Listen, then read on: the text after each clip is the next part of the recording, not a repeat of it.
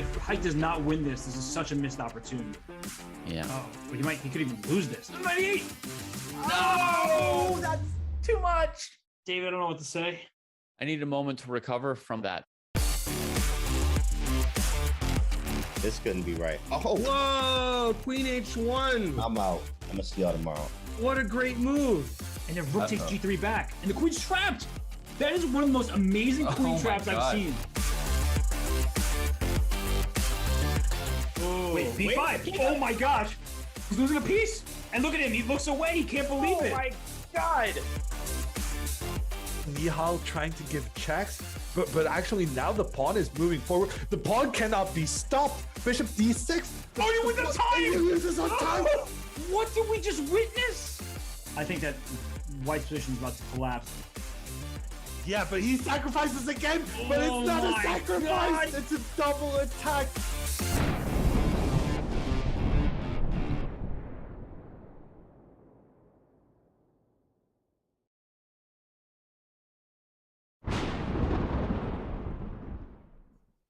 It's bright and early, ladies and gentlemen, but that doesn't mean we don't have chess to be played. It's time for the Junior Speed Chess Championship presented by SIG. I'm Grandmaster Daniel Naroditsky. My co-host today, my partner in crime, the one and only Grandmaster Robert Hess. Robert, good morning to you. How are you feeling? I know it's early. I made my coffee. I know you don't drink coffee, but hopefully the chess will keep you awake today. It certainly will. And when I woke up this morning, I was like, are you serious right now? The sun's not up. I'm exhausted. But I'm always happy when there's chess to be played, when we can commentate on such great players like Hans Niemann and Kirill Shevchenko. And that's where we're going to start today. The JSCC presented by SIG is a fantastic event. We've seen match after match come down to the wire. And done as we look there in the bottom right side of this bracket, do you expect more of the same today? Well, I expect a slightly different style of play from Hans Niemann compared to his last match against Velimir Ivic. Hans, fresh off a tournament win in Sweden, was having himself a good time, shall we put it that way. There were a couple of games where he started with some unorthodox openings, and I feel like he's going to try to step up his game against Kirill Shevchenko, who beat none other than Shamsuddin Vakidov to get here to this stage of the JSCC. Vakidov is obviously no joke, so this is going to be a battle of the Titans, Robert. Yeah, and I feel like the matches, not by opening repertoire or anything like that, but the trajectory of those matches were pretty similar. They were close matches, broken open down the stretch. And Hans Niemann, I think he will have to change his game plan because, as we had the call the other day, he was playing H5s and A5s and lions and tigers and bears. Oh my, he was throwing everything at Velimir Ivic, trying to tilt the guy. Kirill Shevchenko, as experienced as he is, you know, his age belies that experience. He is so strong. He's won Title Tuesday. That does not happen by accident. But even he will have to step up his game. I'm thinking about his first match against Vakidov. There were great moments, but there were also some moments that left a lot to be desired. So in terms of his opening preparation, his tactical vision, you need to bring your A game, your absolute A game, to any match against Hans Niemann. We will see whether he'll be capable of doing that. Now, before we go on our traditional pre-match break, we have two orders of business, very important ones. First of all, at the beginning of the JSCC, we asked you to give us your predictions of how the matches would unfold in the JSCC Fantasy Contest. It's not too late to find out where you stand. We hope you haven't procrastinated all this time and filled out your bracket. And to see where you stand, type !fantasy in chat. That's !fantasy to find out where you stand. And we also, of course, want to thank our main sponsor for the event, the Susquehanna International Group. SIG is one of the largest quantitative trading firms in the world. Using strategic games like chess and poker, SIG teaches new hires how to make positive expectancy decisions. SIG promotes a culture of reason, and gaming is a big part of that culture. Visit sig.com/chess to learn more and check out their open jobs. Robert, we will check out the player cams and make sure everybody is set. We're going to go on a short break. When we come back, this incredibly hyped JSCC match begins. You're watching the Junior Speed Chess Championship presented by SIG. We'll be back with the start of the 5+1 segment on the other side of this short break. Classified trading is a game really that you're playing with competitors and basically every market participant in the world. My path, I came in as a poker player, but I think that the main thing that everybody has in common is a sense of competitiveness and interest in gaming and strategy in general. Yes, you can actually use gaming skills for your career and for something to do on a day-to-day basis.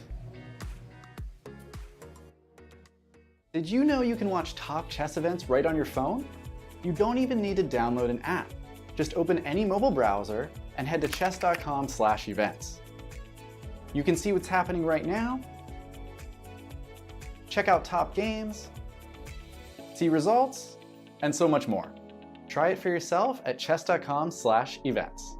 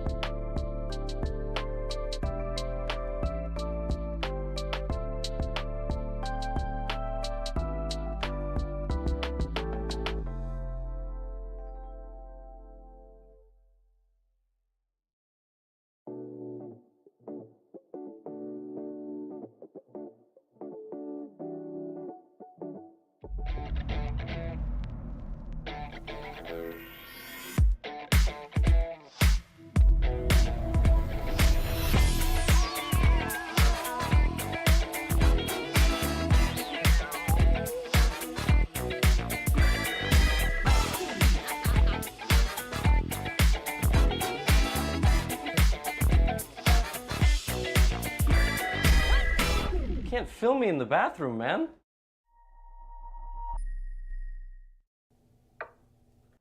Yes.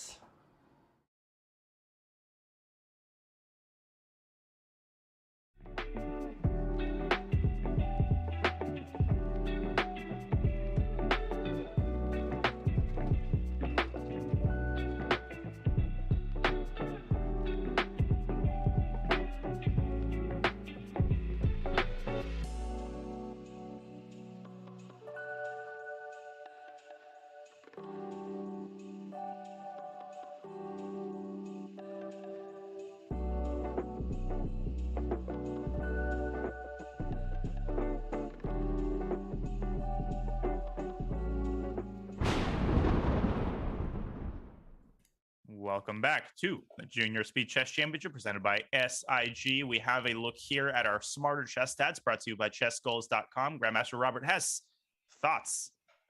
Well, the first thing I note is they have identical JSCC records and their blitz ratings are pretty similar. So when I look down the line, a 1-point gap in every single time control in Hans Niemann's favor, I think that's about accurate. That means that this match is extremely close, 60 to 40%. That feels pretty fair. And from what we saw in their first matches, Hans Niemann, he said, I didn't feel like I was struggling too much. I could play these offbeat openings and have a good time with it. He will have a tougher test today in Kirill Shevchenko, but I do think that going into it, Hans has the slight nod.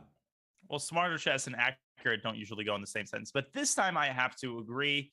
I also have to give Hans the slight edge, especially given his last few tournament performances. He's so confident he's on the upswing, and that is incredibly important in the context of the JSCC as we look now at our insights. The average accuracy, very similar. Their ratings are similar. The experience level is everything is similar, Robert, and that is sort of reflected in the Smarter Chess predictions. Kirill, though, losing a little bit more by flag, and that makes sense. That checks out. Yeah, it does. And we saw that in their first matches. And Kirill, we can only mention it so many times, but we should mention it in every single moment we can. He did win Title Tuesday. That is a monumental accomplishment on his end. He's the 6th seed in this field. He's experienced like no other. They're both extremely accurate. But Kirill, he wins by the flag. He loses by the flag. So it's one of those trends that we see with some players. It absolutely is. And we always say this, the start of the match is incredibly important. We saw in the Ivic match, craziness from the very first few moves. So I'm really curious to see what set of openings we're going to have today. And JSCC matches vary wildly. Some of them feature the same conventional openings game after game. Others are like the Niemann match, which featured totally different openings every single game. I'm curious where this match is going to stand, and the games have kicked off. Here we go. And oh, no conventional I guess that openings. was our answer. Yeah, he's going for the Fianchetto, and it's not like what we see from Hikaru and many others, because this is Sicilian. Now, just because it's offbeat doesn't mean that it's unacceptable. We've seen Magnus Carlsen play all sorts of Sicilians from the white side. Yeah, I mean, B3 is, as far as sidelines go, is a relatively conventional sideline. It's gained popularity in recent years. And it's interesting, Kirill responding with an early B6, which that definitely is not the most conventional response to B3. No, I mean, look at this. They're both trying to aim their bishops towards the center. And it's okay. This kind of reminds me of the systems that Gadakomsky plays. The other day, we had a lot of fun watching Gadakomsky in the Rapid Chess Championship. And with the Bishop Fianchettoed on the light squares for black, this is not what you typically see, because normally that involves a6, b5, a little bit more adventurous play from black. Yeah, I mean, there's a lot of ways to position black's central pawns. You can go e6, d6, e6, d5. You can not really touch your central pawns for a while. Kirill focusing on his development for now. Okay, and he plays knight f3 after, Kirill brought his knight up to c6, and white can strike with d4. It may seem like that's not part of the plan, given that you already Fianchettoed your dark square bishop, but Hans does have the option to play d4 at some moment. He needs to keep an eye on his e4 pawn, because black has two pieces aiming at that square. Don't be fooled, the bishop on b7 is blocked for now, but in the event of d4, maybe some trades will open up that bishop and create some problems for white. And traditionally, d4 is sort of incongruent with the queenside bishop's Fianchetto, and so Hans is playing this like as prescribed. He Fianchettos his other bishop, and then that d pawn, sometimes it lands on d3. If the conditions are right, of course, you are still going to play d4. Black shouldn't fall asleep on it, and Kirill certainly doesn't. He set his d4 alarm, and he's gone e5, preventing d4 altogether. Yeah, and e5 closes down the center, but it also gives white control of this d5 square. So oftentimes black wants to fill that square with the pawn, because later in the game down here, we've seen this in so many different types of positions, in King's Indian positions, where white has c4, d4, e4 pawns. That square in between can be vulnerable. And here it's that d5 square. That's juicy. c5, e5. Please let me get that bishop go to g5 down here. You try to take this knight away. That's not how bishop moves. Are you sure I'm qualified to commentate? Hold on, let me. Nope, not letting me do it. But that would be a potential plan to get rid of this knight. Well, another potential plan is to go d3 and then to shift that knight from f3 to d2, then to c4, and then back toward e3. This is an idea that you find in various openings, and that does two things.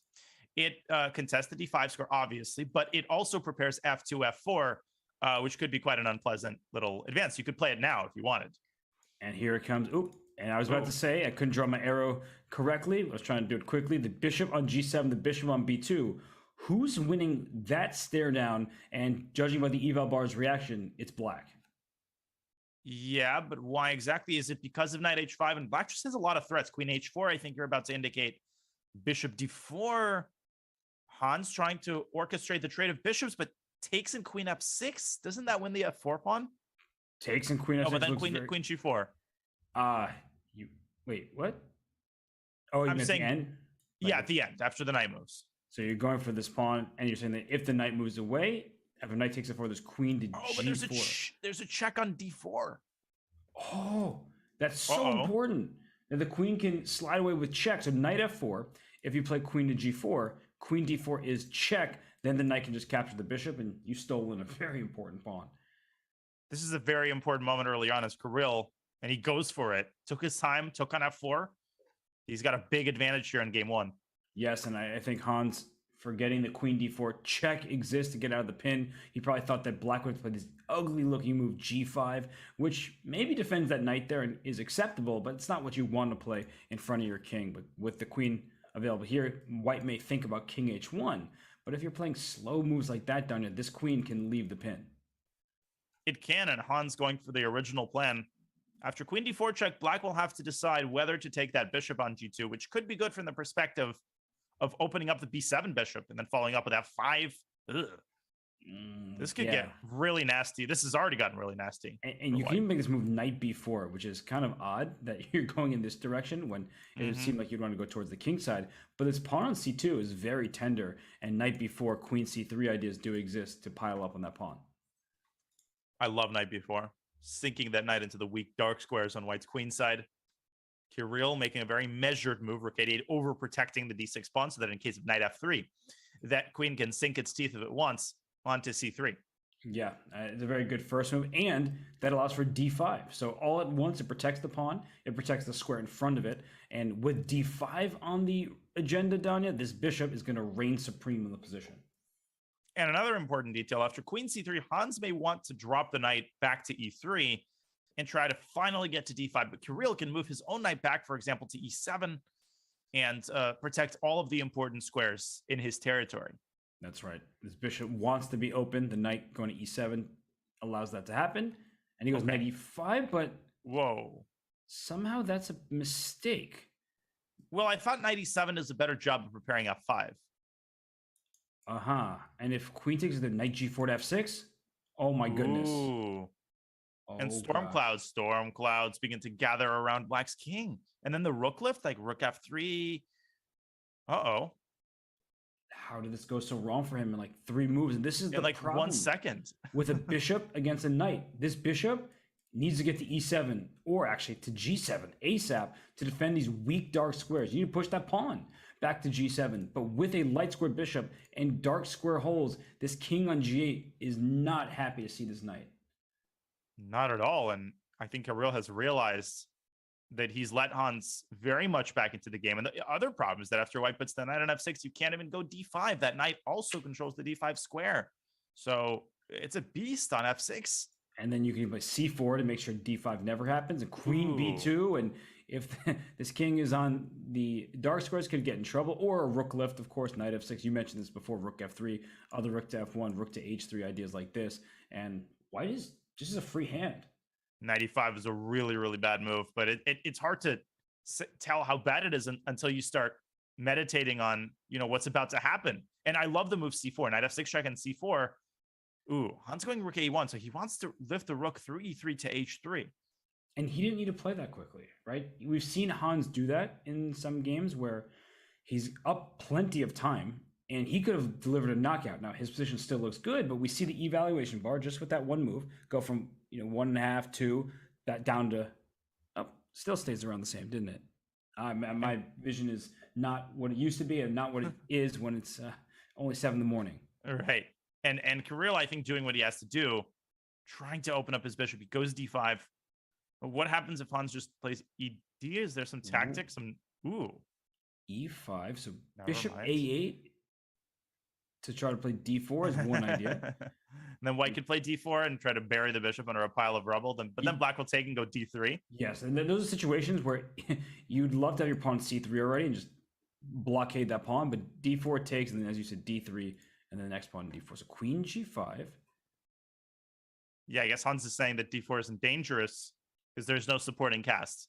Right, let's get that queen over to b7 and then go down here. Can't do that. All right, this queen on g7 is a really good piece. I don't know if anybody thought about that. Great piece. Oh, it's an amazing piece. What's wrong with the queen? Why are you picking on? These good pieces. There is one problem, and maybe g5 wasn't the right answer, but the white rooks couldn't access the third rank. Right, neither of them can. f5. So takes queen b7. Oh my goodness! Queen b7. And h1 is a huge threat. Rook e4. Out of nowhere. But rook e4, but now white can't move the rook again. Queen d7, just trade queens. Oh, there he goes for it. And he goes for it. He's helping his king. Watch out for king h7, king g6. This clock at 14 seconds. He has to simplify the position. Can Hans take and go rook e7? I was wondering the same thing. If rook e7 is played, bishop c6 quickly played by Kirill. Cold-blooded. And that's a great multi-purpose move, not only to defend the rook, but in the event of a rook trade, there's no back rank problems. Rook d6. Oh, rook a7. Uh-oh. Next rook And rook comes in. e7. And even if the knight is attacked, you can still play rook e7. Yes, because the checkmate with the rooks coming down to h and g7. Whoa. Rook e7. I don't know why Hans didn't take the pawn, but now bishop g6, though, that bishop doing hero's duty. Although you can't take this knight. You mentioned this idea before that with the rooks coming down to h and g7, he stops it in his tracks, but he allows what? Rook e6. Rook e6. Okay. Oh, and then wait a second. Rook. Nope, Oh. that's not the move because f Okay. takes e7 and then rook f7, I think. And then king g8, and then rook takes f5. Uh-oh. Or And that- rook. This is winning. It's winning. It's winning. Because the king has to go to h7. You have knight f6 check. with Or knight f6. Oh my god, what a beautiful idea. oh, And knight takes c8, knight d6. Ooh, ooh. Hans is going to win the first one. Yep, that's a win. And wow, he made it out of a -4 position at some point, and it wasn't your typical -4. It wasn't just a winning endgame or something like that. It was still complicated. But Kirill not seizing that opportunity that was handed to him, and unfortunately for him, his dark squares made him lose that game. Yeah, that was a very frustrating one, especially given how it started. Game 2 is a Berlin, which of course Hans essayed multiple times against Velimir Ivic, and he's put his bishop on d6, Robert. To most people, that may seem like an incredibly odd developing move, but it's important to point out that the other bishop could go through b7. That's correct. And also there are times where black castles, puts the rook on e8, and then brings the bishop back to f8 so the d pawn can move. I've played the black side of these positions, and I always hate my position when I do this. Yeah, I sometimes like forced myself to try this just because it was cool. It is cool. I mean, why is everybody seems to like the Berlin except me for black? I'm here for the Berlin. That's okay. But the bishop on d6, I mean, that's just traditional chess. Any old school, now past GM, from the previous generations, be like, excuse me, this is not how you play the game. This is a young player. This young player is okay, but real chess players, they don't really, this weird setup. Yeah, I don't like this. Yeah. And I guess Kirill, is faced with this decision. Do I take on d4, which makes that bishop, which is staring into its own pawn, now a more powerful piece, followed by pawn to c5 and things like that. I think you should take this knight, though, on d4. No, I agree. I like those types of structures. Because if you don't take it, I mean, what's even the alternative? Bishop a2? Yeah, it doesn't look good. Slow. And yeah, then black has a choice between not responding during 96. Kirill does trade. Hans obviously follows up with c5, defending d4. And I think some people would think about c4 as a plan, and Hans plays it. But I was about to say that now this c2 pawn can stay put. There's a little pawn chain going, and d4 is a target. And yet Hans isn't worried because his next pawn can go up to d5 as well. And if white castles, there's knight takes c4 ideas with the x-ray against any king that appears on g1, such as a white king. That's right. So knight takes e4 followed by d3 is a possible plan. And knight takes e4 with queen h4 check. You shouldn't keep that from being played if you're black. The knight e2 does defend with g3, but if that knight were not there, there's threats of infiltrating the dark squares. b4. Right. Whoa.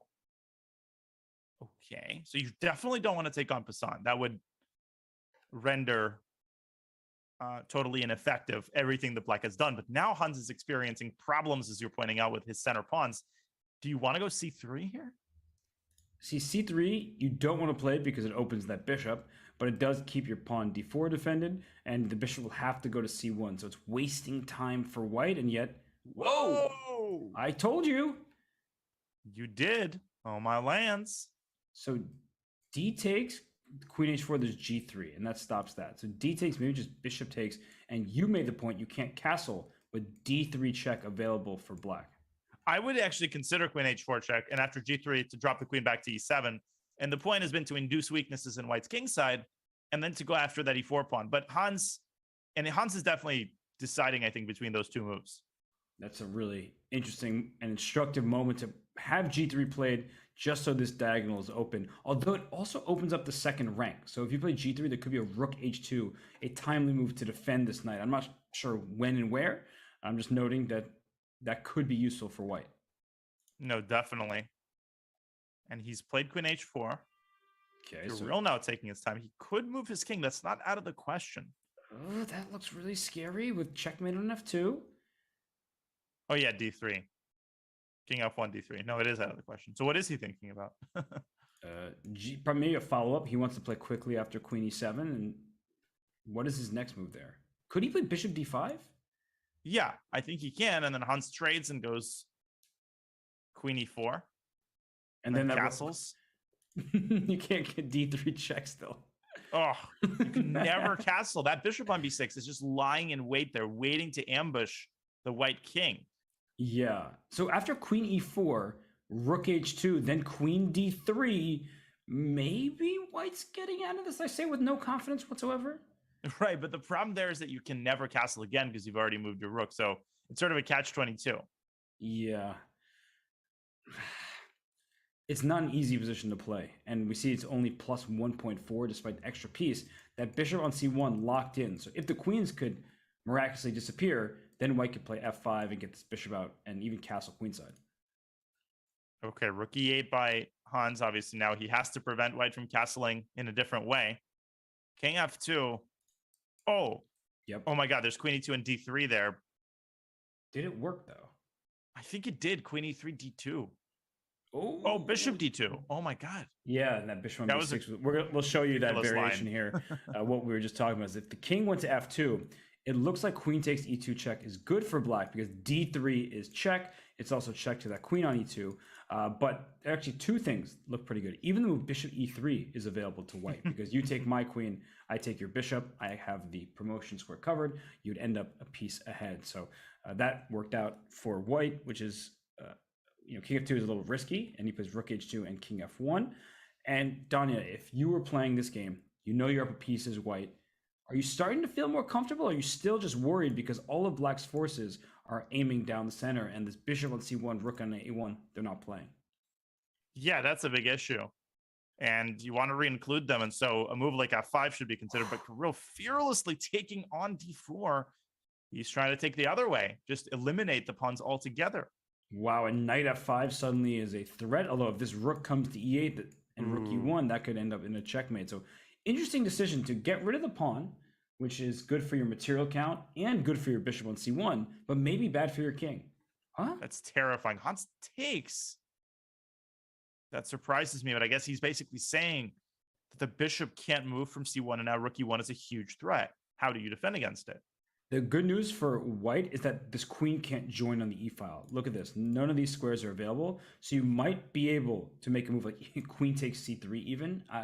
I'm nervous about that move because queen takes d5. But if I can get my bishop out to d2, then I'm finally developed and bringing my rook to e1.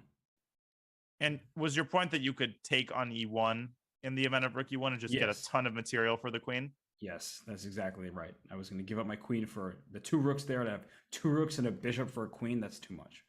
He's taking a greedier approach, going rook f2, creating a little window for the king on g2. Mm-hmm.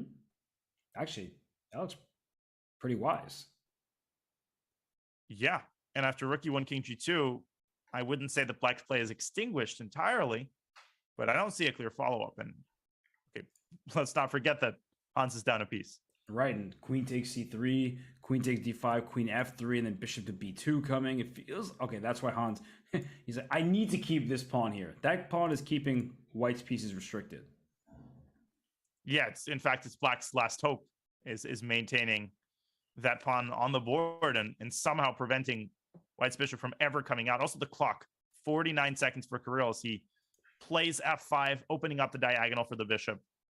But the rook is going to be hanging. Yeah, that's why I was looking at bishop g5. If this rook were not to be on e8, bishop g5 would actually win this rook on e1. But for now, the rook stays put, keeps this rook defended. Hans can put pressure on the clock here, but white is just a couple moves away from fully removing black's attack.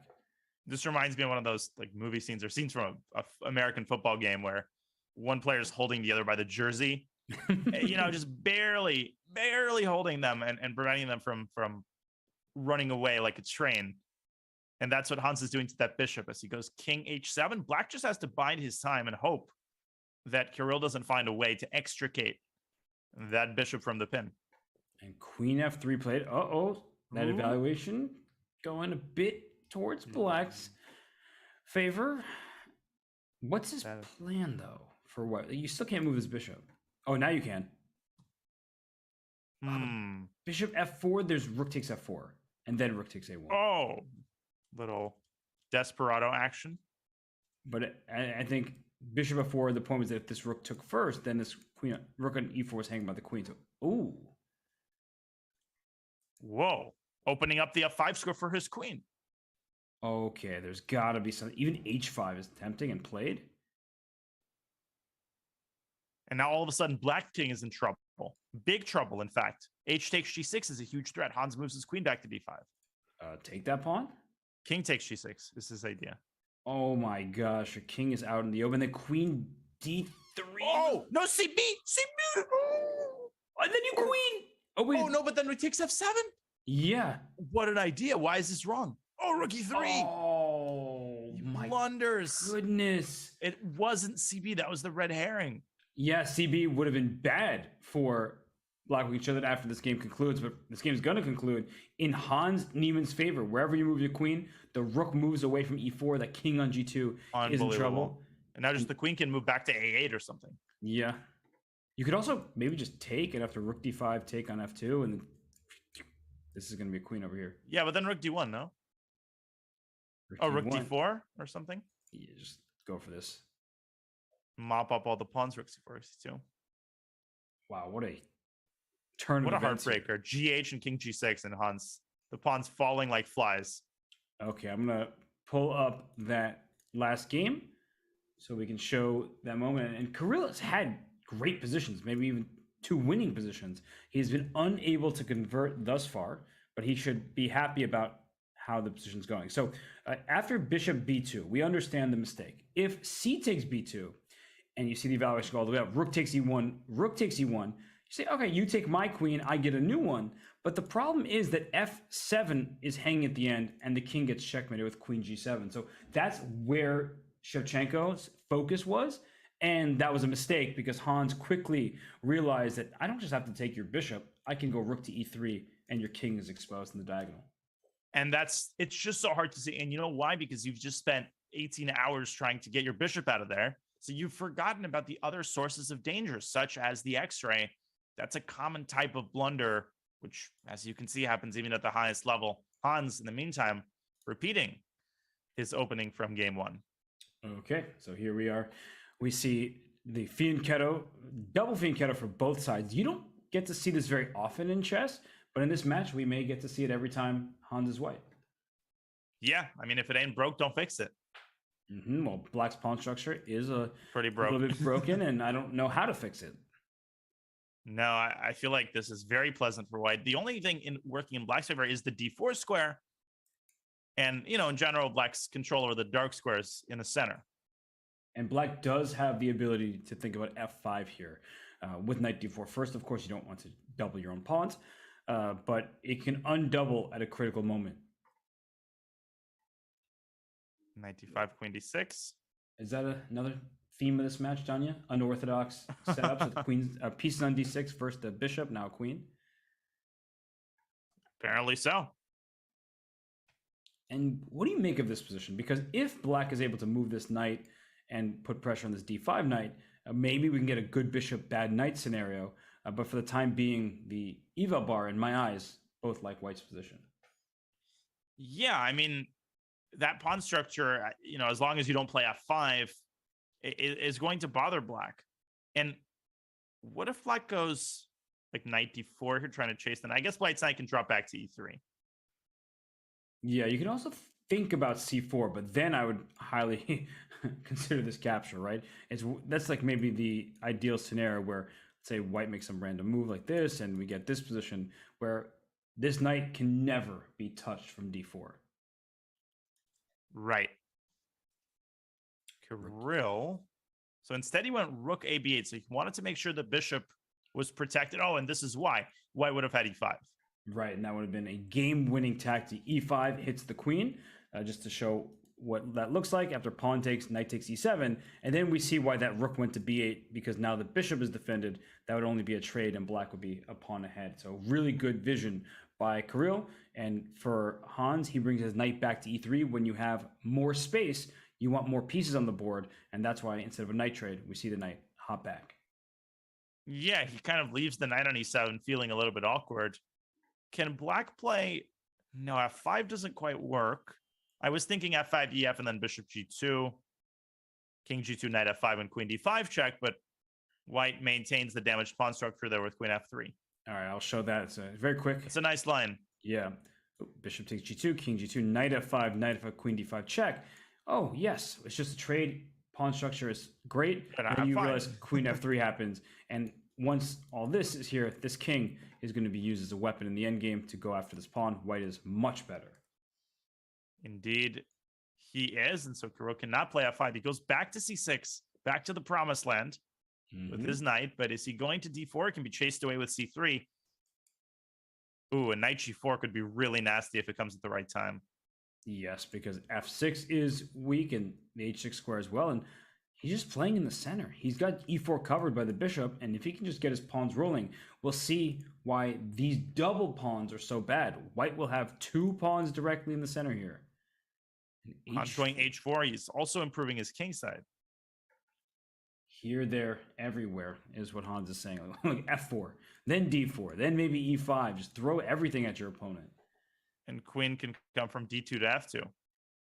Oh, he is attacking that water. Hey, he's thirsty.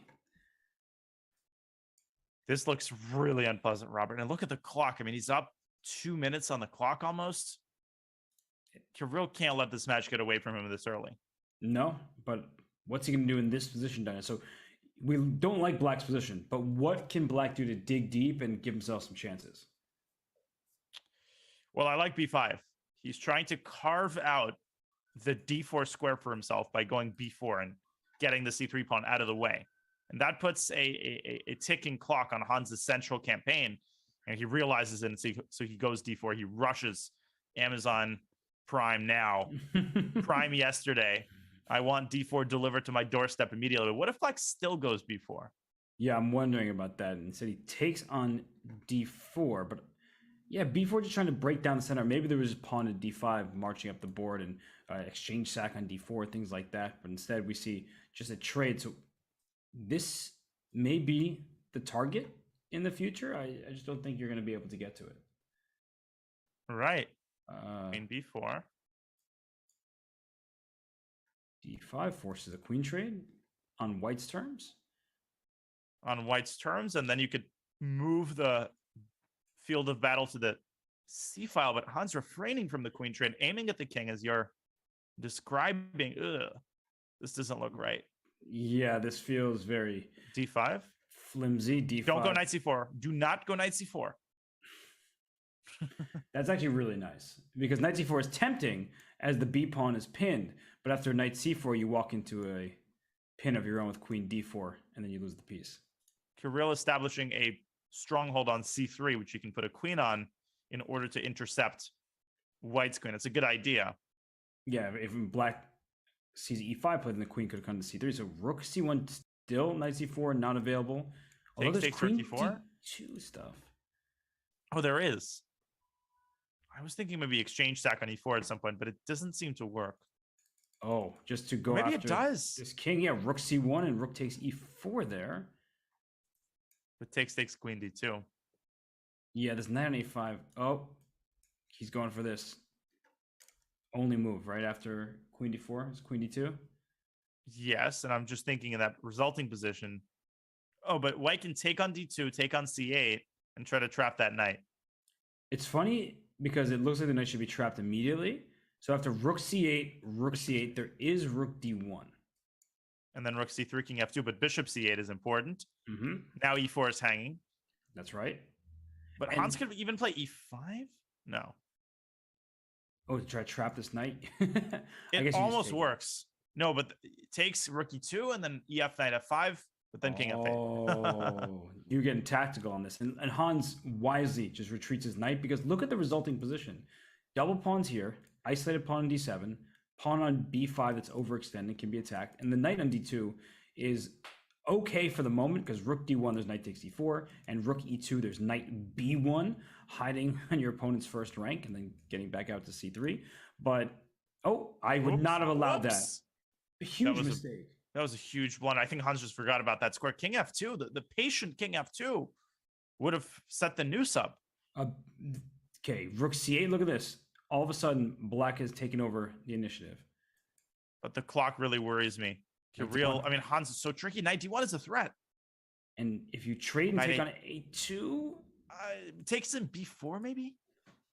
b4 is a nice move. And you have to play it, he does. And f5, we shouldn't forget about that move. That will collapse white center. Yes, and a2 is hanging. You can't defend it. All of a sudden, Hans is on his back foot here. He wants bishop h3, I think. Bishop h3, and then f5 is still available. You really want to get rid of this d5 pawn because then your bishop feels like a real bishop again. Yes. Instead, he goes knight b5. Where is the knight going to? d6 and e8. Oh. I wasn't even looking in that direction. Although you have to watch out for at some point for a4, b3, and yes, black can try to rush that pawn up. f5, 100%. It's time. Must. It's a must, and he plays it. Now Hans interposing with knight d6. Just hide in the corner. Bishop a8. Oh, and he wants knight e8 to c7. Oh, but then king... Okay, the bishop isn't trapped there. I guess your point is that after ef, the pawn will not hang on d5? Yeah, but this king will go and maybe the knight gets trapped over there. So, right, white's knight. But I think you have to go for this because you cannot afford to give up this d5 pawn. Especially not in this version because b3 is going to be hanging on top of that as well.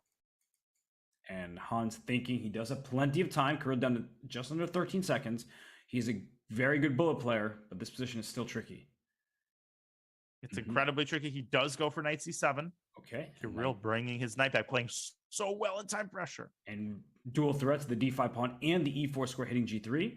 If bishop d7, Danya, maybe bishop takes d5. Yeah. As opposed to knight takes d5. Yeah, I don't want a knight for knight trade. I think that... Okay, he goes for it. I guess black is fine here, too. I think it's just a draw, probably. I was playing for a win for Kirill. That's why. No, totally. I agree. Yeah. Should Hans take? Ooh, king e7. No. Knights. Okay, king d6 would win a piece, but this bishop on b7 was hanging. Black has to be very careful, obviously, as to stay vigilant on the king side pawns. Don't lose them. Yeah, this knight can retreat to e7, which is important to defend g6 if it ever gets under attack. And for now, the knight c5 is hanging. Check on e4. King shifts toward f5. Hans prevents it. And Kirill gets the move off. Knight c5, king f6. So easy to blunder a minor piece in one of these positions. This bishop is really strong. Okay, knight e7. Yeah, he You trades. gotta do it. And, I mean, watch out. If you trade bishops, that black king could help win the kingside pawns. But if you don't, there was like knight f5 ideas. Actually, knight f5 on the next move could be really scary because that king, the king is going to make its way to g4, and black has this a4 idea constantly. Oh, it's losing. Knight b7. Yeah, but look at this. You take this and that. Oh, and king g3, king h4, and the knight on a5 is so dominated by the bishop. Yeah, this bishop, if it were sitting on d5, the knight would have been trapped. Knight gets out, but so does this h-pawn. Can Hans whip up any tricks? Knight f7. Great move, though, by Kirill taking away f5 pushes. Oh, look at this bishop. It's too strong. It's defending, controlling everything. King g3. The bishop is dominating the knight. And that pawn just goes. Knights are so bad at getting to the other side of the board. And Knights are so bad, period. Take that, and here comes the pawn. h2. King g4. Or this. He could have gone anywhere. He decides to go up the board. Don't promote. King g2, king f4. Bishop move. There's got to be bishop anywhere. Yep. It's over. Hans with one last attempt here. Yeah, And not going to work out. And Kirill, he had a terrible position. And oh no. Oh, here we go with this again. Oh no, he didn't. Oh, here we go with this again. Now, you see Kirill, he laughed a little bit. Like he gave a little bit of a side smile. He must have been at least partially expecting it. And Hans following it up pretty normally. So Against Ivic, I feel like his follow-up was also crazy. Here, he's getting a nice position already. Yeah, I mean, this is. I need to coach some of these players on how to respond to 1H5. Yeah, you never thought that you would need to talk about this, did you? In high-level Grandmaster games. No, I feel like white is slightly better here, no question about it. But absolutely, C5 is a good decision, though. So this knight takes back, and this is a Maraxi bind. And the good news for black is nothing major has happened. The bad news is you might want to take this H5 move back. Yeah, I wonder when he played it. You know, what was it a good idea at the time? It wasn't a novelty. C4 H5. Yeah, it's like accelerated dragon vibes, but with that pawn sticking out like a sore thumb. It may give a knight G4 jump if white's not looking for it, like right now. I would have gone H3, just throwing that in. But Kirill, Queen A5 by Hans, targeting that bishop, aiming at the knight.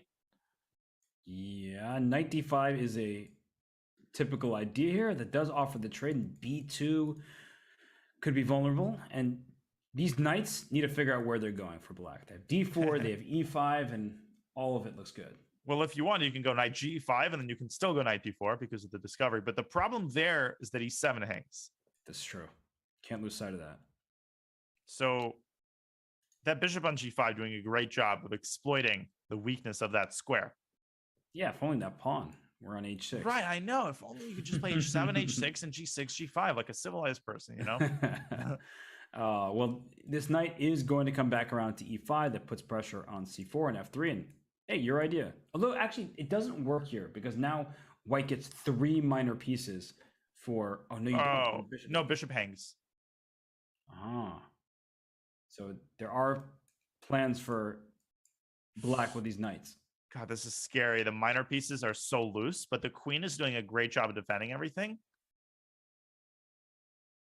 If it weren't for that darn E7 pawn down here, if this rook were already on E8 and now it goes to E8, now knight E5 followed by knight D4 is an option. Finally, it's an idea. And there's tricks there. Knight E5, bishop B2, knight D4. Don't go bishop F1 because of knight F3 check. We might see this. So I was going to show it, but I don't. Yep, we don't need an announcement. Bishop F1, huge blunder, losing sight of the F3 square with both knights. Now queen takes D4, knight F3. We're going to try to visualize this, everybody. Bishop takes F3. I've taken 2 knights. I lose my queen, and I take your bishop. So I get 2 knights and a bishop for a queen. 3 minor pieces are better, but this bishop on G5, this was Danya's point from earlier, is loose. So you cannot afford to take this knight here on D4. You will lose a queen and a bishop for 3 minor pieces. That's not enough. But that bishop is problematic in another line. If you move your king to the side and say, well, I'm going to prepare bishop F1. First of all, bishop F1 is still not a threat because of knight F3. Second of all, black can take the bishop on E2. And if you take with a queen, another discovery, knight takes C4. Although rook D5 there, maybe white is okay, but it gets really messy. And that's why he just brings the bishop back to E3. And Hans so quickly moves his knight to C6. He didn't take this bishop on E2. He instead defends his knight with the other. And the control of the center down here. No pawn breaks for black. That's why I like white's position. And now the bishop slides back because there's no knight F3. Yeah, and this is true of a lot of accelerated dragon positions. If you can solve the immediate tactical problems, you've got the positional trump cards. You've got the central control. Kirill, he takes a page out of Hans's book, but this I like more than H5. It's a very good decision. Yeah, really nice move by Kirill because the knight on E6 and the knight on C6, one of them might go back to D4, but this bishop was doing nothing on F3, doing nothing on E2, doing nothing on F1. It's doing a little bit of something here on H6. Hi, everyone. I'm sorry, but we're experiencing some technical difficulties here in the studio. I hope you... It absolutely is, and it comes at a great time because the other bishop is about to get traded. You could go bishop H6, but I don't like... Hi, everyone. I'm sorry, but we're experiencing some technical difficulties here in the studio. I hope you'll be patient with us as we get things in order before we return back to the broadcast. This video will now play on loop. Hi, everyone. We're experiencing And now Hans. Sorry, what was that about? Okay, you could passive. nothing. I misspoke. Sorry. I was referring to the previous game. Yeah. Well, I agree There with we you go. though that Kirill was playing passively until he said no more. My queen's hopping into h6. Right. Okay, 92. Fork. Am I losing connection or something? No, You can hear me. I can hear you perfectly. What happened? Chat is going nuts. Oh, well, that's why I don't. I don't read chat. Did you just get debated? I think I got debated. Okay. Well, Anyways, B4. I got debated. What else is new? B4, I think we see the plan B5, and the knight on D4 is loose. And that's the problem in this position for Hans. His knights haven't found good footing, and that is why he plays E5. So his knight is free to move. The drawback of that move, of course, that you weaken the F6 square, but does white have the machinery to exploit it? Not really. First of all, you can't even move your queen because of the fork on E2. So this is all of a sudden looking pretty darn decent. And for Hans, somehow. Is he trying to bring his knight to B5 by any chance? With what aim in mind? Yeah, it doesn't actually do anything unless you take me on B5. But no, then you bring the next knight to D4. So this is a problem. Light square bishop, dark square on D4. And if these knights get traded off, then white is much worse. Oh, I mean, that's a terrible position. White would have to think about exchange sacrificing on D4. Right. And Kirill defends A3, defending the B4 pawn. Okay. So what's happening here is Hans shoving that F pawn through to F5. Okay, and then F4 is an idea. F takes E, the knight coming to F3. All this stuff is available. Now the E6 square down here. I would be thinking of B5 and rook takes D4 or knight E6, but I don't think you can get away with it. And we see the eval saying Hans is much better all of a sudden. And now he's more than much better. And now he can go F4 if he wants. And look at the clock. Oh, knight A5. That can't be right. But wasn't this... Wait, was that knight hanging? Well, oh my God! It was! Oh, we didn't see it. Well, the knight was just hanging, and then you could just take back. That reminds me of that Ivich game, right? With a rook hanging rook. Oh my gosh! Oh my gosh! There's rook takes Yeah, but B3. Hans... No, knight C5 though. Sure, but it feels like what is happening? Knight F4 and rook B3. Oh my gosh! Oh my God! He blundered. Yeah, you can't move the knight now. Either knight. If you move the D4 knight, you lose B3. If you move the B3 knight, you lose D4. And otherwise, I go rook takes B3 and get 2 pieces for the rook. And look at it. Oh my God, Hans again playing way too quickly. He's got oceans of time, and he's trying to blitz Kirill, and that's not easy to do. And now he's lost. Yeah, and Hans building up these huge leads in the clock is very impressive, but you need to make use of it. And just taking on G5. Look at that by Kirill. Cold-blooded. He could have taken on B3. He saw those pawns heading down, storming in front of his king. He just wants to take, and maybe he'll even win his opponent's queen if it stayed on the G file. Great move by Hans. E5. Queen H4. Oh my gosh. He gives a check. Yeah, he's just going to take the knights. And then queen C3 is going to be a massive threat at the end of that line. Right, because rook G2 always is blocking the check on F2. It's just one little check. And it's a big, big problem for that king on H8. Mm-hmm. Oh yeah, rook G2 just ends it after queen F2. Queen C3. Knight F6. Okay. Don't go rook G5. Knight F3 check would be a problem. I would go rook G6. Because rook D1 just aiming down the D file. Takes. I think Kirill is capable of winning a position up a piece. And multiple pawns now. Yeah. Bishop F5. Everything is stable. Everything is defended. And Kirill ties the match with 2 incredibly impressive wins. This one was really tilting for Hans. Yes, and I guess good news for Hans that he gets a break. We're halfway through the 5+1. Darn, that flew by. That went so quickly. I mean, they didn't get that many games in. They got 4 games in. These games have been hotly contested. A strange start to the match. When Hans winning the first 2, we almost thought that he was going to pull away with it early. But then that third game, Robert, that was critical. Oh, it certainly was in this last game as well, where Hans was worse for most of it. Then he had a chance because they're hanging knight on c7. He moved a little bit too quickly and thus could not take advantage of it. And I think the 2-2 match, based on what we've seen over the board, it feels reasonable. It certainly does. The match is tied. We have 45 more minutes of 5+1 to play. But first, we're going to give the players a breather and take one ourselves. You're watching the Junior Speed Chess Championship presented by SIG. We'll be back with the rest of the 5+1 portion on the other side of this break.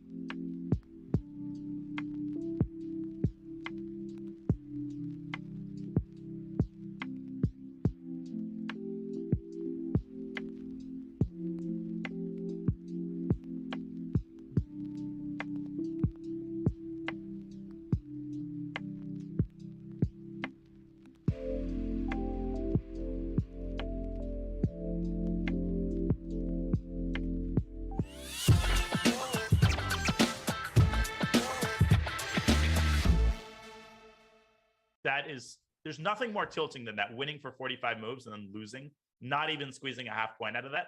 Right. And who's behind Arjun right now? Multiple people. Yeah. What's going on there? There's like a whole party there. I think they're just crashing and they're like, you can't stop me because you're busy playing your match. Someone moving a table? Yeah, I think they're moving tables or chairs. I wonder whether he's probably not at home. No, he was just playing in a tournament in Menorca. So I believe he's maybe still on the premises there. But either way, he's a party that he's missing. First off, most important question. There was some stuff happening behind you during the match. Tables were getting carried away. Could you give us a sense of what was going on? And was that at all distracting, or did you manage to keep your focus throughout the match? So basically, currently I'm in Spain, and internet is not the best in my room, so I'm playing from the commentary room. So there were some people working here, and that is why it was happening. But after that point, it was all cool, and it was slightly distracting, but I don't think it affected my chess.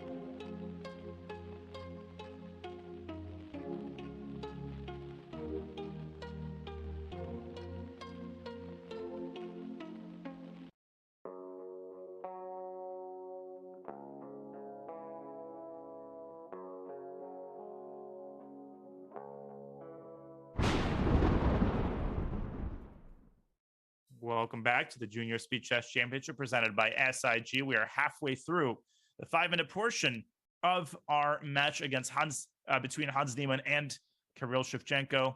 alongside GM Robert Hess. Robert, it's been a pretty even match so far. 2 wins for Hans, followed by 2 rebound wins for Shevchenko. Yeah, and the individual games could have gone either way. We saw early on Kirill had big advantages that he squandered, and then Hans himself had some good positions that haven't gone in the direction he wanted. So now we see Hans playing his patented Jabawa London, and before he can even get that set up, we see this line that we saw a bunch in his previous match. Yeah, this weird kind of Albin with colors reversed. And it can be quite dangerous for Black if Black is not very accurate. But I like the move G6. I think it's very natural to fianchetto your bishop in these types of positions. And it looks like Black is doing A-okay. And I think for newer players and for people who are trying to improve, when there's a gambit played, they always want to hold on to their extra material. And Kirill's showing that, you know, it's perfectly fine to give that pawn back. I have other things going for me. This bishop on G7 is wonderfully placed on the long diagonal. This D5 pawn can potentially be a target. Right now, C5 isn't hanging because Queen A5 check. So Kirill trying to figure out, can I make a move like bishop F5, continue my development? He absolutely can. You can also play knight D7 and try to fianchetto his bishop, but he goes for your idea. And back to C8. Very grandmasterly approach to the position. No, this is, come on, that's standard fare. Bishop F5. Right, bishop F5, bishop C8, yeah. Everybody knows that. I've known that since childhood. Uh-oh. Ooh. Welcome to my world, says Hans. And maybe it's time for Black to think about opening up the center. But E6, there's D6. And then if I play bishop E5? Bishop H6? Yeah, what a weird position that would be. But somehow that doesn't inspire confidence. I don't feel good about it. I'm doing it to react, not because I was volunteering for it. And I like to say this, whenever someone fianchettos, a good way to activate the rook is by pushing the H-pawn. And it's not just activating, it's creating an attack. So that's why Kirill is sitting and thinking. He can just play knight D7, knight F6. It's not like he's going to get checkmated. No, at least not immediately. But you have to position your pieces correctly. He goes B6, so he plays a very calm move, goes after the D5 pawn. Hans defends it with C4, taking that bishop somewhat out of commission. Is there B5?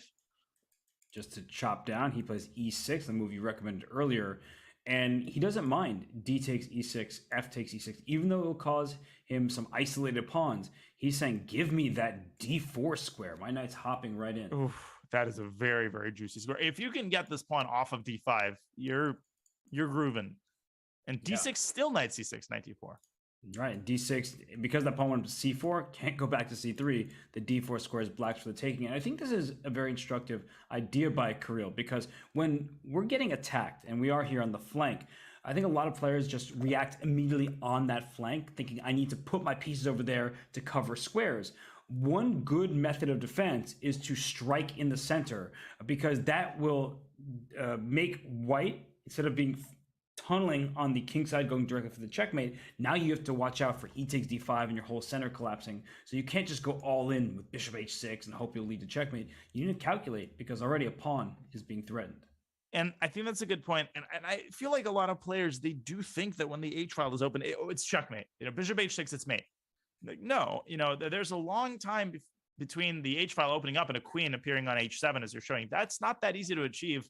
And a bishop on G7 in that regard is a phenomenal defensive piece. And even if a queen were to appear on the H file right now, Robert, Black could go rook E8, and it's still not that easy to deliver mate. That's true. And Hans starts with bishop h6, and it's not out of the question that this bishop just takes on b2, not to take this rook on the corner. I do not want to give up my dark square bishop, so much so that I might even be willing to give up my rook on f8 for this bishop on h6 and just then control the dark squares. He instead takes, he has Queen no G5. fear, because queen g5 eventually will be here, or queen f6, and once the queen gets to these squares, either attacks the rook or threatens all the way down to the b2 square. Right. The onus right now on white to prove that he's got something going on the king side. Evalbar seems to believe, our Silicon Fiend, that white's got enough compensation here. Maybe just queen d2, then try to castle, put a rook on h1. Is there something to be said for that? Although queen d2, d takes c4. Stop taking my pawns. And then I'll play queen d4. to just protect my king. Okay, so where is it? Okay, so what if I go like queen c2, but then already queen g5 again? Yes, my queen gets out of here. Now, it's not like after a queen trade, it's lost for white, right? But white will probably pawn down. Is there... I don't think it works, but I was thinking about that. Right, like get my queen here, take on c4, all that kind of stuff. Bishop. Queen d2. So DC is going to happen. Yes, and maybe it is just a queen move of sorts. But then queen d4.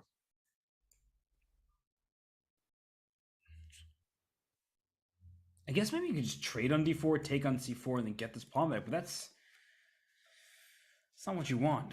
Not at all. Well, the sack on g6 has to be contemplated at every turn. So maybe you can set that idea up. Are you seeing anything? Yeah. So we'll show it. Actually, it might just happen. Oh! Yeah, you see what's about to happen. Takes. Oh my god, takes, it's a perpetual. Bishop take. Let's bring up the analysis board because the arrows can only do so much at this point. Queen f4, queen d4, rook g6, pawn g6, bishop c4 check. If you block with your bishop, I first take your queen, which removes the guard, and I check, and when your rook, I end up so pretty. Bishop ahead. And so if king g7, knight h5 check, takes queen g5, and you cannot play king h8 because queen h6 is mate. So then instead we see the king and the queen go back and forth with a draw. And I love how that bishop is restricting the king's access to the other side of the board, forcing it to go into the perpetual. This is an incredible idea and very, very hard to find. And I think if white doesn't find it, then black has every chance to consolidate his material advantage. Hans plays queen f4, but will he find rook takes g6 after queen d4?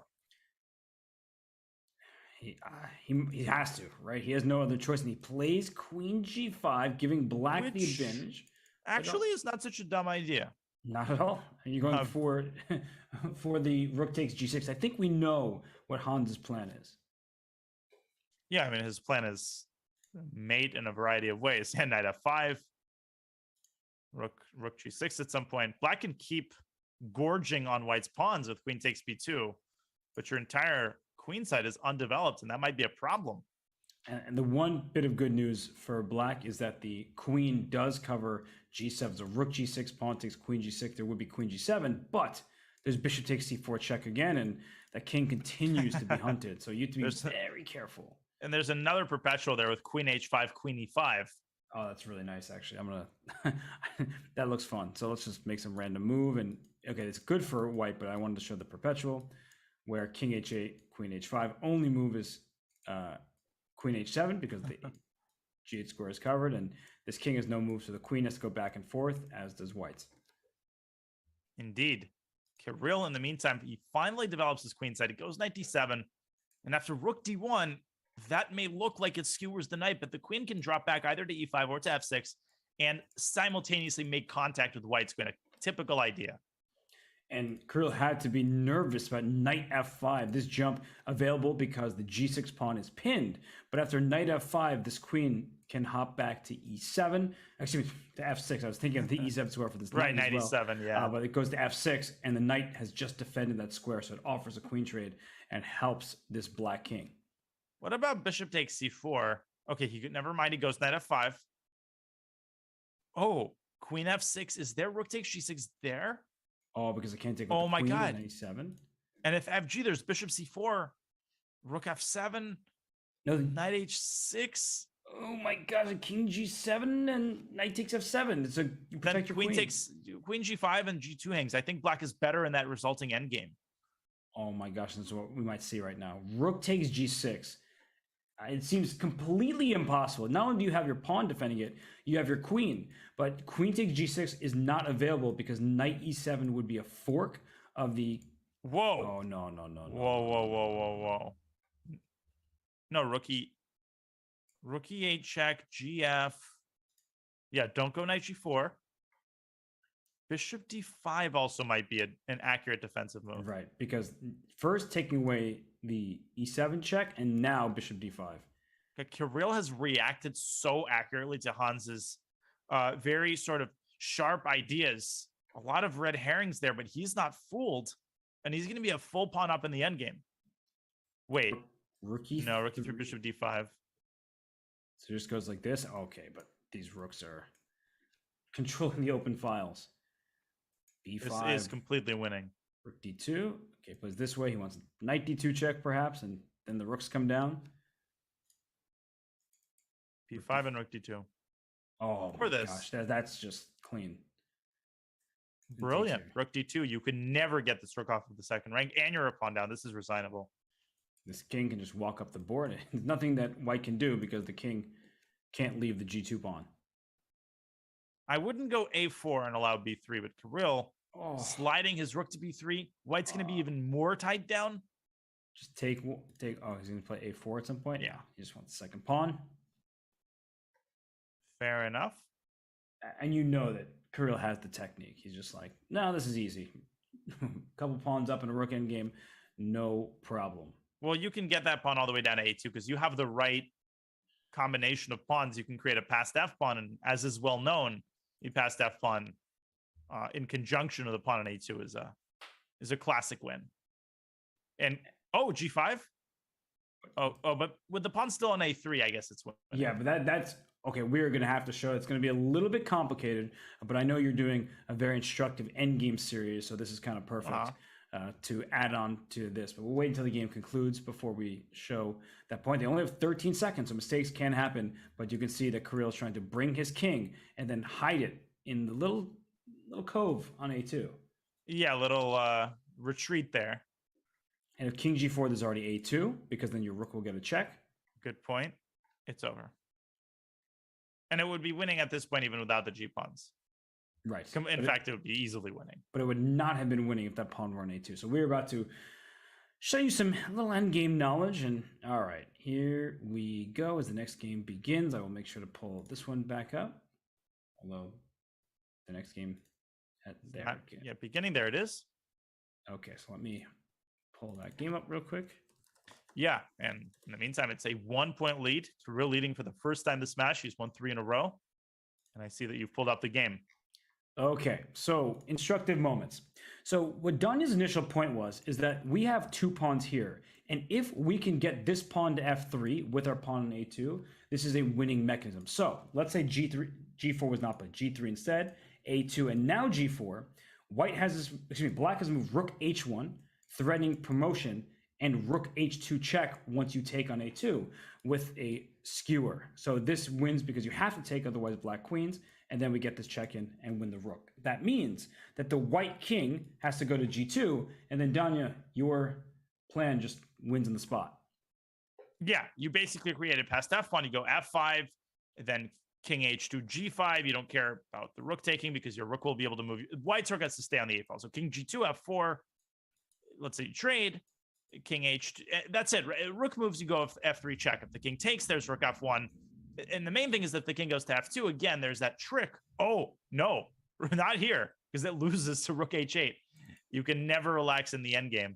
But you can move your king. You can move your king first, and then you can rook A6, rook H1, and it's over. Exactly. So the point is rook H1, it clears the path for the pawn to promote, and if it's captured, you go rook H2 check. But with the G pawn, and then we'll get to the current game, I see that one looks wild, that with the pawn on G4, F6, if instead white play king G2, do not play A2 here, because in the event of a trade like this, for example, you can't do the same thing. The pawn only gets to G3. So the king stays on G2. There means that there's going to be no skewer along the second rank, and white's rook will just move back and forth, and this is actually a draw.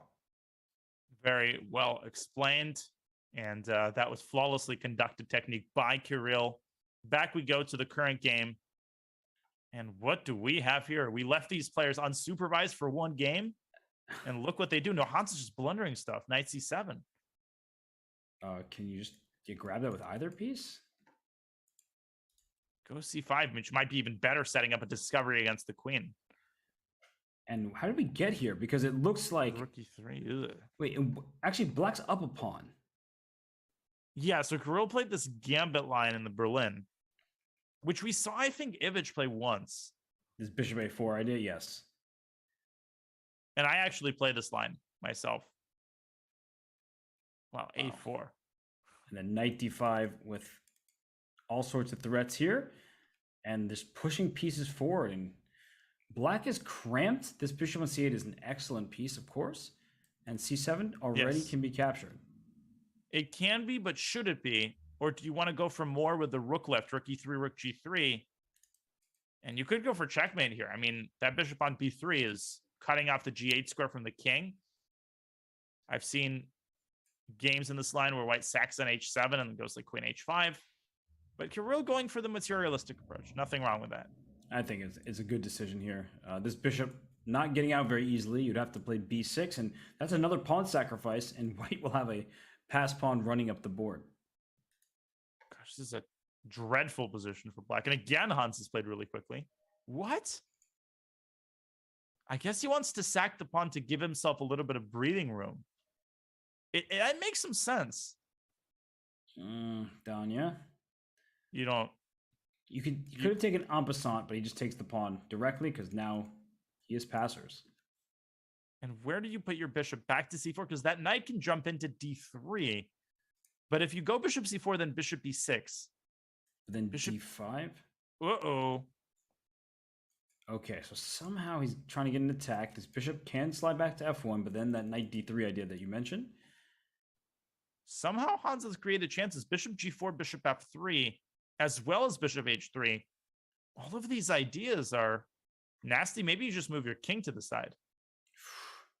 Wow, what a calm move. And after f3, that in fact may allow white to attack. Because if rook gets to g1 and a bishop to e5, then white's attack looks very promising. That's what I would do. I would go king h1. Although it doesn't, and he does. And f3 or bishop g4 first. There are some options here for black. And Hans has knocked a chunk off of that advantage, according to the eval bar. He has, and I mean, he's just trying to pry open the light squares, because if you're forced to play g3 as white, then this bishop can wrap around even to the h3 and g2 squares. And what you need for black is to get that queen eventually up there. Whoa. Hans, e3.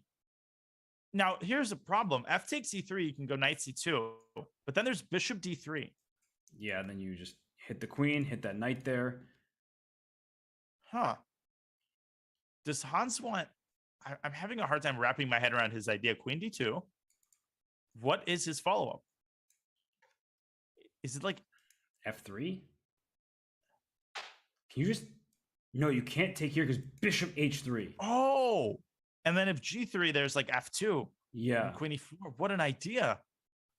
So be very careful here if you're correct. After you want this knight, it's free, or so it seems.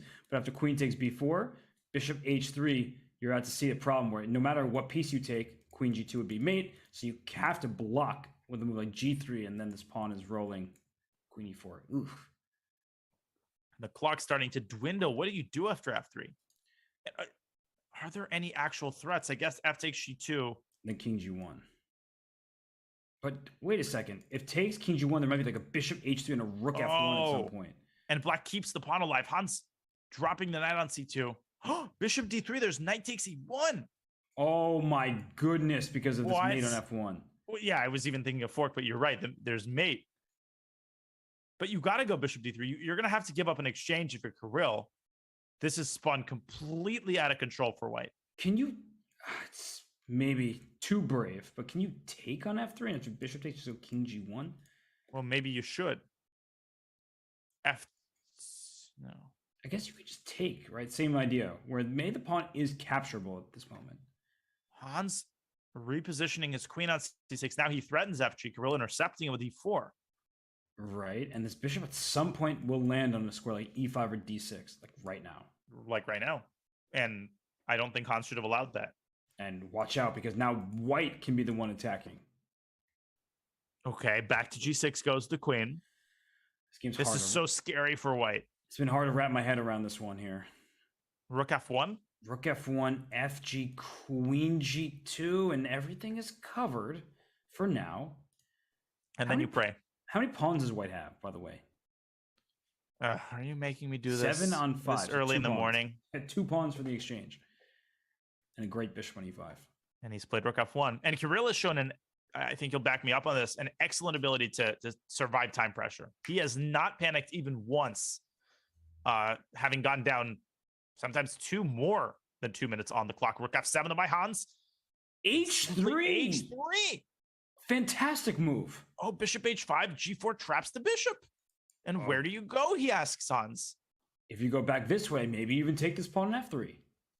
And perhaps you take it with the rook to try to throw some of the heat off of Black's kingside attack. Although in that position, Black can take and go, wait, can you take the bishop? Takes. Queen g2, queen h6. He takes your first. Bishop h2. Queen c1. And there's a perpetual with queen e3 and queen c1. Oh my gosh, just back and forth. What an idea. Kirill should be happy about this. For the last bunch of moves, when he was 15 seconds, but earlier in the game, of course, he was in the driver's seat. Oh, and rook f2, is that an attempt to play for a win? Queen h3? Or bishop g1? Oh my, the queen h2. Oh, Hans goes for it.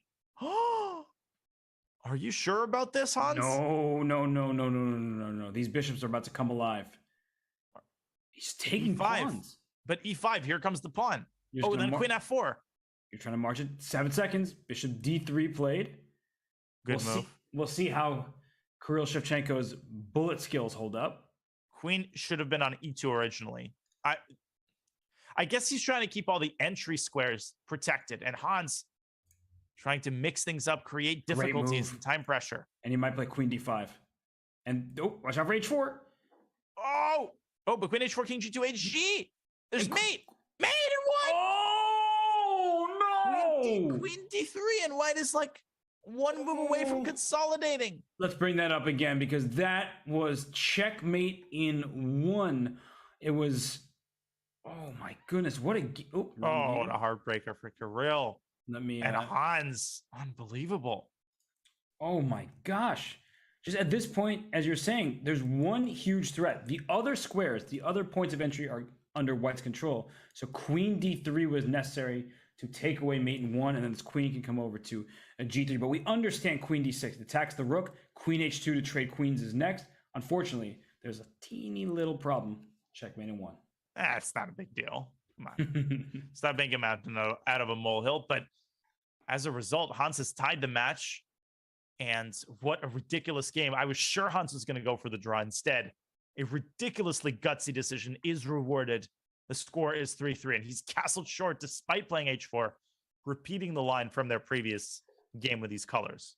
Yeah, he didn't like what happened after bishop b7, e6, so he castles first instead of sending the pawn. But then the question that begs to be asked is, why even put this pawn in h4 if you're going to then play sort of positionally? Well, you could still, I guess, play h5 and like h6. And Black could still play h5 if he wants, but there could be a sacrifice on h5. So I like what Kirill is doing here. Wonder what Hans is up to right now.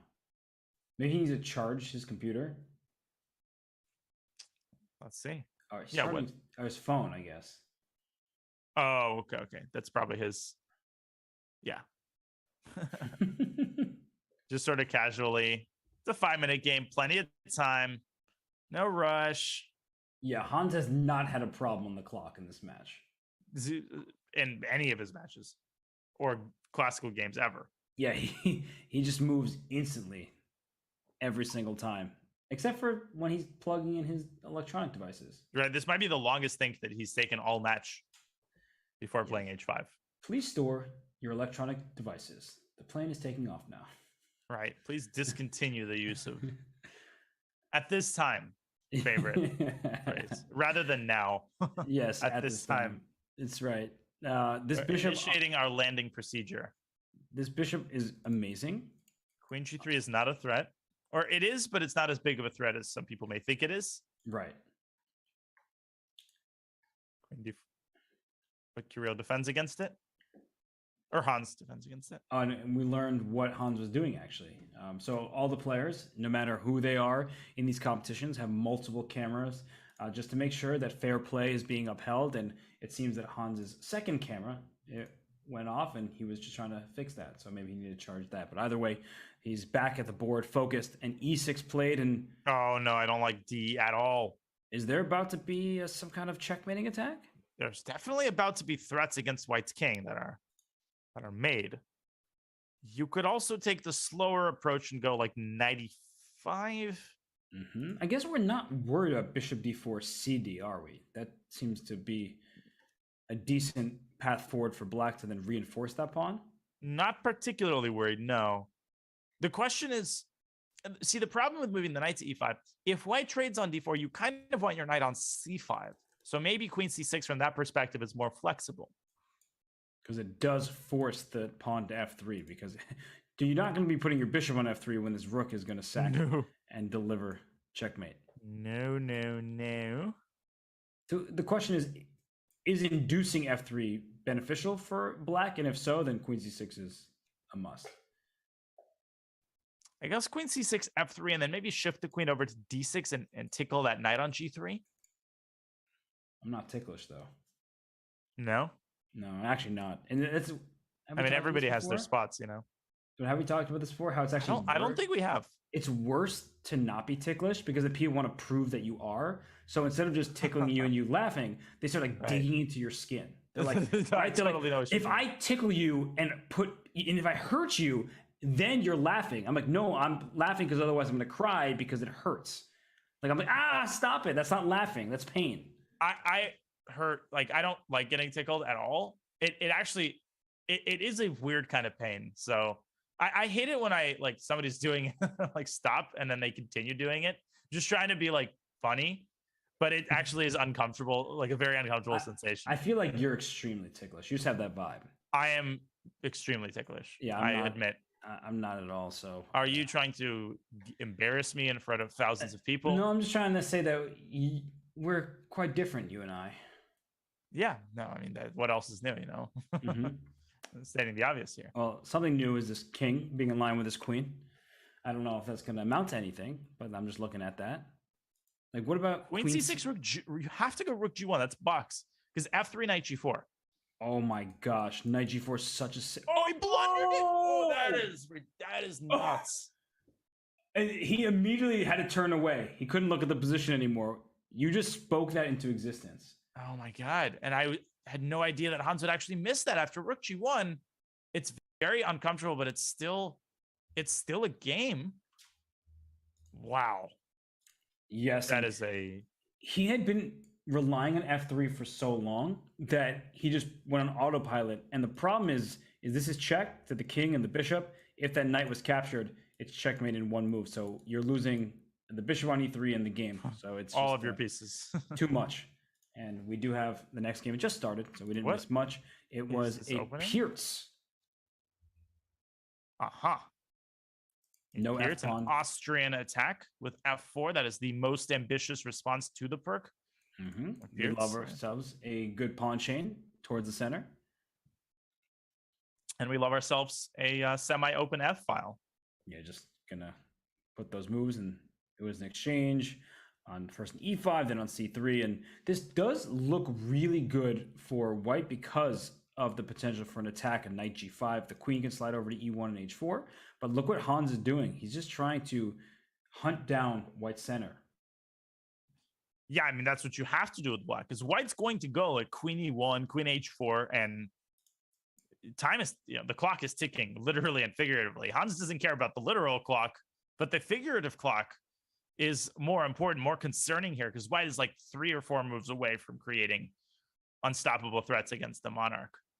And d4 is defended for the time being thanks to the pawn and the knight. So white does have time to reroute that queen, and that's where it wants to be. So what is Kirill thinking about? Is there some kind of bishop g4 after queen e1, and he just is worried about his knight being taken and then d4 actually being loose?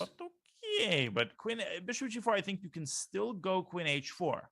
Yeah. X-ray defending the d4 pawn. Right, and if you ever take on f3, the rook is lifted, and that's going to be a problem for black's kingside. I think Kirill should just go queen e1. What is the downside? What was he worried about there? There was definitely something, because he understands that is white's main plan.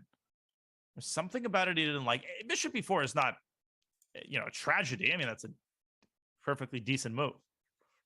It just surprising, right? We're very focused on that queen helping out on the king side. Now ef6. Bishop. I always wonder, can you take on c5? It looks so terrible. You're triple isolating your pawns, but you do go up a pawn, and I don't think that black has the easiest time grabbing them back. I love that move because of the squares, right? People tend to focus on the most visually arresting aspect of the position, which is often the pawn structure. But what they tend to ignore is the abundance of squares that white creates for himself on the d-file. 3 squares, 4 pieces, 3 different pieces can access those squares, the queen, the bishop, and the knight. And he plays it. Great call. Because of queen c7, there was queen d6, immediately offering a queen trade, trying to fix the pawn structure. Bishop e6 played instead. And speaking of squares, we like to mention the square in front of double pawns is one that you want to take control of. And now this knight can come to d4, attack this bishop, though the bishop might just slide into c4. So it's really an unclear position right now. Plus, as Napoleon Bonaparte said, a pawn is a pawn is a pawn. So yeah, you can try to use that pawn to bring your bishop to d6, have it defended on that square. Yeah, but does black want f5? At some point. I guess that's very weakening.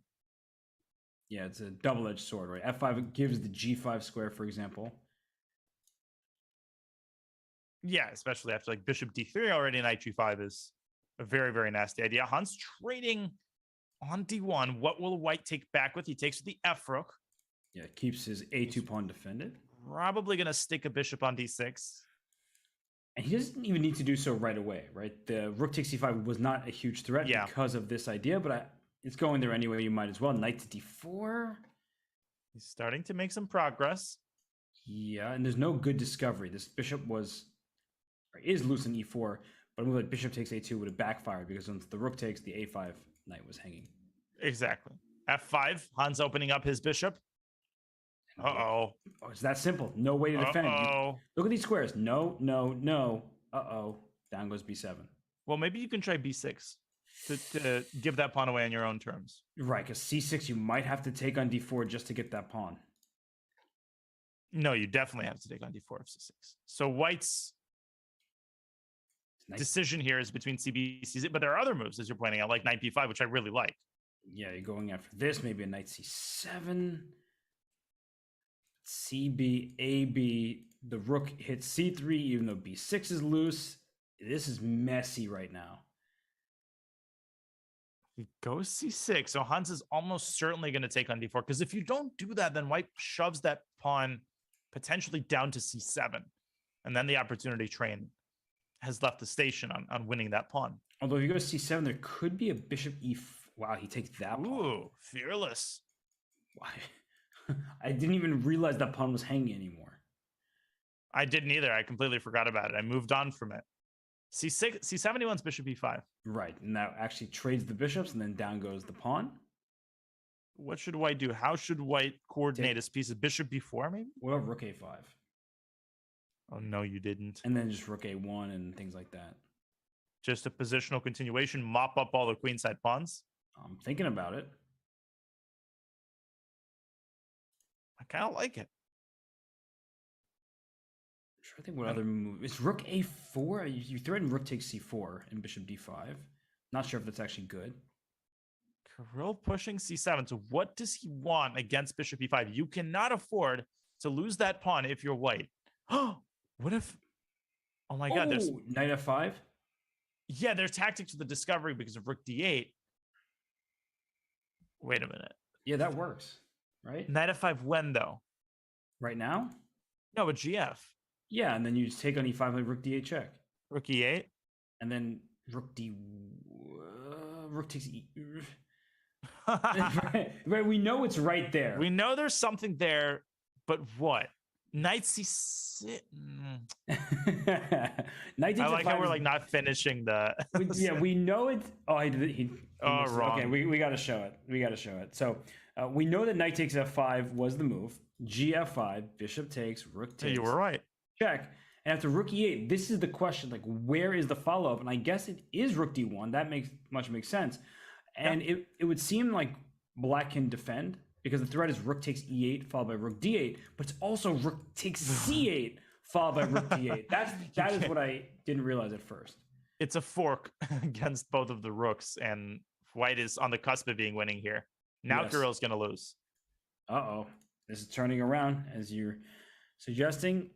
Yeah, no, it's completely hopeless. He's down a pawn and then going to be down 2 more because these pawns are not long for the board.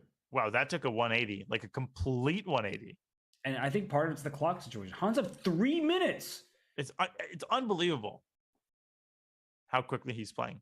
He hasn't had a single game, I think, where he spent more than like 2.5 minutes. Okay, maybe one of them. An f4 check now. Yeah, this is easy. This one you can't really. Rook h7 first, just to go f4 checkmate, and rook c2, and ugh. Oh, rook c2 immediately. But then rook takes b6. And then you go rook h7. Sorry, I forgot about that. Well, no, then you go rook h7 and deliver that checkmate with f4. Rook a5. a5, the pawn's pinned. Lol.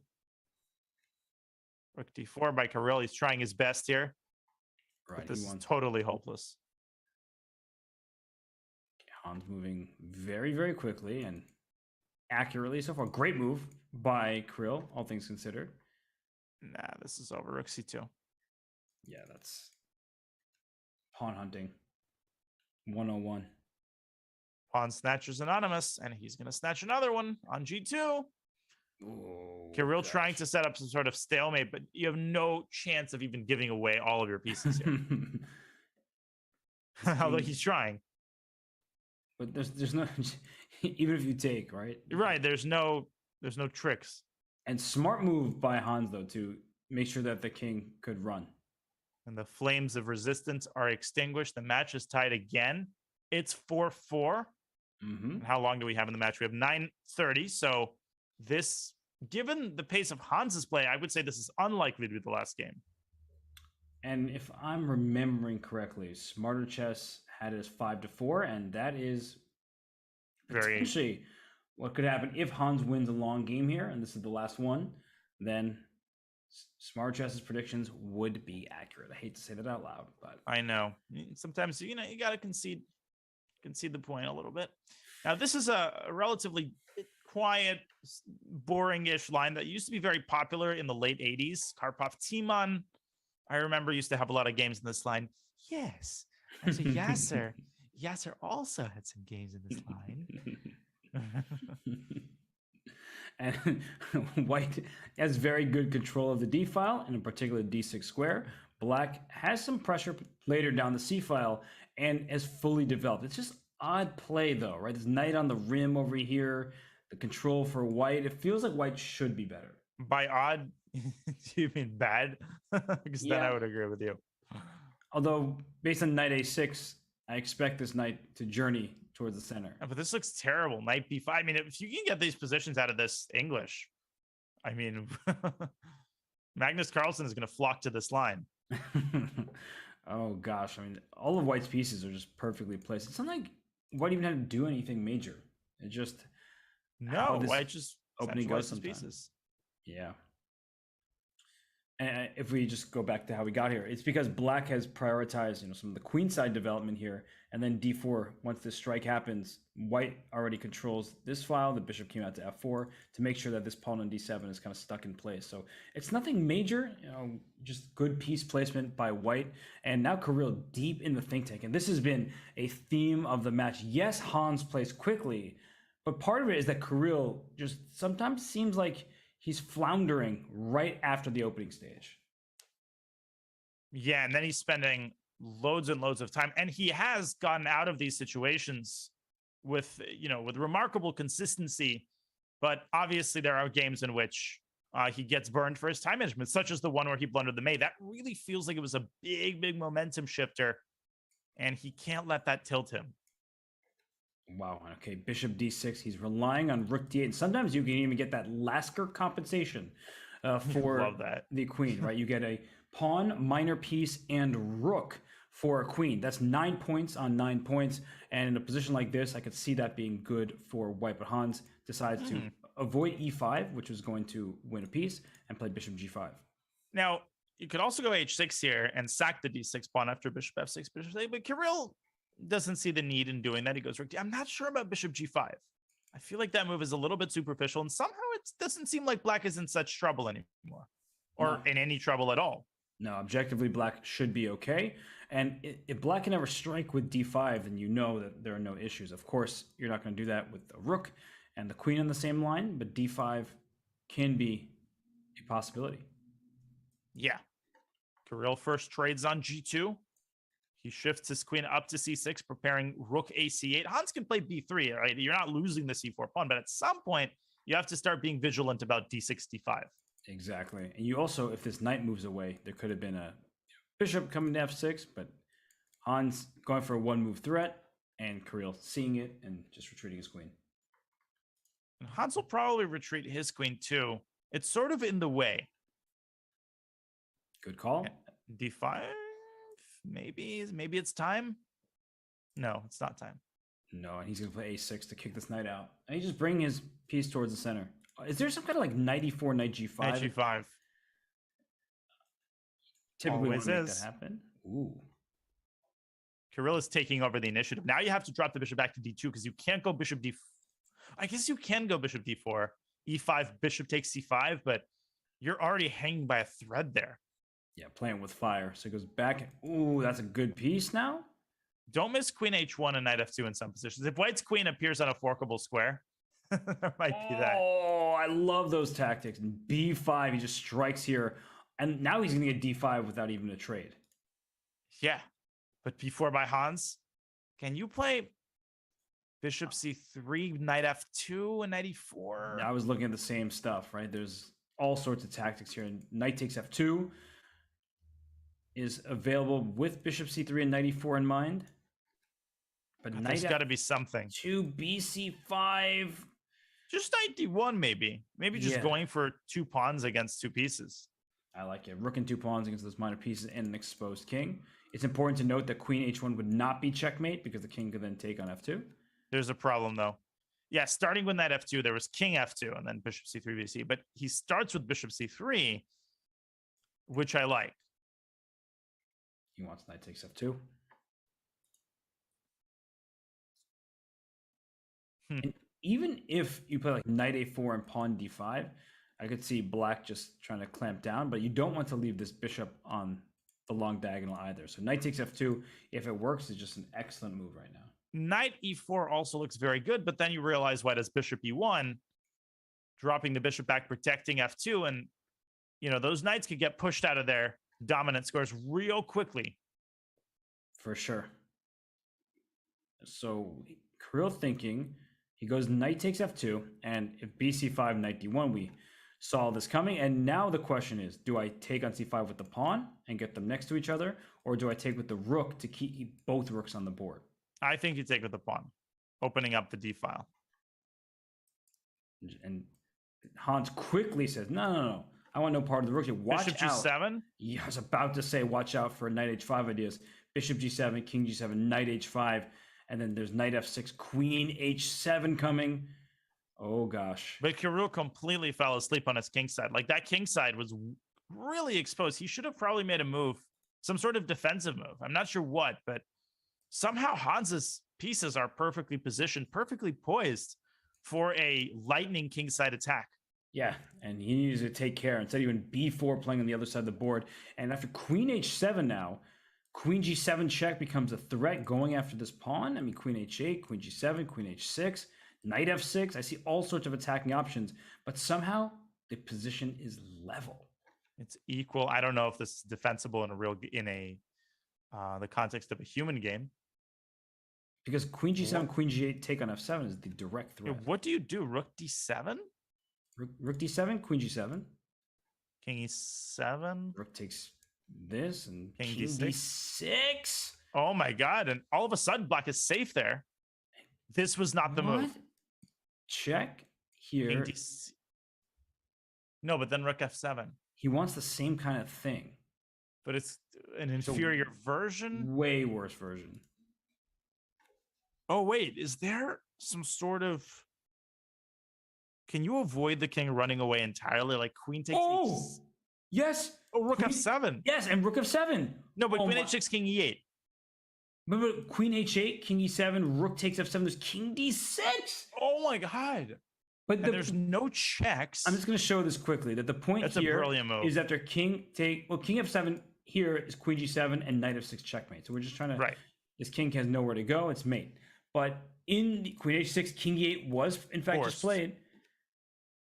And the advantage is going with it. Look at that. All of a Apparently sudden, it was not queen h6. It probably was queen h8.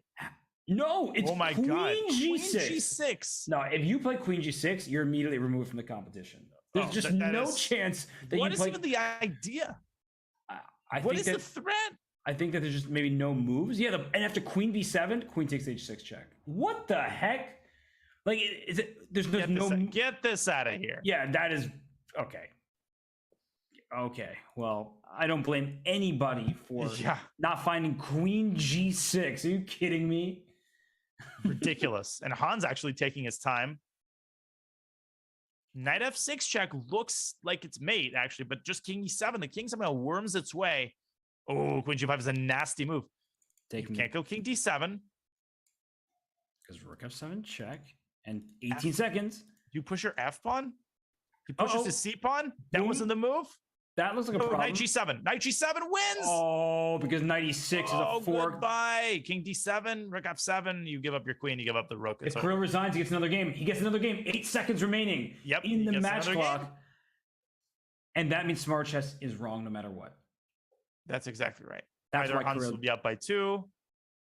Or it will still be a 1-point match, but not 5-4. I'll get 5.5, 4.5. So that's why Kirill resigned so quickly. And Hans not repeating the Berlin, going instead for a mainline roulette was then, oh, boo. 4 knights. Can we just talk about queen g6 for a second? Queen g6. If anybody played queen g6, I mean, it was either a mouse slip, or that's what you initially think, and then you realize it's like the best waiting move ever. What the heck is queen g6? It's those moves, like you're attacking. They don't even occur to you in your list of candidate moves, no matter how wide you cast the net, because it's like so ridiculous. And you're busy calculating, okay, queen takes h6, queen h8 check, and you're looking like 8 moves down in those branches. So even to stop for a moment, think, wait, I don't have to check. I don't have to take a pawn. I don't have to bring my knight forward into the attack more. I can just play queen h7 to g6, backing my queen up. Are you kidding me? But we're in a new game. The engine is so obnoxious. It really is. If you, how'd he miss that win? He blew the game.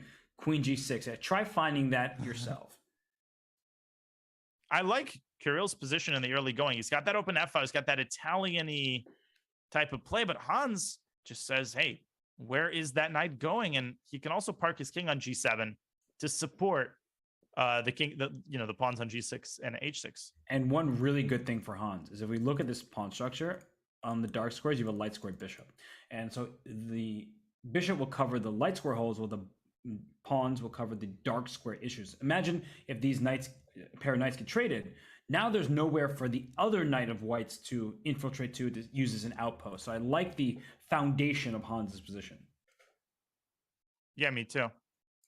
I want to play this move, but it's probably not good. It's tempting. I can see where the temptation comes from. Well, but just takes in bishop c8. Yeah, it takes, and then the bishop goes back, and I've given away a piece that's not mine. Success. What I would do, I don't know what I would do. I would just bring the knight back to f3, perhaps, and go for d4. Are you speaking Kirill's language? Apparently so. And is the plan to go knight g5 here? Does black want that trade? I don't necessarily think it favors either side, but d4, there's some sort of shenanigans with bishop takes h3. Oh, that's a mean move. So it was queen g3. And if you take, then there's a rook lift.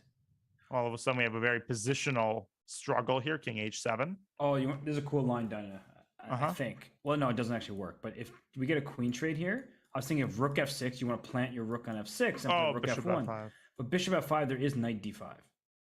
Right. And if you go c6, you give the rook an exit ramp through d6. Yes, and you start losing things. But that was the idea, was to close off the rooks from each other. Instead, Kirill brings his knight back and plays h4, knight f7, and h5 because f5 is loose. Trouble brewing. And after rook g8, Okay, never mind. Han's going queen g5. So you have a choice of 2. Whoa, my Whoa. goodness. I'm not No, trading queen the queens. h3. Queen h3. And then- black is just stuck there. Like, all these squares are a problem. What if you go queen g4 in response? He just takes. That was a good Well, question. he wants the e4 square for one of his knights. And d5. So, So the question is, where do you put the queen? I'm also wondering if I could trade queens up at knight d5. I don't. Queen f3 was apparently not the move. Wait. What if he took? Oh, and just knight d5 wins a bunch of pawns, and black position collapses even in the endgame. Right, because knight takes g5. If that would play knight d5, now I'm tagging this pawn. You go rook f7 to defend. I just play e4, rook takes, and then take this pawn. That makes a lot of sense, but it's hard psychologically to even think about a queen trade when you've got the opposing king sitting on g6 like that. Yeah, but that's where Yasser comes in handy, where he's all, I want to grab pawns when they're available to me. So he thinks, how do I win material, not how do I checkmate my opponent's king? That's a great point, actually. Gift me the pawn. Yasser is old school. Yes, I would. Question, I would walk through the Gobi Desert barefoot. To win a pawn like that. Speaking of a pawn like that. Well, but then queen takes e3. Gift me the pawn. Gift me. Knight e4? Or queen c6, queen e3, rook f2. And then how do you defend against like a gazillion knight moves? Knight d5. Okay, he goes knight e4. So takes. Trade, rook f6, rook f1. That looks so promising. I mean, d6 has to be collapsing there. Rook a d8.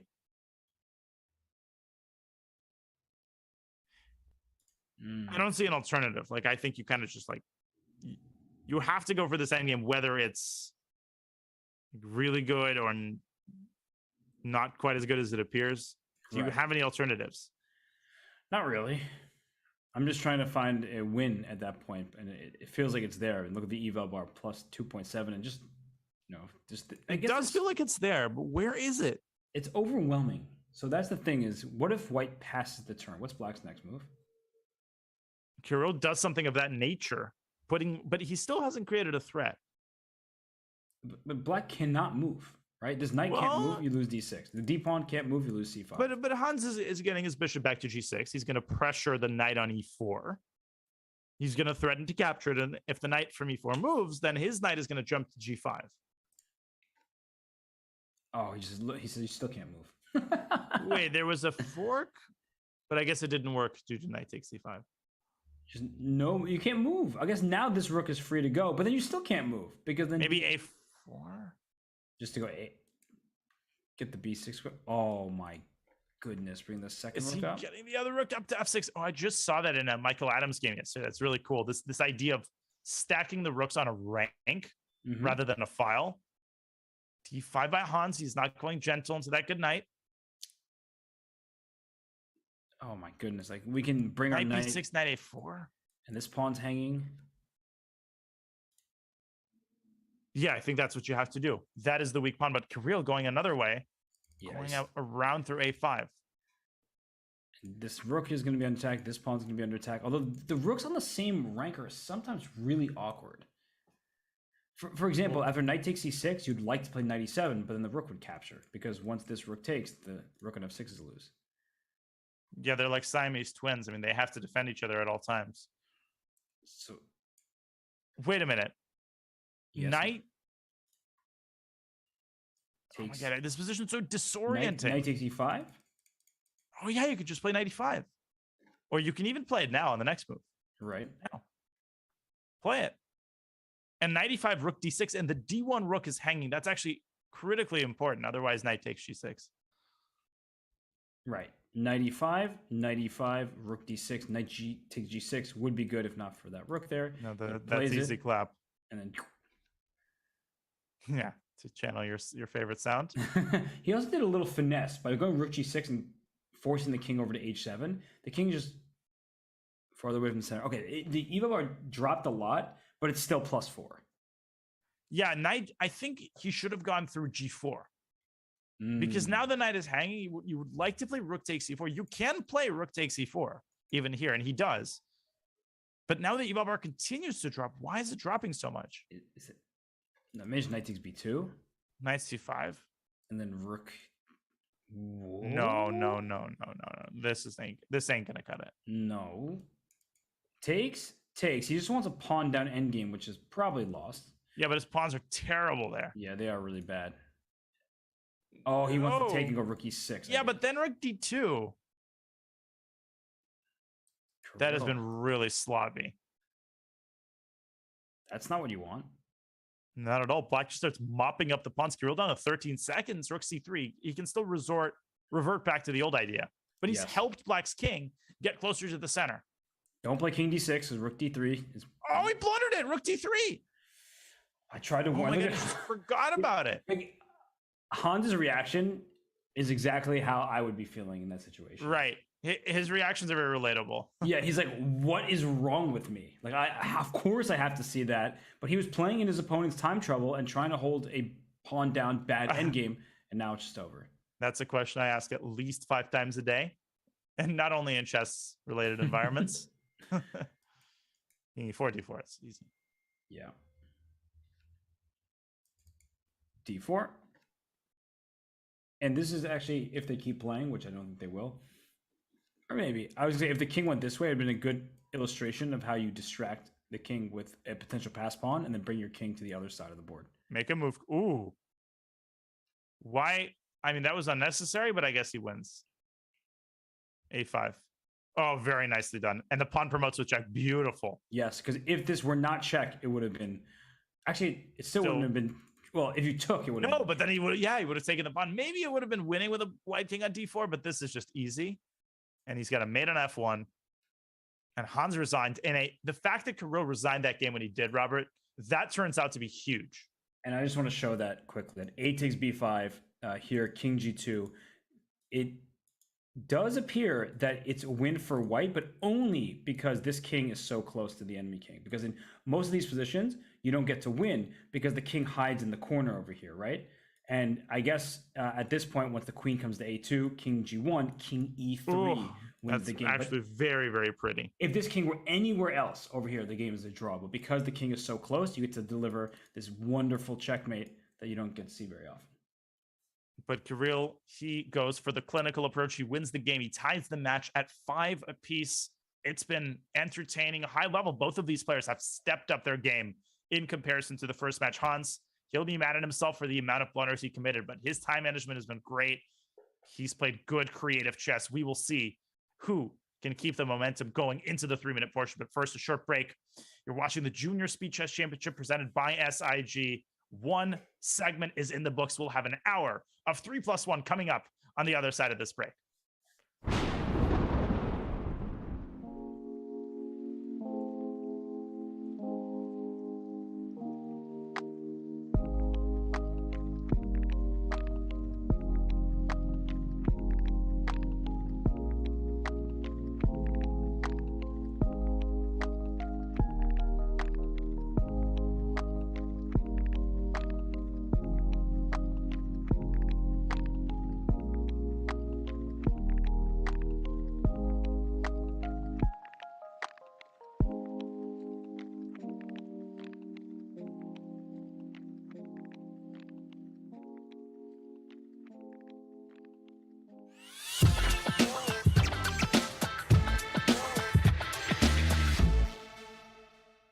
Doing everything he can here. Queen takes c6. Oh my God, this is not over. Knight e4, but the queen d8 check. No, f8. No, a4. Luft. Oh my God, rook f7 is coming. Rook f8. See? Oh d5. my goodness. White is winning. White is winning. Oh, queen. You're missing. Oh, he's got to look on top. Queen f1. No. Oh my God. God, black is now flying again. No way. Oh my God, it's still a game. Somehow C4, here come the other pawns. Oh my God, I can't watch this I've anymore. never seen anything like this in my life. Queen e6 check. Queen And e6 black check. is gonna win. H2. It's over. It's over. Oh my goodness. Oh. I think, Danya, we need a breather after this.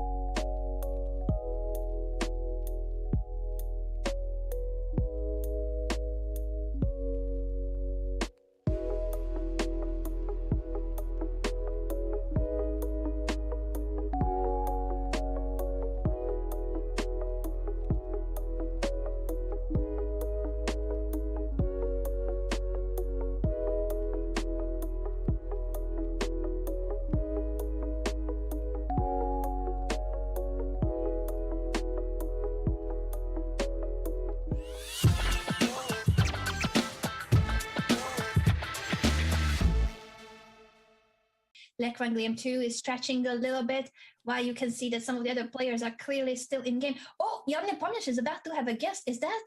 Did you see? There was something moving behind him. I couldn't see. Oh, maybe he's moving around now. Does he have a cat or a dog? There's someone. Oh, that's so cute. Oh, that's really adorable.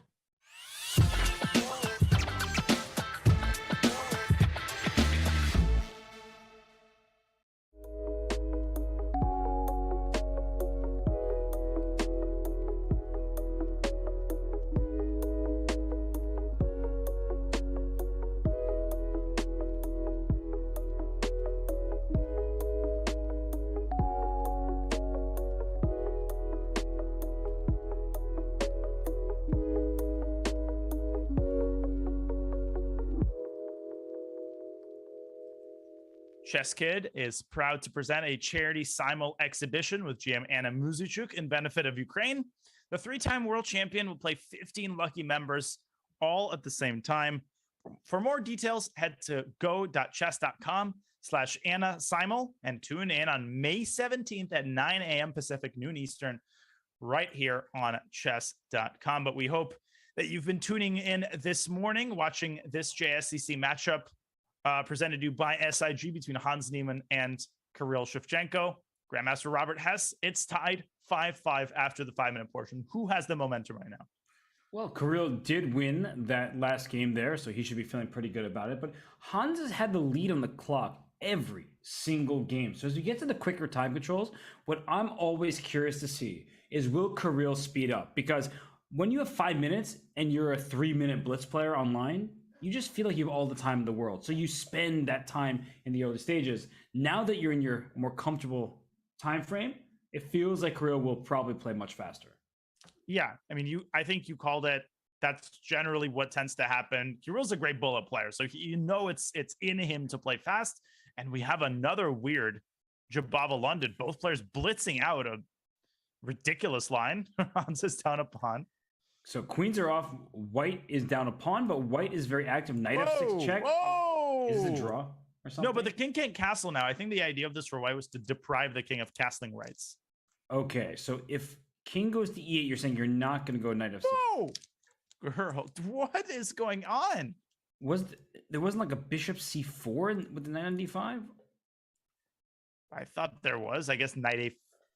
I'm not even going to attempt to. Like this just looks really good for white, and then I guess you just go knight e5, and this is double check, winning a rook. But after king back to e7, if you take the rook, I take the bishop, and you lose your knight in the corner. So you just go back to d5, and we make a draw. Apparently so.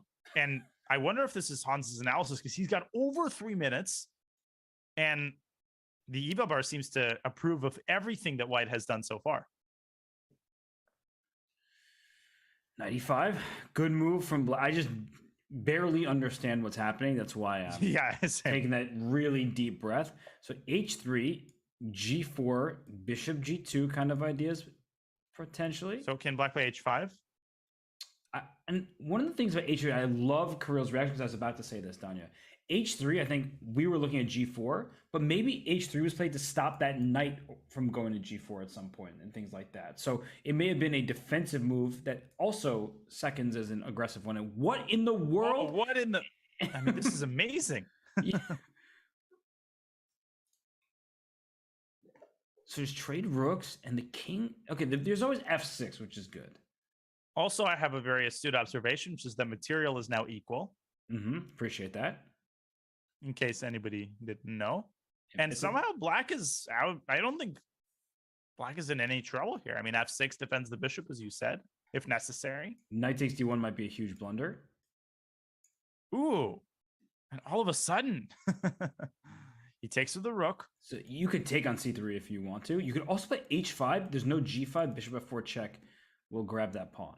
h5 looks very scary, because if black opens up the h file, and he does, that rook is streaming in. Although g5, bishop f4, king b1, if you do take that pawn, there might be a rook d6 and rook d5. Yeah, that the king bishop could get lost. Not surviving very long. So g5 might be necessary, because I don't think you want to open up this h file.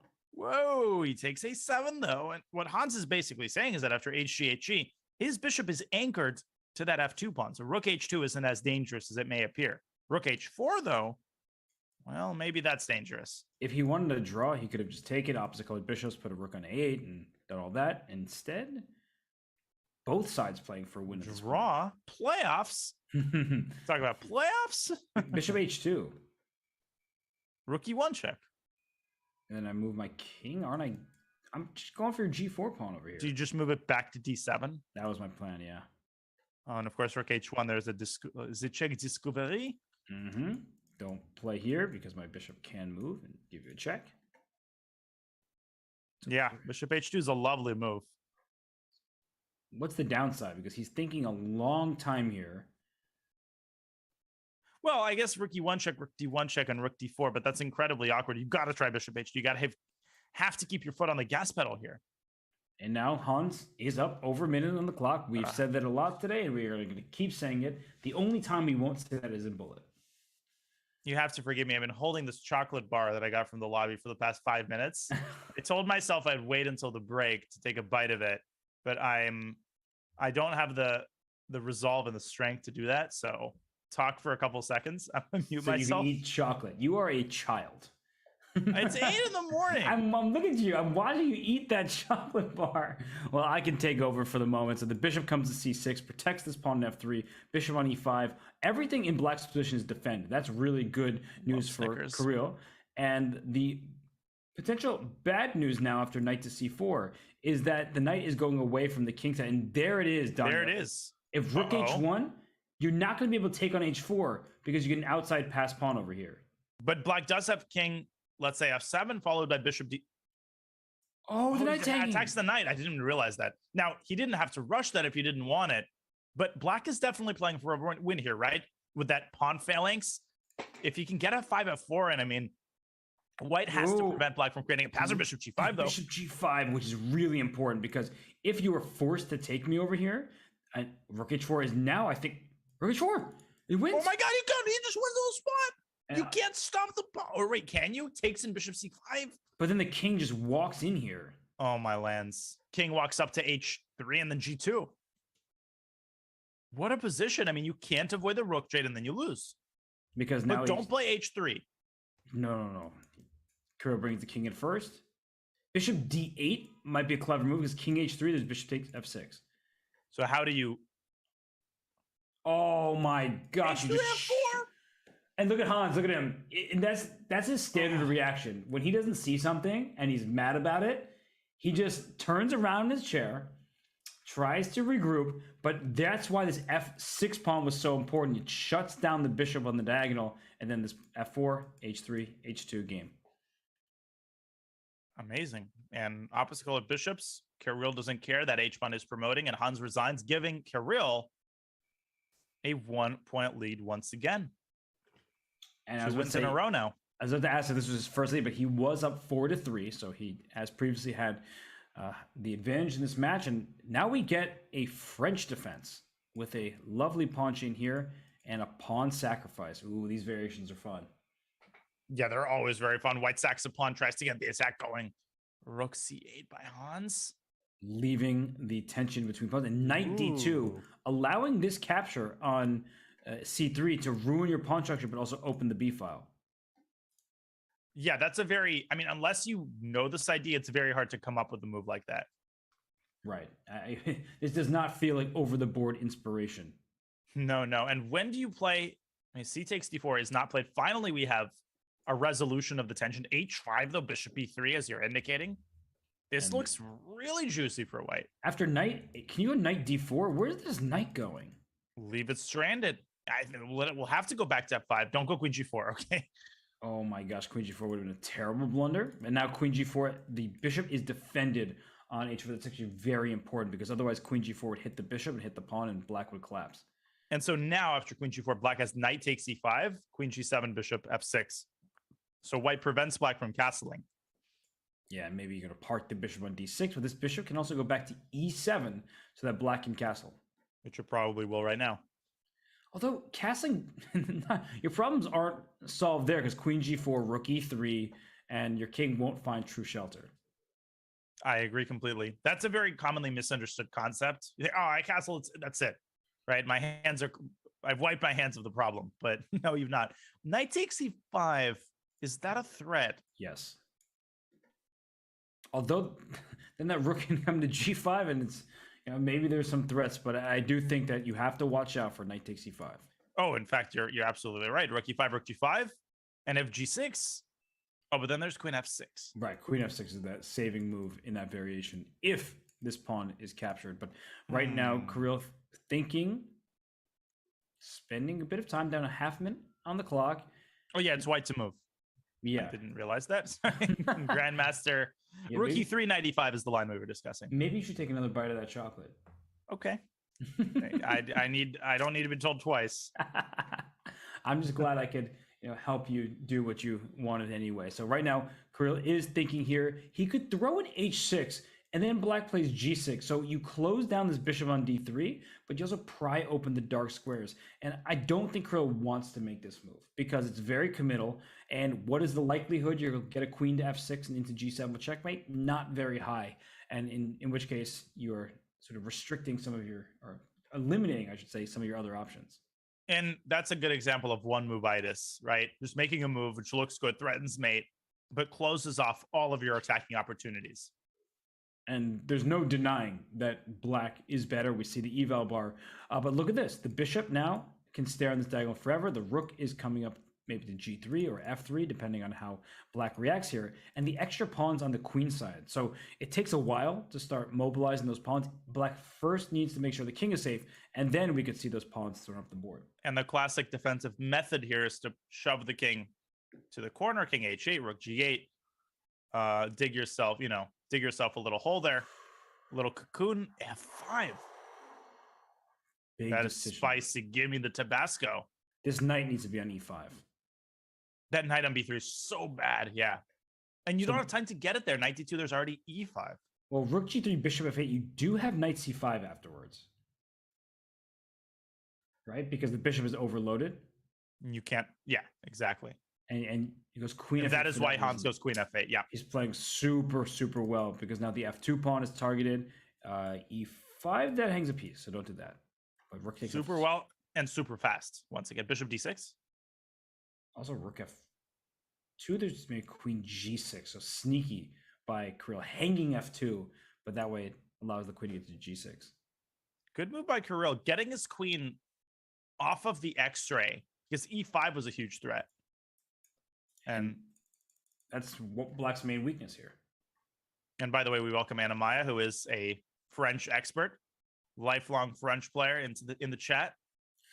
We all make mistakes. Some of us make them over and over and over again. You took the words right out of my mouth. And I'm wondering if Kirill should just make rook g6 and e5. There's take. Now e5 is the threat. Yeah, this is. And how do you defend against it? You could move your rook out of the way, but then e5 still. Bishop g6. Rook e7. Rook e7. This is. And look at the clock. Ridiculous. And e5. Rook g3. I mean, white is always in the game, right? As long as you have a bishop on g6, there's always going to be tricks. But the attack is dwindling. Hans' pawns are moving. Although he's just weakened the d4 square. And if you're not careful. Whoa. Huh? Take up a son at f2. No. That king moves. How about d4? No. Well, what's wrong with your plan? King h2. And then you can just even take there, no? And then just take c5 or something? Yeah. Yeah. And your 2 pawns up. All of the infiltration squares are covered. I think some people might ask, can I play d4 and then take en passant next move? En passant's only allowed in 1 turn. So right. This actually, it's starting to feel like white has some hope. No. No? Because the queen's coming to e5? Not to me. I understand what you mean. Like the d4 square is under white's control. I'm also looking at the clock, and there's no way Kirill holds this for 3 seconds. Also, this bishop can't move. That's another problem. It's in a secure prison, but still in a prison. Queen d4 or rook d4? Never Fortress. say never. Fortress is a draw. No, we agree. Right. So, offer draw. That's it. Declared. And what is... Can he... Is he just maybe just going to bring the rook back now that everything's defended over here?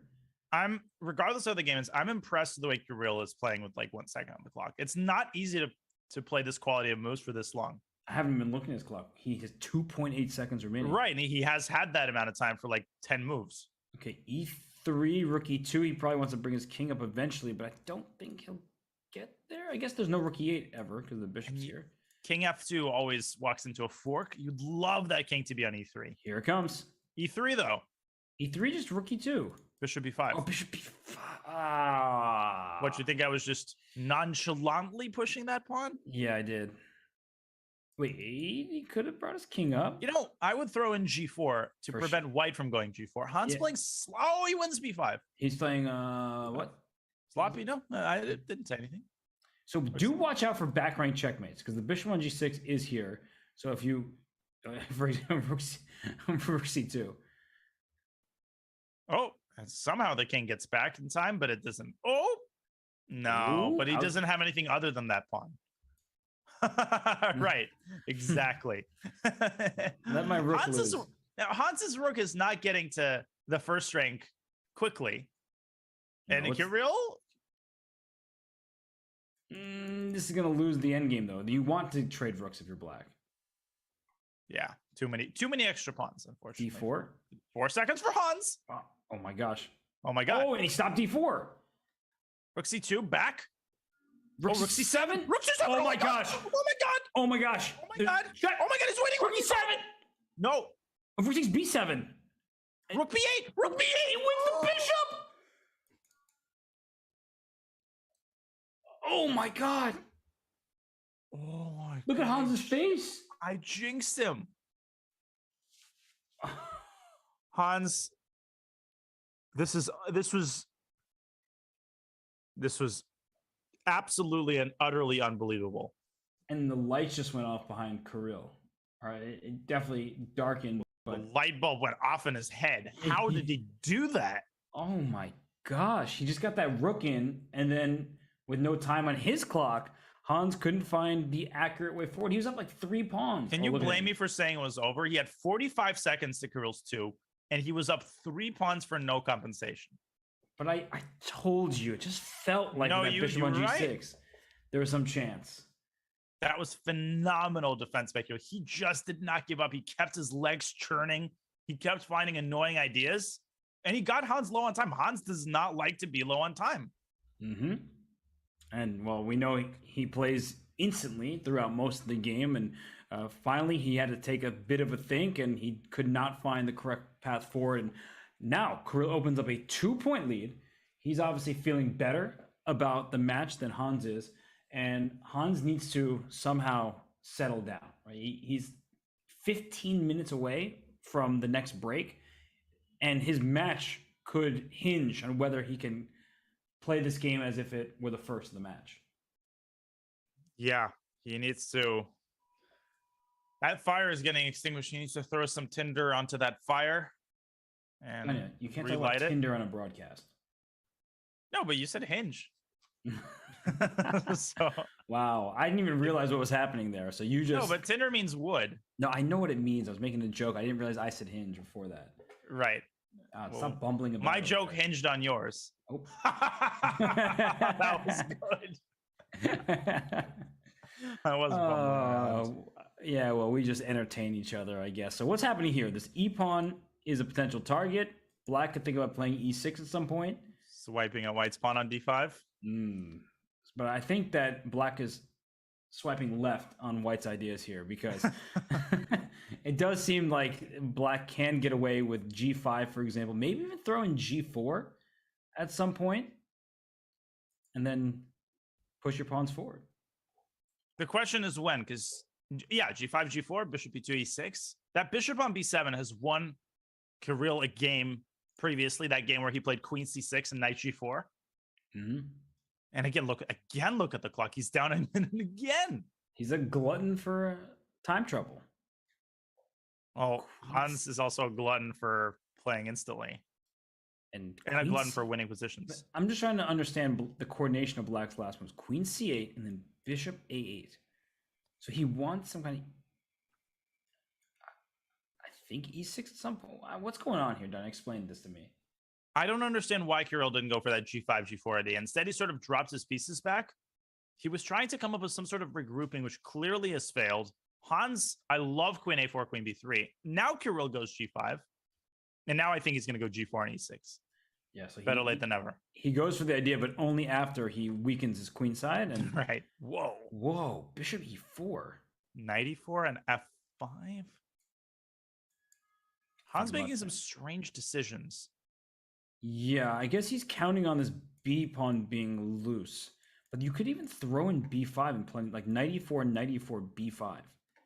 Not out of the question. He starts with B5. Plays it immediately. Okay. What if white moves the bishop back? Then I guess E6 acquires a little strength. He does move his bishop back to D3. Because he wants to take bishop takes and then watch out for this king on G8. B4 is a move here. The black could consider to chase this knight away. But I don't like it. Yeah, knight A4 and B6 and C5. Strategically, it looks iffy, but maybe it's possible. He goes knight H5 and immediately the eval bar says, nope, don't do that. That's not a move. I wonder if it's because of C takes B5. Probably. Also, Hans of a minute and a half. He still has 2 minutes. No, but this is just... Look at black's position. It's riddled with weakness. D6. Ugh. Okay, not now, obviously, but... Can you just grab a pawn? But the knight comes into F4, which doesn't actually threaten anything. It just... You never really want to see a knight in F4. And I wouldn't play knight E4 here necessarily, because maybe then black can play E6. Although he does play it. Knight G3, perhaps? Just to regroup and then play queen E3, queen takes F4. That's going to happen. Queen E3. Oh, that's... Then but then bishop takes D5 anyway, maybe. I guess you could get away with that, couldn't you? When he wants rook E5. God, another time scramble for Kirill, and this time he's in a middle game. King G8. Rook E5 looks great. And knight E4, queen... Where's the knight? Oh, D6. I was thinking D6 and rook F5, but I didn't think it would be good to open up this bishop. But this is where Hans has struggled, putting Kirill away in these kinds of positions. Let's see how he handles it this time. Knight G6? E6? Oh, E6. Well, I think it was knight E4. Whoa, bishop D5. What was that? There's no knight gave E4. away the D-pawn. No, this is getting bad. This is getting really bad. I thought there was knight E4 that was blundering the rook, and maybe Hans was relying on some kind of tactics. But now he's... G2 is also hanging. No, but he blundered the fact of the matter is he blundered D5. And now Kirill is actually suddenly up a pawn. And we've seen Kirill just play lightning fast with under 5 seconds on his clock, and he's up a pawn, and he's real good in time scrambles. But again, Hans thought it was over. He played one move too quickly. And I wouldn't say that white is necessarily worse. In fact, I think white is still great winning chances. Rook D4. Rook D4. Move. Ooh, barely got the move off. Oh, he gives up H6. Yeah, what does he want now? Queen G7. He's trying to trade queens desperately to get active, and Hans says no. And Hans will just pick up the G pawn and then go H4. Just throw that pawn up the board, go for the attack. 1 second. This is H5, knight E5, this one out, and then knight D3. Oh, rook gosh. F4. So rook F4, queen, just H8 or something? Oh, and it's a family fork, a sort of a family fork. Rook G5. Oh, queen's in. What do you do? Knight G4. He finds it with 0.3. He got that move off with 0.3 seconds. Oh, and queen G7 blunders the rook. Yes, you got to take on F5, I think. And then knight H6 with some chances. Oh my God! Oh, I think he tried to flag him. He's trying to flag him. Oh my gosh! But Kirill needs to hover over King E8. Knight F6 as well. Oh, knight F6 is maybe the best move. And you take on D5. Oh my gosh! Look at the pre-moving. Yes, and the H5 is falling. Oh my God, he has drawing chances. This is unbelievable. And he's got 3 seconds of plenty of time. Rook D5, Rook D1, Rook D2. Rook D2. Oh my goodness. How many amazing defensive ideas has he found with no time on the clock? Literally. And Rook D6. You can always defend with Rook to D6 if you need it, and he does. And Rook C6. And oh my gosh, Black could win this game. Black is gaining time, and now Hans is down to 10 seconds. And you can't go C4 because B takes the A6 pawn is loose. E5, he pushes his pawns. King G4, Rook G6, Rook G6, Rook G6. And he goes King 6 back. He wants maybe F5. Oh, F5 and E4? E4. Oh my goodness. G4, G4, G4, G4. G4 is but Rook E6? Oh my god, is that losing? Oh my gosh. Oh this my is god. good. No, I think he's holding, but we gotta go for e6. Does it? Oh, It's is he lost? Oh, he's look at Zoom swung. Oh, A4. Unbelievable. Oh, and look at Hans with a fist bump. Oh, he mouse slipped. Oh, Look at his face. Look at his face. He mouse slipped. And is it a draw? It's a draw. It's somehow a draw. Because the pawns on A4 and A5 cancel each other out. Oh my goodness. Because this king can just hide. He mouse slipped. He didn't take the pawn in time. Oh, And this is why you don't do God. the Nick Young celebration too early. Yep. You don't turn your back to the basket. No. And oh my gosh, Hans King A1. can take A5. Hans should take A5 and try to win that one. He should. He has to. But it's a draw, and the white king is not well positioned here. But there are chances here, Robert. For sure, especially in time trouble. In fact, I would say it's 50-50. I would say it's very hard to defend this for black. Give this check. Or Diagonal checks. Yes. Diagonal checks. Do not allow a Don't counter blunder check. your queen.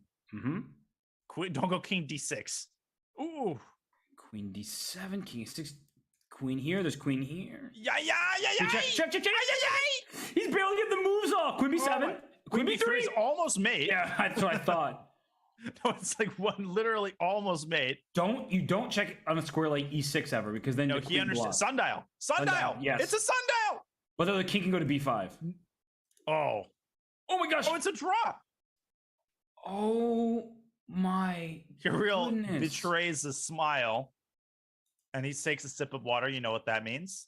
Right, look at that king H4. It was losing on the spot. Oh, he actually. But how could Kirill have known? No.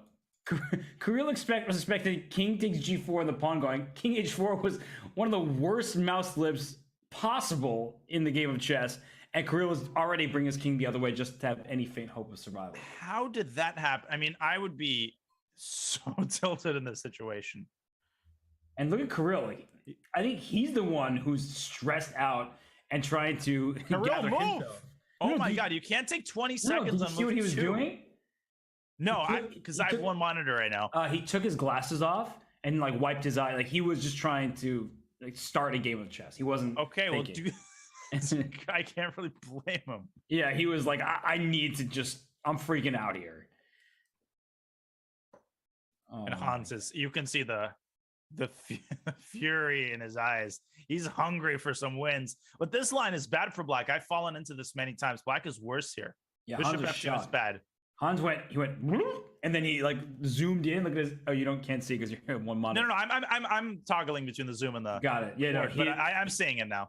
Yeah, he put his head like deep into the camera. Like, is this possible? And the answer is yes. So just to show everybody, bishop takes F2 check. That's a free pawn with check, you might think. But after king E2, your bishop has no way to escape. So the next move for white is rook F1, and you lose that bishop, and there's nothing you can do about it. And Hans, after that game, mouthing something which we will not repeat because it is an official chess.com broadcast. Yeah, no, he did that fist pump, and then he mouse slipped immediately afterwards. So it Did was the Nick Young, the swaggy Nick P. Young. Exactly. And knight d7. Okay, so the white can establish a bishop on d4 if he so chooses. The downside of putting your bishop on d4 is it allows the knight to h6, and you won't be able to capture that knight. So you're, for the moment, making knight h6 a little bit more difficult to play, and that's why he goes bishop f4. He might just capture the knight that goes there. Now, you could, yeah. And black could and still often does go knight h6 in these French positions, allowing the trade because black gets the g file there. But queen a6 by Hans, what do you make of this endgame? I like it. c3 is a backwards pawn. The double pawns aren't that easy to go after. So the queen trade, I think, gives black an easier plan. Agreed. Which is why don't hang your bishop. Shevchenko declines it. Yeah, don't hang your bishop. Because I was going to propose rook c1, preparing c4. Yeah, no problem. It's actually not that obvious the bishop was hanging, but now the knight can come to e7. There's no capture of that piece. This is starting to look really good for Hans. Oh, but that's a good choice. Yeah, but there's always a but in these positions, right? I mean, I think king f8 might have been the move instead of g6. And you know what? I could prepare some sort of sack on e6, like queen g3 to h3, maybe. Not sure exactly. Nah, it's speculative, but it's something. I'm into it. Also, you can just, as soon as this knight moves, you can put your bishop on h6. So if you really want to prevent black from castling, and speculative sacrifices, Kirill is up for it. Well, he's feeling brave right now, and he's feeling like whatever he's doing is working out in the end. And is it going to be a sack right away, or after knight e7 is just going to like play bishop g5 to set up knight takes e6? Bingo. I think that's exactly what he's going to do, and prevent black from castling because the bishop will anchor itself to the knight. So maybe knight e7, bishop g5, knight f5. Ooh. Wow. I'm saying bring it on. Yes, because the knight is such a good defender of a king, right? So after knight e6, pawn takes, queen takes e6 check, and hitting the g6 pawn, black plays knight e7, which defends that pawn. So we love knights as defensive pieces. Absolutely. And the point of h6 was to get the g5 score away from white's bishop. At the end of that line, bishop g5 would have been terrifying for black. h6, right. A great prophylactic move, second order prophylaxis. And he's waiting because now bishop g5 is possible. The pawn is pinned to the rook, but he's also saying you can't castle anyway because h6 is loose. Hans repositioning his queen, attacking c3, chiseling his way into white's position. Lots of weaknesses here. Rook e3, 45 seconds. Knight f5, but you can take that knight. You can take it. You could also leave it. It's true. Hilarious. Not the first time we've seen Kirill give up a pawn on the queen side in this. Exactly what I was thinking. We had this exact structure in one other game. Bishop c1, bishop b. I don't know. Yeah, you can't. I don't think you can get away with taking this pawn. Maybe you could have actually. Maybe. I think he wants h4. Well, but it's too slow. Look at Hans. Very smart play here on the queen side.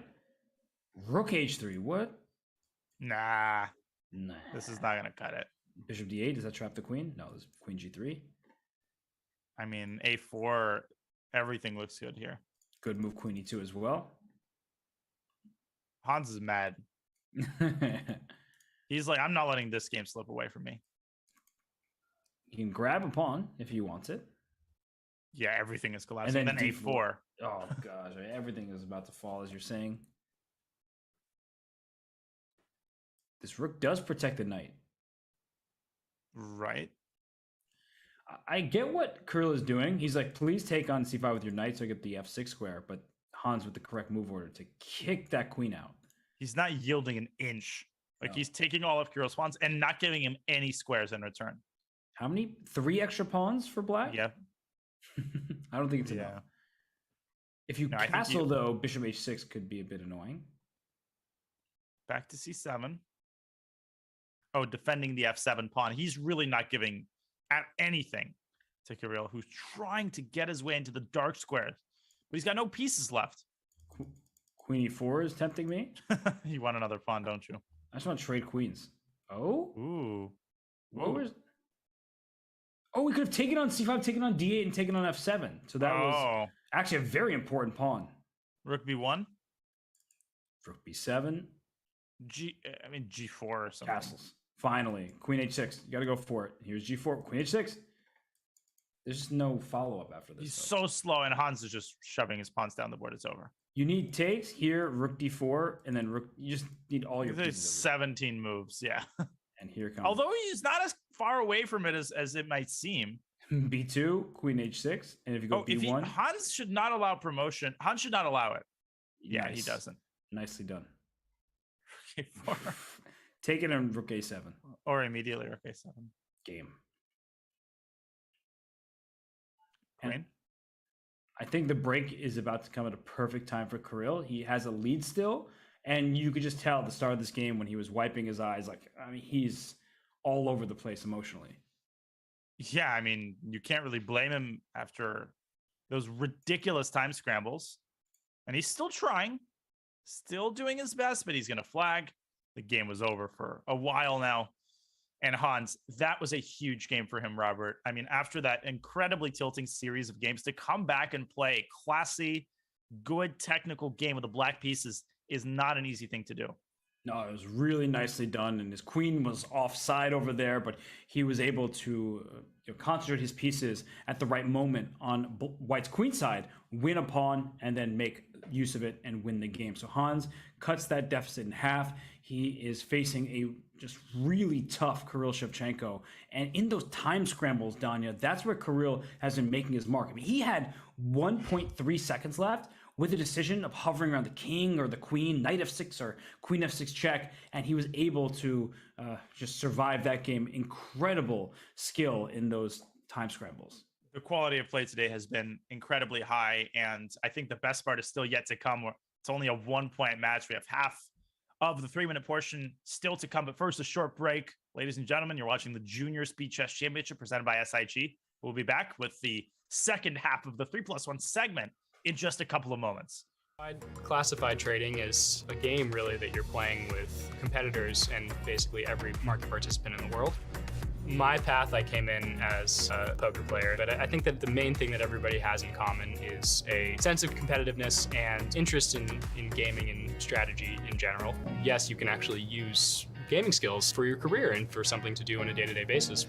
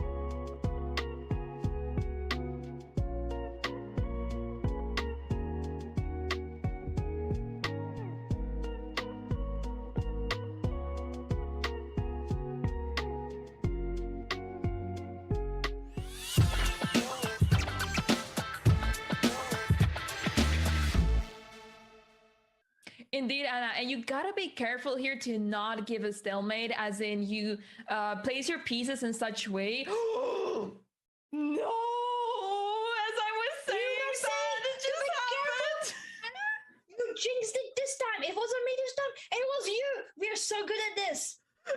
We are a great team, Anna. I have to admit it.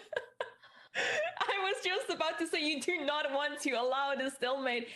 You will put your pieces in such a way the king has nowhere to move, and then the queen is free to go wherever.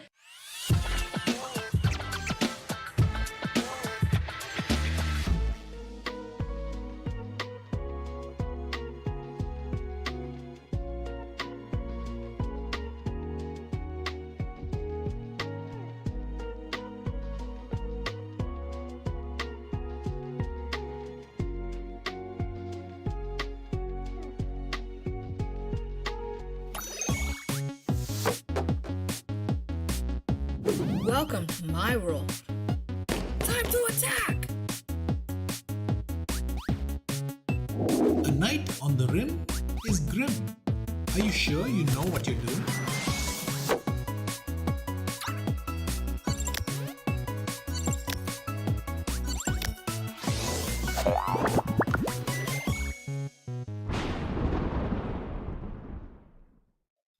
Welcome. We are back here at the Junior Speed Chess Championship presented with SIG, presented by SIG, with my partner in crime, Grandmaster Robert. Has 27:30 left in the 3+1 portion. Robert, what have you made of the match so far? It's been back and forth in these individual games. Both sides have had their chances. We haven't seen too many absolute demolitions, no miniatures for the most part. So I think if you're Hans, despite trailing at the moment, you can still feel confident about your chances. And from Kirill, I mean, where he's made his money today, and quite literally because the prize fund is half for the winner and then the rest split by win percentage, is in the time scrambles. And he's been using 10 seconds kind of weirdly in the opening, like in this game. He needs to play a little bit quicker in this last half of 3+1, in my opinion. And of course, when we get to the bullet, then it will be a matter of life and death. Han's going for a setup that I think is underrated. I think in general, these fianchetto setups can be very hard to play against. And I'm sure you'll co-sign that. But people don't really talk about them. Like these G3 setups, they're slow, they're positional, and they give white a small but stable advantage. Yeah, people are busy talking about how Joel Embiid was supposedly robbed of the MVP award. They don't talk about this position enough. And we look here. Well, okay, this is never mind. I'm sorry. This is knight G. Isn't knight G4 going to be the follow-up after B3? Why did Hans not play A3 or A4? I'm asking all the million-dollar questions, am I not? He takes... Okay, so to show why he took, and it looks terrible because your pawn starts at B3. Let's say you get knight G4 takes and bishop C3. Oh, take. I think white needs to move. I tried to make it. It just didn't happen, Danya. Wherever this rook goes over here, white is going to be faced with knight B4. A2 is going to drop, and then you have this pass pawn all the way up the board, and white just loses. White can resign. What a sad position there. And what a sad position there. But Hans actually has made his way from the dead a little bit. He's got that knight on B5. Other than his damaged pawn structure on the queen side, I don't think white has anything else that's too wrong with his position. Yeah, and what you were going to say initially about this is black didn't have pawn breaks, which is why the position was so solid. Unfortunately for Hans, he allowed this pawn to just push up the board, and then now black has activity. And okay, he's going for some central action here, pawn to F4. Is there an E5? Is there an F5? I don't see either working for the time being, but what is Kirill's plan?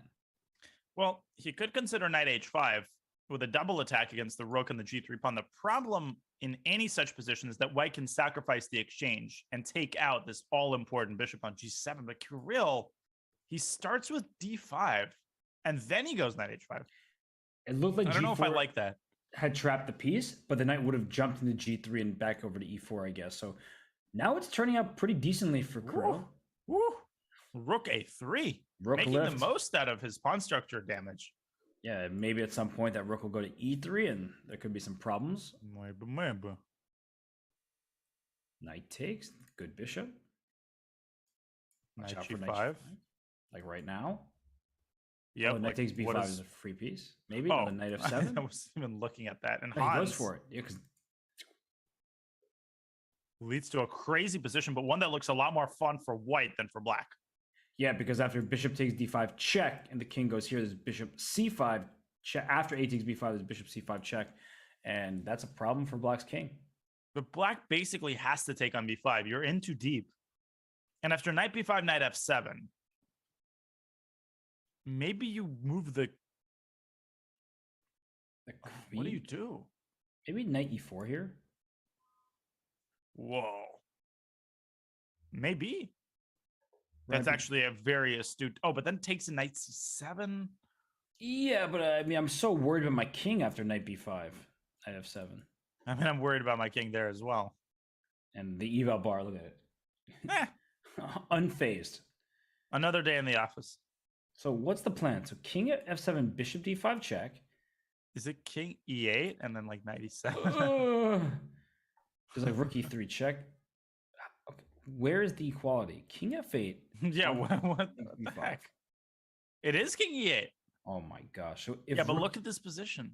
If rook E3, what's the knight E7? Yeah, knight E7. Wait a minute, queen E7. Oh my God, it is C6. knight E7, C6. Oh, what an idea. C6 forking the bishop and the queen. You give up the knight with check. But it's still, look at this position. This is so messy. Oh, knight C3. King F7. Wait. You have too many pieces. Two knights in a rook. But it's very messy because white's got the pass. I feel like white's got serious winning chances here. Yeah, that A pawn isn't. Oh, okay. Well, what A pawn? Yeah. A pawn? What? Say that again? Yeah, that's louder. And everything is defended. Queen E6, there was rook E4. That was clutch. Rook E4, queen B8, king D7. Everything. Protected now? Wow. But how does black make progress? Do you move the knight to D5? Not now. Bishop D4. Bishop D4 was an idea with the knight being able to wrap around, I guess. But if you move the C3 knight to D5, then there's C4, which you just allowed. C4. He'll go maybe right back to C3? Rookie 1. Oh, now the rook is a little loose. Yeah, but there's no way There's to C4. target it. Bishop E7, the rook would take. Okay, but this has to be good for. He can pre-move rook C3 at some point. Yeah, black is not risking. I mean, unless he blunders a fork. Right. So queen B4. I think you have to defend the C. Don't take there's it. Queen B3. Oh, what a trick! That was so tricky. Hans is just devilish right there. F5 is bad because rook G3 check will happen if king issues bishop E5. Do not take this pawn. Yeah, it's so tempting. It's just sitting there. It's so juicy. He's gonna go C5. Wow. Just allowing this pawn to be captured. Oh, wait, watch out for rook G3 as well, like right now. And rook E3. Kirill has to give himself a little bit of time. Okay. Queen F1, I guess. Just try to defend the pawn I long kind of as want you to play can. bishop G1 check. Maybe it's not necessary. Is white in Zugzwang? Yeah, F5 G5. Or F5 GF and like GF King is F6? Perfectly good. There might be some stalemate ideas though. King F6, Queen A1, Bishop D4. And then, oh, he 0.6 seconds when he made that Watch move. out for stalemate ideas. Mark my words. Queen check, King E6, or Bishop F6, both work. Oh! Wow, the knight comes in to defend the pawn. Bishop G1. Oh, rook G. He had rook G2 there, but okay. Oh, rook G2 is so No, but King fancy. H1, you actually don't win the queen. Oh, you're right. It was close, though. Knight F4. Kirill's not making progress. He just doesn't quite have enough time. Rook F. She's not Pre-move. making. King's running away. Rook F4, rook F3. Oh! King, Queen E5. Queen E5, you gotta go. Oh, how is this queen surviving? Oh, rook F3, but H3 is falling. Queen D7. Queen D7. Queen. Rook F. Oh! You could take anyone. There's knight F4. There's knight F4. Wow. Bishop F6. Okay, he's safe for now. Now he's completely winning. Yes, he can usher that pawn. Rook H5, Bishop E5. Bishop E5. H2. Bishop F4. Now it's totally winning. Look how good that knight is as a defender. We were just talking about the other game. The way he handled this was exquisite. I mean, it's still some stalemate concepts. Rook G1. Is there stalemate there? Queen G1?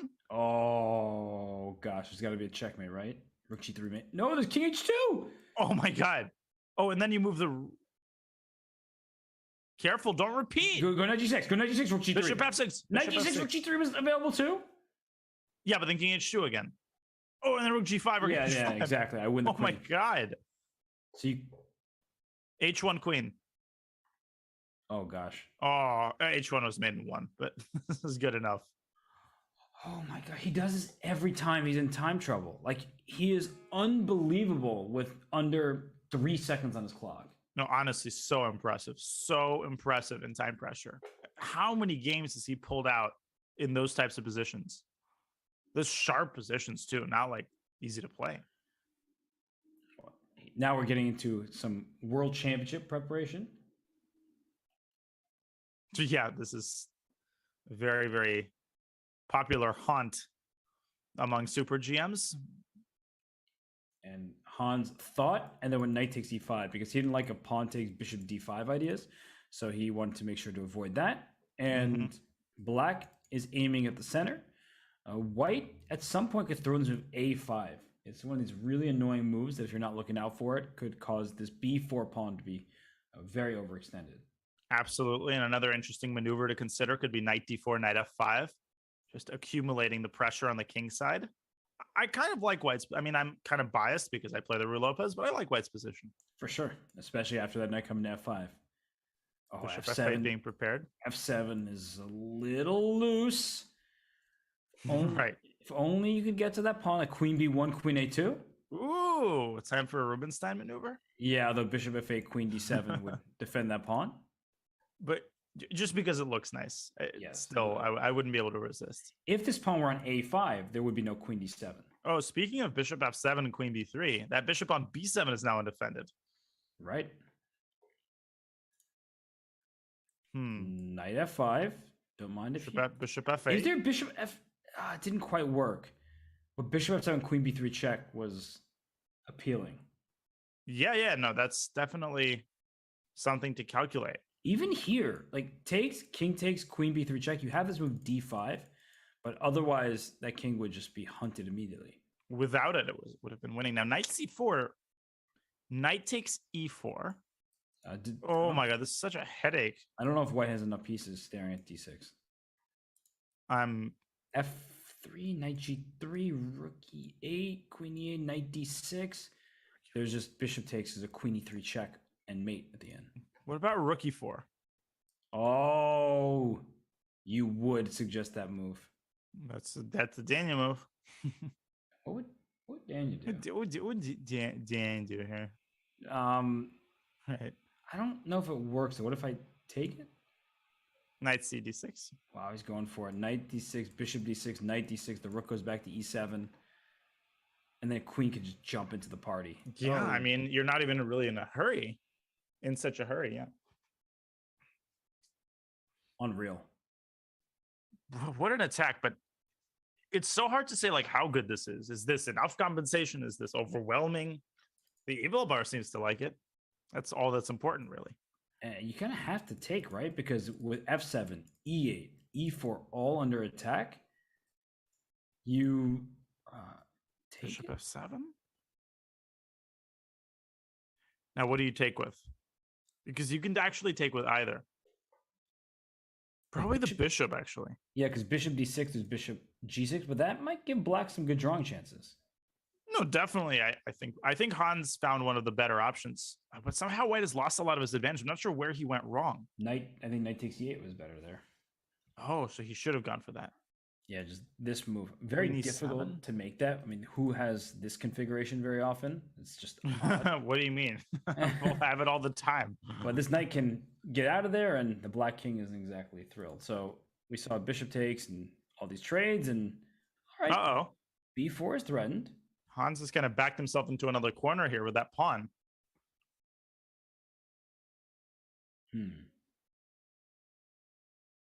I'm trying to think about this. If you lose the pawn on b4, but the queens get traded, and he might be going for that, like bishop b4, rook to b8, just in general, if queen takes b4, bishop b4, whichever, how do we feel about a queen trade? I would feel pretty positively on white's behalf. Right, because you can put a bishop on c3 and just aim down that side. Yeah, and you can torture black forever in those types of endgames, which are very hard to defend even with an increment. It's true. Honestly, even without this b2 pawn, like that is a huge advantage for white. You can just still start pushing your kingside pawns, put a bishop on e5, and start trying to... If Deming as we're playing with the white pieces. Oh, God. Yeah. Yeah, I just resign without further resistance. All right. And here's b4. Ooh, a4 now at target. So b4 was a mistake. Haste. Ooh, and that's a big deal. Now he's got to freeze his own pawns. And of course, he's got the possibility of a breakthrough at some point with b4, b5. But nonetheless, this is a big deal. Okay. You got to make Luft at some point. Brings the bishop back. Bishop d4. That's improvement. One mate. Queen d4. He wants the rook of some availability. Rook e7. H4 is probably coming as well. You have to.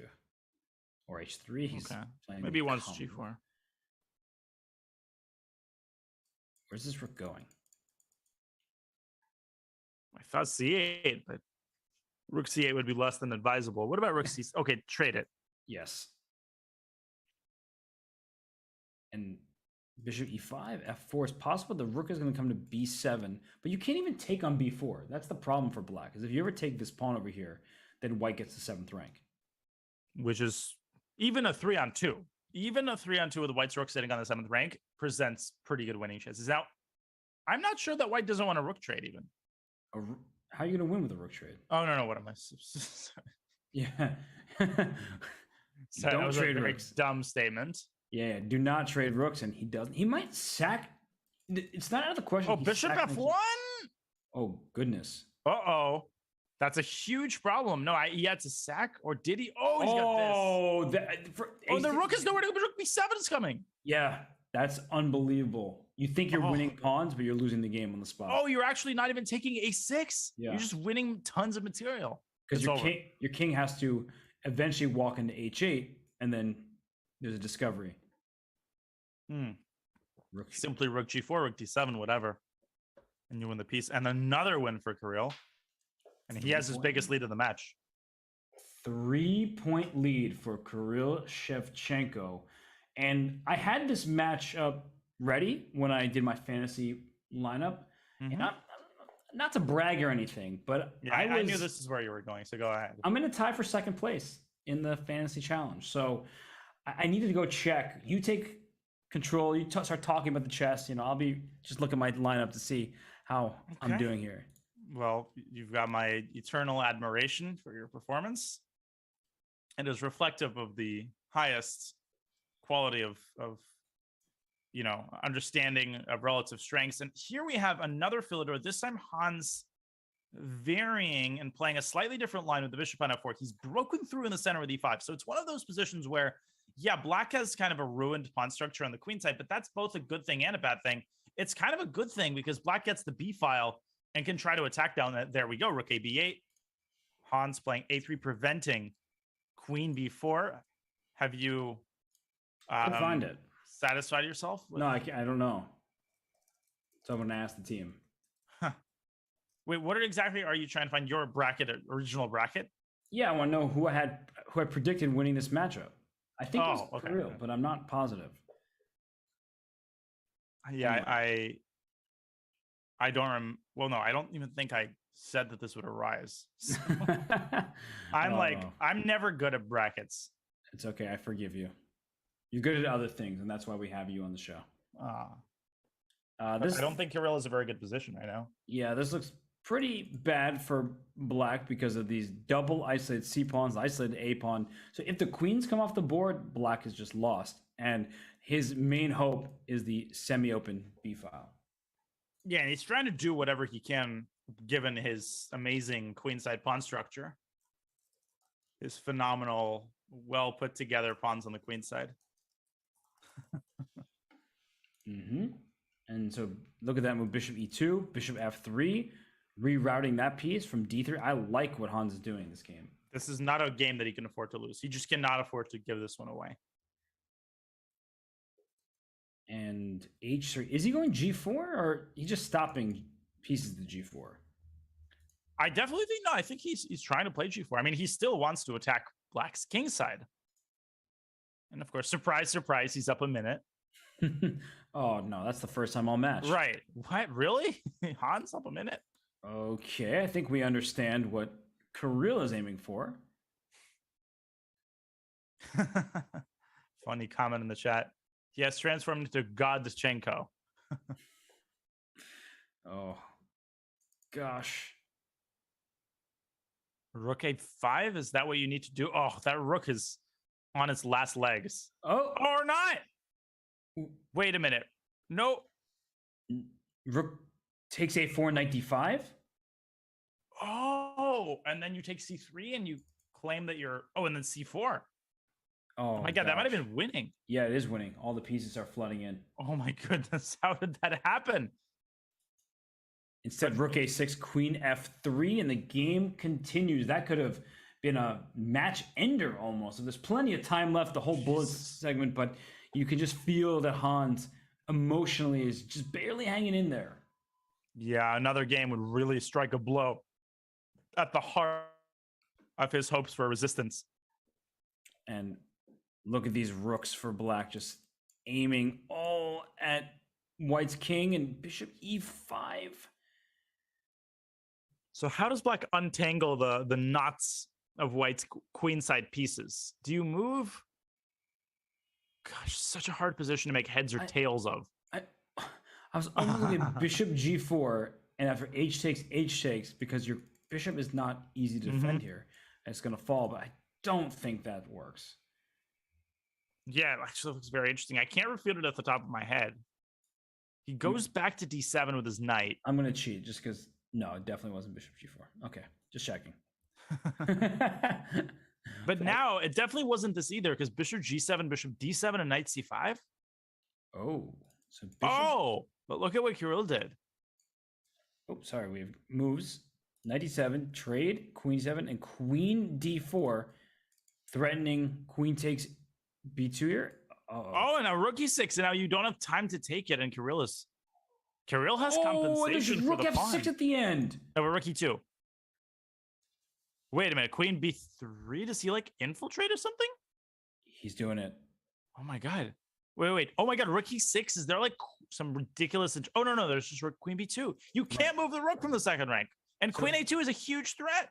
And if you go King B1, you're walking into this B file here. And you're walking into all sorts of things like Rook B6, Queen takes A3, and Rook A6. White is almost lost. And it has been confirmed. It is lost. I did say Kirill Shevchenko would win this matchup, so my bracket is looking promising right now. All right, we get it. You're awesome. Thank you. That's the nice thing you've ever said to me, even with your sarcasm taken into account. Rook D6. Ooh, so he keeps the king cut off along the D file. Queen A2. There's Queen B1. But what about? No, he walked into it. He needed, I think, to play Rook D8 first. Because in the event of Rook D8, you're threatening checkmate in 1, and after Queen C2, Queen A2, there's no more Queen B1 because of Rook D1 check. That would have won on the spot.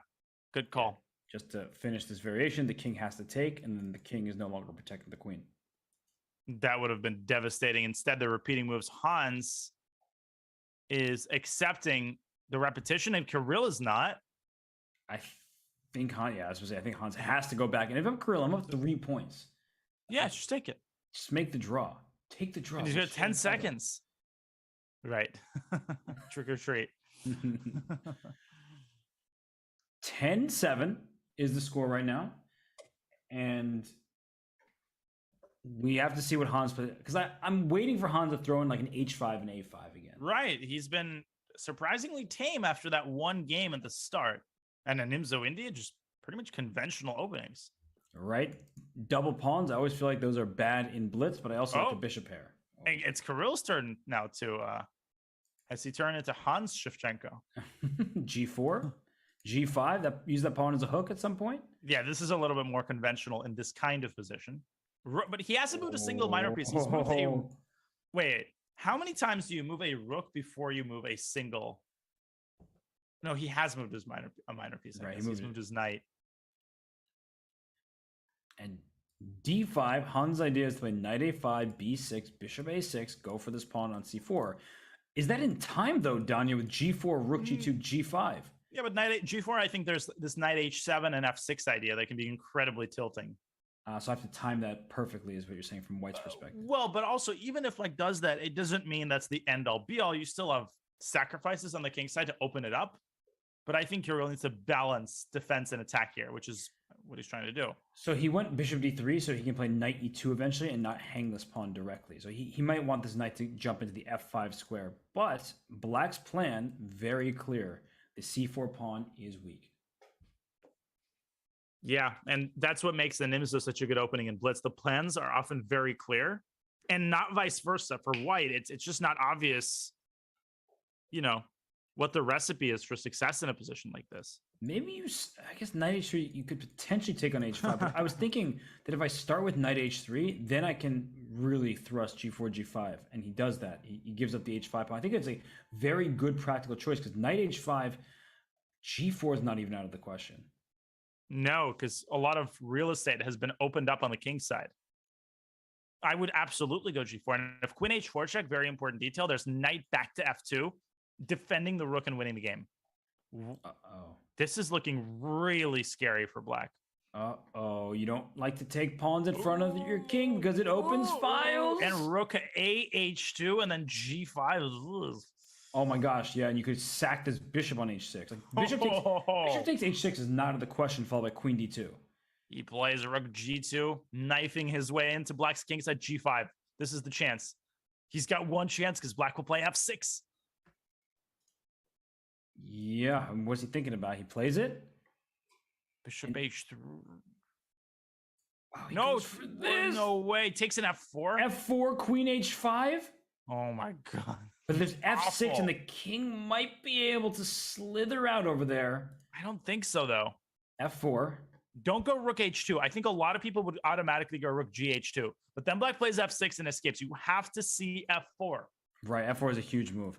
But it's an obvious move. And g takes opens up the g file, so when queen h5 happens, you get this, and g7 is lost. And if you take with the e-pawn, there's you also send the e-pawn as well. F5. I mean, queen h5 almost works, but black has a queen on d8. I mean, I'm liking the look of f5. Wait, f5 king g7? Then rook h2? King f... Queen g4. I'm just like throwing all my pieces at you very quickly. Well, I have only one goal in mind, which is to run. He goes f e. And you see the bar. Take a little bit of a dive, and that also frees. I don't know if this is important, but knights that blockade past pawns are usually very good pieces. It's certainly not unimportant. I think the reason Kirill did this is in order to open up access to the f file, to the f6 square. Oh my god, queen d7, there's like queen h5. Oh, that is a sick move. I'm gonna show that. I'm gonna queen h5. If you take the rook to stop checkmate 1, of course I just win your queen. And if you take the queen, rook g5, king h7, rook h5, that is checked and mate. That is sick. Oh, gosh. Ridiculous. This is a ridiculous attack. But 36 seconds for Kirill. What is his actual threat? I guess it's rook gh2. Now he's threatening it because he's ready to infiltrate to h8 and prevent the king from escaping. Oh, really important, because I think a lot of people would have played rook here first, but after king g7, rook h7, there was king f6, king e7, and that king runs away. But now the king is not getting out of here. If you push your pawn to f6 to try and run this way... You have to. Oh, gosh. Oh, my God, he goes f5. Even e takes f5 looks very possible. Not just possible, it looks very strong. You have to combine these normal moves with attacking moves like rook gh2, which I would play right now, like within the next millisecond. And play it. And this is as good of a chance as Hans will have, is to play e4. Yes. You've got to try to mix things up. 16 seconds. Okay, there we go. There's a pin here. There's a pin here. Rook h8. Queen h8. Oh, king d1. What a calm move. Yeah, but knight c4. That knight is now getting into the action. 10 seconds. e5. Oh, it loads up the triple. Oh, the triple stack. The Ilyekin's gone here, and that's decisive. Oh, that is disgusting. Queen h1. And you just can't stop rook h8 and rook h7. And that was necessary because black would have given up his queen instead for the two rooks. That's gorgeous. It really is. And I think you framed it really well. You have to make a mix of attacking moves and normal moves. And king d1, not really the most normal moves, but queen h1, line them up. Rook h8, rook h7. Oh my gosh. Where's the mate? Where's the mate? Oh my God. Take on g6. Take on g6. Yeah, but the king escapes to d6. Oh, what a move. Another amazing move. Oh my God. Gosh, because you win the queen. Look at Hans' defense. Oh, he blunders. Rook e2 and queen e4 check. It's still a huge attack. And rook e2, knight e3, king d2 is a huge threat. Yeah. And if you take on c3, there's queen e4 check. This is a huge game. Who is going to prevail here? Oh, it's such a tricky position. King d2? Also, rook e2 is a huge threat. Yeah, that's just winning a piece. Pre-move. Okay. Maybe not. But actually, is there anything queen takes d5. Well. You're stealing my... G8 queen, G8 queen! C4, where's the mate? Wait, takes? Where is it? Oh, he blunders. No, it was G8. He had to play it earlier. Oh, we're gonna lose. Oh, no way! Because king takes c4 with a counter check. No, but is he gonna lose? Hans has no time. Don't go c4. Gosh. C4. Don't go c4. Oh, queen g7, queen g7. Oh! Rook e3. Rook e3. Oh, he almost that. Oh my God. What was c4? Queen b6. Oh, the check. Queen e7. But take the knight already. Oh my God. No. Take the knight. Oh, he blunders d2, d1. Oh my God. That was the craziest game ever. I've never seen anything like that in my life. Okay. Let's dial this one back for a second. The players they're gonna get a break. The time control has ended. Right here, king went to d4. It's completely winning after. No, but this is winning. Yeah, after what?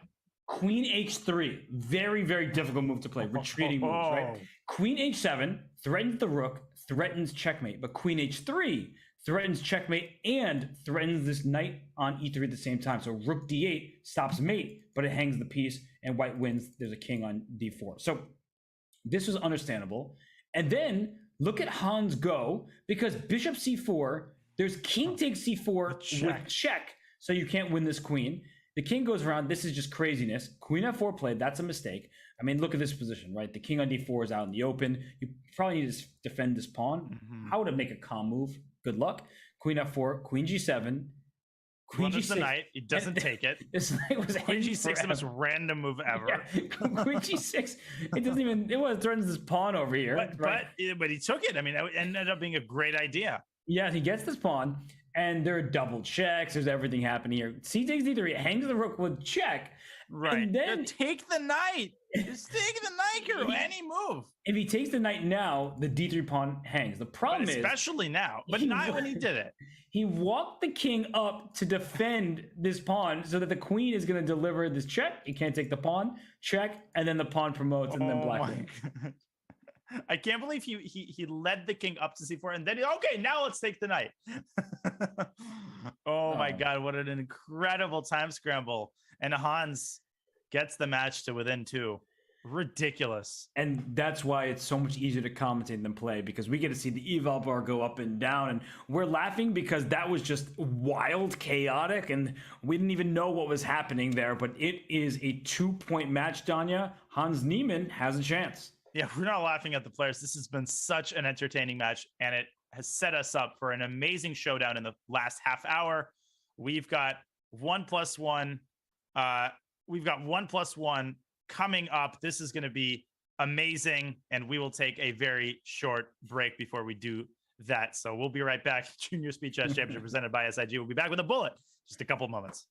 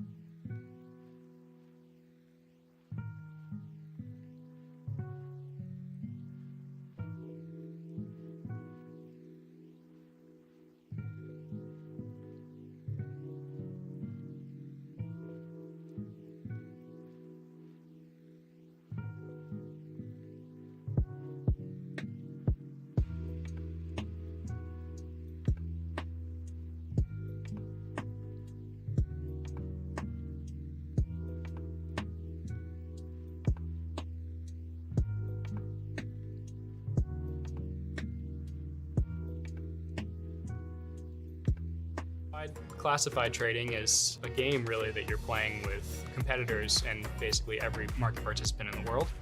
My path, I came in as a poker player, but I think that the main thing that everybody has in common is a sense of competitiveness and interest in gaming and strategy in general. Yes, you can actually use gaming skills for your career and for something to do on a day-to-day basis.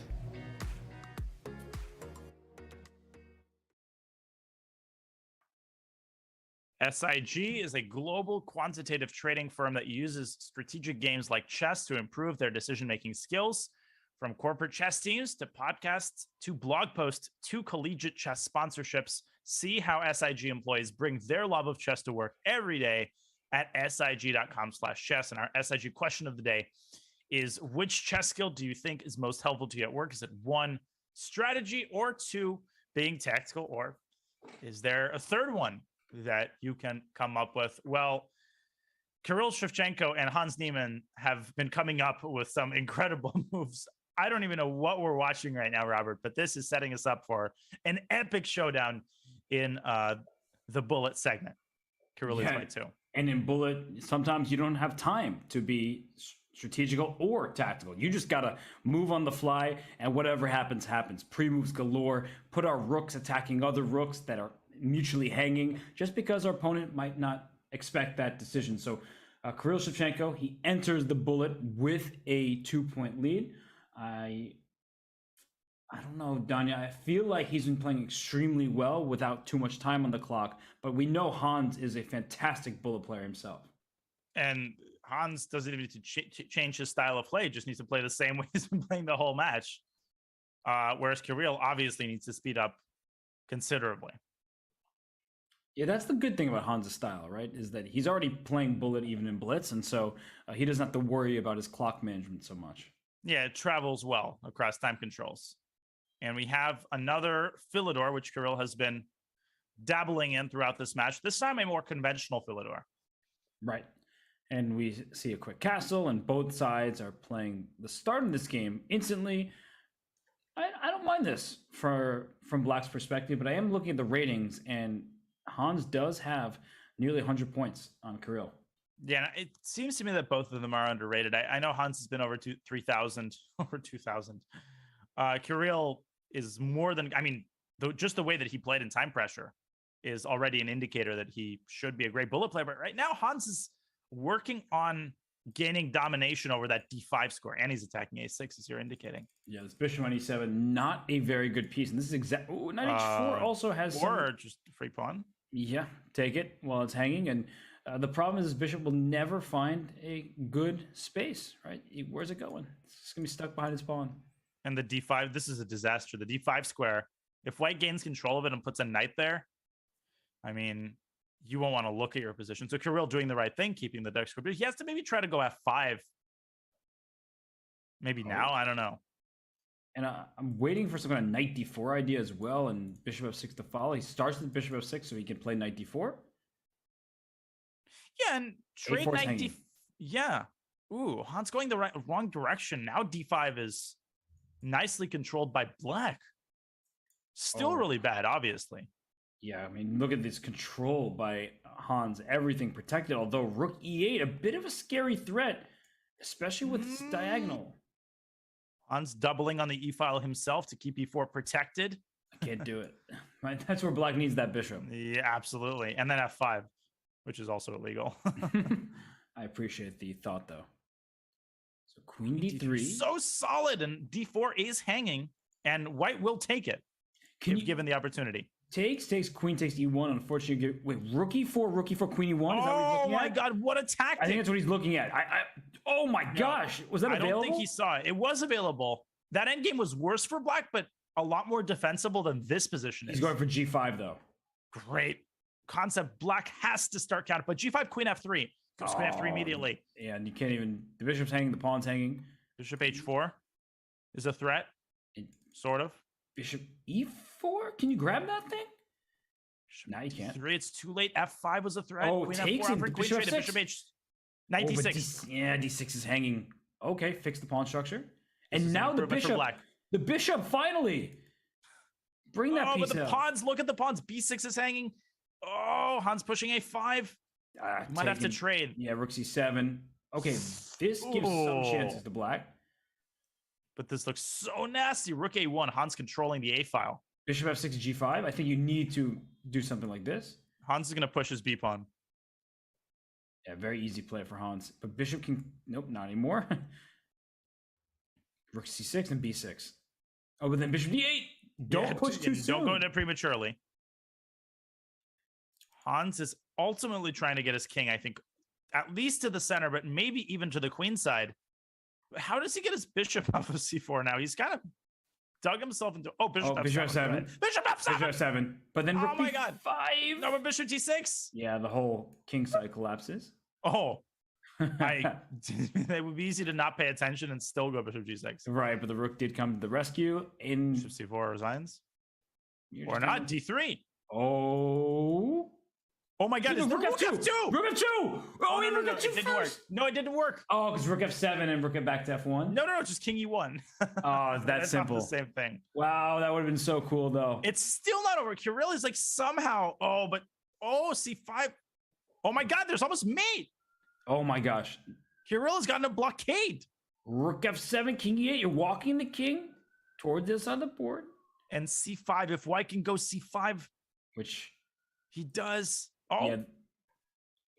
He's just in time to go B6. And that Kirill won one last chance. And there goes the pawn. Yeah, Rook the H7. Rook comes. Wait, Rook C1. Or this. Fancy schmancy. It does the trick. Hans wins the first bullet game from down 3 to within 1. And look at this start to the game. Hans in the 4 knights and Bishop B5. These lines can be very tricky, but Hans is playing mainline stuff. He knows that he can't afford to dabble with his rook pawns and move 1. This is definitely not theory. I feel like knight D3 calls this into serious question.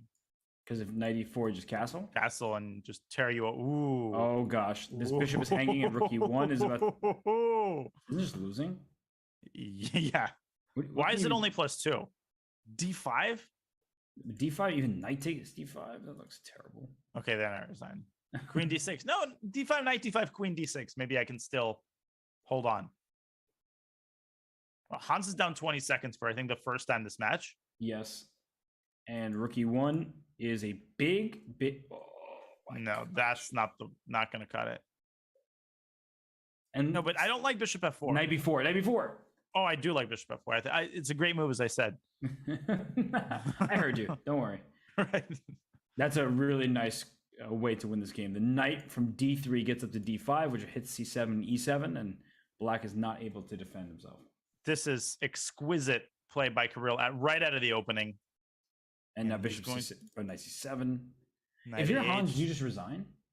Yeah. Yes. See? You called it into being. Although there's so much time left, right? Over 23 and a half minutes remaining. It's right. Random Kasparov noises. But it's one of those moments where it's not clear. Like, he was getting crushed in that game.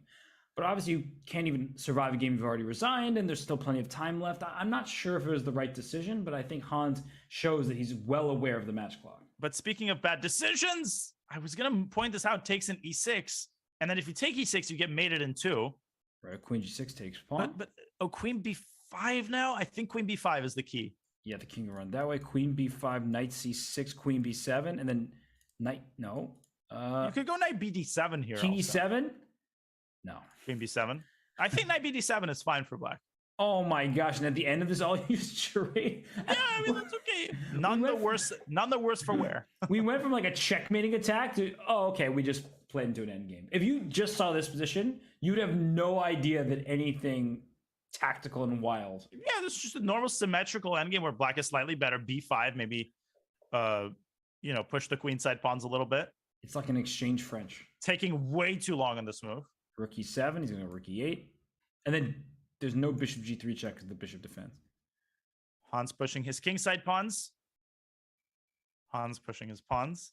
Yeah, but there's something here clearly based on the evaluation bar freaking out.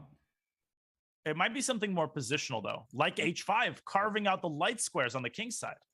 And this knight is just going to hop around into G6, and that's a problem.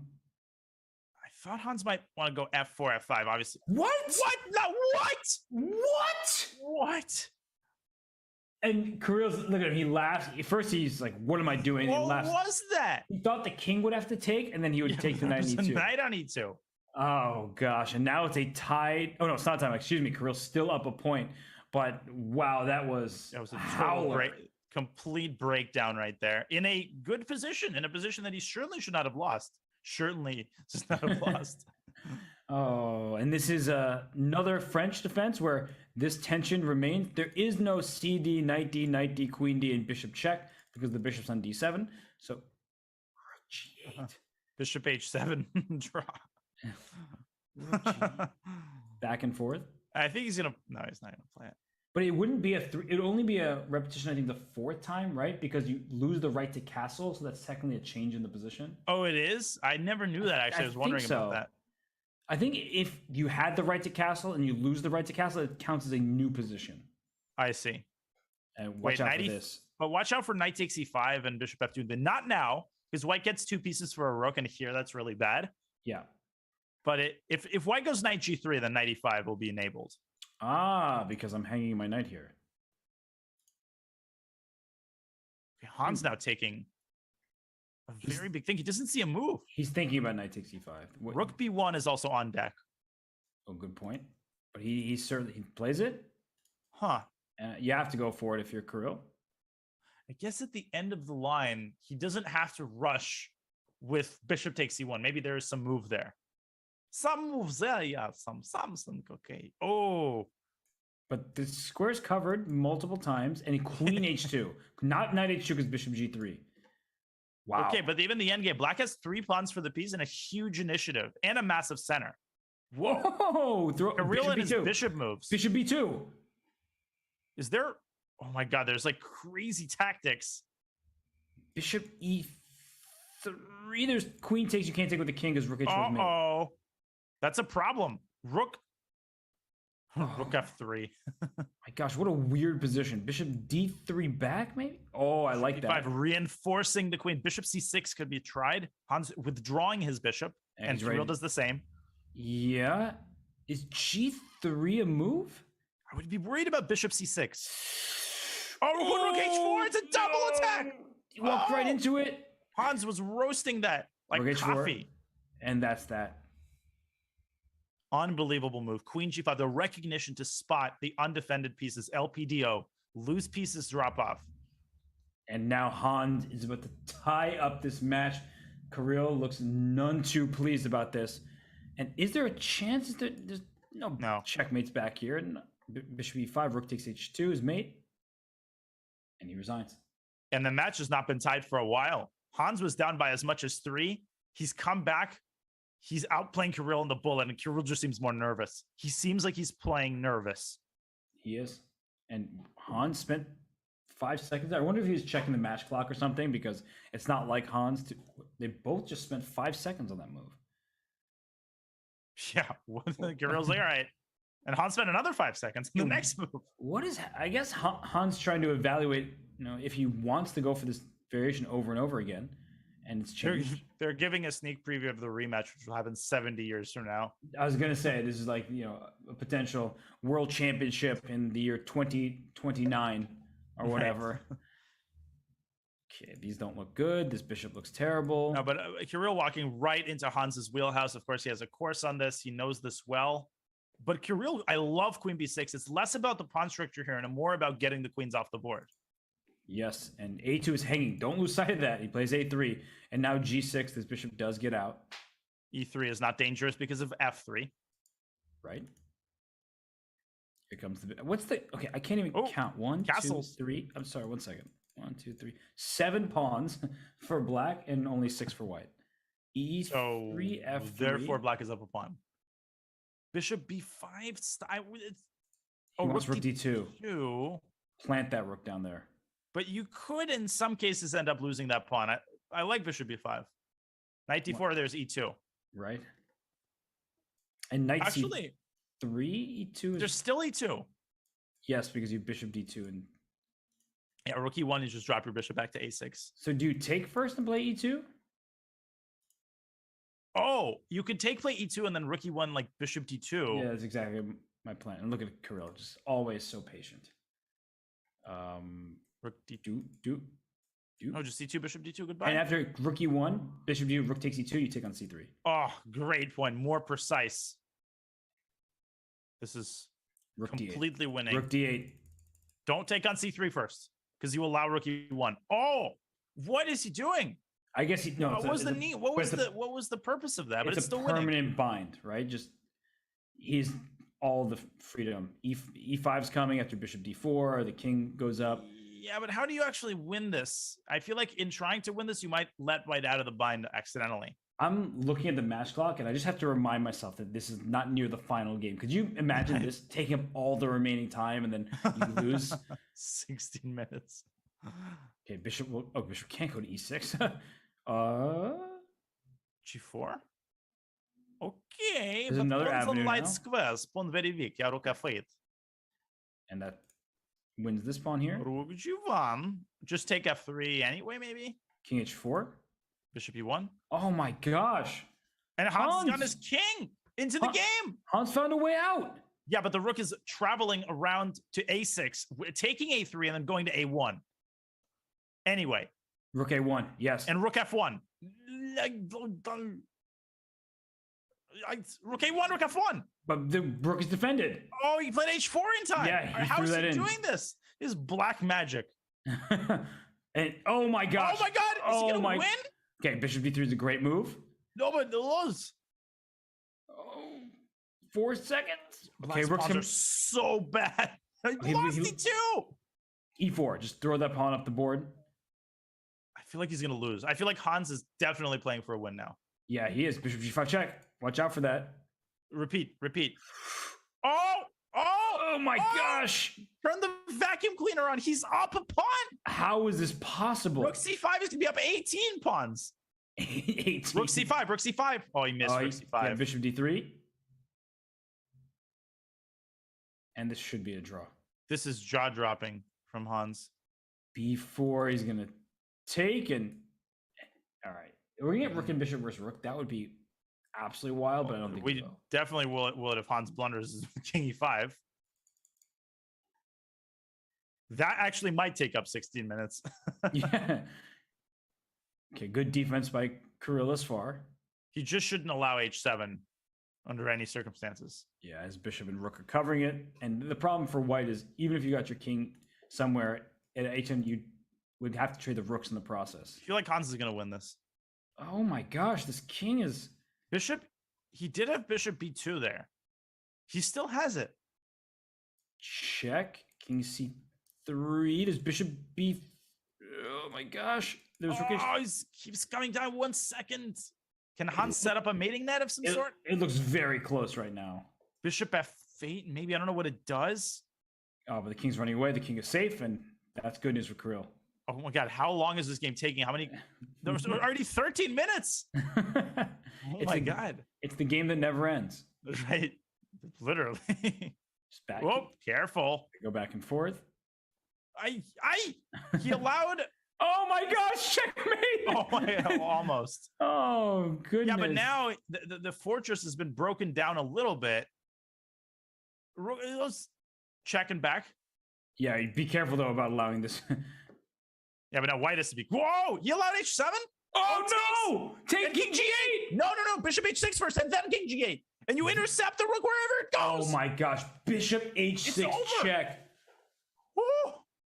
Are you kidding me? This is art. This is art. And I can read Hans's lips. I'm pretty sure he said a nice, friendly thing there. Words of encouragement for his opponent. He's pumped up. Oops, that was a mouse slip. Was it? I would assume so, but yeah. Well, what is this line? It's terrible. This is not going to win novelty of the year, I think.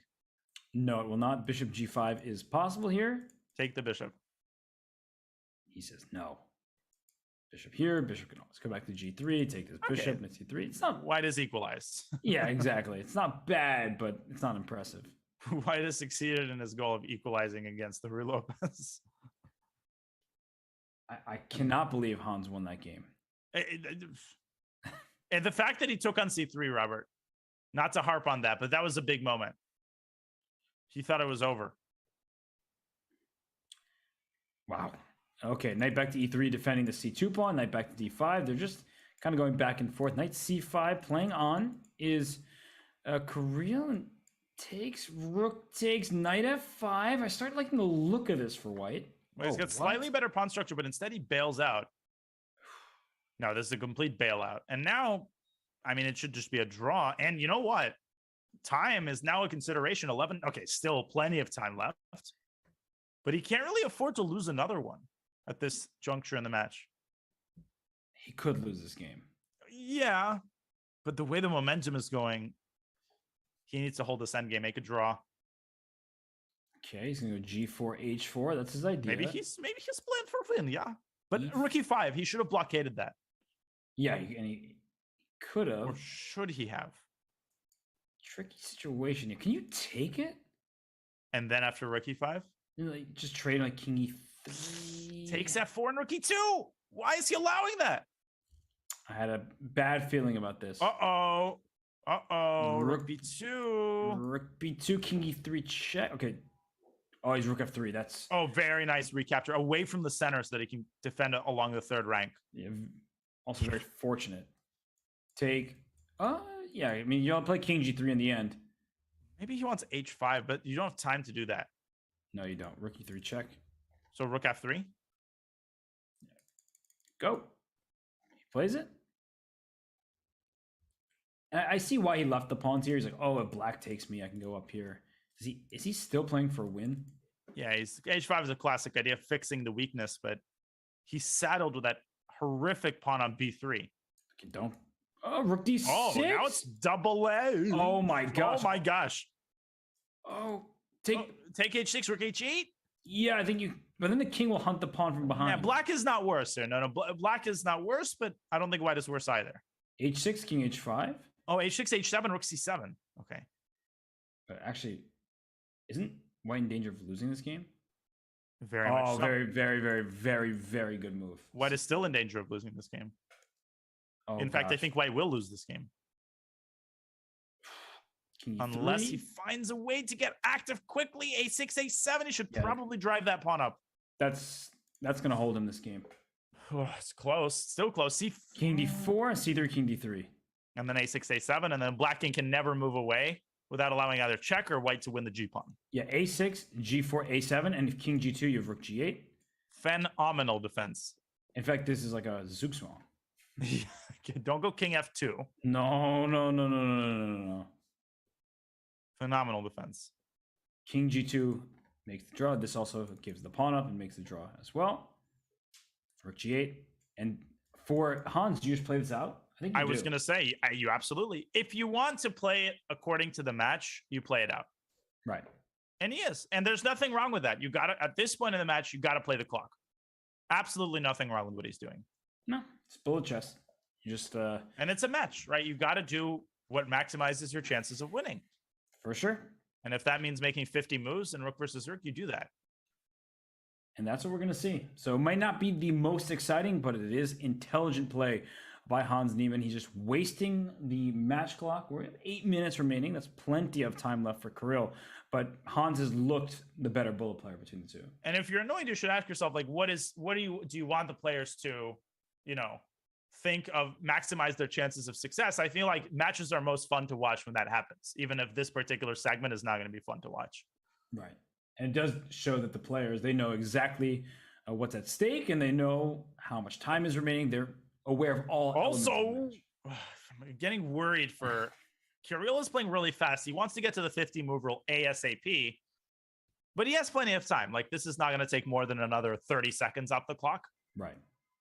Maybe a little bit more if Hans waits out until he has 1 second, which is what I would do.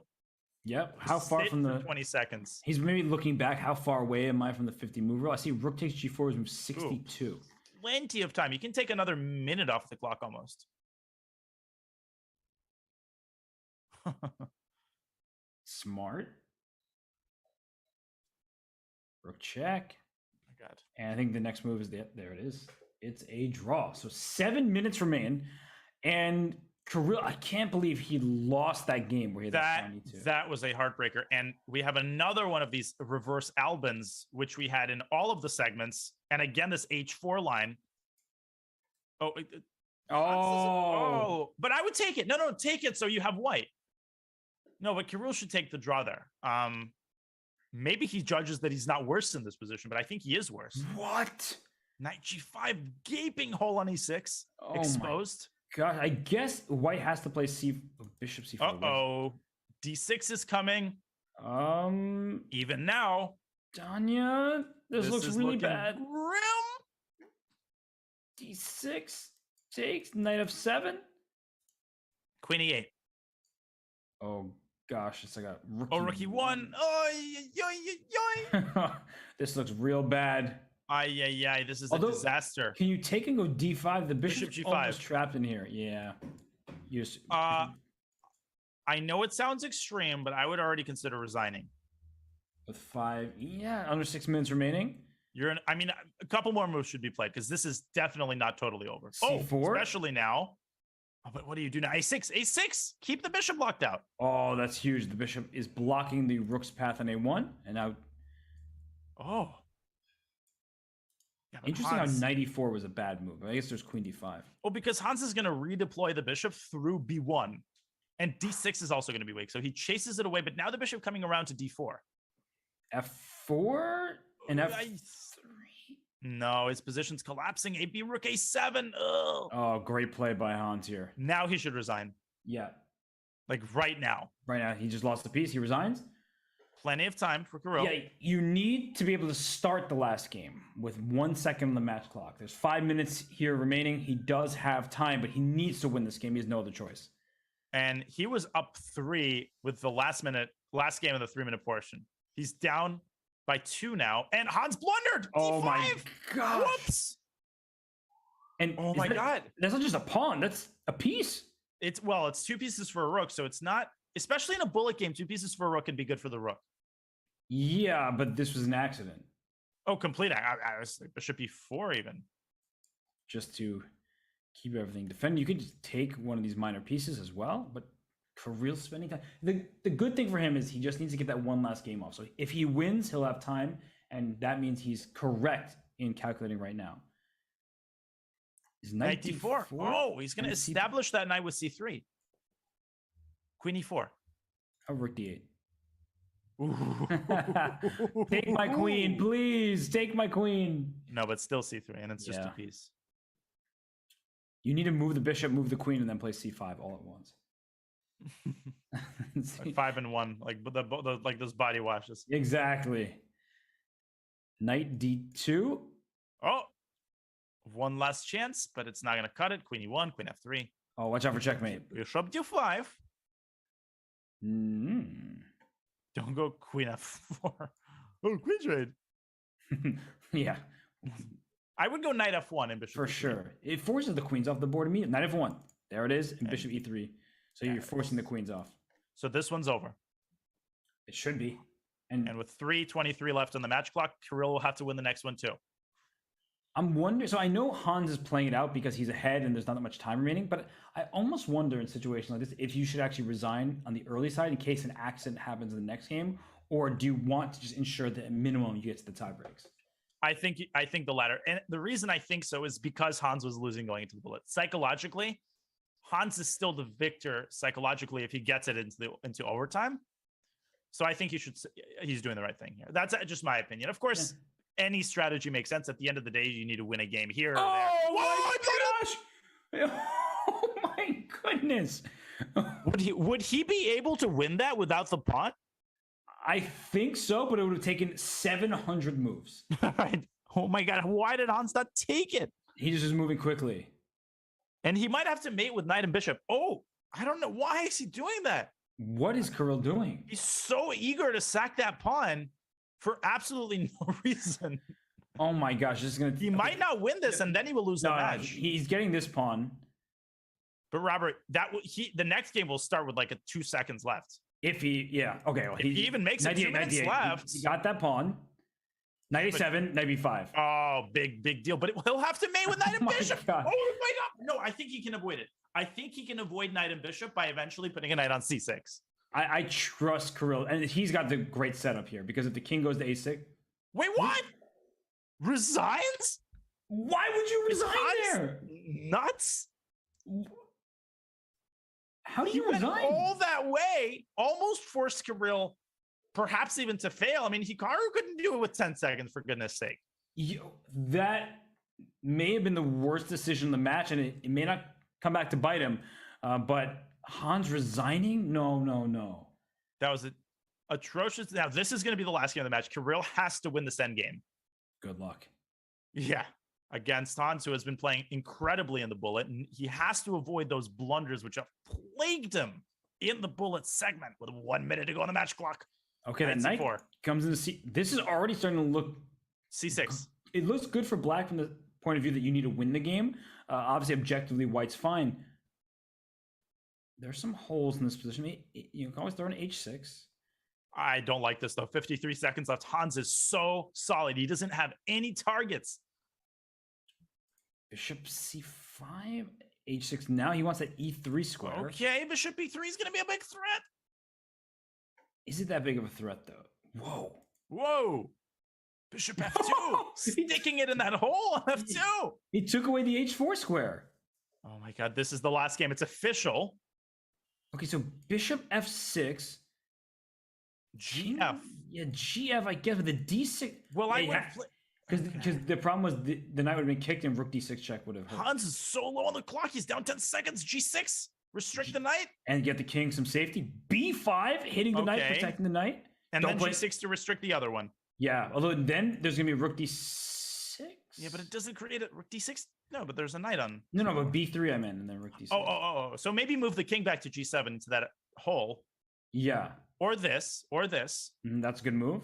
Oh, yeah, bishop a3, bishop knight b2. b2, but it's rook d6. Rook d6. Oh, man, this is getting a5. close.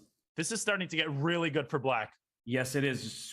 Very pleasant. Big a4. intermezzo. Oh, why not the other rook? Bishop. Okay, he wants the other rook to d8 at some point. Or e8. Or e8. Yeah, to defend the pawn. And now a4, b takes a4.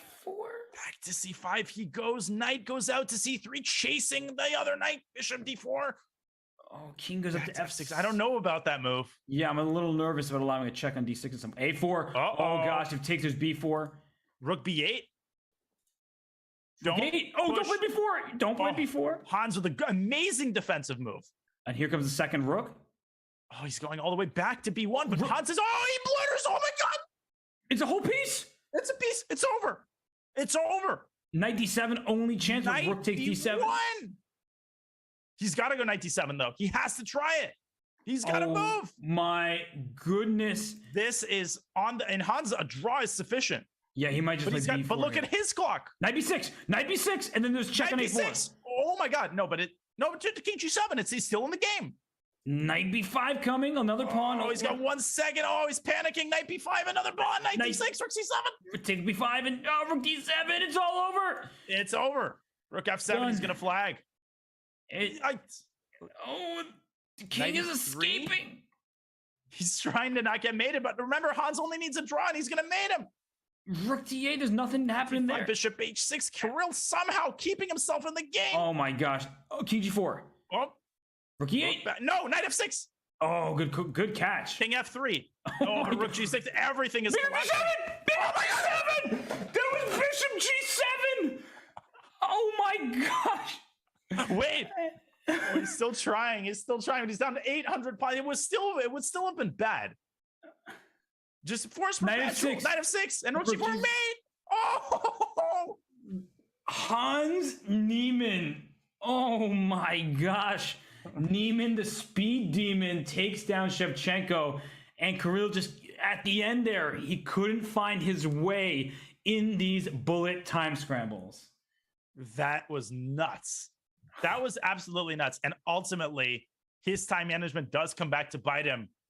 What an incredible performance, especially in that last game. Hans, after the resignation, cold-blooded, knight b1 and rook c3, attacking c6, And Robert, bringing that king back to f6, that's what did him in. Yeah, I don't know what that dance was all about. I think I pulled a muscle, though. Like, I freaked out there when bishop g7 was allowed. I mean, that was a one chance, one opportunity, right? Just to show you where it was. Yeah. The king is on a dark square. You never like that when there's a bishop on the board. And rook c4 defend the pawn, but bishop g7 would have won that rook for the bishop, and then it's anyone's game. Absolutely, because Black would have also won f4 on top of that, and then had a pass g-pawn. Black would have had winning chances. Yeah, because rook takes d5 was a threat as well. Oh my gosh, that that might have won the game. Right. There was real chance there. Even rook takes d5 followed by bishop g7 was there. Unbelievable. Oh, then rook c3. Okay, but anyway, that was a missed chance. But Hans Niemann, he comes out on top when all is said and done. Danya, wow, wow, wow. JSCC, man, there's nothing like it, and this is proven match after match after match. All that remains is to bring on the victor, to bring on Hans Niemann for an interview. We're going to go on a break so we can set Hans up. We'll ask him all about the match, but first, a short break. You're watching the Junior Speed Chess Championship presented by SIG. What an epic match we just saw, and we'll have Hans Niemann here for you on the other side of a short break.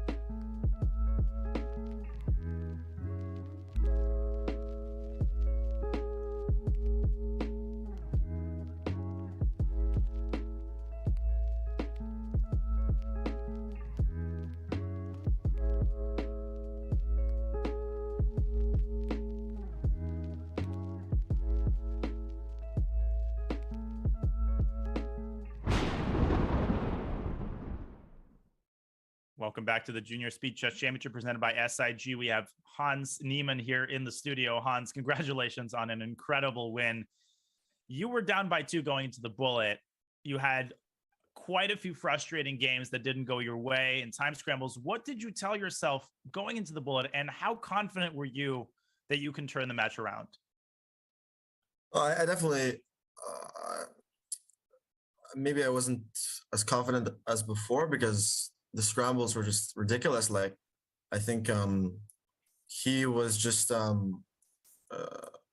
really, really impressive in the scrambles, and he flipped a lot of games, which I'm really surprised that he flipped. So that was a bit frustrating, but within 2 points in the bullet, every single game he was getting in time pressure. I had 3 minutes on the clock, so I had a very good feeling about the bullets, but I just needed to keep it within distance. But I didn't fully tilt. I didn't play like 1A5, but I did play 1H5 once, but that was not tilt. It was just, I just wanted to show my respect to my opponents. Well, there was that critical game in the bullet where he had that pawn on e2, your pieces could hardly move, and you not only held resourcefully, you ended up winning that game. How in the world did you manage that? Just defense, resourcefulness. Yeah, you gotta just sit there and hold on, and I think with this time control, I felt that because if I'm not dead lost and it's not clear, then I can probably make something happen. But it wasn't that easy, right? Because it was sort of a fortress. Yeah. Right. Yes. Somehow there were always chances. Let me press you on something, Hans, that surprised Robert and me. The penultimate game in the match, there was maybe a minute 30 left on the match clock, and you resigned that knight and bishop versus bishop position. We felt like you actually had a chance to milk out the rest of the clock. What was your strategy? Like, what was your thinking? Were you aware of the match clock? And if so, what was your approach? No, I didn't think I could milk all of it. And I was confident anyways. I had white. Didn't think I would lose. Thought, let's just get it over with. Why? Because I think if I just continue to like sit there and try to burn the clock out, I just have the wrong mentality, right? I think me believing in myself to just not lose with white, considering that I've already been dominating the bullet, I think is,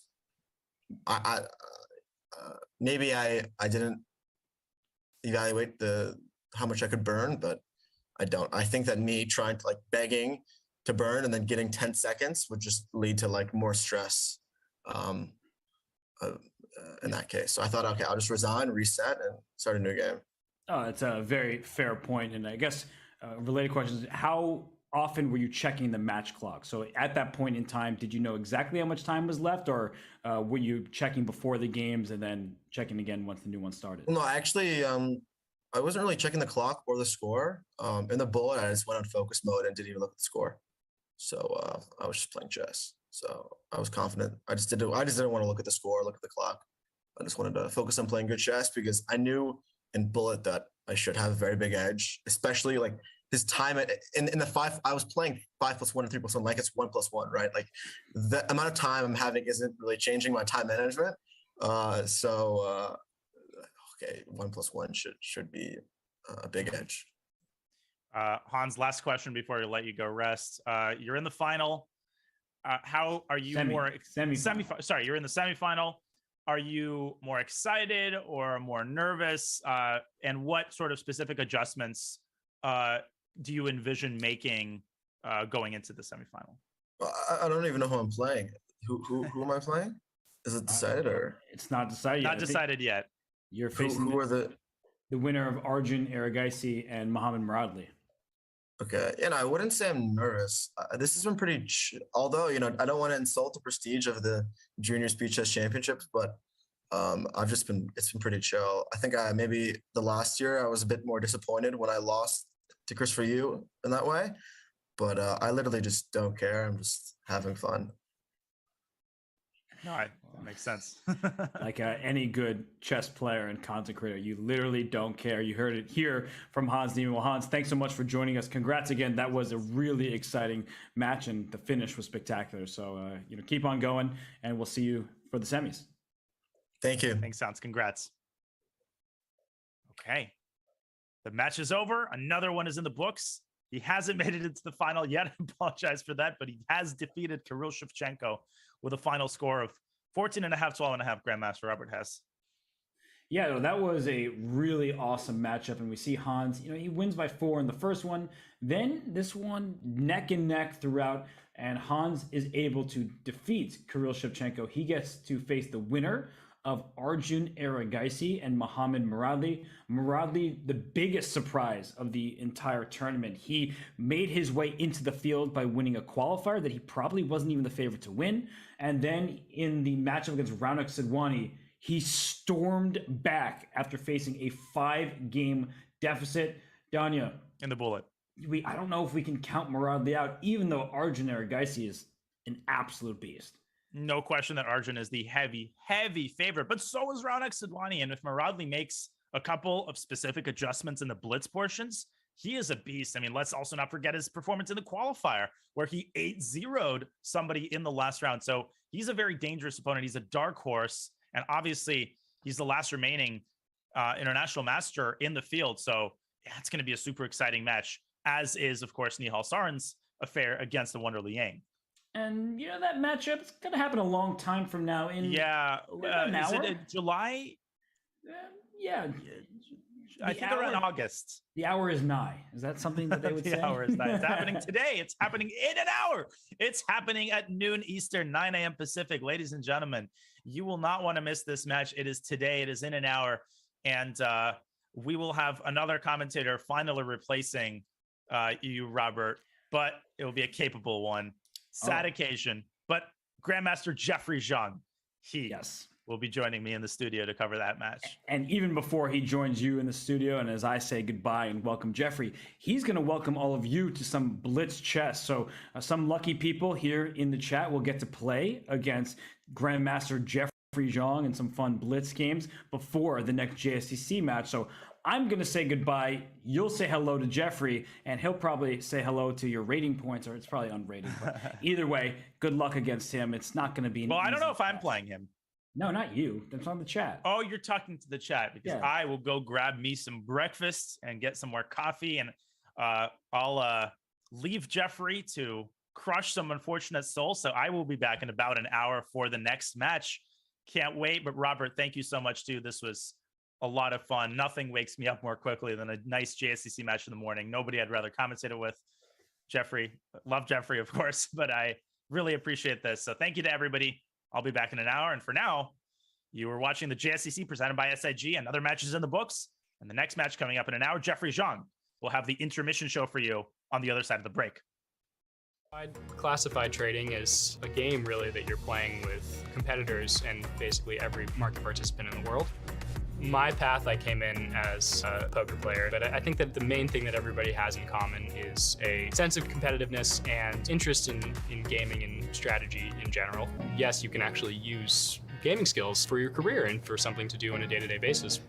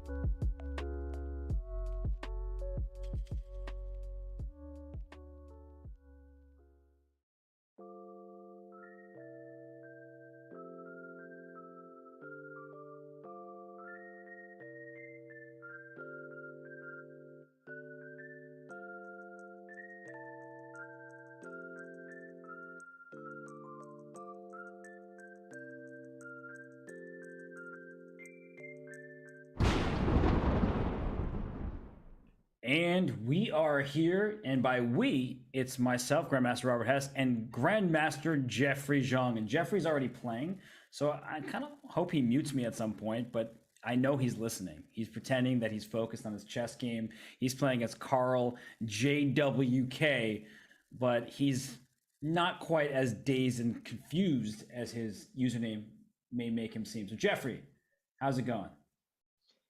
It's going pretty well. I think, yeah, this seems like a very fun little session here before our match, so should be very enjoyable.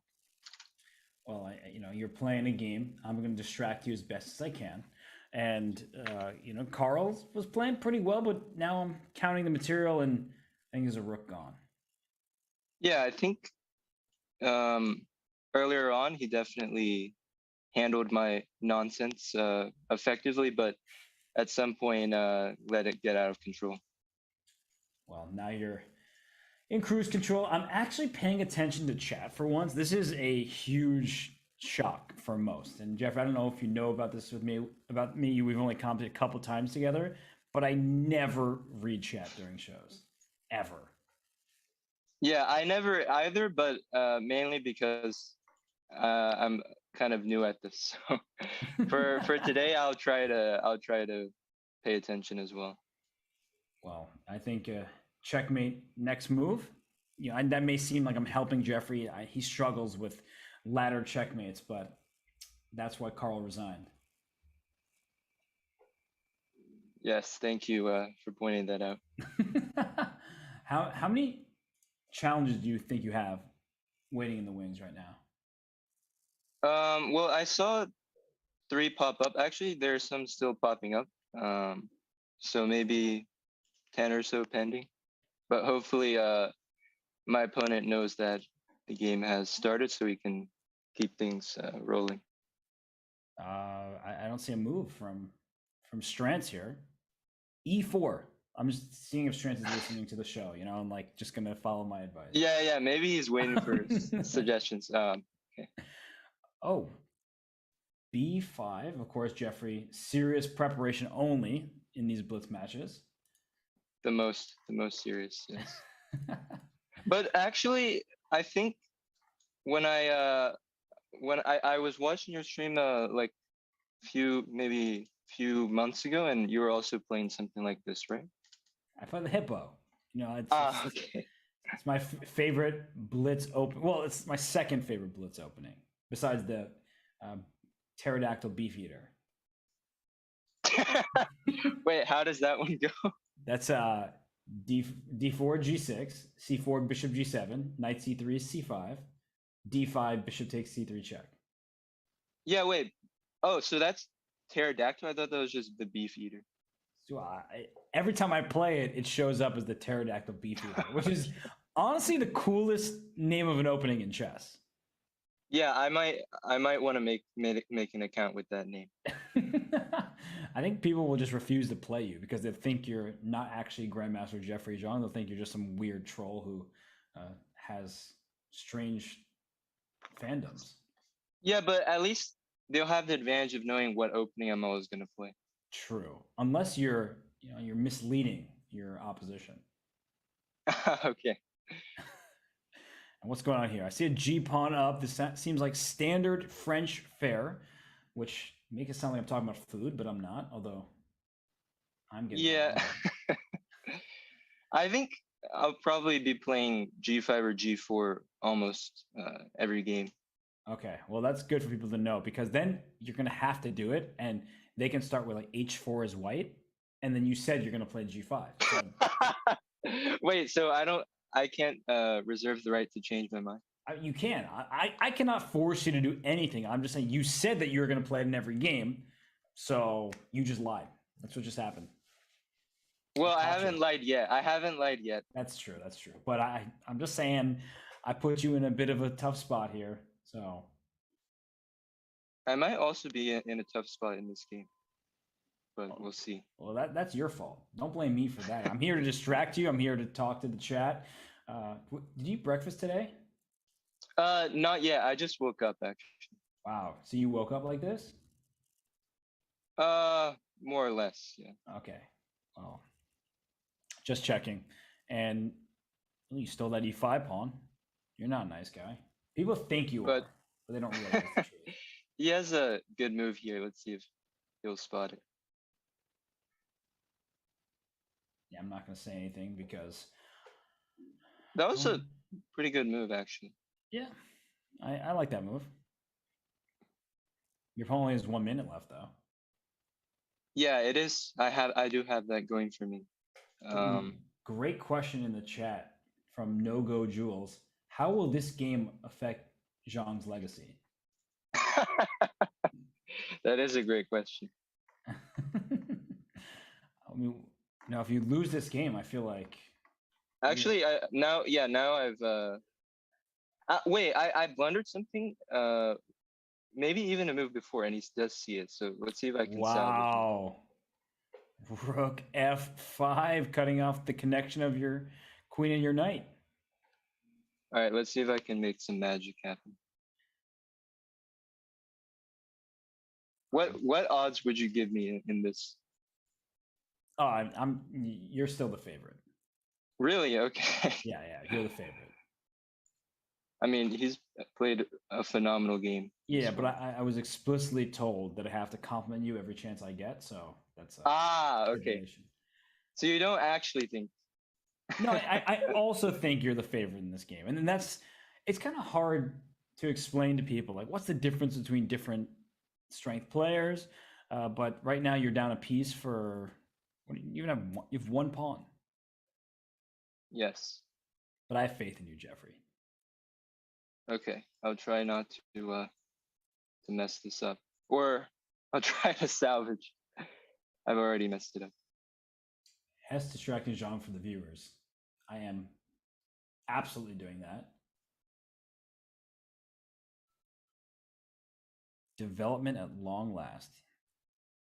Wow, what a brave soul you are.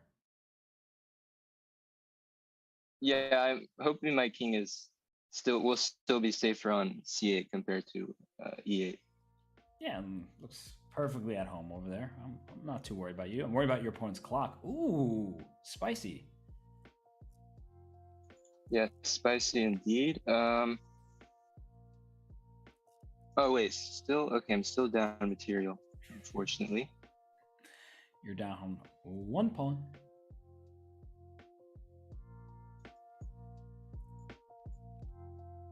This 1800 is pretty good. I agree.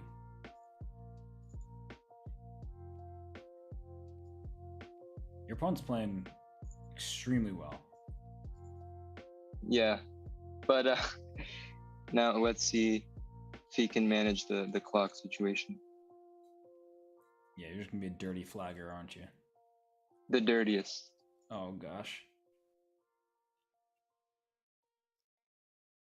And you weren't expecting that move, I can tell. Yeah, I was hoping that he would take on f5, but he avoided that trap there. Now I'm not sure actually how to continue. Deep in the trying to see if e4 works. Probably doesn't. The good news is your opponent has 11.4 seconds left.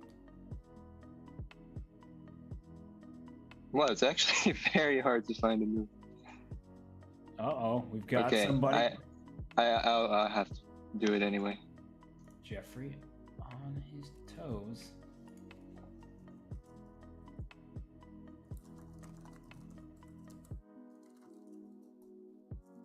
Hey, where'd the queens go? I turn away for a second, they're gone.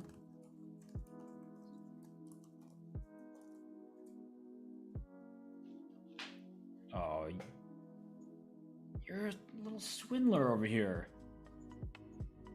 Yeah, this was unlucky for my opponent. Wow, what a game. That was a really nicely played game. Back at rook f5? Right. Yeah, it was really very impressive by strengths. And I think you were thinking instead of king g1, rook takes f7 was also something that looked interesting before?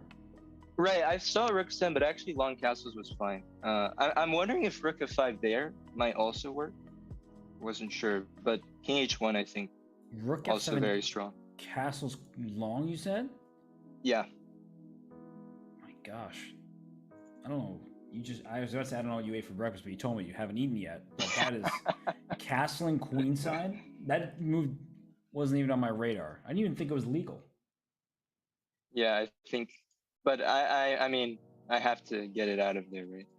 Yeah, that's what I was kind of thinking you needed to do. And hey, you push your G pawn. Okay, but it's not fair as what you can do on the first move. Okay, but I'm not gonna do it on the first move, just down the road. Well, you're a benevolent soul. How? Reminder, says Strantz, never play a GM with trackpad. So Strantz, I mean, what a game you played. Very well done. Should have won it. And yeah, definitely if you had a mouse, you probably would have won. Are you saying that to make them feel better, or you truly believe that? I mean, based on how he played, I think it's a fair assumption. Yeah, it was a really nicely played game, and you were in some trouble, and now you're playing like all top-level grandmasters do, with rook lifts galore.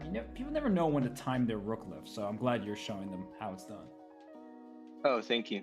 Yeah, it's very recreational play by me so far, but I kind of like it.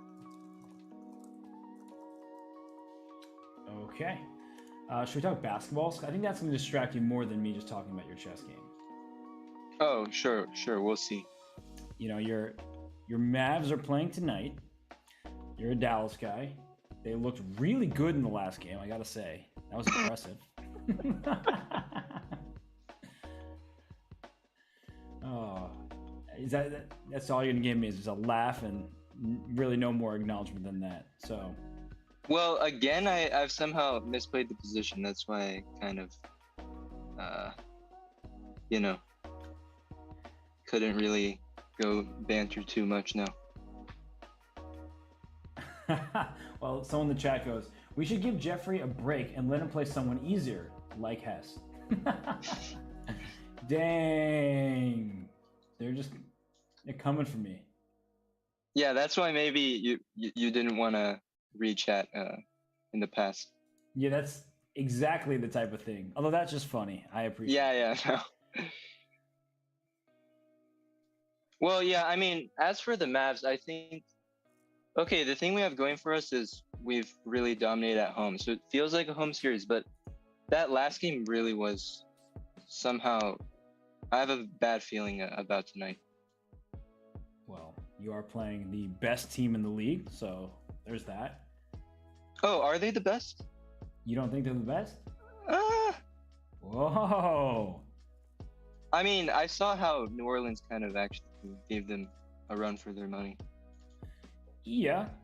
And then when all was said and done, it was a 6-game series. It ended. Who's the best team if not the Suns? What about Milwaukee? I mean, Milwaukee's a good team, obviously. But I mean, actually, I honestly thought it was the Warriors, but only before last night. So that's how you operate? You know, one game changes your... Yeah, maybe it's like an over-exaggeration, but I think yesterday was just a little bit too much, no? Well, Milwaukee does have one of my favorite players. And of course, Giannis is awesome, but I'll say Drew Holiday. I've been a huge Drew Holiday fan for so many years now, and I think he's incredibly underestimated and underappreciated. And he's so darn good. He is, yeah. And I would say it was the main reason they won last night. Yeah, his defense is phenomenal. He's like a first-team all-defense type of guy. He shoots like 42% from three, and he just does everything you could ask for. Wait, where did he start out? Do you remember? Who Drew drafted Holiday? him? Yeah. He bounced around. So there are the 3 Holiday brothers, right? And I don't know how many. I'm going on a tangent here. I'm not sure how many. 3. There's Aaron Holiday, right? There's Aaron, there's Justin, and there's Drew. Oh, that's right. Okay. I think they're all brothers. Maybe one of them is not related, but I'm pretty sure that they're all brothers. Anyway, the Antetokounmpos are at the set of 3. So Drew Holiday started his career on the Sixers. Then he was on your new favorite Pelicans team, and then he went to the Bucks. Gotcha. Okay. Yeah, I remember when he was on the Pelicans. I don't actually remember his days with the Sixers though. Yeah, that's where he started his career, and like his final season. I wasn't even watching your game, but I see Checkman on the board, so that's secondary to our little basketball chat here. His final season on the Sixers, he was dropping like, I don't forget, maybe 16 points per game or something like that, and then he became better known instead of just being a passing guard as a scorer. And then he played in the Pelicans for a bunch of years and was a monster there, and then finally now he's in Milwaukee. Yeah, this game I'm probably not gonna be able to play G5. So we caught you in your first lie. Wait, actually, never say never, maybe.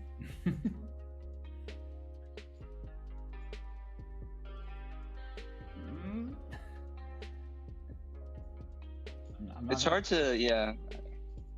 It's going to be very difficult for you to get away with that move, isn't it? The issue is that it just doesn't really make sense without a knight on F3. Yeah. I'm still waiting for G5, though. Okay, if he plays F4, I will play it. I knew you were going to say that, because I was going to say that's the circumstance that it makes the most sense.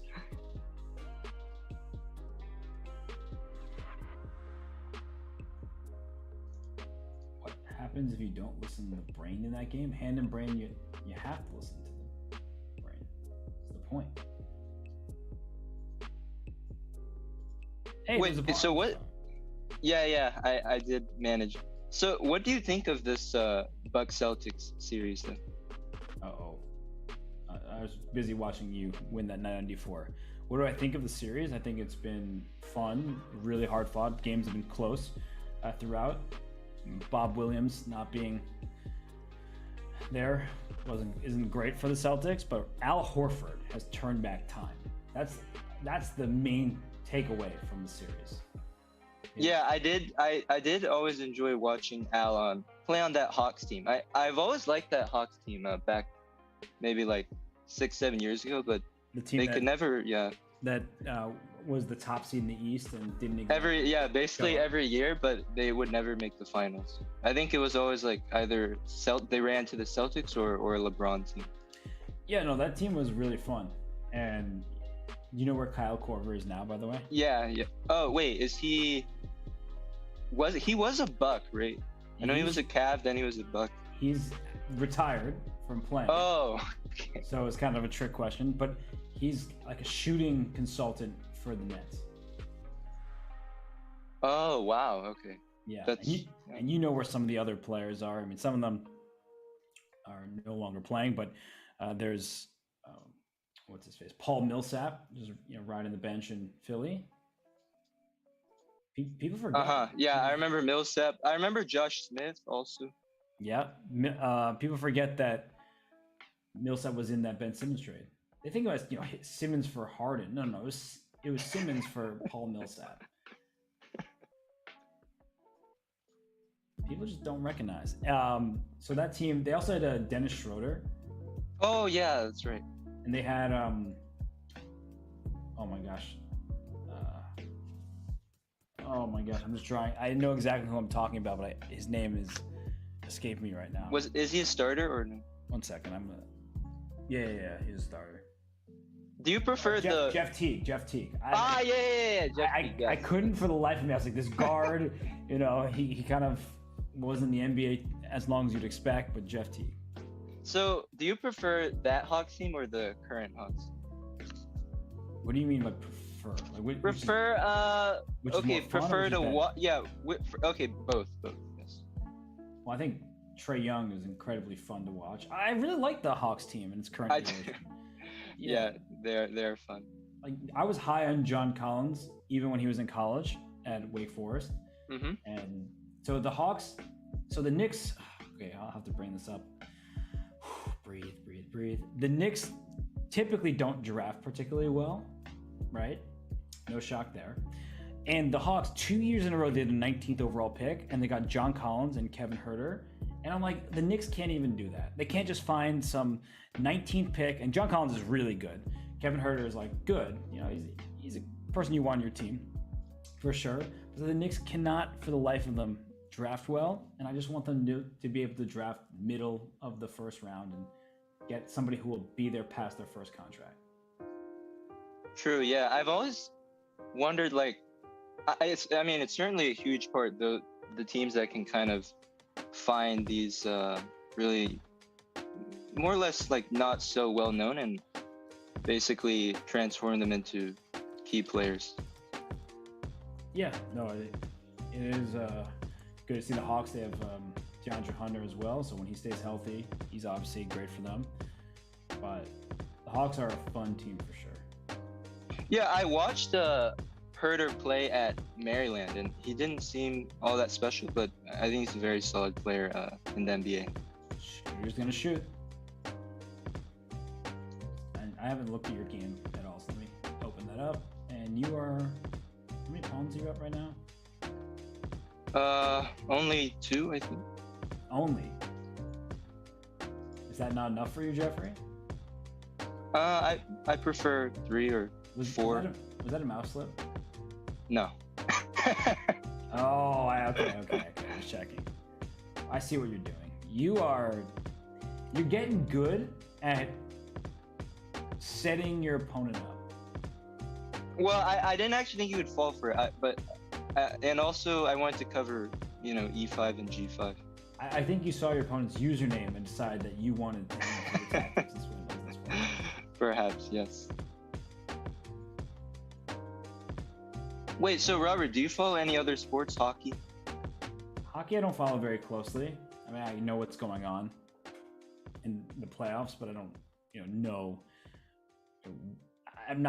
I'm a huge basketball fan, and I follow that extremely closely. I watch a ton of basketball, and I follow the NFL, and I follow football, or as we like to call it, soccer, but not nearly as closely as I follow basketball. So you're not a Rangers fan? No, I'm a Rangers fan. Like, I will root for them, but I don't really sit and watch the TV and root for them, if that makes sense. Like, I watch and suffer through Knicks games. But So you were not watching yesterday's game? I was watching the NBA. Bucks. Okay. Yeah. I was actually watching Rangers more closely. Rangers, Penguins, and then Capitals, Panthers. Why were you? Are you a bigger NHL fan than you are basketball? I think so, yeah. Wow. Okay, I don't think the people knew this about you. Probably not, yeah, but I love hockey. Okay. Have you ever played yourself, or you just like watching? No, I've played like hockey, let's say field hockey, because I don't know how to skate. Yeah. But no, not ice hockey. I think it would be interesting. Wow. Okay. Although maybe, I'm not the biggest guy, so it would be scary to play maybe. Well, okay. No one's expecting you to check into an NHL game. You can. No, but even any game. Are you about to get yourself in trouble over here? No, I don't think so. Okay, just checking, making sure that you're healthy, that you're good. You're talking about getting bodied, checked into the boards in hockey. Yeah, luckily it's not Bughouse. So. Oh wait, but I am. You noticed a little bit before it was about to happen. Yeah, I still think I'm safe though. Actually, maybe I just. Let me see. How should I do this? I know what you're gonna end up doing here. I can speak Jeffrey.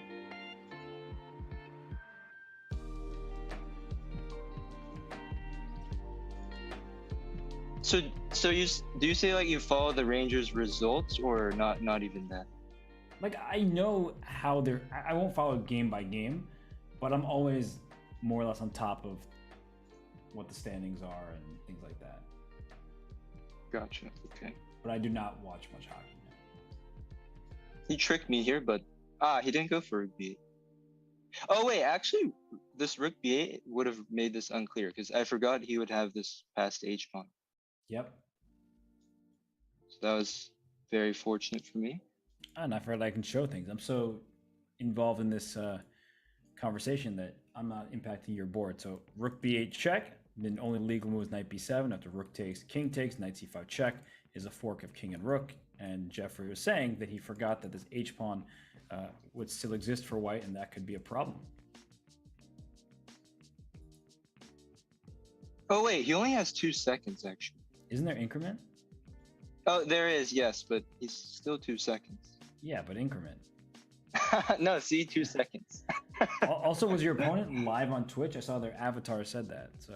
Oh, maybe they were. Maybe they were. All right. Hopefully, they had a good time. Oh, I see Real Madrid challenged me, so I'll definitely want to accept that. Oh, because you're a little footy fan. Yeah, and I don't like Real Madrid, so I definitely want to. So you're gonna crush that. Bro. I thought this was like a friendly thing. No, yeah, it did sound like that at first, but yeah, my intentions were otherwise. Oh, this looks like. Sorry, my opponent is not here. Now, where is this Real Madrid? Oh, somehow the challenge disappeared? They're Or gone? can I find it somehow? I think that maybe just nobody wants to play you anymore. Maybe. Hey, you're talking about hockey and now you're playing the rink. That's a good one, yes.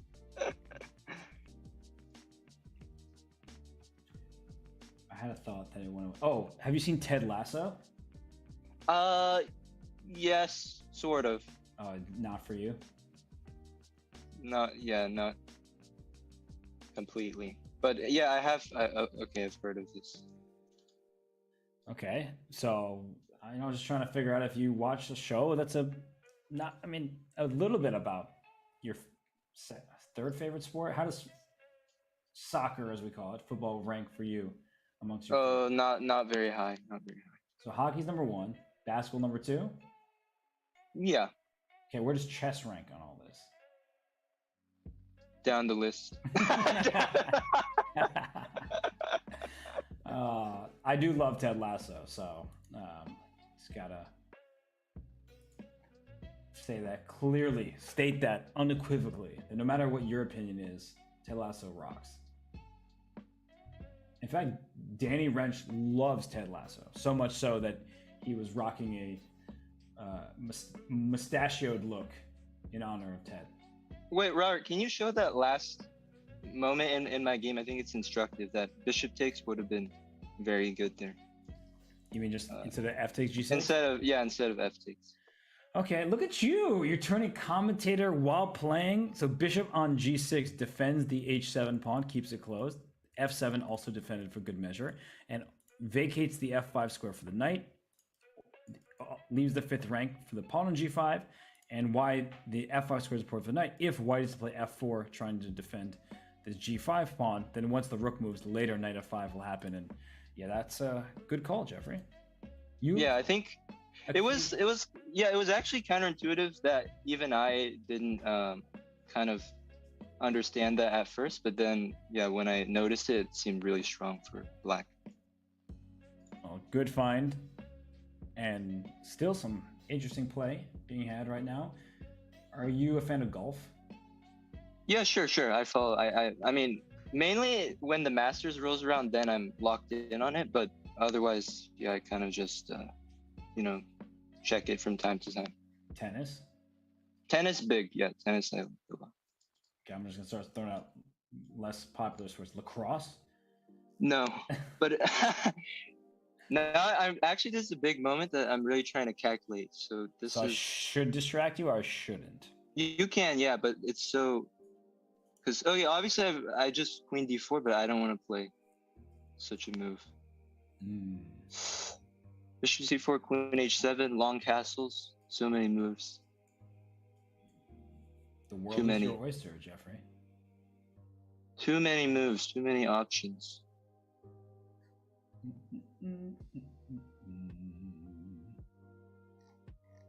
I think I have to make the game fun, though. This probably doesn't work, but let's find out. Jeffrey just wants to have fun. You heard it here first. Oh wait, actually, sorry, it definitely doesn't work, so I can't do it. shoot. That's not good. Uh-oh. Are you saying that you blundered? Blundered, yes. Because I wanted to go rook d4, queen c3, and then throw in like queen h7, king f7, bishop c4 with the idea bishop e6, rook d7. But he has rook d5 there, so now I have to bail out somehow. And also, I spent like 90 seconds there calculating a wrong line. So I mean, that happens over the board as well, even when I'm not in your ear distracting you. yeah, no, I definitely can't blame you for that. Wow, Danya for sure would blame me. Yes, he for sure.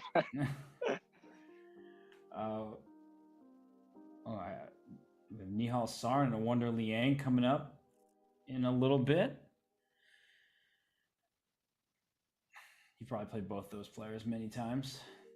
Nihal a little bit less so, surprisingly. I think we've only met on some random online events. Because I never played good enough to get to play him in the JSCC, unfortunately. So you have to play well enough in Title Tuesday, is what you're saying. Didn't you just score second place the other day? No. It was third. Oh, excuse me. You're just, you know what? I can't really talk to you anymore. Third place? I thought I was talking to a silver medalist. Yeah, you should. Yeah, you definitely. Did you play Magnus or? I did. Yeah, I feel like this is my impression, but when you get paired up with Magnus, it seems like you play a little bit worse. I think you're just more nervous, thinking that, this is Magnus, and also you play much slower, like less confidently. I noticed that not just me, but many, or basically all of his games. So I think it was very psychological. Yeah, and I feel like with Hikaru as well, people tend to say that he has that effect, where you know that if there's a time scramble, you're going to be in trouble. You know that if there's a tactical melee, they're super good at that. But you're also pretty, a little bit half decently good at all that stuff. So you're saying even you fall victim to that psychological effect. Oh yeah, for sure. Like against Magnus, I don't think he played particularly well. I mean, by his standards. So I don't think I should have lost that game to him. Got it. And does that carry over to over the board? Sometimes, but in this scenario, I don't think that game will. But it definitely does. I mean, the psychology and chess in general, it doesn't matter the time control. It's huge. And you've played Magnus at least once in Tata Steel, right? Correct. Yeah, we've played maybe 3 times over the board. Or sorry, 3. Sorry, no, that's wrong. Only 2. So both times in Vaikonze, or? No, we played once in Isle of Man. Oh, sorry, I found Real Madrid. Okay, sorry about that. Oh, I thought you were saying you played in Real Madrid. I was like, no. I was like, okay, gotcha. That's cool. So you played him at Isle of Man. What year is that? This was it was the first year that they kind of switched the organization. I think it was 2017. Okay. And Magnus won that tournament, and I think Hikaru finished second, if I'm not mistaken. Was that the year that Krumnik and Fabiano played in the first? Yeah, exactly. Okay. And you're also gonna just bully Real Madrid, is what you said. Yeah, maybe. I mean, that was the idea. Yes. And Rink says good game, and Rink is a mod for the Chess.com channel. So you just very, very cool. Yeah. Defeated a moderator. Oh, hopefully I don't get in trouble for that. Yeah, you're about to get banned. Oh no, you should have told me you were a mod beforehand. So you played him, Magnus, in 2017. Your rating was already very high then. It was actually not so high because I think I was in a slump going before that event, so I was like 2630. Got it. So yeah, for everybody in chat, 2630, really bad chess player. You all are better than that. Don't worry about it. Jeffrey, just no one would want to talk to him if we think about it. So Okay, you lost to him that time, but I remember you drew in Vikings. So, and those are the only 2 times you played over the board. Yes, and we also played an online match in the clutch chess. So it was I would say semi-serious. Got it. Semi-serious. Because it was rapid, so I mean, much different than. Yeah, for sure.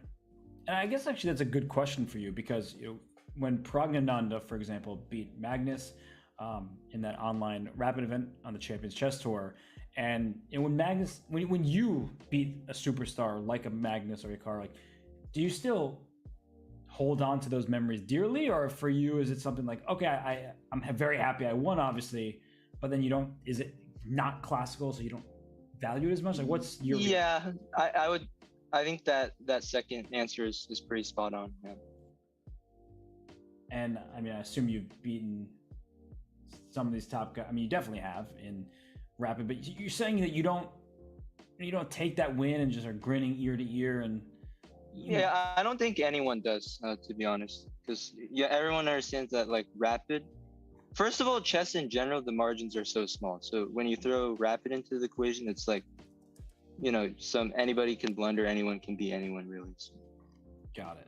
Well, I'm pretty sure I beat you 1 time. I'm looking right now in Blitz here on chess.com, and that memory's never going to leave, even though I didn't remember until I just looked it up. But that memory's never leaving.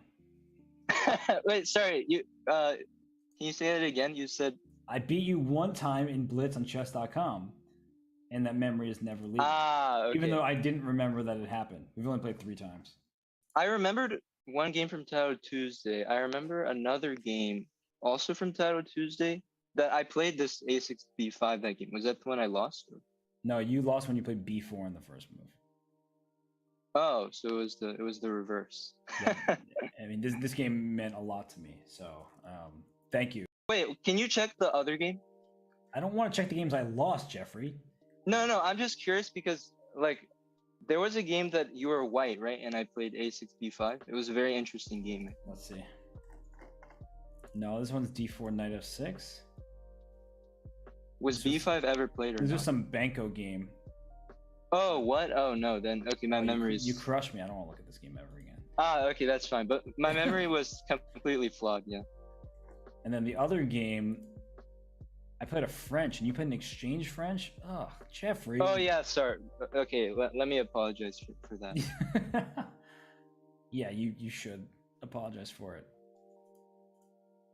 I remember Dania said that he was banning openings like these from the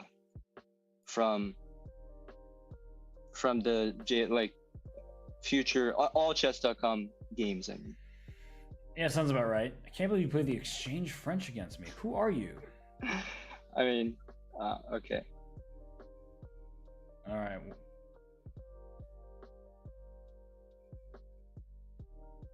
Cool. Apparently, we're being told that Jeffrey's playing his final game. That means that he also gets to be freed from my presence. Oh, is this game over? Wait. Is it one more game from here or the? Oh, last one, Jeffrey. Okay. Because the next match is starting soon.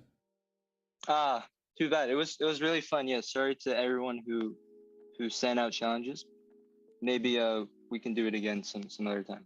Yeah, but right now you have to commentate, not with me, with Danya. So it seems like Danya is back from his breakfast, and I hope your appetite's ready because some great chess is ahead. It will be Nihal Sarin versus Wonder Liang, and the hosts will be Daniel Naroditsky and Jeffrey Zhang. I'm out for now, but I'll see you all soon. And in the meantime, enjoy this JSCC match.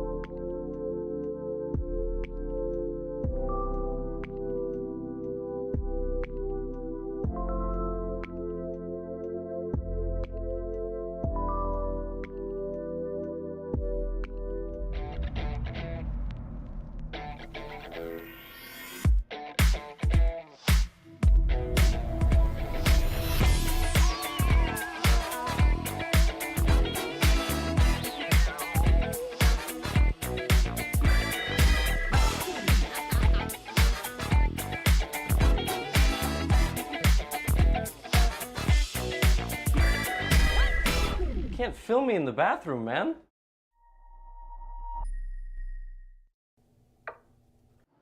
Yes!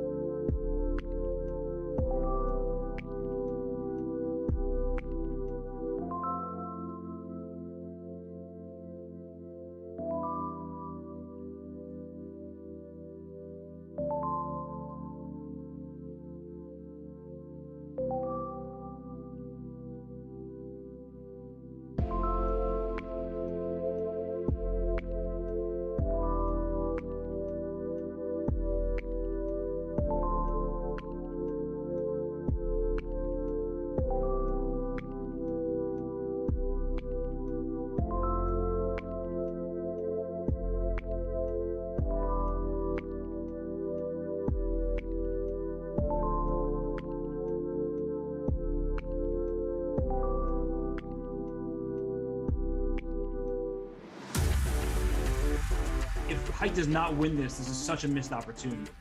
Yeah. Oh, but he could even lose this. 98! No, that's too much. David, I don't know what to say.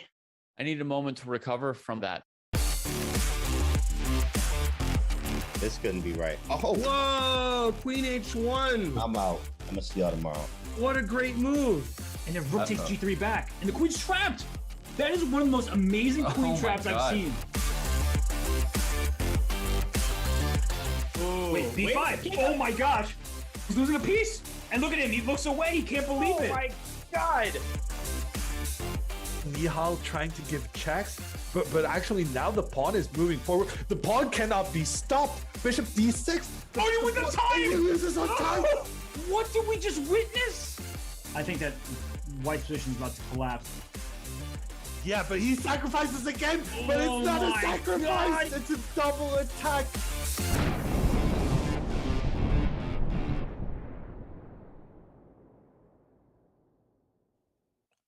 Welcome back to the Junior Speed Chess Championship presented by SIG. It's a doubleheader. We already had one match, but the chess is not over for the day. We have another match, and what a match it is, and what a co-commentator we have. I'm honored to be commentating this second match with the one and only Grandmaster Jeffrey Zhang. Jeffrey, welcome to the show. You're already warmed up. You kicked some poor souls' butts. Now it's time to watch Nihal against the Wonder. How excited are you for this upcoming match? Thank you. Yeah, no, I am super excited, especially just in general doing JSCC. These are my favorite matches. I've always loved playing them. I love commentating them too. So just should be, I think the Hans and Shevchenko really set the table for this, except expecting fireworks here as well. I mean, there's got to be fireworks with two players like this. Neither of them rather, have had an easy path to where they are right now as we zoom in here on their matchup. Nihal, fresh off defeating Christopher Yu. That was a pretty convincing match, but it wasn't a blowout by any means at all. And a Wonder with one of the most insane comebacks in JSCC history, defeating Brandon Jacobson in improbable fashion. Jeffrey, obviously Nihal is the favorite. There's no doubt about that. He's got quite the pedigree. He's multiple-time JSCC champion. How is a Wonder coaching himself? What does he tell himself going into a match where he's obviously the underdog? Yeah, honestly, Danny, I gotta say, I'm slightly worried about a Wonder here. He cannot afford to start like how he did against Brandon, I think. Otherwise, this is gonna spiral out of control quickly. So he needs to have, done his due diligence, preparing well. As you said, he is a big underdog, but I saw Rich Strike win as an 80-1 odds in the Kentucky Derby. So I know that upsets are possible. So we'll see. Yeah, I mean, obviously a Wonder is a beast in his own right. He's got a very dynamic style, and he's got that ability to defeat incredibly strong players. He has in the past, and we wouldn't watch JSCC matches if they were already pre-decided. So It's going to be a really, really fun match. We're going to go on a very short break just to get the players set up. And when we come back, we will have Nihal Sarin facing off against Wonder Liang in the JCC. We'll be back in just a couple moments.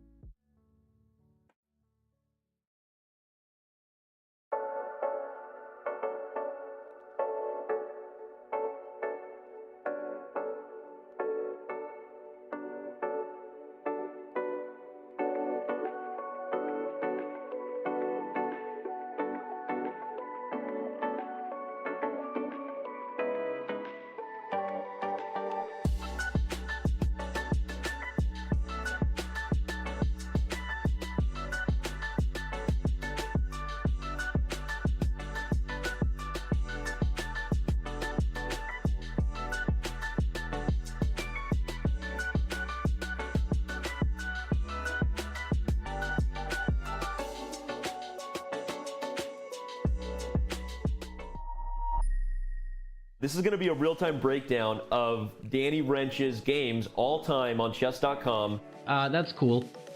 Oh! In the last month, I am playing 83.12. I'm less accurate than them in every stage. Yeah. Man, that stings a little You bit. should Okay. do the more game review. Okay. Yeah, thanks a lot. Okay, so Tuesday sucks. I gotta stop playing chess on Tuesday. Oh, it's because it's Title Tuesday.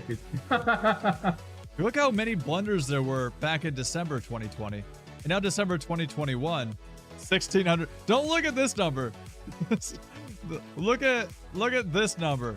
Best. Let's go to tactics. Mates. I'll probably need to work on these ones. Yep. Every single rook fork that has presented itself to me, I have found. No one has a higher percentage of rook forks than I do. Yes, correct. These are literally the knight forks that you missed. I missed knight d6? You saw it just now. What the is wrong with me? I could have done here and then taken this pawn, and I'm winning because my pawns get held together. That's probably the coolest part about this feature. Like these positions against Hess? Rook there for rook e2. And he blunders mid and one. Oh my goodness. I'm awful.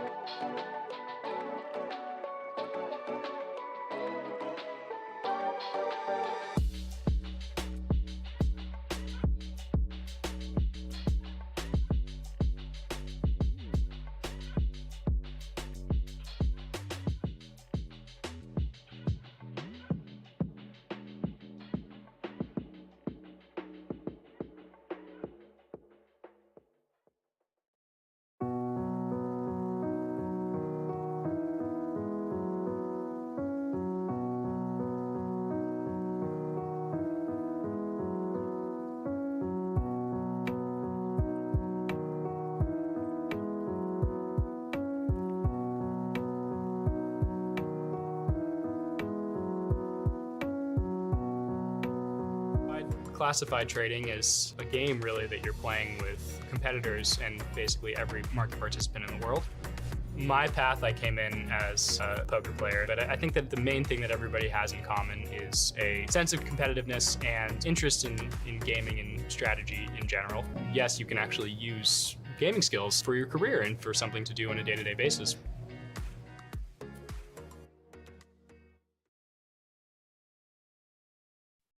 The Susquehanna International Group, SIG, is one of the largest quantitative trading firms in the world.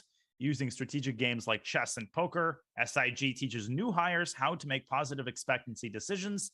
SIG promotes a culture of reason, and gaming is a big part of that culture. Visit sig.com/chess to learn more and check out their open jobs. Well, we're back at the JSCC presented by SIG. A match between Nihal Sarin and Anna Liang is about to begin. We can check out the Smarter Chess predictions right before the first game starts. This is brought to you by chesskulls.com. Jeffrey, it's become a tradition to disagree vehemently with the Smarter Chess predictions. What do you make of these? Yeah, and I disagree again. I think just based on what I saw in this match between Awanda and Brandon, Awanda was a little bit too sloppy in the blitz portion. And if, again, like I said it earlier, if he plays like that, I don't see this. I just don't see him getting it done here against Nihal. So I would put the line maybe closer to 9. I see it's at 5. I'd probably put it at like around 9. What do you think? No, I agree completely. And I'm remembering a Wonders match against Andrew Hong even before that. Some of those openings were incredibly dubious. We can take a look at the insights as well. Nihal, of course, is ridiculously experienced and he's ridiculously accurate. I mean, he punishes the tiniest imprecision. You can't play a dubious opening against him. And you also can't fall behind by 4 or 5 because he's just not going to give a lead like that away. He's so level-headed. He doesn't really tilt. And, he has such a classical, well-rounded style that it's just very hard to get a run against him, even though he sometimes makes blunders, but they're very rare. Yeah, for me, I think the key here is like I said about the start, a Wonder has to kind of win one or two games early on, just to put a little bit of doubt in Nihal's head, psychologically speaking. So. Wonder's also playing a 30-second game right now. Yeah, I did see him doing this. I think it's his ritual. A little warm up, just to warm up that mouse speed. And he's gonna lose it. I hope it doesn't impact. Or is he gonna flag him? Is it on our screen? Ooh. Yeah, it is. Yeah, yeah, it is. That's. But this. Trimitsius is so fast, but will he take? But no, he's gonna flag him. Oh, yeah. He wanted to go for mate, and I think he could have, but it was difficult because he could never pre-move like King F7 because he could get cut off. So yeah, the king is an incredibly effective piece at preventing pre-moves. Surprisingly so. Yeah. Okay. Well, I wonder he wins his last warm-up game. The games will begin any second. Yeah, and against someone like Nihal, you called it. I agree completely. The first 2-3 games are absolutely critical. Nihal, he likes to strike early, and obviously the 5-minute portion is the closest to classical chess compared to what we see in Bullet in 3 minute. It seems like an eternity of time. So opening mistakes get punished, imprecisions get punished, and here we go. Seatbelts fastened. Nihal with the white pieces in game 1. Yeah, here we go. And I'm really hoping to see some sort of thing resembling preparation here for a Wonder. I think as an underdog, especially, you want to be well prepared, because I think you have kind of an obligation to, sort of even the playing field by doing good work beforehand. So I'm hoping that he's looked at Nihal's repertoire. So you're saying you're not expecting a Wonder to take a page out of Han's book and play C4 H5? Maybe in the Bullet, but hopefully not right away. Wait, and a Wonder also played like 1A6 against Andrew Han. He did. That didn't turn out very well, did it? Exactly. Yeah, I don't expect him to repeat it. And for his sake, hopefully not. Right. For his own good. Okay, so we have a Queen's Gambit decline that sort of morphed into a semi-Tarash. Right. So actually, this sort of position, I think, usually occurs with the pawn not on A6. I'm not sure if. Okay, obviously could be useful, but generally, like, Black will have castled. Like, this is a known position with Black having castled, not played A6. And does Black generally take on D4 and get the IQP structure, or does Black try to play with this tension? Okay, Nihal takes on D5, so that changes things a little bit. Black might be the one with an IQP. Okay. Yeah, I think with the pawn A7, I know there are two transformations that can happen. One is what you said with CD4, the IQP. Another is you take on C3, you go B6 and play this semi-Tarash. So, but now we have a third type, and Nihal is going to make this symmetrical. And now a fourth type, because Nihal's the one to take on C5. And I suppose he might try to play against this queen, maybe Queen E2 and Rook D1. I wonder, doesn't rush with recapturing the pawn. I guess he actually might take with the queen under certain circumstances. I guess it depends on what Nihal does. Queen C2. Yeah, the next move, I think, I'm curious whether Nihal can, because, okay, it's going to transform into some type of QGA-like position where, okay, obviously White has a very slight edge, but the question is how much pressure can they pose? I'm surprised about that last move. I thought he was going to take and go B4. Yeah, with what seemed like a slight edge in the endgame. Now a Wonder reparks his queen on H5. There's a battle for who gets to the long diagonal first. They might get there at the same time. Feels like Nihal maybe has a minuscule edge, but a Wonder should be able to hold his own with accurate play. Yeah, Black has one big problem, which is that bishop on C8.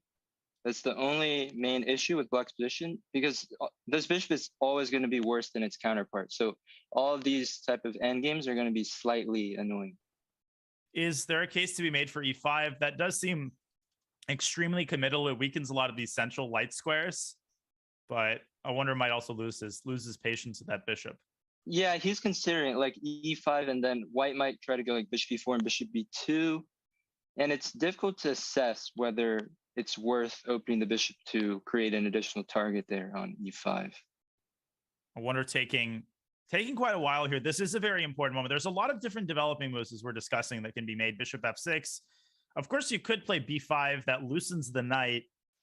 But if Black can get B5, bishop B7, and that might help improve the position of the bishop. Yeah, the solid approach here is to go like bishop f6, and then, okay, white maybe moves the rook, and then you go bishop d7, rook d8, rook c8, bishop e8, like this.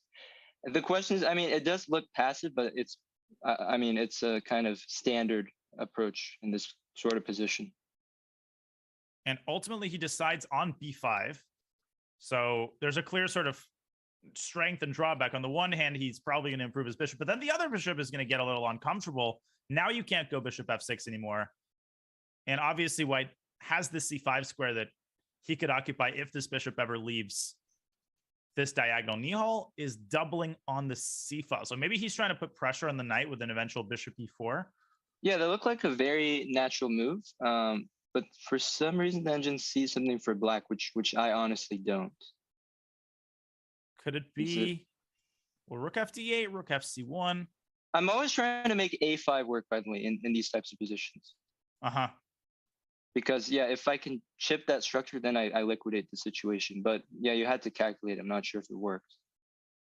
Yeah, it's interesting the eval bar frowned upon rook fd8, which is as right. No, natural because as it gets. Well, yeah, the thing is, like the position itself seemed better for white. So when rook 2 happened and the eval bar dropped, I knew it's probably something concrete.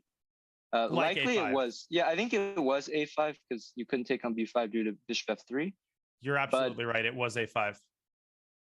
Yeah, but that is a tough one to spot. So in the game, though, I do like queen d5, forcing the rooks to undouble. And now back to h5, and obviously a wonder is not against our repetition, but h3, kind of an annoying move, forcing black to show his cards. I still believe a5 is always in there. Let me see if the Wander sees this idea at all. It's very typical in QGA. Right, and if b takes a5, you're going to take with a knight. Ooh. He goes Yeah, back knight to b b8. also logical idea. But the question is, can you get what you want? So I'm thinking maybe Nihal trades once, and after rook c8, maybe just go like bishop b1, because their idea is to set up a battery too. Right, a later queen d3 could come. He instead, it's funny, he was doubled on the c file. Now he doubles on the d file, and so the sort of theater of battle has shifted. Right. That So the knight on question b8 is a bit awkward. Yeah. The question: do you ever think about taking on f3 here, transforming to an envy? No, but I wonder did. Yeah, I mean it might. Oh, go ahead. I was gonna say, yeah, it might be kind of like white doesn't really have any sort of concrete ideas here. Like there is a bishop pair, but black for the moment doesn't have any obvious weaknesses. Like e6 can be attacked, but it'll be defended. So yeah, with a move like king f7, there's obviously black has to be careful about where this rook is positioned, because bishop f5 could come if the rook is on d7, for example. So with Nihal, I guess you could consider a maneuver like bishop b1, bishop b2, but what you're saying is that black could always bring the king up to f7 when necessary. Right, and that knight on b8, albeit passive, it does control this critical square on d7, so the rook cannot penetrate, and having the rook on c file also kind of limits white's ideas. Yeah, Nihal, after quite a long think, ultimately decides just to make a normal improving move. Now, should black trade with bishop f6? I think almost certainly, right? Yeah, that makes perfect sense. Eliminating the bishop pair. And then I think black has basically solved his problems. Could we even be talking about, the eval bar seems to be flirting with the idea that black is the one with his foot on the gas pedal. I don't know about that. Well, if you can imagine like a knight appearing on b6, which kind of stops a4 and also with the potential to jump on c4, then I really start to like black's chances. This has been very well handled by a wonder. A bishop trade is inevitable. And then you could start working on your knight. Yeah, it feels like this bishop 3 decision was really well understood. And since then, it's kind of, black has absolutely no issues here. None. And rook c3 could also be in the conversation after the trade. That pawn on a3 becomes a little bit loose. And obviously white, okay, maybe a move like rook a2 is not so bad from the perspective of preparing a4, but that's more just to liquidate and try to make a draw than anything else. And I also want to highlight like this bishop 3 GF3. Oh yeah, and a stranger there, Nihal. But I was gonna say, keep in mind there's an idea for black to like king G6, H5, H4 in these positions. Especially a pawn endgame could, like any pawn endgame could be really bad for white because of this reason. I think that's a good point. But he does go in the other direction for now, although he always has the option of coming back later. Right, and now he shuffles his rook to C2, essentially offering a trade of both pairs of rooks. Yeah, Maybe so I want him to take Nihal, the rook C8. Right, yeah, I'm not sure how many rooks you want to keep here, but Nihal, okay, the bishop C1 move I sort of understand. Like with bishop pair, you always want to keep both bishops alive. But on the other hand, like, is your bishop really shining there on C1? Of course it is. What are you talking about? It's controlling key squares in the position. You know. So, yeah, I like what Wander's doing. Knight coming to B6 or E5. And the bishop's ooh, wait a minute. And now I thought there was bishop B2. Was there a rook? Yeah, rook B1 there though. Bishop A3 and rook A1, I guess. Right, yeah. So I think knight B6 is reasonable. Okay, so rook C1, a trade. It still seems to be within the bounds of equality. Right, yeah. Nihal definitely understands that he's not the one pressing. I think most of his moves are more on the cautious side, just trying to kind of bail out. So as black, how hard do you push here? Okay, never mind. I was going to propose reverting back to your plan. I wonder, shutting down the freeway with H5. Well, yeah, I don't know. I mean, it is possible to overpress. I mean, it's always possible to overpress. Now the question is, do you play knight C4? He plays knight A4. Yeah, knight C4 giving away the outside pass pawn is maybe too speculative, but this also, G6 H5. Yeah, you kill the idea which I mentioned, the king coming in, and without that idea, I can't imagine black having chances here. Nihal stops bishop B2. I wonder, goes through the center. Yeah, I wonder if white. So, yeah, just notice the clock situation. They're gonna have to speed up a touch. F4 threatening E5. Now you definitely don't want to take on E4 because you'll lose G6. Now maybe F3. 7 seconds for Nihal. Yeah, so now this knight jumping in. Going back, king D3. We might have some sort of repetition. Yeah, although Nihal, I feel like Nihal's the one who's improving. Bishop D4. Oh, and he finds it. Oh, wow. That's a big find. How do you stop this king from entering? Oh my God, that pawn on E6 is so weak. If you take and go king D6, does Nihal give a check on E5 and infiltrate to C5? I think that's his idea, yeah. Oh, now just king E5, and it's over. Oh I didn't even notice the clock. Yeah, I did not notice the clock. I would have pointed that out earlier. Like, especially against Nihal, he's such a practical player. You don't have time. You're not going to be able to solve the problems that he poses your way. So you like the moment you get under a minute, you have to be on high alert, like speed up. Oh my goodness. And let me just pull that game up really fast so we can update everybody on just look where exactly the blunder was. It was allowing bishop D4. So in this position, there's already this huge positional threat of going bishop D4. How could black have stopped it here? Yeah, I already started to feel Wander drifting here. The position might already be tough. I think the main mistake was vacating that bishop from the long diagonal. So this whole bishop F2 4A was unnecessary. Yeah, I mean, bishop on, just make sure that white can't activate his bishop on C1, and I don't think he'll lose. Something like this. And, okay, you can bring the knight back to D7. Probably this is still a fortress. Yeah, actually, sorry, I forgot about bishop E3. So yeah, it was already Nihal the one who just completely flipped the script. Maybe the move H5 didn't help matters, but in any case, Nihal is an absolute beast in equal positions. The way that he turns a game that you think is just totally, it looked like he had absolutely zero winning chances, especially when he went bishop C1. And then imperceptibly, he makes these small positional gains. And before you know it, you have your back against the wall. It's nuts. Really is. And yeah, this next game, E3, great concept here. So if you try to be cheeky with knight F3, there is EF, king F2, and knight E5. He takes, ooh. Yeah, I mean, yeah, basically after E3, you just had to ruin your pawn structure, and this is not going to be fun for a Wander.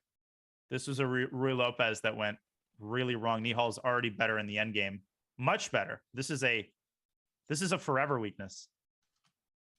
Yeah, and that was It was tough because, you thought Wonder was going to get off to a solid start, at least with a draw there, but the last second, Nihal just kind of pulled it through. Yeah, it's so tilting, especially in a 5-minute game. I mean, you put all these efforts into your opening play. Great job with all of the transformations, and then he stumbles at the very last second. So how bad is this? Are there chances here? The question is, I mean, as white, okay, I guess you have to kind of protect e4. I was going to try and suggest getting counterplay, but there is no counterplay. So you have to be tied down to this pawn and, yeah, just go rook e1 and hope somehow. Nihal covers the g5 square. I'm wondering, yeah, okay, you can't even go bishop e3, so yeah, you have to just go bishop f4. Then I guess he wants knight f6 to pressure the pawn. Yes, and after e5, where does the knight jump? So bishop f4, knight f6, e5. Okay, so this is happening. Bishop f4 played. We're going to see the... Oh, he played bishop Oh, e5. I like that. I missed that too. Because now, okay, you ask black something. Yeah, the knight is no good squares because g7 will hang. You could play rook e6 to support the knight, but then white gets a little bit of breathing room and time to consolidate. Knight g4 would be an ambitious idea, but I think bishop d4 is good. Very nice. And not bishop g7 because of knight e3 check, of course, with a fork on c2 and e4 hangs. This is a very important detail. Knight g4 has been played, and this is on the board. But this is very smart by Nihal, because now he induces e5, which you must, and he's getting this beautiful square. I think a lot of people wouldn't consider this because it quote unquote gives white the center, but he calculated one move ahead, right? Now he gets this monumental knight on d5, and good chances, obviously, in the long run here. Maybe he wants to put the rook on d5 and the knight back to e6 to pressure d4. Totally, yeah, that's a wonderful configuration. Ooh. And then, yeah, later on, g5, h5 could be annoying for white, this expansion. Right, because your defensive d4 is going to hinge on whether the knight is going to remain on f3. God, this is such a nasty position for white. Yeah, I really thought actually after bishop d4 things were looking up, but it's Nihal just finds the right way. Honestly, a brilliant positional idea, taking and going knight f6. Now, rook d8 is basically going to be autopiloted. And then I agree with you. I mean, you could consider a move like g5. I wonder, did he create more targets with that move? Right, I think, but it definitely made sense because he was worried about c5 in a future position. But as you said, yeah, this does create an additional weakness, which Nihal could attack by at some point shifting his rook to b5. So he could start by doubling. A wonder is probably getting his king up to e3. All hands on deck. Yeah, all hands on deck indeed. And okay, Nihal, where is the king heading towards b5 or e7? Ooh. Yeah, I just assumed he was just sort of chilling in the center, but I can see why he would want to like play 8 takes b4 and then use the king to attack b5. I wonder takes the opportunity to shift his knight around. Where is he going? Is this c2? Ideally d3, but I'm sure Nihal will move his king and not allow it. Okay. Yeah. Darn it. Can't go knight d3 because you give up the pawn. He saw it. Yeah. Okay. Maybe if you put your knight on c2, how does that look? So let's say knight c2, king b5. But are you worried about your king there in the long run? I'm trying to see if I have some sort of way to kind of make you have to worry about it. Yeah, I'm definitely slightly queasy at some like rook a1, rook a5 later at the wrong moment. Right. But the king has, there's so many squares that, and you could play b6 at some point, although maybe that hems the king in even further. Okay, he plays it. Okay, he does. Oh, and there we go. There's rook a1. Would you consider king c4? Oh my goodness. Oh, he does it. Plays it. Wait a second. Evilbar is not a huge fan of this move, but practically speaking, it's really interesting. So the question is, I don't think knight 4 is a threat. Maybe king c3 is the threat. So, wanders. Ooh. Fork. Can you stop knight? I mean, you can move your king b3. No, that's rook e3 and then rook a3. That's going, too deep in the fire there. I actually could show this line. King B3, Rook E3, King E2. And it's... Oh, wait, that's not the way? Is there some, like, ridiculous mate here? Oh, go with the other rook on A3. Maybe. Oh, no. Sorry, that doesn't work either. There's just... Wait. Oh, goodness. Wait, this is fun, though. This is fun. I'm not going to cheat. Yeah, it's tempting to turn the engine on here. Is there... Oh, my God, is there Rook D1? Oh, wait, but how does that work? And King C3. Oh, C3. Oh my God, that is amazing. Oh, and there's no stopping. Mate on B2. You have no checks. Oh, I love that. And Nihal unfortunately went back to B5. So, were you doing the commentary between Levy and Nemo the other day? They had this like a very similar thing where the king was running super deep in the position. And then got me. I think Nemo mated Levy in that game, right? Yeah. But if you analyze that, there can be some really funny lines. That's actually one of the most beautiful, like those king hunts where you have to sack like a bunch of stuff and create a mating that are amazing. Nihal, the excursion has concluded. Back to home base he goes. And I wonder has made some improvements to his position. Yeah, can he go like Rook D1 and Knight E3? Yeah, finally achieving the impossible, getting the rook off of D5. Oh, that was such a beautiful line.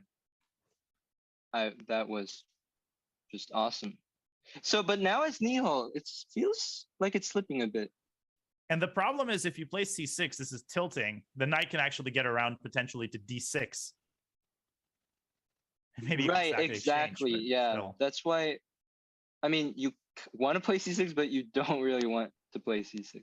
The question is, which square do you want to like weaken, and which square do you want to protect? Because if you don't play it, then white might play knight E3, and of course pawn D5. Yeah, how do you actually... Okay, I'm considering something like... No, but it's not easy at all here for Nihal. Maybe you have to bite the bullet and go C6, yeah. And he does. And obviously, I wonder, obliges with a knight E3. And is it too crazy to consider an exchange sack on D6? I guess the situation is not that extreme yet, but maybe. Yeah, it's not crazy at all to think about. You don't have to necessarily do it right away, but that kind of position, I imagine black should be able to hold, although white does have a lot of open files to operate in that scenario. I feel like somebody like Capablanca would take on D6 and the entire playing hall would start applauding, even though it's like not that impressive, but you know what I'm talking about. Yeah, I do, yes. But Nihal going a different approach. He goes F6, but again, the issue is I wonder is he's obviously not taking on F6. Yeah, he's keeping his full here. I'm a little bit surprised that the Evo bar still doesn't think there's anything. I really like white here. Whoa. Oh, is there knight D4? Oh my goodness, and he spots it. He instantly. Nuts. And the problem is that the knight loses its main patron on E5. Wait, was Nihal setting that up this entire time? I didn't even realize it. Was that Oh no, it wasn't. Threat? It wasn't, because you take with the E-Rook and you go knight E8. Oh my God, that's beautiful. So really quickly, if it had happened here, Jeffrey's saying knight E8 check and white gets out of it. But back we go to the game. How bad is it for a wonder? He goes EF and he blunders a knight. Or Yeah, does he? Wait, what does he see here? Okay, maybe there is. It's not so. No, but King B6 actually, because I always have mate. Wait, what do I have actually? Well, isn't there like 92? Well, yeah, I was gonna say you have 96 in this case, but okay, Nihal's gonna go Rook D2, hunt down this king. Yeah, knight A3. Oh, knight A3. Wow. So we do see a king hunt, except it's black mating white's king in a very similar fashion. Knight A3. Can you believe that? Such a dagger. Wow. Oh, and Nihal is just a monster. He's just drawing on the spot. Like, a wanderer moved the rook away. I didn't even think twice, but he instantly sees the problem with that. I mean, having played Nihal in so many 30-second games, the speed at which he sees complex tactics is honestly astounding. And I wonder has hung in there. I mean, these games have been incredibly competitive. He's got to take that away from the first two games. And, I don't think he's doing anything systematically wrong. He's just making tactical mistakes at the wrong moments, right? Right. Again, that last game, felt like a carbon copy of the first game. So it started out pretty well for Nihal, but a wanderer started to outplay him there. and he got a very reasonable position, but then all of a sudden blundered. So basically the exact same game, and Nihal wins. He played what's called an Alpen opening. This made an appearance, I think, just in the Superbet tournament. This is an incredibly rare opening, named after the same Alpen, who of course played the Alpen Sicilian, which is far more common. Yeah, I thought this was called the Rapport. I didn't realize that. Yeah, I didn't realize someone had already played it before him, because I've never actually seen this before Rapport essayed it. It's an incredibly obscure move, and I never really understood. I guess the idea is to bring the knight to g3. Well, the temperature on the board is up. I'm going to bring the temperature down in my hotel room. Okay. 5 seconds. Sure. Yeah. I mean, the knight. I remember in the Rapport Dominguez game, he actually got a good position. So. Right.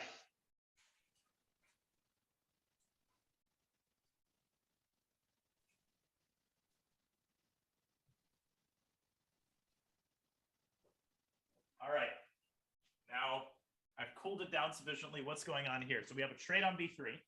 Yeah, a couple of trades, and it's more resembling like a sort of Vienna type of position now with open f-file. Very much so. This looks pretty decent for Nihal. Yeah, I do like it, although it's always very solid. The question is for white, can you keep enough pieces to kind of form a serious attack here? Now, if white goes knight f5, I never know. I guess you can just play, well, no, g6 or knight takes d6, but that's very easy. Do you to blunder, take on yeah. f5? Like conceptually, is it a good idea to trade? I think it's okay. It's okay. Like as I said, as more pieces come off the board, then the attack loses its fire. So, but okay. So Nihal playing so with queen d2 and a wonder trying to transform with d5. This looks totally acceptable for black. E4 would be nice. He goes d4. I like this decision to kind of strike on the dark squares, the opposite color of Wander's bishop. And now the knight is gearing up to occupy the f4 square in case, of course, black pushes the e-pawn. And if he doesn't, then Nihal could consider taking and going knight d4. Okay, so how do you defend c2? Because I was going to suggest rook fc1, but that allows bishop f5 maybe. And if bishop arrives on e4, then black will be very happy. And he plays rook fc1. I guess c3 weaken the b3 pawn. Mm-hmm. Yeah, I was maybe more inclined to go knight c3 there, because now, so bishop f5. Okay, he doesn't go for that. He goes to sort of a general solidifying move. Well, white. So again, the big question, I guess, to me is whether white takes on e5 and anchors a knight on d4. I love that knight. I don't love the pawn on e3, but yeah, you can definitely consider that for white, but I guess it'll lead to, somewhat equalish position. Yeah. I mean, very solid for both sides. Okay, draw. Solid draw. Yeah. Exactly, yes. Nothing to play for. Let's go eat dinner. Yeah. So Nihal considering it very carefully. I think he senses that this is still an important moment, even if like he can play knight c3 and he can play de, and probably they're equivalent according to the engine, but they lead to different pawn structures. Okay, so one thing someone might be tempted in playing is e4, but just to quickly highlight why that would not be a good idea is for white, or no, sorry, for black e4, like right, because it looks typical in French. You want to gain space, but actually this pawn on d5 starts to become backward. White now you give white this lovely f4 square, and very typically white can go like c4 to undermine that e pawn later. And then black can go c7, c6. Oh, wait a second. You don't have a c pawn anymore. So that's a problem. Yeah, Nihal took on e5, but he went queen d4 and a wonder trying to trade on his own terms with queen e4. But I don't actually like his term, though, because like if I swap this pawn structure, I don't love that for black, honestly. I don't either. So take on e4 and go like knight d4. Right, because again, this e4 pawn, would the f pawn technically be the backward one? But I'm imagining like knight d4, g4, my king goes to f4 and looks like a dream. Yeah, that's a great setup. Now, of course, the wonder's idea is that queen takes b6 is met with rook takes c2, but he goes for it. I was trying to calculate this. Wait, rook c2, I guess rook c2 and rook a5 exploits the back rank, but I'm not sure how great that is after like rook f8. No, I don't like that at all. I mean, I much preferred going for that endgame. I agree. That endgame looked very promising. So he goes knight d4. I guess he wants the passed b pawn after queen takes b2, rook takes a5. Yeah. Okay, I'm wondering, I guess your king is sort of safe there. You tuck it on h2, don't really have... Or, okay, if I check... Yeah, okay. It's not as... Toothless. Easy. Yeah, not as easy as I thought here for black. I guess black should play rook. No. Okay, the Eval Bar is laughing at me. I thought you shouldn't give away the e6 pawn. Okay, so this is on the board anyway, so we're about to find out. What is wrong with the rook e8? Is it like queen c6? Yeah, it actually might be. Right, yeah, that could actually be a slight issue. So if you're not rook e8, does that mean you have to... Oh, so he checks first. That's actually a very important insertion because now queen c6 is impossible. It's not so easy to harass the rook. You could still think about it because the endgame with the passed b pawn with the knight on d4 still looks pleasant for white. That's so up Nihal's alley, like squeezing those types of positions. Yeah, I'm wondering maybe if that does happen, do you go bishop d7, try to trade e for d? Yeah, if we pull up the analysis board real quick while Nihal is contemplating this, bishop d7, knight drops back, and you can take on e3. This is not mate. Rook e8. There are some logistical problems for black, but he can go back to e7, for example, or not because of knight f5. Then you can resign. Yeah, that would be tough. This is an easy thing to blunder, by the way. Let's see. So this has happened. Mm-hmm. So my issue is if you don't trade the pawn, then d5 is a bigger weakness than e3. That's why I would trade it. Because now, yeah, you keep it, but now knight d4 back. And I don't... I wonder. Right, yeah, I don't actually know why he went to g5. Went for g5. I mean. Because now you've got this anchor pawn. Nihal is spending a lot of time here. It's down to 45 seconds, but it's not the hardest position to play. So I guess he's making an investment into his future.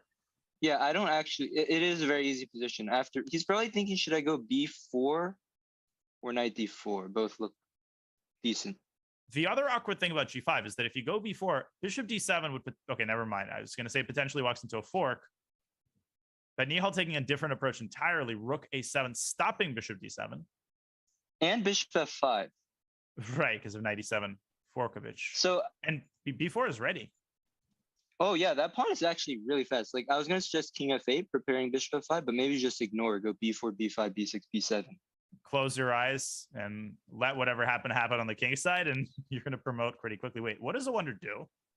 He's like paralyzed here. Rook c8 fork, bishop f5 fork, king f8 b4, b4.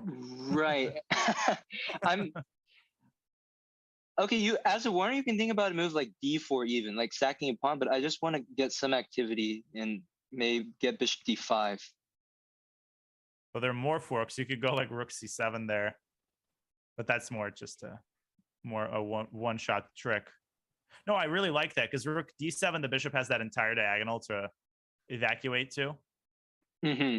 Okay, like in air quotes, like anything here, but yeah, but I don't see another move besides king f8. Oh, he goes bishop immediately. D5, rook a5, isn't that nasty too? He goes rook b8. Smart. Yes, because that rook game is probably closer to a draw. It looks even rook a3 there and quickly run your king to the queen side. Looks interesting, but Nihal is like a master at squeezing these out. Yeah, I would keep the knight in this position. Wow, Eval Bar is just showing zeros. I vehemently disagree with that. Oh, and now bishop e3, another fork. Right, although maybe Wonder has a very solid setup here. Just if he just waits now, like king f6, king e5. Right. Or I guess you can't really go king e5, but yeah, okay, rook. somewhere You first. put it into his head. Oh, that was actually not a good decision. Okay. Because now you've hamstrung yourself a little bit. And there's no place to put them. Maybe rook b7 and but then already king e4. King e4 is annoying. Yeah. King e4 is annoying. Honestly, I blundered this king e5, knight c6. Ooh, g4 by Nihal. Committal decision, though. Committal decision.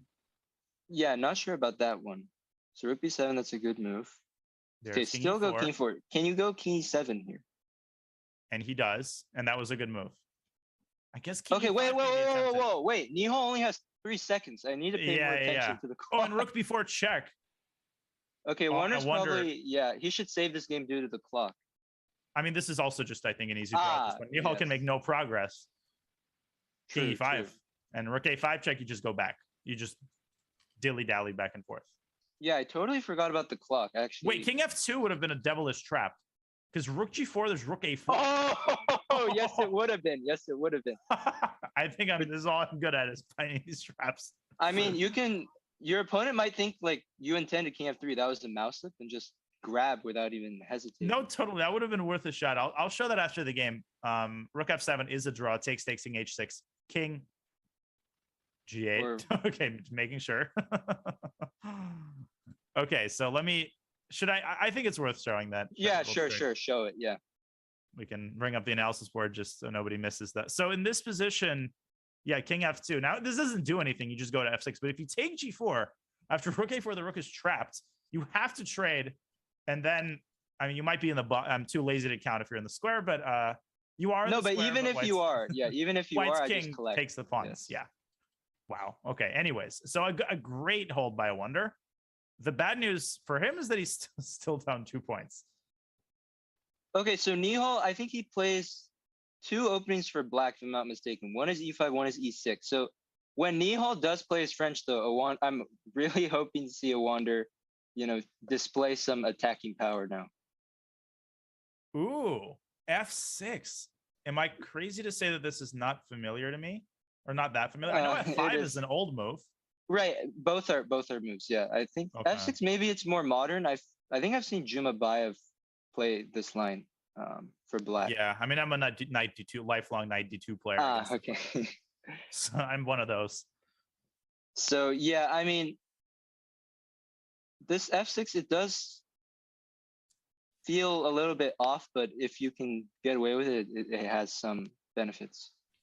So would you say, like, if white plays, I mean, the traditional way to develop your bishop in these positions is, as I understand it, on a3. Mm-hmm. But bishop f4 is very, I think, tempting to a lot of people. Is the idea like to play f5, or is that out of the question? Queen f7. Yeah, f5 is ugly. I don't think. I mean, if he wanted to go f5, he would have played it in one go. Right. So play f6 first, right? At least with the pawn on f6, you cover some squares, maybe slight pressure on e5 for now. Yep. But sorry, you mentioned something about the bishop. I just wanted to say bishop f4 looks nice, but the only issue is black can go queen a5 and force the bishop back to d2. So that's why sometimes you go a4 bishop a3, and if queen a5, you just go king d2. That's how you protect the c pawn. Yeah, and since he went a4, he also allowed himself rook a3 in some cases. So he did go a4, and then he went bishop f4. Nihal seems to understand the ideas here. He spent a whopping 6 seconds, and it seems like his position is improving. Oh, I love that move, queen g6, because usually you want endgames here in this type of winnower. Yeah, I like to say that pawn structure becomes more apparent. In the endgame, pawn structure deficiencies become more important. So do you take on g3? I guess maybe he doesn't want to allow. I would have taken it. I would have taken that. I don't really care about FG. Right, because now white has queen h2, which I assume you care about more. Exactly. I'm afraid of queen h2, and then maybe later on, white could try to prepare g4. Exactly. Yeah, Nihal playing with fire a little bit here. That's like, do you know the show Deal or No Deal? Yes, yes. It's like you got offered, the banker offers you $400,000. Like, I'm gonna open one more case, and then maybe and then it's the million. So, wait, both sides, yeah, both. Okay. Oh well, this is also reasonable though, because still g4 could be annoying for black. Which, yeah, but I don't like f5 here. I feel like that takes the pressure off of e5. Perhaps the medicine is worse. Although maybe you can play on the queen side then. That, I mean, I think most Soviet players would cut their hand before before playing a move like f5. Somewhere in his grave, Bobanik. Okay, list of grandmasters never to be invited to chess camps. All right, Daniel Naroditsky.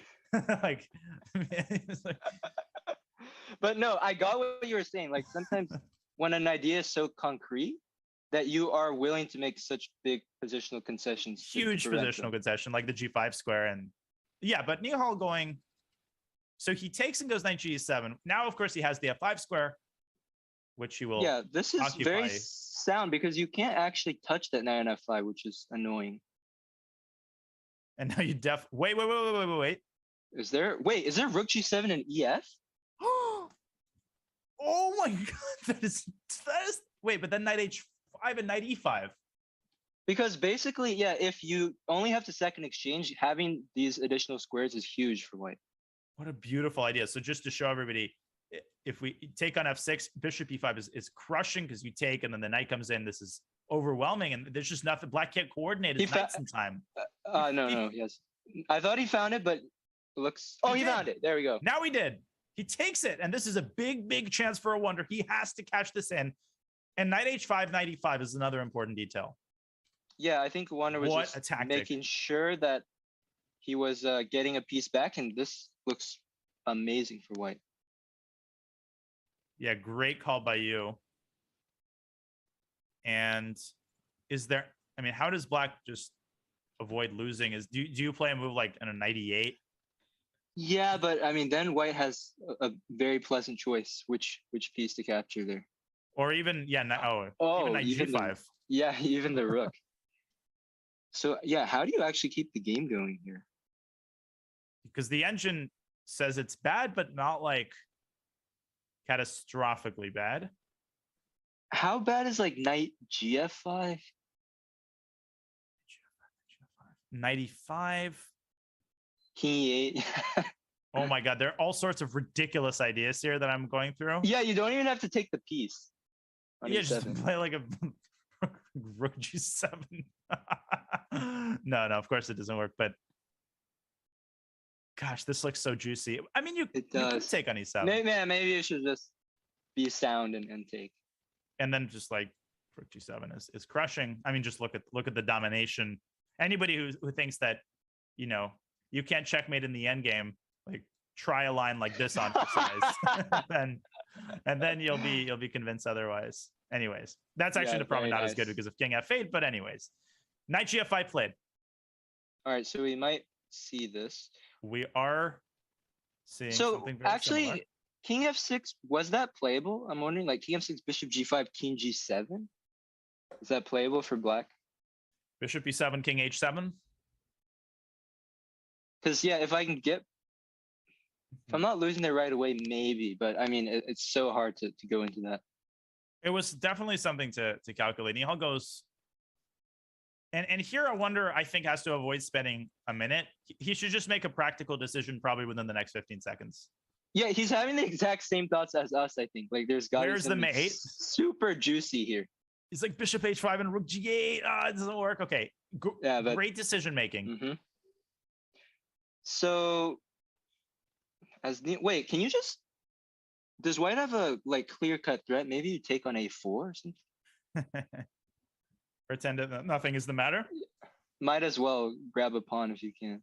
It's a very annoying move to face because if you give black one more move, he starts very slowly but surely to unwind. Even king takes E7 becomes a matter of consideration. Then you could give back the exchange, and it's not that terrible there.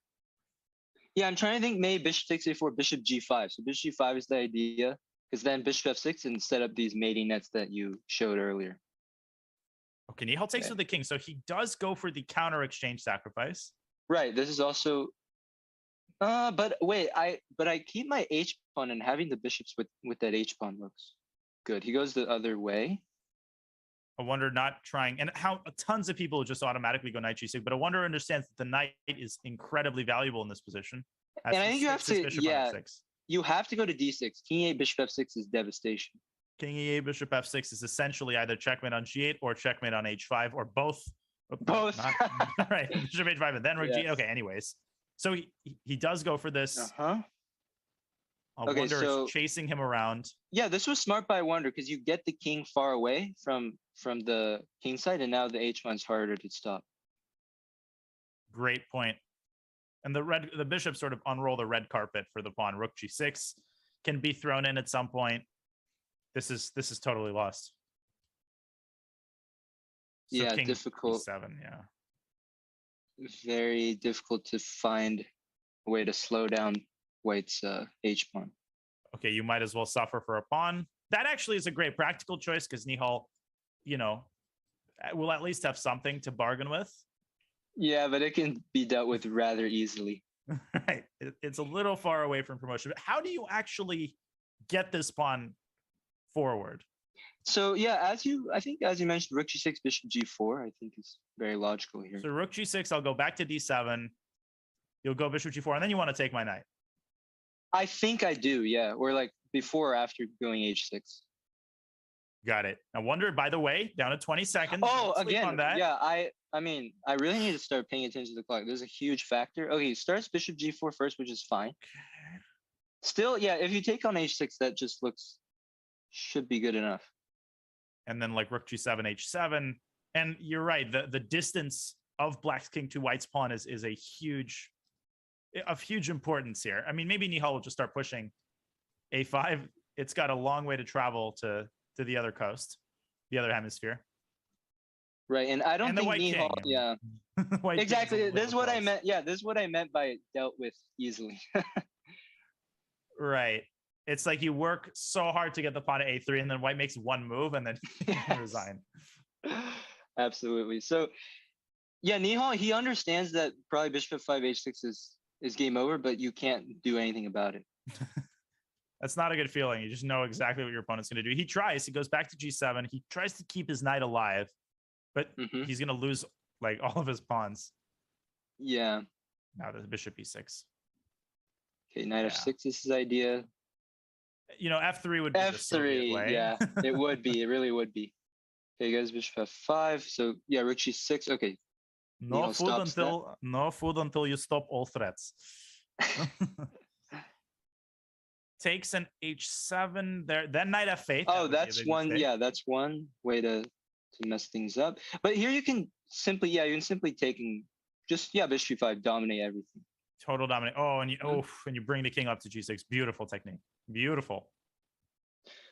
Yeah, once he found this tactic with rook g7, it was all a wonder. Yeah. Oh, I thought you were making a pun. I realized you were just saying his name. No. Okay. Yeah, no. It was all. I thought it was some sort of Oh, okay. No, I wasn't that clever. No, it's all good. It's all good. Leave the incredibly low-level puns for me. And this game is going to be stopped because we have reached the halfway point of the 5-minute segment. It's been a ridiculously entertaining match so far. Jeffrey, the quality of play has been very high, and a big win for a wonder there to get within one. Great response, yeah, and I think he can feel good about this these first 4 games. I think he's had chances in every single game, so we'll see how he continues. Yes, we will. We will give the players a breather, and we'll go on a short break. You're watching the Junior Speed Chess Championship presented by SIG. We will be back with the second half of the 5-minute segment on the other side of this short break.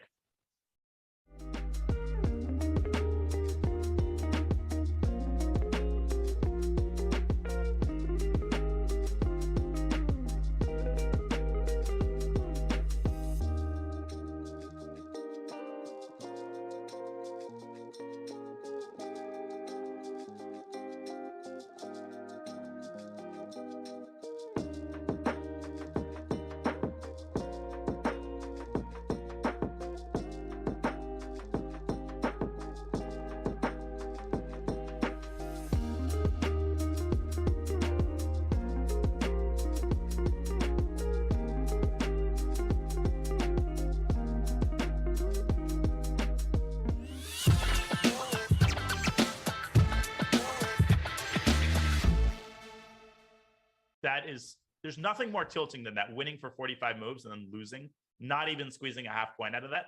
Right. And who's behind Arjun right now? Multiple people. Yeah.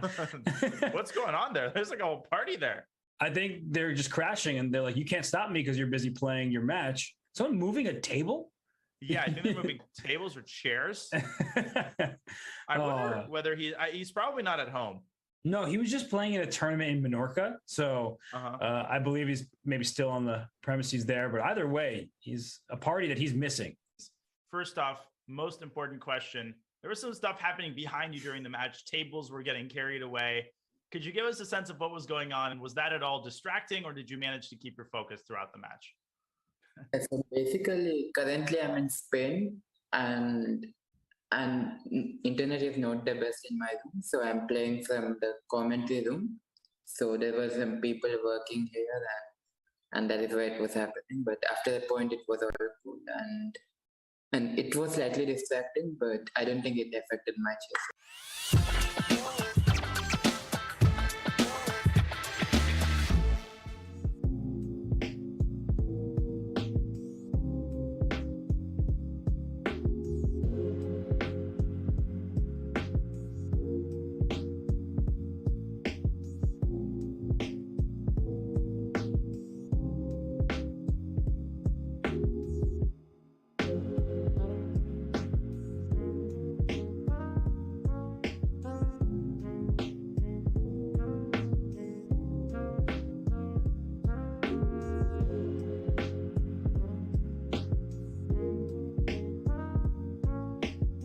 Chess Kid is proud to present a charity simul exhibition with GM Anna Muzichuk in benefit of Ukraine. The three-time world champion will play 15 lucky members all at the same time. For more details, head to go.chess.com/AnnaSimul and tune in on May 17th at 9 a.m. Pacific, noon Eastern time, right here on chess.com. That's coming your way in 5 days. But the second portion of the 5+1 segment between Nihal Sarin and a Wonder Liang is coming your way right now, here alongside Grandmaster Jeffrey Zhang. Jeffrey, a super entertaining match already, as we were discussing before the break. Your sort of speed thoughts as we head into the second portion. Yeah, I think both sides can be fairly happy with the result, the outcome of the first 4 games. Like Nihal +1, he'll take that, but also a Wander as well. Like he's played pretty good chess. Like I mentioned this, that he needed to get off to a good start. I wouldn't call it like a great start. Like it's not like how the Grizzlies started yesterday's game, but it's reasonable. Yeah. Don't remind me. I'm traumatized. I'm mourning. Yeah, I was so mad on stream. I was just going off on the Warriors. Oh my goodness. Yeah, let's forget that ever happened. All right, so hopefully Nihal knows that the game is underway here. Yeah. Hi, Nihal. It's time. I mean, not that he needs these 30 seconds. He can probably start with 30 seconds and play an incredible game. So For sure he can. Yeah, but he looks ready to go on camera, so that's why maybe. I mean, maybe he's never seen this position. He really has to. I know he has to delve into the intricacies, do some calculation. He goes D4, a novelty, I think, if I'm not mistaken. I've never seen this before. Yeah, it definitely needed all the 38 seconds he spent there. Like Nihal's just sipping some coffee, you know, casually. It's 5 minutes, plenty of time. And now a Wonder's turn to think. So I think Nihal's maybe going for London this game. This is because I think he started with the. Oh no, he's going for something else. Okay. Ollie system. And does White usually go like 95 F4, get a stonewall? Or so sometimes? I mean, the way I like to play with B3 bishop B2 first. I know you can play with like an early C4 or even an early 95 F4, but he goes B3. So he's channeling some Dania here. Well, yeah, although I don't know if I'm repeating this again after Lenderman cracked the secrets of this line. But he goes C4. So there's like 2 approaches as far as I understand. One is to play like without C4 to go 95 F4. The other is to play positionally more on the queen side and go like queen C2 and CD. Of course, 95 is always in the equation. Right. Yeah, it's tricky because both sides can jump 95, 94, and I'm never sure when it's good, when it's not. So, but what a Wander has done, okay, makes sense. He has a nice knight here on E4. Love this move. Going for either the light squares or shooing the knight away from D7. Then you'll definitely go 95. Yeah, as black, you really want to be careful about that C6 square in these types of positions. Because if something lands there, then the C7 pawn is backward, D5 could become weak. So he does go C5, but it does open lines for white. I'm always terrified to play this move. I mean, even on move 1 against 1E4. So is there... Well, let's think. Whoa. I drop my phone.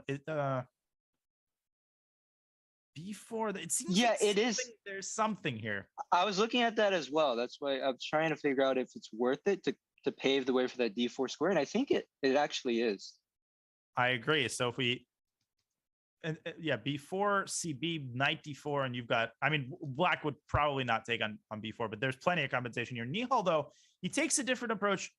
He moves his bishop back to E2. Now, this is quite surprising to me. And then he plays knight E5. Yeah, he misses the moment, so now probably black should be fine unless there was a tactic there. Wait, there might have been a tactic. There was knight takes E4. Wait, there was a tactic. Oh, yeah, bishop G4. And? Yeah, knight D7, knight E4. Oh, like FE, this. bishop G4. Okay. Wow, very simple, but yeah, I missed that one too. I feel like neither player, I don't think they're really thinking tactically here. And so a couple of opportunities there were missed. Now the position looks pretty equal once again. Yeah, and I would even favor black. I would play, as long as black watches for this idea B4, I think the position is very good. But that's the only one idea that he needs to watch out for. Right, that carving out that D4 square. Okay, so Nihal now I goes think back. you can, yeah, bishop D6, and Nihal offering a repetition. I feel like he's going to play. I feel like he might play B4. Although this just doesn't seem to be a good time to do it at all. Yeah, because then the knight jump might land on C3. Okay. And we're going to see a draw. Wait, oh, he immediately, okay. As a wonder, I was thinking maybe to play on, but all right, draw with black. We'll take it. Yeah, some missed opportunities there for Nihal, but obviously he's taking it easy here. We have a Rosalimo Sicilian. Yeah, a third opening, I think, from Nihal against a Wander's E4. Yeah, he's really mixing it up. C3, A6. I'm sure this is pretty well-known stuff. Bishop drops back to F1, and black tries to establish this like stronghold on D4. There's a battle going on over the D4 square. Yeah, this is I kind of like this opening. It's very interesting because basically neither side wants to take. White doesn't want to take on D4. Black doesn't want to take on C3. So it is kind of a waiting game or a stare down. Right. Which side is going to make the other oblige? So knight A3 with several. I mean, knight C2 would be the more in line, I think, with a traditional idea, but knight C4 is obviously kind of tempting in certain positions. Yeah, Nihal stops that. Oh, but I don't actually like that he took. I don't like, because you didn't have to take there. White wasn't threatening to take. I would have just gone bishop B7. Now maybe white has ideas of A4. Okay, obviously defend H2 first, but A4 is the idea. So the question, I guess, is do you make an aggressive move like queen H5, trying to combine ideas, or do you just play like G3? Yeah, I'm more inclined to just play a move like G3, but he goes queen H5. Huh. But like, yeah, I you're not really mating me, right, with this. Not yet. Yeah, it takes a little bit more than that. and Nihal completes his development of bishop B7. Yeah, I think it still remains a very complex position. You know, there's tempting ideas like G3, F4, but you got to be very, very careful when black has developed his bishops like this to just not make unnecessary weakening moves. And maybe we'll see Nihal. Yeah, I'm looking for this idea, but I think castles and maybe F5 could be. Although, maybe you go knight E7 first to prepare it. Oh wait, that hangs a knight. I thought it was intentional. Bishop F6 almost traps the queen. I just completely blundered that. Yeah. So the issue is I want to go F5, but you can take bishop D3. That's why I'm trying to make that idea work. Ooh, that's a skewer against H7. There's that move you mentioned, A4, hitting where it hurts on the queen side. I mean, Nihal could take it, and it's not like white wins the game, but you know, it's some sort of a progress if you can get that position. Mm-hmm. Yeah, I wanted to make F5, but probably that plan is too slow. So he's might have to play a little bit more on the queen side here with something like Rook C8 or bishop F6. Right. White, on the other hand, see, I'm always scared to abandon the king because I always feel like F5 could come at a very inconvenient moment for white. But for now, white is very safe. Everything is nicely protected. Yeah. So how do you... I'm still trying to make my prepare f5 or like knight e7 somehow. No, I was thinking maybe a5 first and then knight e7 because c5 isn't defended, but then the queen has a pathway back to a3. Gotcha. Yeah, that would have been a very nice idea, unfortunately. All right, so bishop f6. Draw. I don't think a Wander will oblige this time around. No, knight e5 by Nihal, covering the queens. A lot of people would be tempted to play f4, but I feel like that's a bad move due to knight c4. Ooh, knight e3 is interesting though. He wants knight g4 if you take. Oh, that's a really cool idea. Bishop b4, I like knight this. g4. Yeah.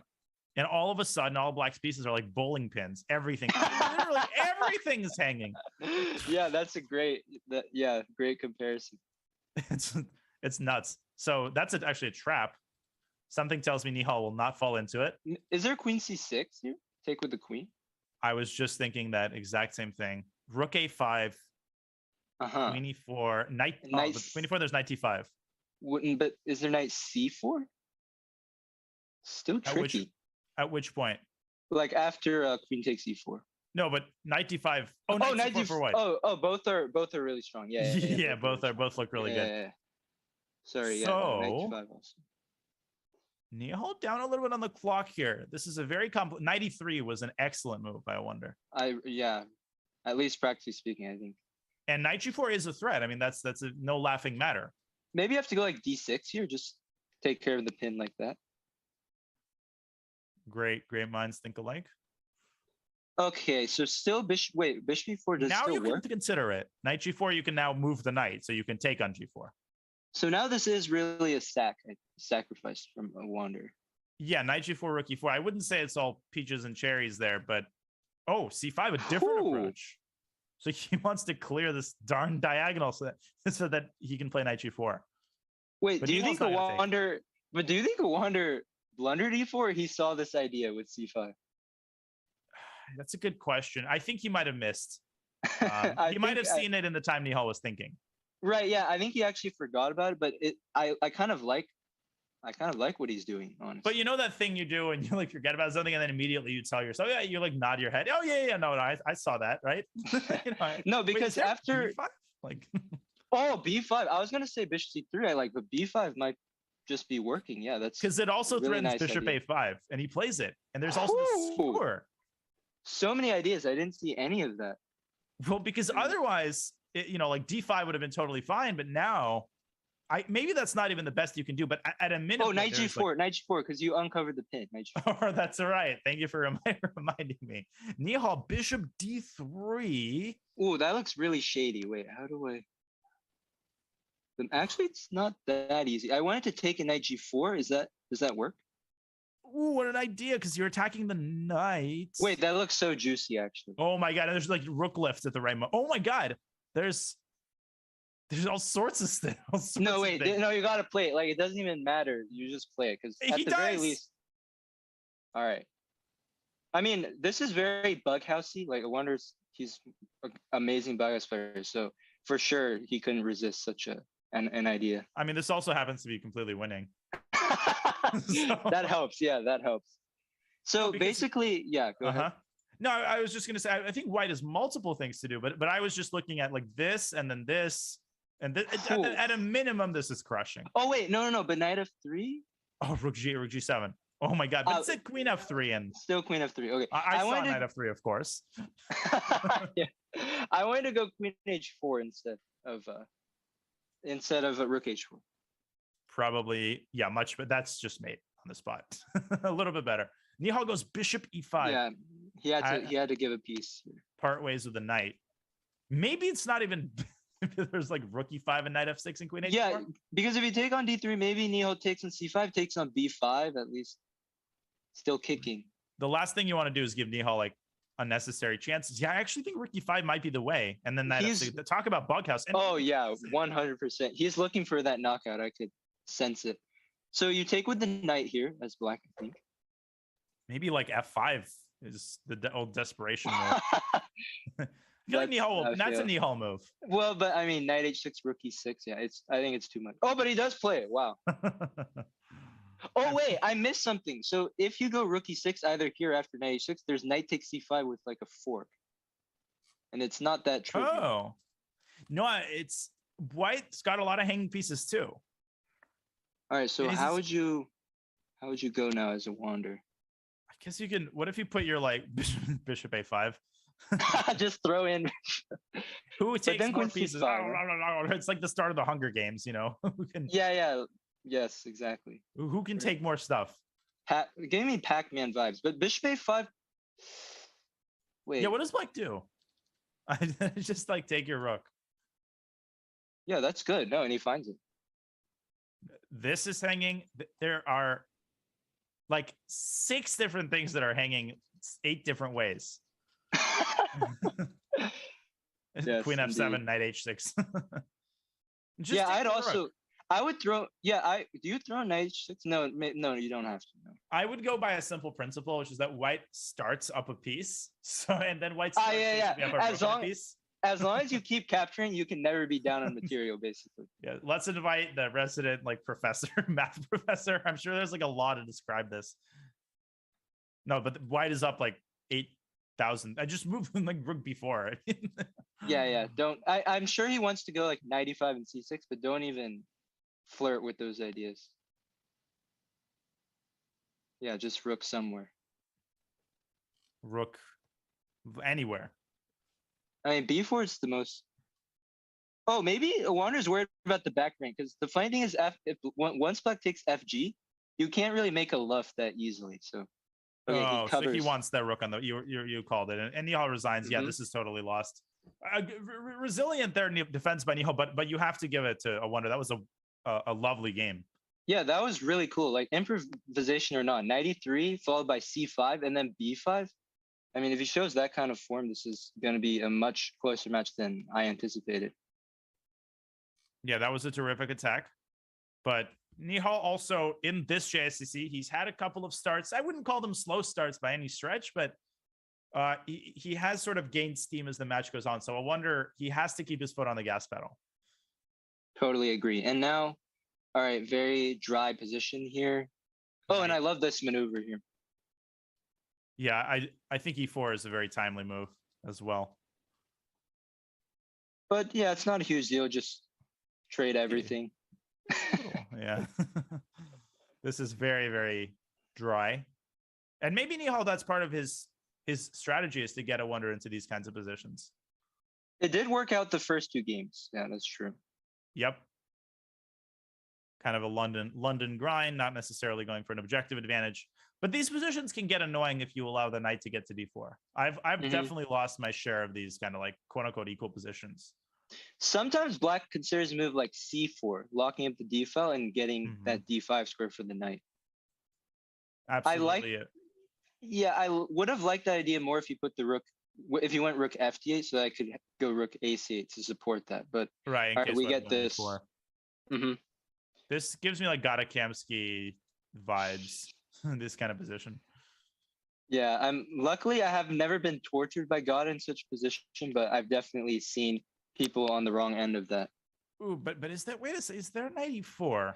Wait, Daniel, there's a funny idea if you go back. If black plays a move like h6. Ah, shoot, but it doesn't work. Because I was gonna say knight b5, rook d2. Oh, knight g4. I see what you're going for. Yes, but okay, white has queen f1. I mean, it's still probably.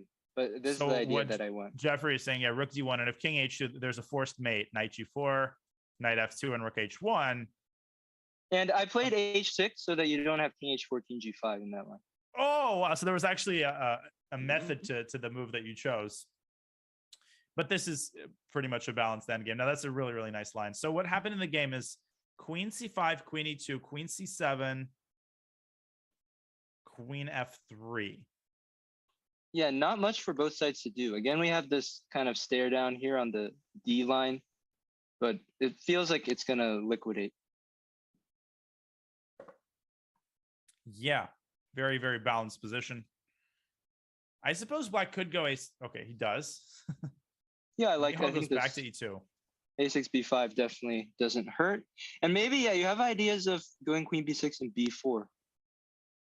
Does white have a4? Is that over ambitious? No, I don't think so. Yeah, it looks like a move that needs to be dealt with here. So he does try it.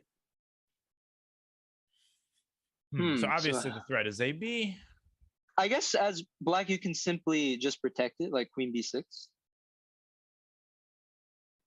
Make use of the d file pin.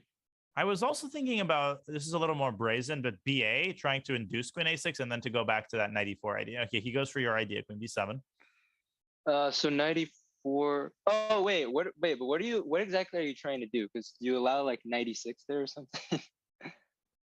You have to be. Oh yeah, careful. 96. I guess. No, I agree. This is not worth it. But yeah, this is very, very solid approach here from a wander. Yeah, it definitely is. An important detail is just that white can't take on b5, and the check on d8 in the end is blocked by black's queen, so that's out of the question. Yeah, I take black here. I mean, obviously it's incredibly even, but if I have to choose, I like black because also this HG3, like as we saw, there are always these mating ideas, patterns. You'd much rather have that pawn on H3. Yeah, this is not the kind of luft that you want to have. This is toxic luft. So. Okay, so likely seeing all the rooks come off in a second. This has been a riveting game. But yeah, I wonder, I mean, Nihal actually, he's not really been posing problems with white at all. Like every single white game from Nihal has been a really dry, boring game. I'm not sure if it's match strategy, but so far it hasn't really quite worked out, I think. I want to see some 1b3s. I know Nihal definitely has it in him to play entertaining lines like 1e4, 1b3. If this doesn't work out for a couple of games, I'd be very curious to see like what changes he makes with the white piece. Because with black, I like his diversity of openings. With white, I completely agree with you. I feel like this is losing its luster after the first few games. Yeah, I wonder if he's waiting for the 3-minute portion to uncork this b3 and double fianchetto. Right. More adventurous. So okay, maybe Nihal can go rook a1 here, keeps a little bit of complication on the board. Agree. Knight holds the fort. He nope. I think he's going for a knight endgame where he's the only one with the immediate possibility of creating a pass. I'm not sure that changes the evaluation, but I wouldn't even trade if I was a wonder. Or would you? No, nor would I. I would keep it because always in the endgames, the player with the outside pass pawn has an easier time. So okay, obviously it's going to be equal regardless, but I think it's more practical to keep the queens on. And to echo your earlier point, even with just the queen and knight, there are obviously still serious problems that white is experiencing with his king, rendering impossible. Wait a second. Whoa. Yeah. Okay, he has queen b1 or a1. And again, that knight g4 idea comes to the rescue. Yeah, as I said. Yeah, you'd love to have the pawn on h3. And what we were talking about, we can pull up the analysis board here real fast, is just if white goes after this pawn, then there's queen b1 and you can't go king h2 because of the check on g4. You have to give back your pawn with interest. Okay, so Nihal goes 95. Ooh, so he's playing with a bit of fire though. Absolutely. Does he want like f4 here? Is that? He does. Okay, he had to. Huh. And interesting. I think it feels like Nihal's playing for the win still. He's still ambitious. I was calculating this. Yeah, this because if you go something like queen d8 e7, attack on f7, I can just move my knight and you look kind of dumb. So now this, I don't love this for Nihal. So what if he goes? Oh no, that doesn't work. It's not easy. Yeah, this is not easy for white. Uh-oh. He's created a lot of weaknesses. I mean, 94 makes a queen b1 always a problem in some positions. Yeah, and I'm wondering, is a move like knight h5 a threat? Because stuff could become loose here. Yeah. Like I was thinking king g1, and then knight h5 would be an issue. So he goes checking queen d4, which I like. It's time to take the exit ramp, I think, if you're Nihal. Yeah, this is actually, I underestimated. And now you probably have to get out of this pin as a wander. Because knight d7 is looming. So yeah, this is a good find here by Nihal, and maybe we see a repetition here. I think it's quite likely, and I think a wonder should play relatively fast. Ooh, never mind. He plays gf. You could still go king g8 here. Yeah, I don't think it changes. Oh, okay. allowing a discovery, but his point is that there are no effective discoveries. Yeah, laughing in the face of danger there. Definitely. And yeah, there is nothing. So maybe Nihal just has to continue with something like King G3. Mm-hmm. Yeah, King G3 is probably smarter than G3, which opens up the possibility of a check on C2. The funny thing is, Black can still just ignore the discovery, go like H5 there. Right. Just pretend that nothing is the matter. Because nothing is the matter. There is no effective discovery. All right, so let's see if the clock will play a factor. I mean, it started out boring, but I wonder he's keeping the game going and could get interesting. Oh, absolutely. And he plays H5, and probably Nihal's not too unhappy that Wonder keeps the game. Although, I definitely would take Black here. Yeah, maybe King F3 though. Just it's so funny. Yeah, just this discovery just remains. But and F6 Queen A7 is right. Yes, a medium-sized problem, I guess, because there's King H6, but probably not something that Black wants to allow. Oh wait, actually, you're right. No, maybe. Oh well, okay. It's So perpetual. Oh, maybe Knight we'll F7, see that. Knight H8. Yeah, I think we will. Knight F7. Yep. Great call. Knight H8, and neither side. I mean, this time you don't want to laugh in the face of danger. It'll result in you losing the queen. Yeah. All right. Good so stuff. another draw. This is. I think the quality has been very high so far. I agree. And we have a Ruy Lopez with Nihal having the black pieces. The score is 3.5. There are 20 minutes left in the 5-minute portion. All right, so Marshall and Awander going for this version of the anti-Marshall. This bishop d2 move, very, very fashionable. Mm-hmm. I think, although I'm not exactly in tune with what's cool. But No, it is. Yeah, it's a move that I think the newer engine started to like, and it makes sense. Yeah, bishop on d2. It does block the knight on b1 for the moment, but after an eventual c3, which he plays, this knight will jump out. I think that adds to the cool factor when like Leela suggests a move that violates some sort of basic opening principle. Like who is an old Ruy Lopez player? Like Smyslov or somebody who would just have a seizure, just like, oh my god, like this must be a misprint. Like, how do you play bishop d2, stopping the knight's only developing square? And yet the pressure on b4 is, you pointed it out earlier, like the concrete idea here supersedes even like the most basic principle. Do you take with a bishop here? Yeah, I think you should. D2 and d4 and rook c1. Yeah, that looks very, very, very decent to me. I think also you can't really take with another piece because you hang on a5. So I think I can count probably with one hand the amount of times I've seen like white taking on c3 with something other than a pawn in the Ruy Lopez. Yeah. Oh wait, is Water thinking about some weird pawn sack like knight c3, knight a5, knight d5? A bit speculative though. Ooh, that knight on a5 is a little uncomfortable. Like takes a knight b7. Yeah, not necessary. I think just take with the bishop. I like this position for. I think it was also not necessary to think about this for like a minute plus. Right. Yeah. What is he actually? He must be thinking about knight c3, right? Okay. And he plays it. Sunk. Oh, but Nihal doesn't take the pawn. Wait, but now I like knight d5 because my idea was when we trade everything, I go d4. This is what I want. I think that's going to happen, which is why I'm not even going to show it yet. This is played. So you're saying takes, knight a7. And you can't take on a5 anymore, obviously, because... Oh, well, there's also a bishop on d2. Okay, so knight b4. So... Isn't that knight in a little trouble? Can you exploit it, though? Takes, queen b3. But there's queen b5. Right. Oh, I don't know. No. Yeah, I wanted him to spend maybe a bit more time because he allowed Nihal this really quick rook fb8. And now Nihal has free pressure on b2. So like this was a critical moment to. But I really don't like bishop b4. Yeah, I was trying to make d4 work, but I mean it gets messy, maybe too messy after knight d3. So instead of that, maybe you go queen b3 first. You're absolutely right. And now the knight is in trouble. This was the proper way. Okay, the knight can go back to c6, but then the queen has like a free play. It can go to c2. That was the move. That was definitely the move.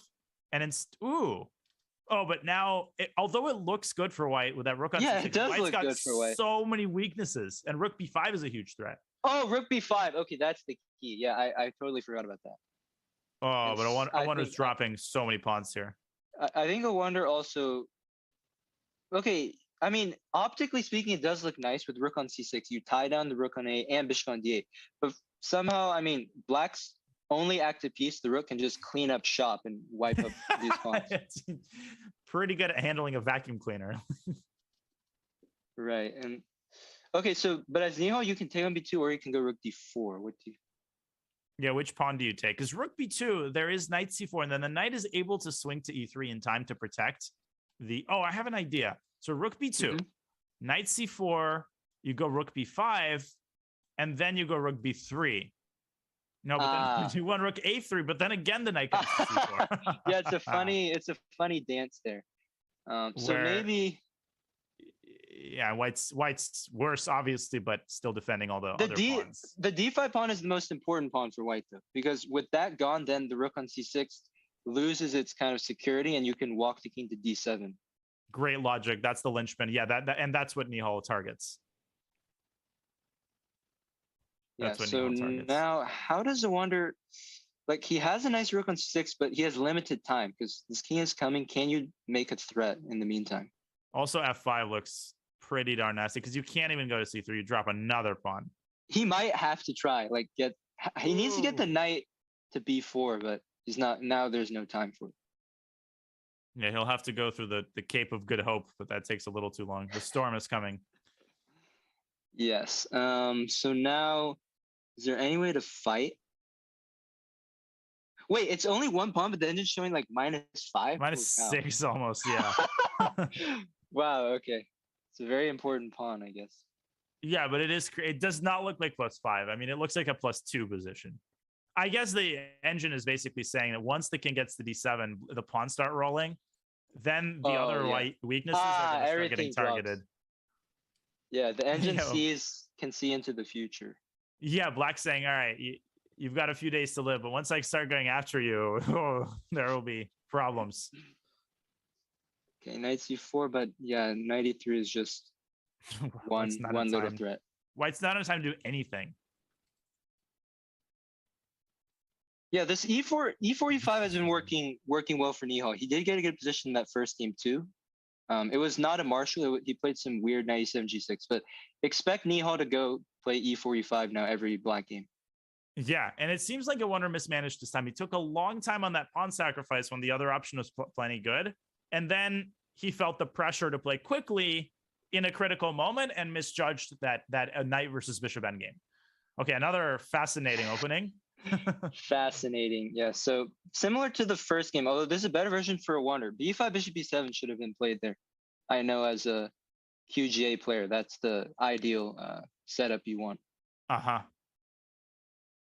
Wait, you're saying instead of knight c6? Instead of knight c6, yeah, because you want the knight on d7. Knight on c6 is actually not as well placed. Interesting.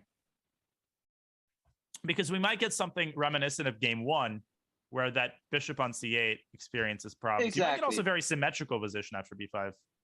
Yep, but white is first to strike. He is, yeah. So this could be concrete. Like, white's going to have ideas. He opens both diagonals for the bishop. And now once you trade this knight on f6, black lacks defense on the king side. So there could be ideas. Right. I think a lot of people assume the symmetrical position means equal, but symmetrical position just means symmetrical position. Like, you could have, if it's one side to move, white is the first to create tons of problems. And this could be lost for black in like 3 seconds. Takes, bishop e7, queen c2 already starts winning material. So a wonder goes f5 in this position. Ooh. Okay, big concession, but maybe hello. Yeah. Actually, this wasn't bad. Yeah, I like f5. Okay, so now probably rook d8, queen e2. The obligatory rook c8, rook d8 is going to happen. Ooh, the evo bar already like. How? Yeah, the question is, how weak is black's sort of king side? Like, is h4 an idea here? h4 knight g5. It is. Like, it is. Instead of queen e2, even could you have gone h4 and then even? Oh wait, that's actually much more annoying than I realized. It's hard to stop because h6. I'm still going to go knight g5 probably. And then e6 is hanging, and then queen h5 would threaten queen h6 mate. Right. I mean, Lots of ideas suddenly. Wow, that's very creative h4. I mean, that ship has sailed. He goes for the more conventional setup, Well, which it's still looks not, great. It's not actually sailed. Like I would think about h4 on the next move. It's still there.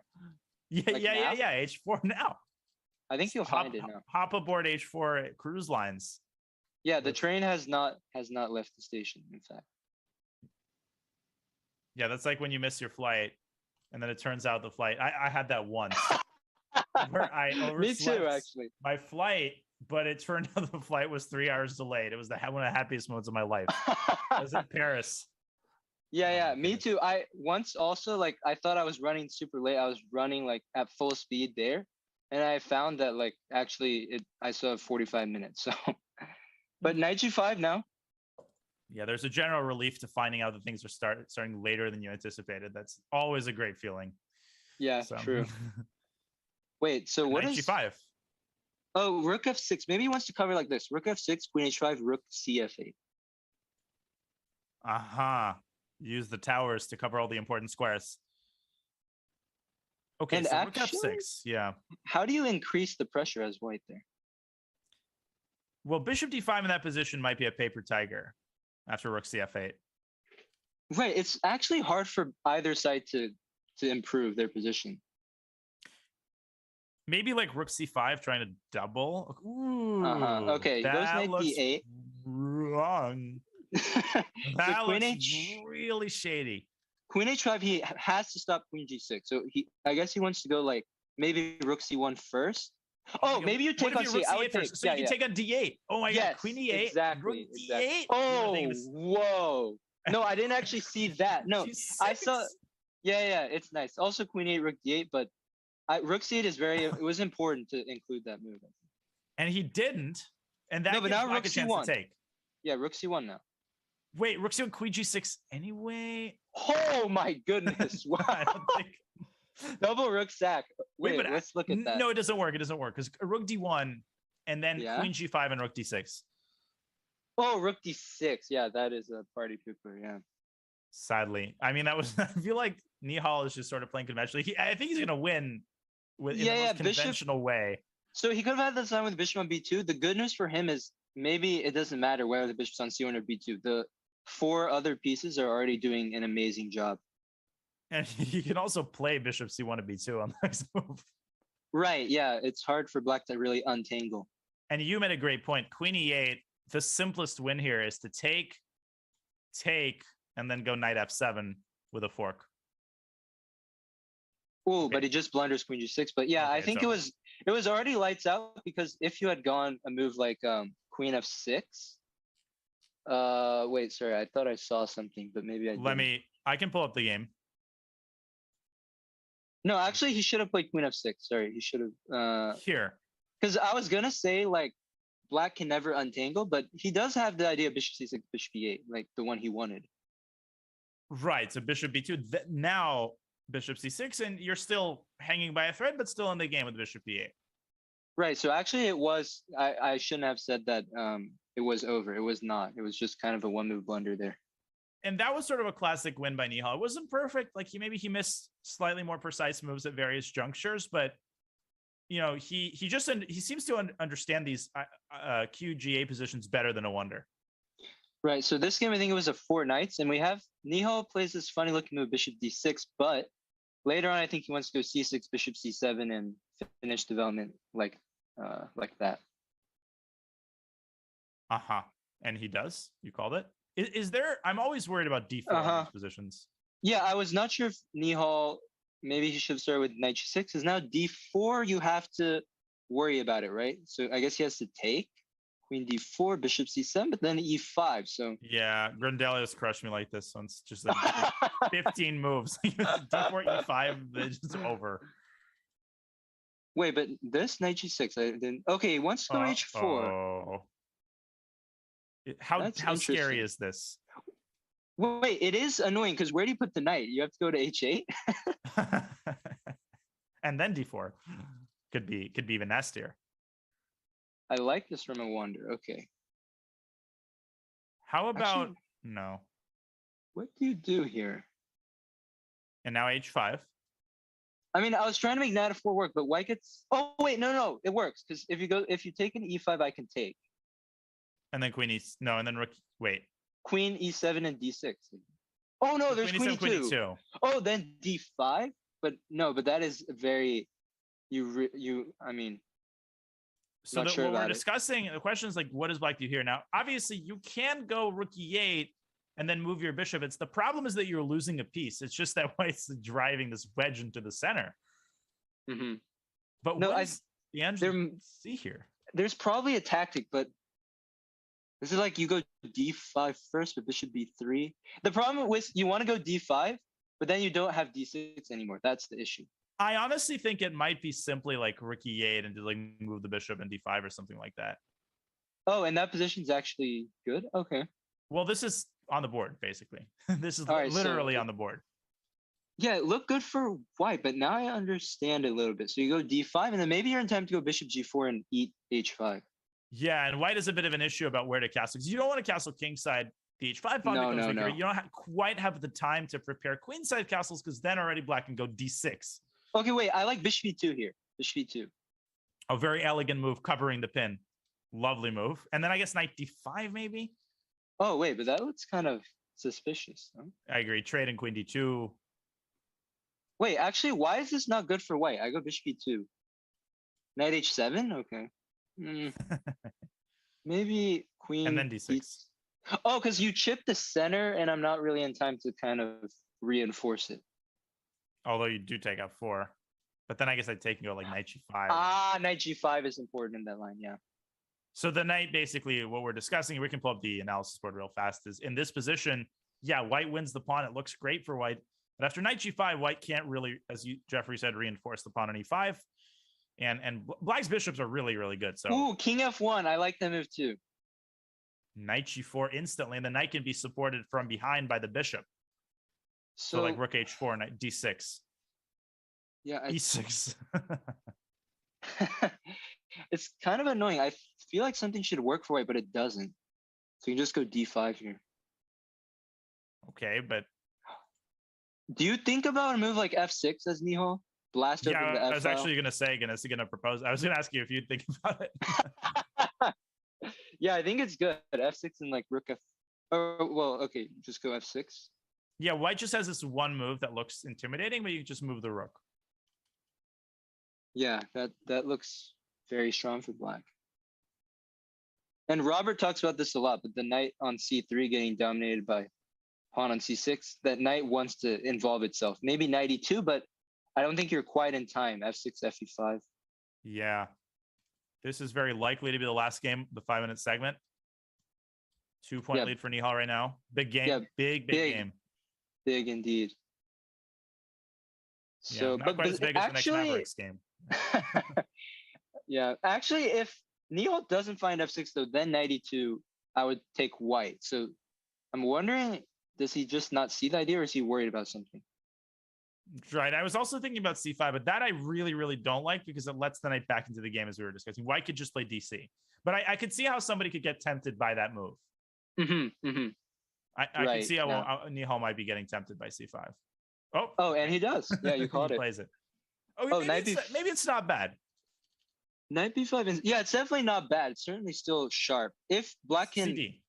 Right, if black can pressure on f2 somehow, like with bishop coming to b6, that could be a really hard pawn to defend for white. Plus, after CD, I don't see how you defend e5. So what could happen is a liquidation of the center. Where wait. Hold on, Daniel, though. But are you sure you want to part ways with your bishop? I'm not sure. Yeah, I really like having a very valuable bishop, but I didn't want to allow knight d6. Yeah, rook f8. Yeah, right. Okay, bishop. Okay, so Nihal basically he doesn't give up his bishop and he doesn't allow knight d6. So. Right, he satisfies the the demanding customers. Okay, now he gives it up, but now the situation is a bit different. Yeah, bishop f5, or is it bishop f5? I guess then you take a knight f6. King on f1 is. Oh wait, no. G3. But yeah, I think I was wondering, can white like start activating with knight e5, rook e1, rook h3? Maybe the pieces come out. So the first question that I wonder is answering here is where to go. The bishop e2 is not totally out of the question. In fact, he plays No, but I don't like bishop e2 comparatively. because queen g3, knight can come back to f6 potentially. It's some sort of reshuffling. Yes. That pawn's days are numbered. It's not living through, you know, the domination of AI and, you know, self-driving cars. It's not surviving. But yeah, the main reason I don't like bishop e2 is in the long run, that bishop is not going to be a happy piece. So even if black just plays the most clean cut way, like rook e6, d6, get rid of the pawn, bishop, I mean, it looks really unpleasant. Like I go bishop f5, maybe I attack on b2. So I think it's instructive that you're looking at this in terms of pieces, because I think a lot of people, including me, are just like distracted by the noise of this position. There's a lot of other stuff going on, and that stuff is important, but it's also important to keep an eye on the long-term prospects, and the long-term prospects are just winning for black now. He just took h5 and now he's getting his knight to 4. Nihal's just a beast. Yeah, this has gone out of hand now. But I wonder really misplayed this. Maybe, okay, knight f4, you go bishop d1. That's your last resort. What about...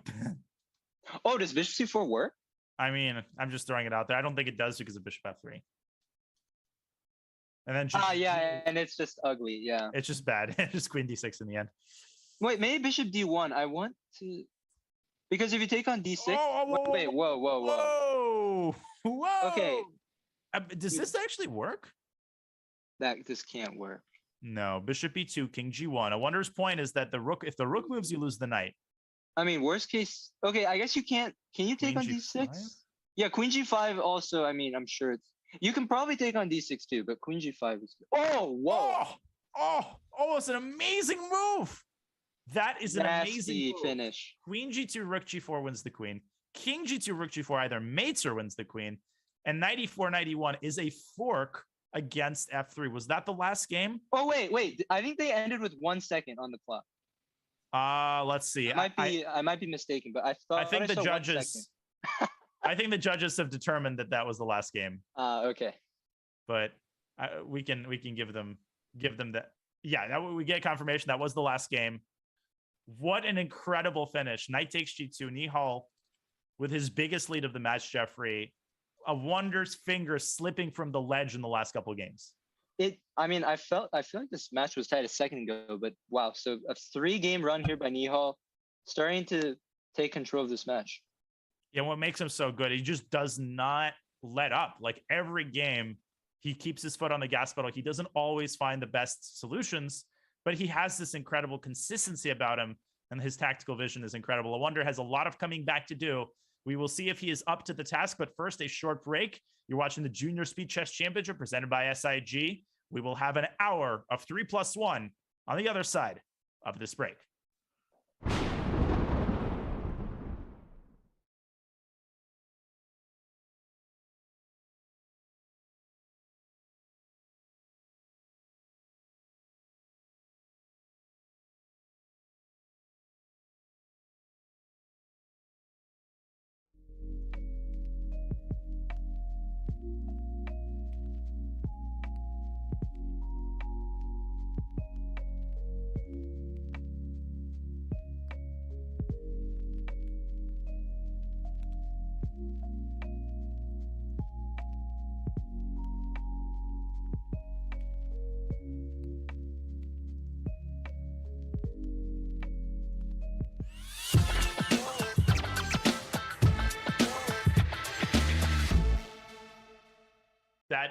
There's nothing more tilting than that, winning for 45 moves and then losing, not even squeezing a half point out of that.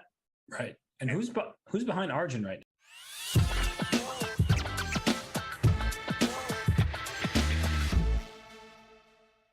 Indeed, Anna, and you gotta be careful here to not give a stalemate, as in you place your pieces in such way. No! As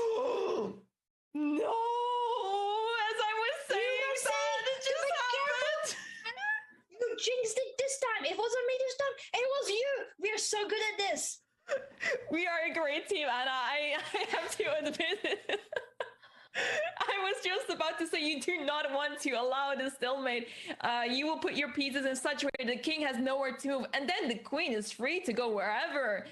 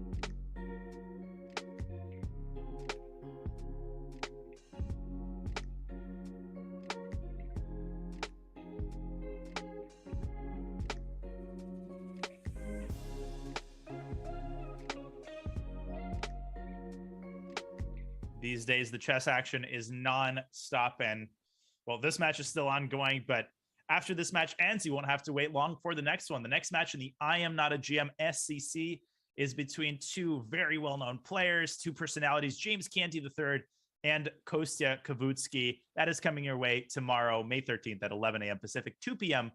Eastern time, and that is bound to be a super entertaining match. Speaking of entertaining, one could not ask for a better match than Nihal Sarin against the winner Liang. The 5-minute portion is in the books. It's a 3-point lead for Nihal. Here alongside Grandmaster Jeffrey Zhang. Jeffrey, the Smarter Chess prediction, it came pretty close. We got to give it some credit. A wonder needs to step it up big time in the 3-minute portion. Yeah, I will give a slight tip of the cap. Smart Chess, only one game off there on an exact score prediction. So pretty good stuff. But yeah, like you said, it feels like a wonder. I think he's actually played better than he did against Brandon, yet he's still down 3. So he knows that he has to still step up his game and maybe. What? I'm sorry. Continue. No, go ahead. Yeah. What is this line? What? Bishop C5. Is that a move? Knight takes. I mean, I know it's like a move that beginners play, and then they take on F2 and resign. Yes. I know that so. This is like one of the things I was taught earliest. Like Knight F3, white black resigns. Wait a second. So, this is the Stafford, right? Knight C6. But it's some sort of a weird Stafford, right? Without Knight F6. Oh, this is not the Stafford? Okay. Wait, the Stafford is the same position with a Knight on F6 rather than a Bishop on C5. So this could transpose. I wonder smiling. Nihal's not smiling. I love this start to the 3-minute segment. But I want to point out what Nihal's doing. I actually love what he's doing. Oh, wait, is there? I mean, Knight F7, Queen F7. Yeah, that was the first thing I looked at. Yeah, doesn't work. Maybe go Knight F3 here. And he's taking his time, which is really important. He understands that if he makes the right decision here, he'll basically be winning. So a very mature approach, but also knight a very f3 interesting approach by Wonder. Yeah, knight f3 d5 is the idea. It was full compensation for pawn. Yeah, I made it sound like it's so good. So now it transposes to the Stafford after d3 knight f6. And here I actually analyzed this for a video. C3 knight takes e4 is one of the traps. Bishop e2 is the best move after knight f6, if I remember correctly. All right, well, Bishop e2 takes it out of commission. Yeah, let's see if Nihal is up to date on his Stafford knowledge. Oh, I know a lot of people in the chat are enjoying this. Now, first of all, the question is, will a Wonder play knight f6 transposing to the Stafford? Maybe he thinks he can make some kind of improvement, queen h4 or yeah, queen. I mean, 97 to have f5. I mean, who knows? I mean, maybe he thinks there are benefits in this particular move order of this very well-known opening. Right. I feel like there are a couple of new interest yearbook articles on this. Oh, apparently this is called the King's Knight Bush Gas Chiodini Gambit. Okay, that's a lot of names. Wait, so it's not the opening. It's yes. Okay, so yes. It does. Oh, Nihal wait. knows it. How does he know that? Okay. He's Nihal Sarin. he probably analyzes that for. Wait, so what is the main idea for black? Like you try to long castle or play h5? Well, the main move is h5. Main move is h5, hoping that white castles, and then after h5, the move that basically wins is c3 in order to meet knight g4 with d4. This is not the move. This is wrong because of castles. Yeah, a Wonder doesn't. Okay, there's no excuse for this. I wonder Nihal went for the main line of the Stafford. I wonder doesn't even know what to do. Wait, what is the best try for black? Well, it was h5. And after c3? It's just really bad. I'm sorry. I'm sorry to break it to everybody. But the Stafford is bad. Sorry, Eric. So wait, yeah, this is just a disaster. This is a complete disaster. This is a complete and utter disaster. He's gonna try though. Long castle. I mean, obviously the game is not totally over. If black castles and goes like h5 and knight g4 and makes about six moves. Okay, even then, it's unclear, right? Oh my god, look at this position. Nihal is up a pawn, and he's got the entire center. But yeah, at least it's taken him some time to kind of handle a Wander's, fooling around. That it could turn into somewhat of a bullet game. I'm just worried that if a Wanderer loses this one, he'll get really tilted. Yeah, this such a solid setup here. C3, D4, E4, F3. Beautiful. Knight C4. Just G5. Bishop G5, then you can resign. How about hard to suggest. Okay, Rook DG8. He's gonna play it. I know a Wonder. He's gonna play Rook DG8. Only try here. Watch. Rook HE8. Okay. Yeah, but this is. Ooh, what an amazing move. Okay, I'm allowed to laugh at him a little bit given what he played, right? I'm trying to see, is there any potential? All right, gets gets G5 in. I mean, a Wonder is in all seriousness doing a good job of staying in the game so far, but yeah, F5 down to 30 seconds. E5 Rook E5. Yes, that's a nice trap. But the one issue is, wait a second. You can't take on F4 twice. You take on D4. So some ideas. F5 was a great move. And Nihal definitely missed this detail that after E5, Rook E5, you can't take because of Queen D2. Uh-oh. Don't shovel dirt on him yet. Maybe you just take and go Rook AE1. Because I want to involve the bishop, but if I go C5, you go D5 to shut it down.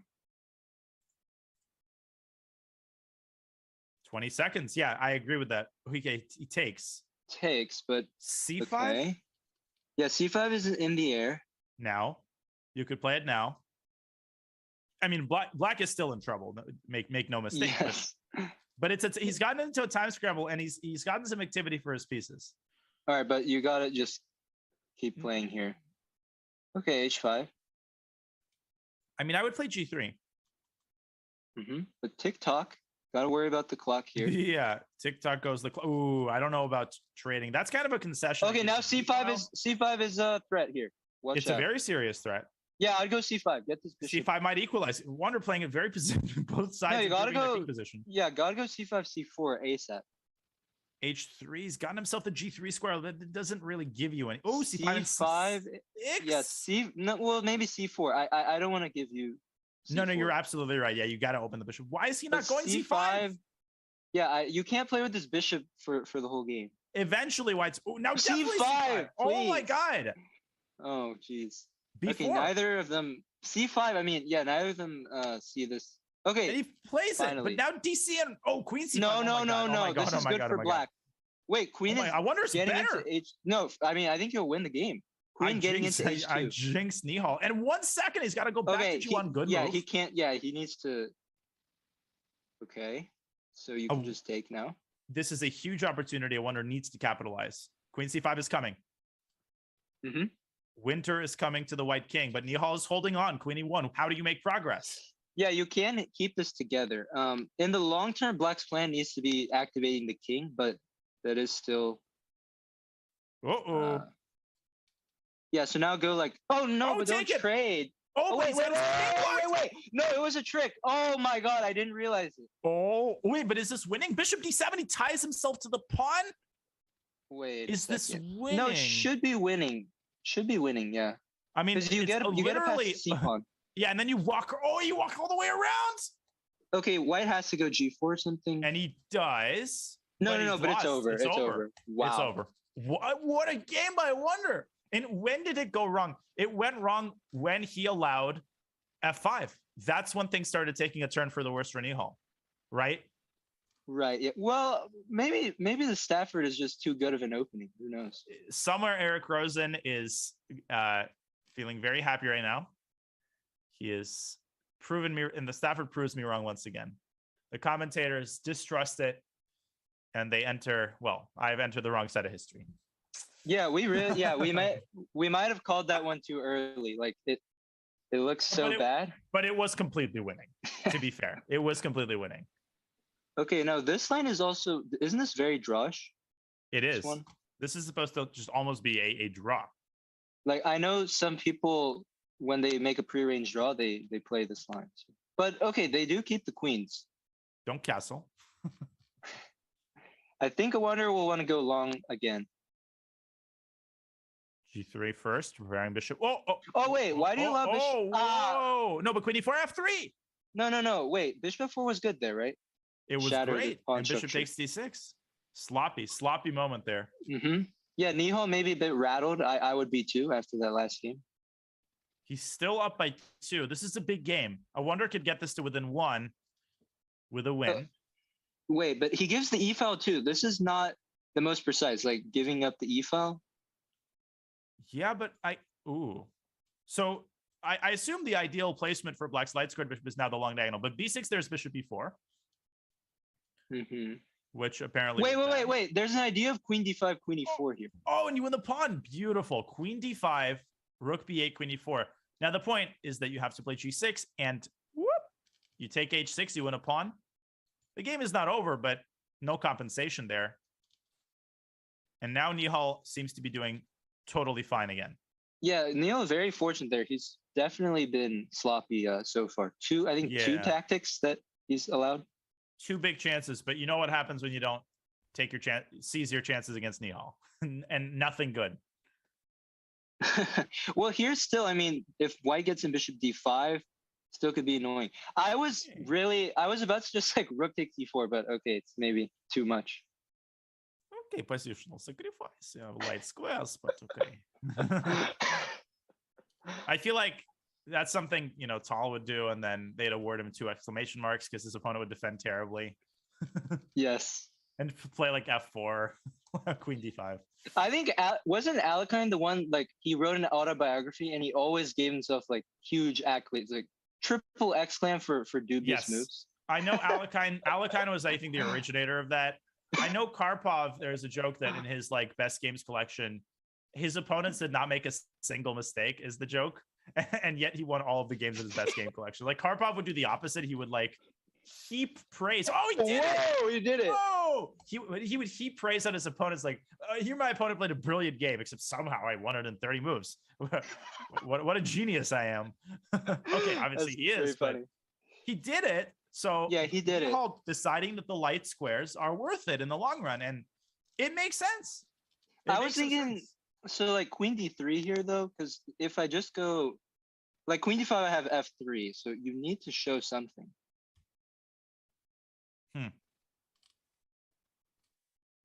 I love that move. I mean, I like sacrifices, so I'm biased in favor of rook d5. But I think a wonder found a very nice setup here. Yeah, this the looks bishop. hard to really increase any pressure. Okay, rook e8. But king g2 prepared rook a1, another very sound move. King g2. Love the way I wonder is handling this position. Okay, he's got to try g5 and after rook e1, rook e6. Ooh. Oh, g5 actually looks quite scary. He goes. So I drop the bishop back to g1, I guess. Oh, wait, I can't take on g7. Sorry. Right, because rook e2 in the end. I can show that line really quickly. Takes, queen d6 looks good, but now the bishop shines through, and this is checkmate. So I wonder does indeed go bishop g1. So can he create something is the question. Currently, the bishop is hanging. You could go g5, though, because queen d6 still rook e2. Oh, I'm sure he's considering that. But then rook e1, and you can't do both at the same time. Like, you can either not trade rooks or preserve the bishop, but not both. True, yeah. Yeah, rook a1 is a big threat. All right, rook e6, still expecting rook e1. Goes rook g6. Okay. Now there are all sorts of shenanigans being prepared, but I don't think works. Yeah, it shouldn't work. Especially your rook is going to be pinned to the king on h7. And this is solid as a rock. But how does a wonder actually make progress? Or kind of a weird question, but like, what is he doing? Yeah, I mean, I think you can play it slow. You can even go like c4, a4, b3, because really, I mean, you are up in exchange. You don't have to rush here. Yeah, small improving moves. Put on your Botvinnik hat, and there's also like rook e8, rook d8, but that's very speculative, and bishop c6 defends the pawn. Mm-hmm. Yeah, but one thing is just keep playing moves, because you don't want to do what Nihal did last game, which is you got a great position, but then you get short on time. Right, and following Jeffrey Zhang's advice, always a good idea. For the most part. Okay, so f5 still not much of a threat, right? Because you go f4, just I think bishop f2, but okay, I see what Nihal he's trying to create. And down to 20 seconds though, you gotta keep playing here.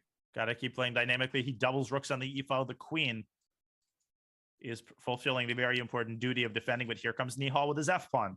Yeah, I think bishop f2 is a must, right? But he's got 15 seconds. This is what you pointed out. Bishop f2, and there's an eternal pin against the rook.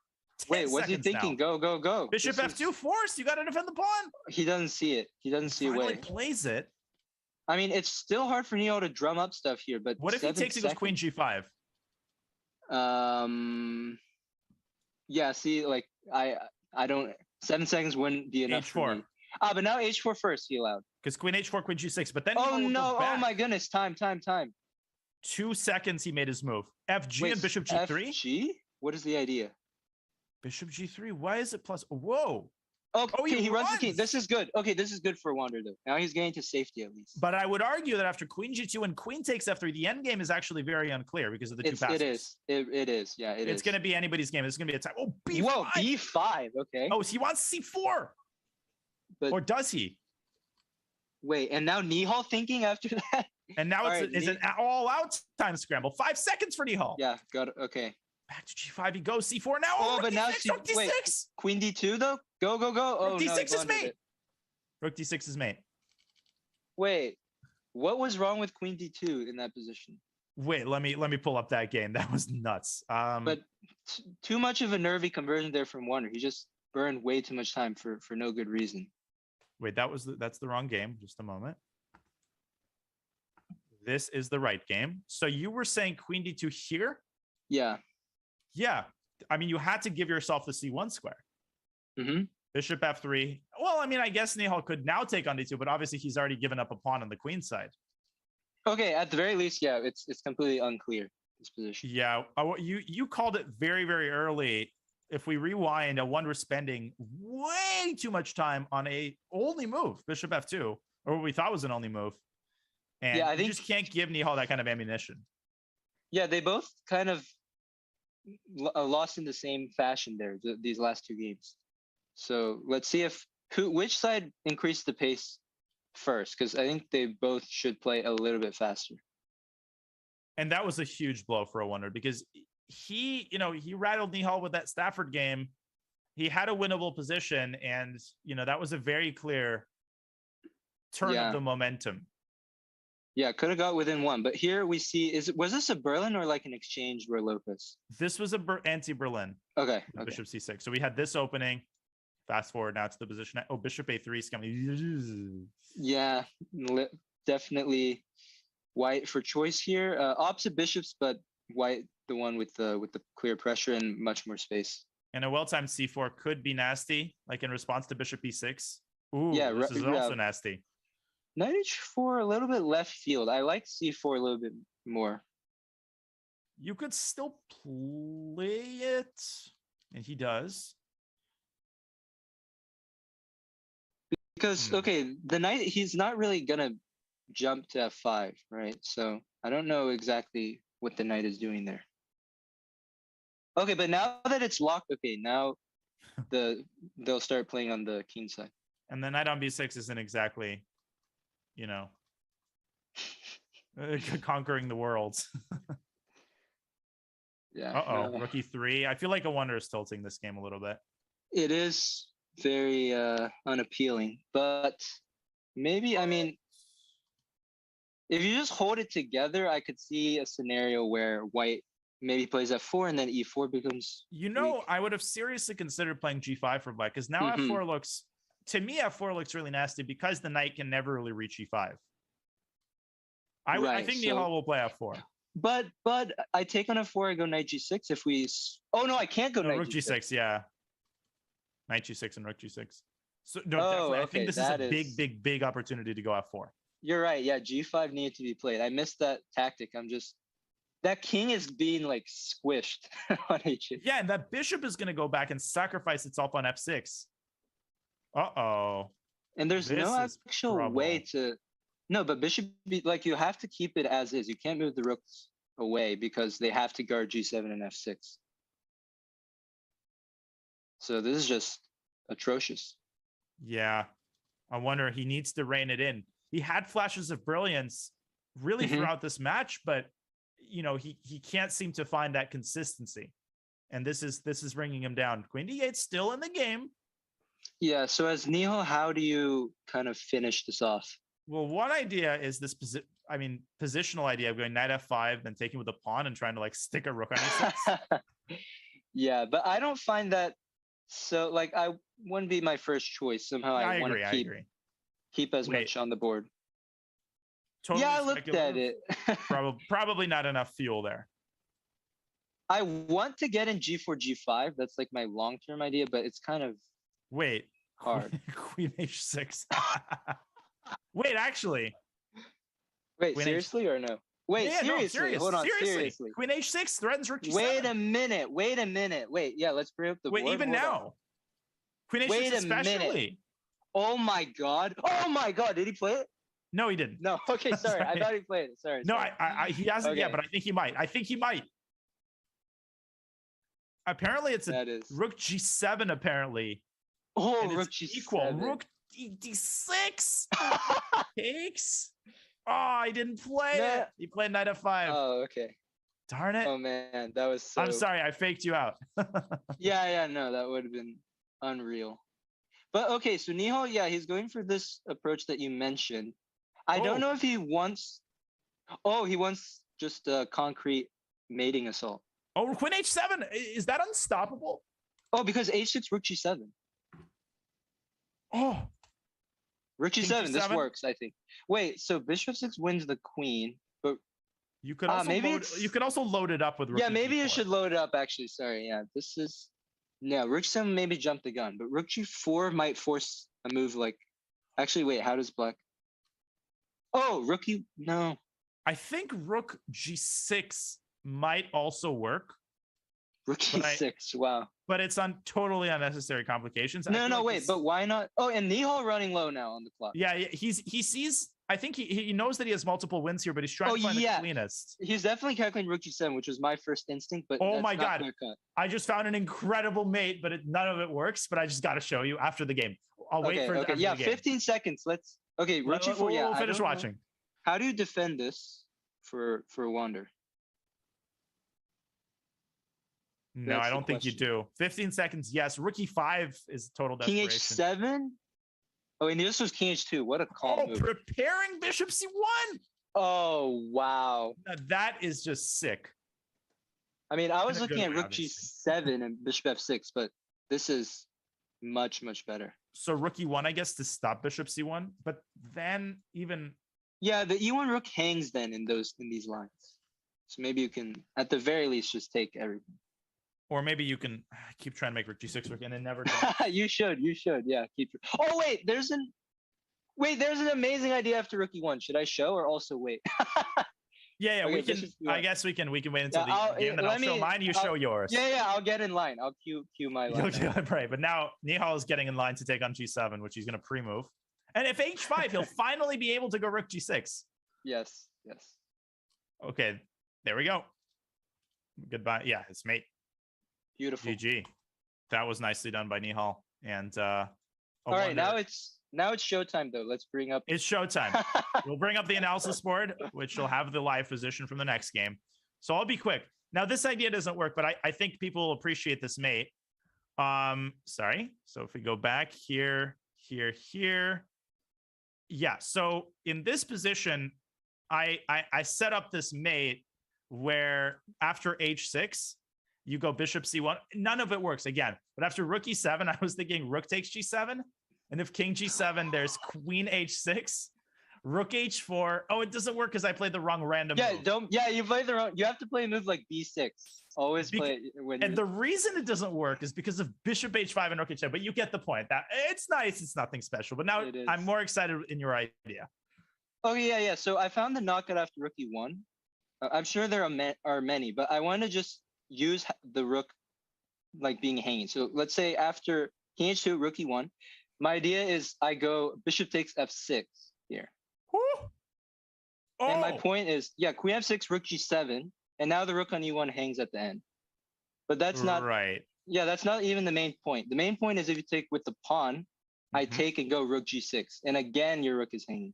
Oh, beautiful move. Rook g6, double attack against the rook and against the pawn. No, that's so nice.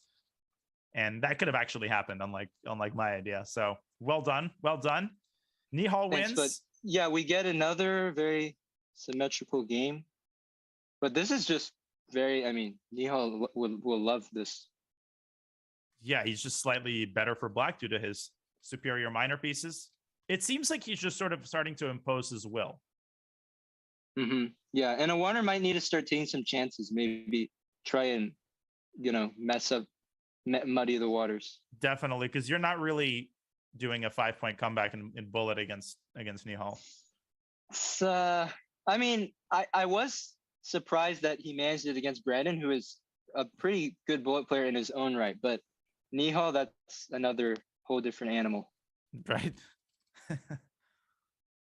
Although I like the way Wonder has played this. I think he's equalized, but not more than that. Then I could even come to G8 to cover. I would probably play bishop for knight here. I would just kill the knight on e7 because I'm thinking long term, if you leave your bishop on the board, it's going to be the worst piece in the game. Right. So yeah, I just take that, put the knight on f3, and then quickly make a draw, move on. Right. We're approaching the halftime break in the 3-minute portion. The time very slowly but surely starting to tick down. The lead is ballooned to 4. And these next couple games are going to be absolutely critical. I mean, we say that about every game, but these really are, given where the lead stands right now. So he trades the bishops. Yeah, still okay. Not much to. Okay, Nihal keeps bishop, which I like because I think, as I highlighted earlier, the black's bishop is the correct one because black's pawn chain is on the light squares, so it's kind of like the correct bishop in a way. Right, and black's pawn chain just seems also more promising from just like a5, a4. Ooh. Oh, I love this though. Okay, but f5 very important move. Yes, it doesn't prevent knight d6. In fact, bishop d6, Nihal trying to pave the way for the knight to get to e4. Ooh, yeah, if that knight arrives there, this could get... Okay, but knight f1 again, a very precise move, I think. Great move. Preparing to take on g3 with the knight. And now and I like pushing h4. the h-pawn. Both sides pushing their respective pawns.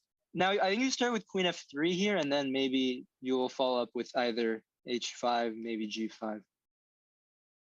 King shifts to the side, preventing like if knight e4 happens, it won't be with a check now, etc. So now if you trade queens, now maybe white is for choice because you have this option of going h5, making the outside passer. Outside passer, right. Now, a question is, if a wonder has the opportunity, should he go a3? Because obviously that fixes the pawns on an undesirable square. On the other hand, it eliminates headaches related to a3, which is really not a headache, I guess, because you can always play b3. Right, yeah, I wouldn't... I think you need to have this b3 in your reserve. Agreed completely. And okay, but now maybe h5 or knight e3. Could see a wander. I almost feel like Nihal wants g5 and then some sort of ridiculous maneuver like knight e7, knight g8. Okay. But no, it doesn't work. Because g5, the white knight very quickly gets to f5. Yeah, so h5, I think the wonder might sense that he could turn this around potentially. Yeah, I would take white now for sure, although it's still equal objectively. Queen f5 maybe.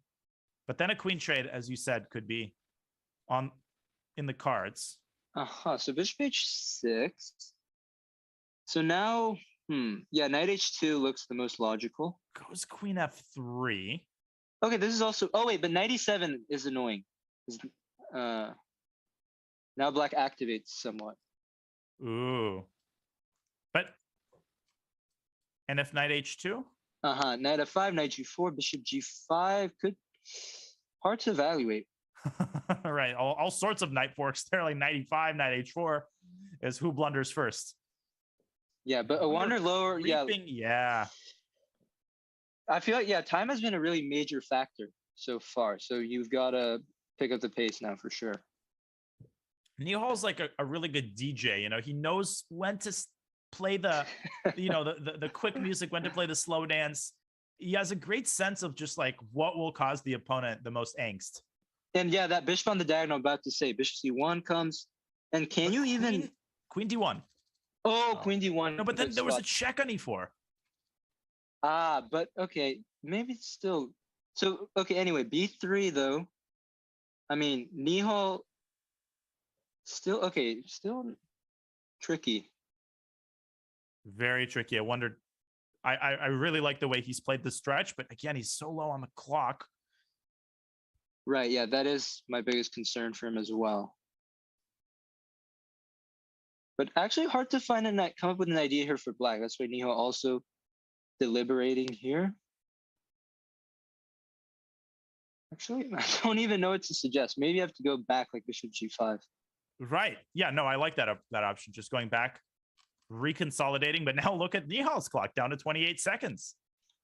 Speak of slow dance, he takes on f3. Ooh, going after one. Okay. c3. There you go, bishop h4, but knight g8 holds together. Oh, knight g8. Great defensive move. I guess now wonders on the defensive. Maybe you have to go c4, at least double the pawns for black.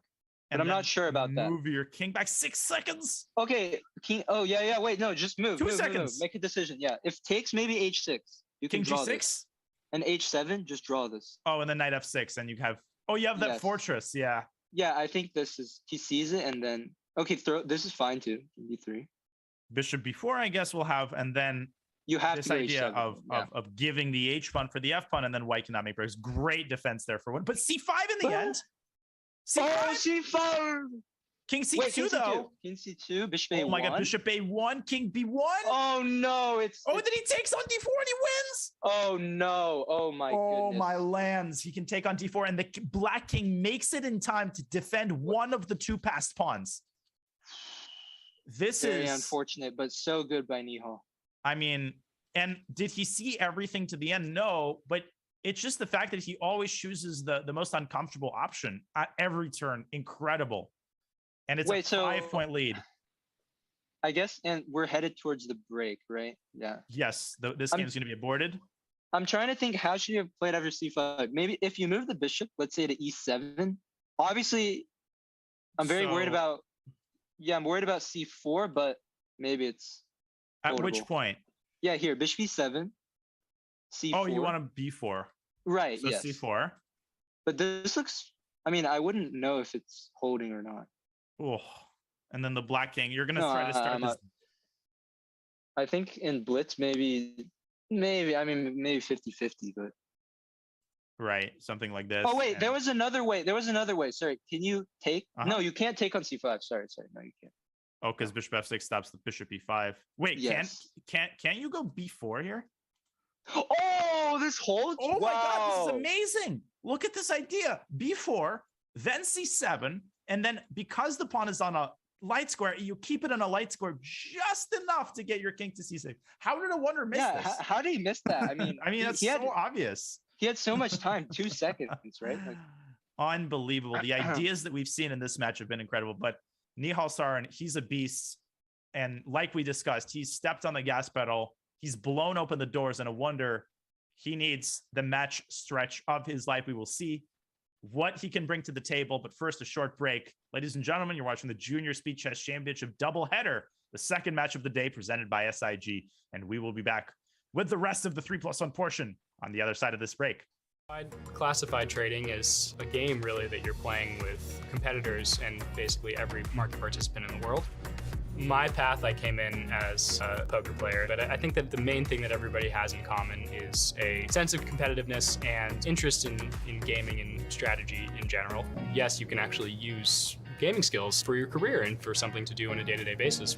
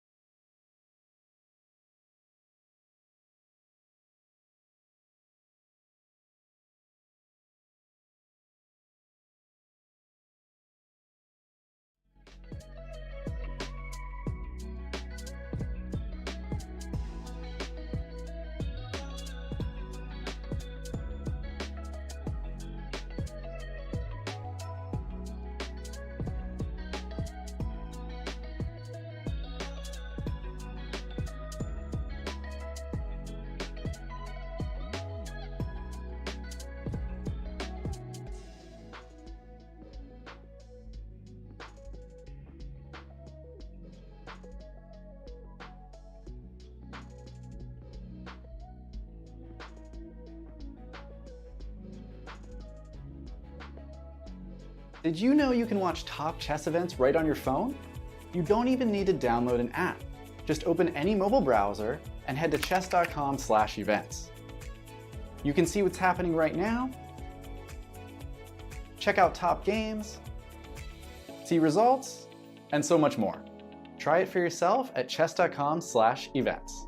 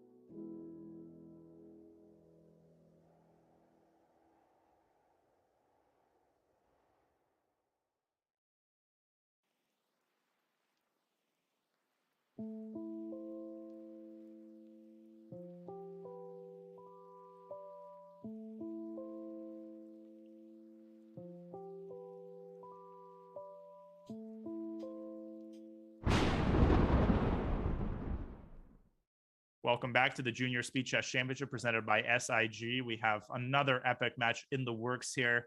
A 5-point lead by current JSCC champion Nihal Sarin over a Wonder Liang, chopping it up with Grandmaster Jeffrey Zhang. We hope you've enjoyed the show. Jeffrey, these last couple of games have just been a haymaker after haymaker dealt by Nihal. Yeah, I believe the match was tied, I think 4-4. So this is like a basically 5-game run for Nihal. And he has looked vulnerable at times, but when it's mattered most, he manages to clutch it out. And at the very end, he's just spotting all these crazy tactics. Yeah, he really has no equal in these time scrambles. And you mentioned that a Wonder might have to start taking chances. I feel like while it might not be realistic for him to hope to tie this before the bullet, he's got to bring it probably, I would say, at the very least to a 3-point lead, something that sounds more manageable to recover from in bullet. Right. You want to at least make Nihal nervous, at least think about potentially. And wait, has Wonder opened this with something conventional? Let me see. I apologize. I didn't click on the game. Oh, no, he did not. He played A6. And Nihal with A4, which I think is a pretty good move.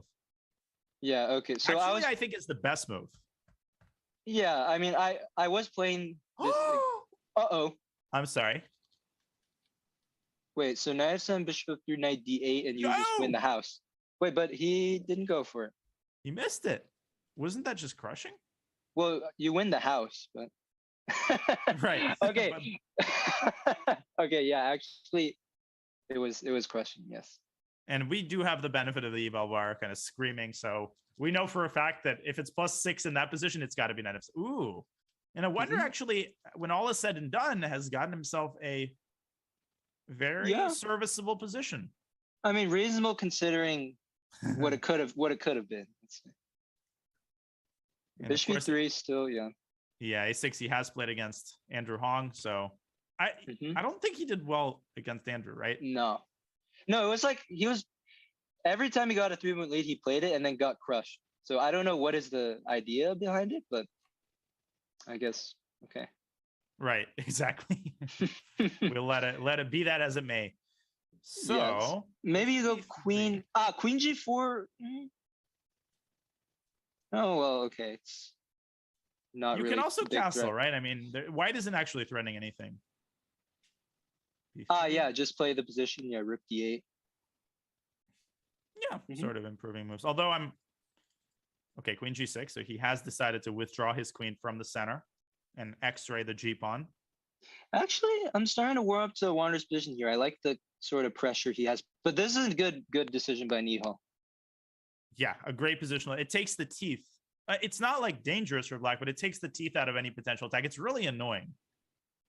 Very, yeah. And in chess, annoying is good. Wait, but actually, I'm afraid I'm like every line I calculate is worse for black. So what do you actually do against this simple idea? What about? I'm thinking of meeting bishop e4 with like bishop d5. Oh, like right here. Okay. Yes, I like the that. E-file and then go see. No, but takes. I mean, this is just really nice for Nihal, right? Yeah, and this is exactly as you were pointing out what he wants. He wants these slow positions where he's got a tiny advantage that he can nurture. Yeah, maybe you maneuver the knight. Yeah. Although I would say that with a slight weakness of the pawn on e5, it's not so easy for white to direct all of his attention to the task of maneuvering. But I feel like I just play like rook c4, or okay, start with knight e1 maybe. But if I get knight on d3, rook c4, then isn't there like rook d4? Aha. Okay, so there's some concrete ideas to worry about. Although, Maybe we're trying to say. What were you saying? I want to start. I want to start with a move like rook f1, because just to avoid those bishop d4 ideas, and also I could be going f4 f5. But Nihal designed to trade the rooks also very safe. So rook d4 here has to be considered, but the question there is if the knight is able to reach c4. If it does, then it's out of the question. If not, then maybe black can hold that. Yeah, but still, I mean, white looks much easier to play. I know the eval bar doesn't care, but I mean, you go f4, get the king to e4. Well, the eval bar can go take a walk. So no, I don't like this position at all for black. I don't either. And yeah, I like the idea that you're highlighting also to swing the rook potentially to g4, create some more targets on the king side. Except when I feel like when I watch Carlsen play these endgames, like then I imitate what he does, like push the queen side pawns, provoke weaknesses, and then I'm never able to win these against strong GMs. Yeah, It's like it's always a draw. I have the exact same feeling. Okay, so bishop d4. I mean, black really just has. Oh, does black? No, but you don't really. You never really threaten c4. It's more. But than I would do stop, it. Stop knight b2, knight c4. And I like this move g5, fixing. No, this has been a great stretch for a Wonder. Like he's not allowing Nihal to make improving moves, and he might just end up with a fortress.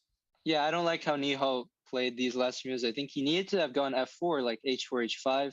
Here, I mean, only a Wander can do something now. Whoa. Now, there's this idea of going rook e4, very alert. Yeah, I'm not sure what you can. Oh, some ideas of getting c4 one day, yeah? Exactly. So like king c6, rook d4, and then king d5. There's a very small amount of real estate there in the center, but there's enough space for both the bishop and the king. Yeah, wait a second. That king on d5 is like, yeah, and rook d4. Very well. This might be winning for black, actually. I think Nihal just didn't have the sense of danger here. And Nor now did c4 I. is Nor coming. did I. Yeah. No, it was very hard to anticipate. But I Wonder has done a great job here of creating serious winning chances. Oh, you have to try to take and go h4 probably, and not bank on getting a pass pawn on that side.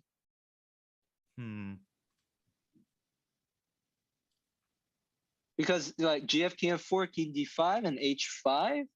Oh, but then bishop c3. So as long as black keeps it under control, it's just gonna fall apart eventually. Right. So what you're saying is the only source of danger is that white does something on the king side. So what about? Sorry, which move were you just saying? gf4, king f4, king d5. Okay, he starts with this, which is also good.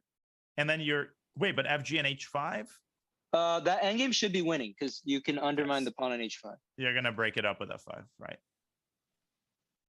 Nihal down to 4 seconds. This is lost. Wow, awesome. And now, okay. Great move. Only chance. But now your idea takes bishop c3. Yeah, or you can go like bishop e3. Yeah, both more or less the same. Just keep things under wraps there. But Warner needs to make sure not to panic now. Right, because he definitely understands. Wait, that was a mistake, but why?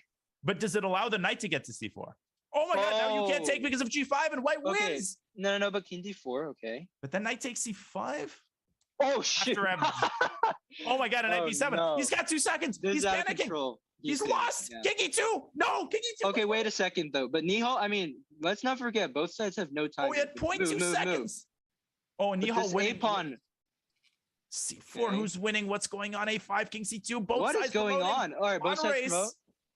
Okay. Oh my god. CB, knight b3, knight b3. Oh, knight b3. A6. Oh my god. No, but it's not over. It's not over.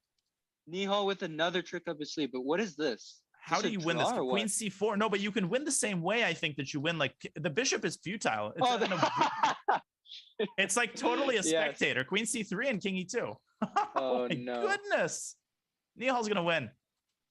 King d3. Knight unbelievable. B3. Knight b3. Yeah, we got to go back to c. But I mean, again, both players just too impractical with their time spending. Like the position, the endgame, it wasn't like some sort of complex rocket science sort of position. At some point, you just gotta. Sorry, before you continue, how does white win this? No, wait. Okay, staircase. Oh, it's a draw. Oh my goodness! Wait, he repeated moves. Yeah, but how do you win? Wait, did I shovel dirt too fast there? Well, I did too. I mean, I think everybody did, but I actually don't see a way to make progress because black is pushing the f pawn, and every time you move the queen, you move the king. I think Nihal should have put his king on d3 instead of d1. I think the mistake was not to go like this. But how would that have helped is the question. Oh, maybe in this scenario, maybe you have like ideas of king c4 or something. Oh, king c4, king b3. But you were saying earlier, the key moment, like when a Wonder lost, when did he lose control of the game? He lost control of the game here after h5. He panicked. Takes and bishop c3 to play bishop d2 against g5. Yeah, because it is probably Zug's one here. White has to make a move, and you win. Oh, you just on win it, but you don't E5. even need Yeah. C4. Wow. You But don't even then need C4. let's go to that moment right before knight b3, because Nihal found this amazing idea. Okay, obviously there was a lot of blunders, but this knight c5. Sorry, knight c5 was the key moment, because we're all assuming like a6. Yeah, who doesn't? What kind of madman doesn't play a6 with knight c5 and knight b3? And Wonder, I think, had to play like something like this. Oh, okay. But this Wait, is like wait. No. G5. Yeah. There's g5 here. And there's, oh my god, that is just ridiculous. And of course, after king b3 a6, the pawn is on top, and the king obstructs his own passer. And of course, Nihal wasn't able to win it. The fact that he drew that is still pretty amazing. Yeah, man, there have been so many interesting moments that we keep having to go back. Even the next game is sure. well underway, but we still have to. No, just I think sum we'll be up forgiven. Chat will forgive us for doing a little post-mortem there. I mean, it's been so entertaining. Like, but again, to my I was a bit interrupted because of the madness, but like that endgame there, it was not the most complex. Like, you needed to play faster for both sides. There was no reason that both of them needed to get into deep time trouble there. Agree completely. But okay, knight feel f4. It might be in a bit of an addiction for both of them. They like it. Oh wait, but now Wonder parts ways with his bishop, but that bishop on g7 looks like a monster. Positional chess, anybody? And now, yeah, I want to involve my queen. Maybe queen 6 c5 or c6 queen c7. Somehow get that queen into the action. Queen e7. Ooh, oh. Yeah, you can now just drop the bishop back, put that queen on e5 maybe. A6. I guess a4 will happen. That's just like yeah. So wait, this might be. Yeah, I was about to ask. Like, what if knight f4? Is there bishop c4? What is the idea? Oh, bishop c4 and like bishop c3. Yes, somehow that works. I feel like Nihal literally just forgot that f4 is hanging though. He definitely did, but he's got so many positional advantages here that he's still better. Well, no, but I mean, it's mainly hinging on the fact that this works. Like, I feel like the best players, they're very lucky that even when they blunder, they have something. Right. I think it has a lot to do with like how you position your pieces, right? When you position them well, you like the tactics just tend to go your way a lot of the time. And I experienced this against Hikaru so many times when he literally blunders and then like out of nowhere, after the blunder, there's some like win. Like my queen is trapped at the end of the line or something. Yeah, that's got to be the most frustrating thing. Oh, yeah. And yeah, this is still very nasty. Like, how do you deal with that bishop? Maybe you have to just take on c4, ruin your pawn structure, but at least get rid of that bishop. And Wonder has gone into the tank here big time. Yeah, this time I can understand what he's thinking about because it's an unpleasant choice. Like queen g4, bishop e6. That pin seems too nasty though. So super important, by the way. That black has bishop e6. Otherwise, white can then take on c4. The knight is protected. Mm-hmm.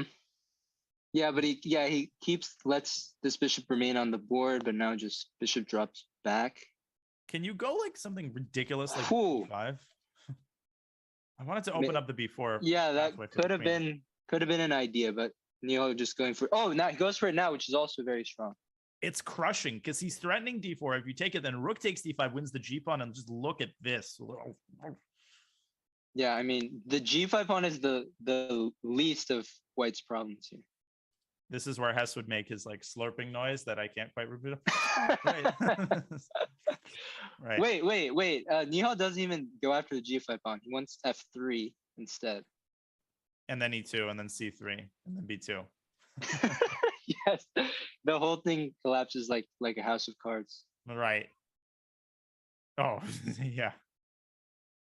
Yeah, there's actually no move to protect everything. There's a discovery too, on top of everything. Knights are just bad at chess. Wow, this is a total and utter catastrophe. Rook h. Okay, Right. yeah, he doesn't even bother. Sad He enough. doesn't even bother. Yeah. Wow. And it's another one of those Nihal matches. Yep, it's ballooned to 6 points. Wander sticking to his a6 b5. Something I was gonna say I was playing the viewers earlier, and I was always going for this, but against Nihal, it might not quite work out. Yeah. And I wonder, yeah, he goes for these French structures, which I personally have never liked for him because I always get mated with like knight g5, queen h5. No, this is just I think it's just unplayable bad. for black. No, it is. Playable is a good way to put it. At least if you had swapped the bishops, like I've seen the ideas like, b6, a5, bishop a6 or something, swap the bishops, maybe then it's reasonable. But with this bishop on b7, you just... No, it's well known that like this maneuver and the knight coming to h5, this is really, really bad for black. This is way too easy for Nihal. Slam dunk position. Yeah, you can also open up the queen tag. Really, anything is good here. All right, I wonder going to try to bring the knight out through h6. Do you go knight f5? I mean, it's a matter of choosing between the lesser evil. It's nothing looks good here. Wait, as Nihal, okay. Knight f5, yeah, you don't have to take. The question is, okay, g6, he wants to support. Yeah, so many good ways here for Nihal to proceed. Oh, yeah. The most, I think, positional is you just play on the dark squares now. So maybe go like bishop g5. Swiss cheese on the king side. Exactly. Yeah, it's a pretty nice. Yep, and once again, well predicted. And do you close like if you could go b4 and a4 in one move, I would do it. But if you go b4 here, black might strike with a5. Yeah, I'd probably rather open it up with bc4, assuming black has to recapture with the b pawn though. Because now that the knight left on d2, you could think about dc4, at least open this horrific bishop. It's like the Tall story. I've shared it. I think I was actually commentating with you when I shared it, like the 3 draw story. Does that ring a bell? No, it doesn't. You okay, I'll share it. So this is a true story. Tall was playing Petr Trifunovic, a Yugoslavian grandmaster. We were strong, but not as strong as Tall. So they were playing a tournament, and Tall offers a draw in a much, much worse position. And Trifunovic said, "I'll accept if you promise to make a draw in the next 3 times that we play." Tall was so lost that he agreed. And if you look at the database, the next 3 games are draws. He stuck by his word. Wait, so maybe yeah, that's a pretty good trick to put. I might want to use that, yeah. Like against Wesley or Fabiano. All right, I'll give it to you, but strings attached. Okay, so g5, once knight f3, queen f4, which obviously is a very ugly endgame, but maybe there was nothing better. Then maybe takes in b4 a4. Oh. Yeah, now you can't take. Well, maybe you can. Actually, you can.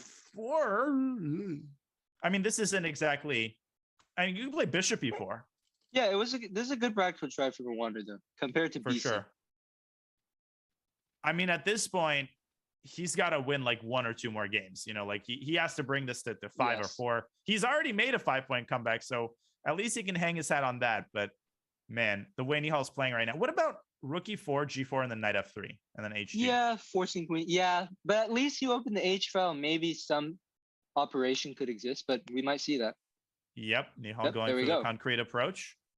So here's what I'm thinking for black, though. Maybe you can vacate the knight, and then king d7 perhaps could come. And you want to connect the rooks. I want to connect the rooks. I mean, it takes a million years, but you got to do something. Yeah.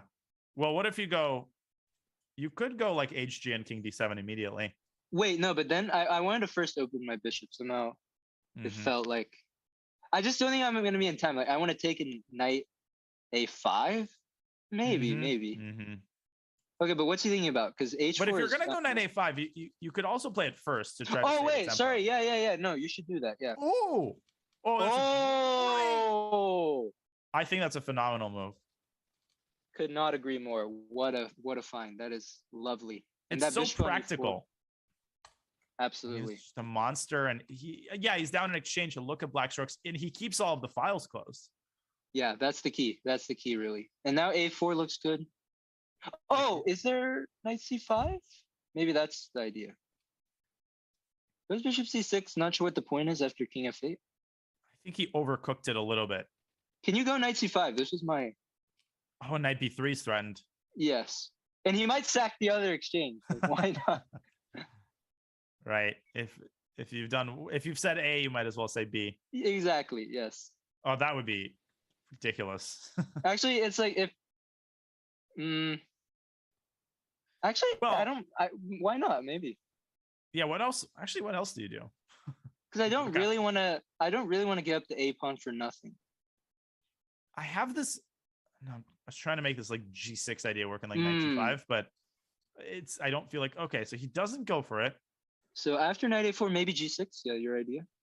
Or some sort of very laborious slow way. Yeah, cumbersome rook lift. No, he does go G6. But what if FG? This is my problem. Oh, Knight FG you take. Aha. Okay, so in knight G5 is big. I wonder. 7. Yeah, he trades on his own terms. So now he has connected his rooks. Oh, and knight D4 is coming. Yeah, this is getting very double-edged suddenly. So, but okay, if I take it, knight D4, yeah, E6 could be problematic. So knight D4 anyway now. Oh no, knight G5. Knight G5. Sorry. Oh, Whoa. Resign zone. I wonder. You just can't make these kinds of blunders against Nihal. It's over immediately. And it's just one of those things that Wonder had like one brief chance and he was never really in the game. 96. And Nihal's not going to trade queens. He's going to take on D8 and go E6 and then and go E7. Yeah, and that's. Oh my goodness. This is just getting nasty. Yeah, it feels like the games are close. The game, you can't argue that the Wander hasn't had chances here. The games have been very close, but just that final like stretch, it's always been Nihal coming through. I think that's one of the things that makes him into the ridiculously strong blitz player that he is this like, just, I don't know how to define it, but in time scrambles and critical moments, he performs. Wait, oh, no, sorry. I thought. Yeah, this is theory. Yeah. Right. I was trying to reinvent. Oh, but this is not a move that people usually play for some reason. I'm trying to figure out why. Yeah, they usually go either knight E5 or knight FD2 there. But in any case, we do have a position resembling a pretty typical Catalan position. Right. Oh. Yeah, knight D5. Oh, but why all the way back? Why all the way back? Oh, yeah, that was a little like, well, that's why. No, because bishop D2, there was bishop A6. That's was also. Lost. This looks horrible for a Wonder. No, yeah, but like, how are you? Well, it is down a bunch of tempi. Yes. This is his first. Yeah, he's trying to mix it up. Like, I think he'd played E4 every single game before, but now like A5, bishop A6 is an idea. You can take and go knight C5. Takes, I guess, A5. Takes, I guess, A5, which is why I really like your A5 move for black. Oh, good call. Good call. Yeah, A5 is very precise. Totally saw that it was preventing white from playing A5. that is, in fact, why I proposed it. Okay, so can a Wander make some sort of counterplay on his own is the question. Okay, I like what he's doing here. That knight on B6 could be in a little bit of trouble later on. Ooh. Wait, was there? Maybe there was a more precise move. He rushed that. Knight B5 was something to calculate. Oh, knight! I didn't even see that. I was tunneling on the queen having to move. I don't think it was the move, though, because black even had a queen stack there. Oh, okay. But still, okay, maybe white, if white can get some tempos here. How do you do this exactly? Bishop the annoying thing is that knight C4 is constantly, it's like a dog that's outside a house. You know, every time you move the bishop. Yeah. So can you do it anyway? Like, I want to get my rook to C1. Trying to make something work, but it is. And I would like a. I wanted to make this work. Condo. Yeah. Wait, wait. Whoa. There's like 50 pieces that are all hanging. Knight B3. Knight B3 and EF. Hold on. Why not EF right away? I guess rook AC1, I was thinking there. I'm sure that's also winning. Oh, okay. But you're a little tied up there. But I whoa. Knight B3, bishop H6? Or no? Woo! But you could take that. Shoot. Oh. And queen G4, bishop G5. Or what? Or I could play. No, knight. I thought maybe knight D4, but no, rook D4. Yeah, rook D4. Oh, we have a. completely different position on the board. So yeah, he did play EF. So yeah, he played your rook initial. C1. Oh, and bishop C4. Simple and strong. Also. Yeah, because I was thinking that the idea was queen f4, but the knight on b3 always hangs at the very end. So that doesn't work. Now you can win the piece back there with b3 in the end, but that was also bad. I wonder going for checkmate. Okay, I don't think Nihal's gonna fall for it though. Yeah, darn, Nihal saw it. That's Shoot, surprising. yeah. dang it. Very unlucky that he saw.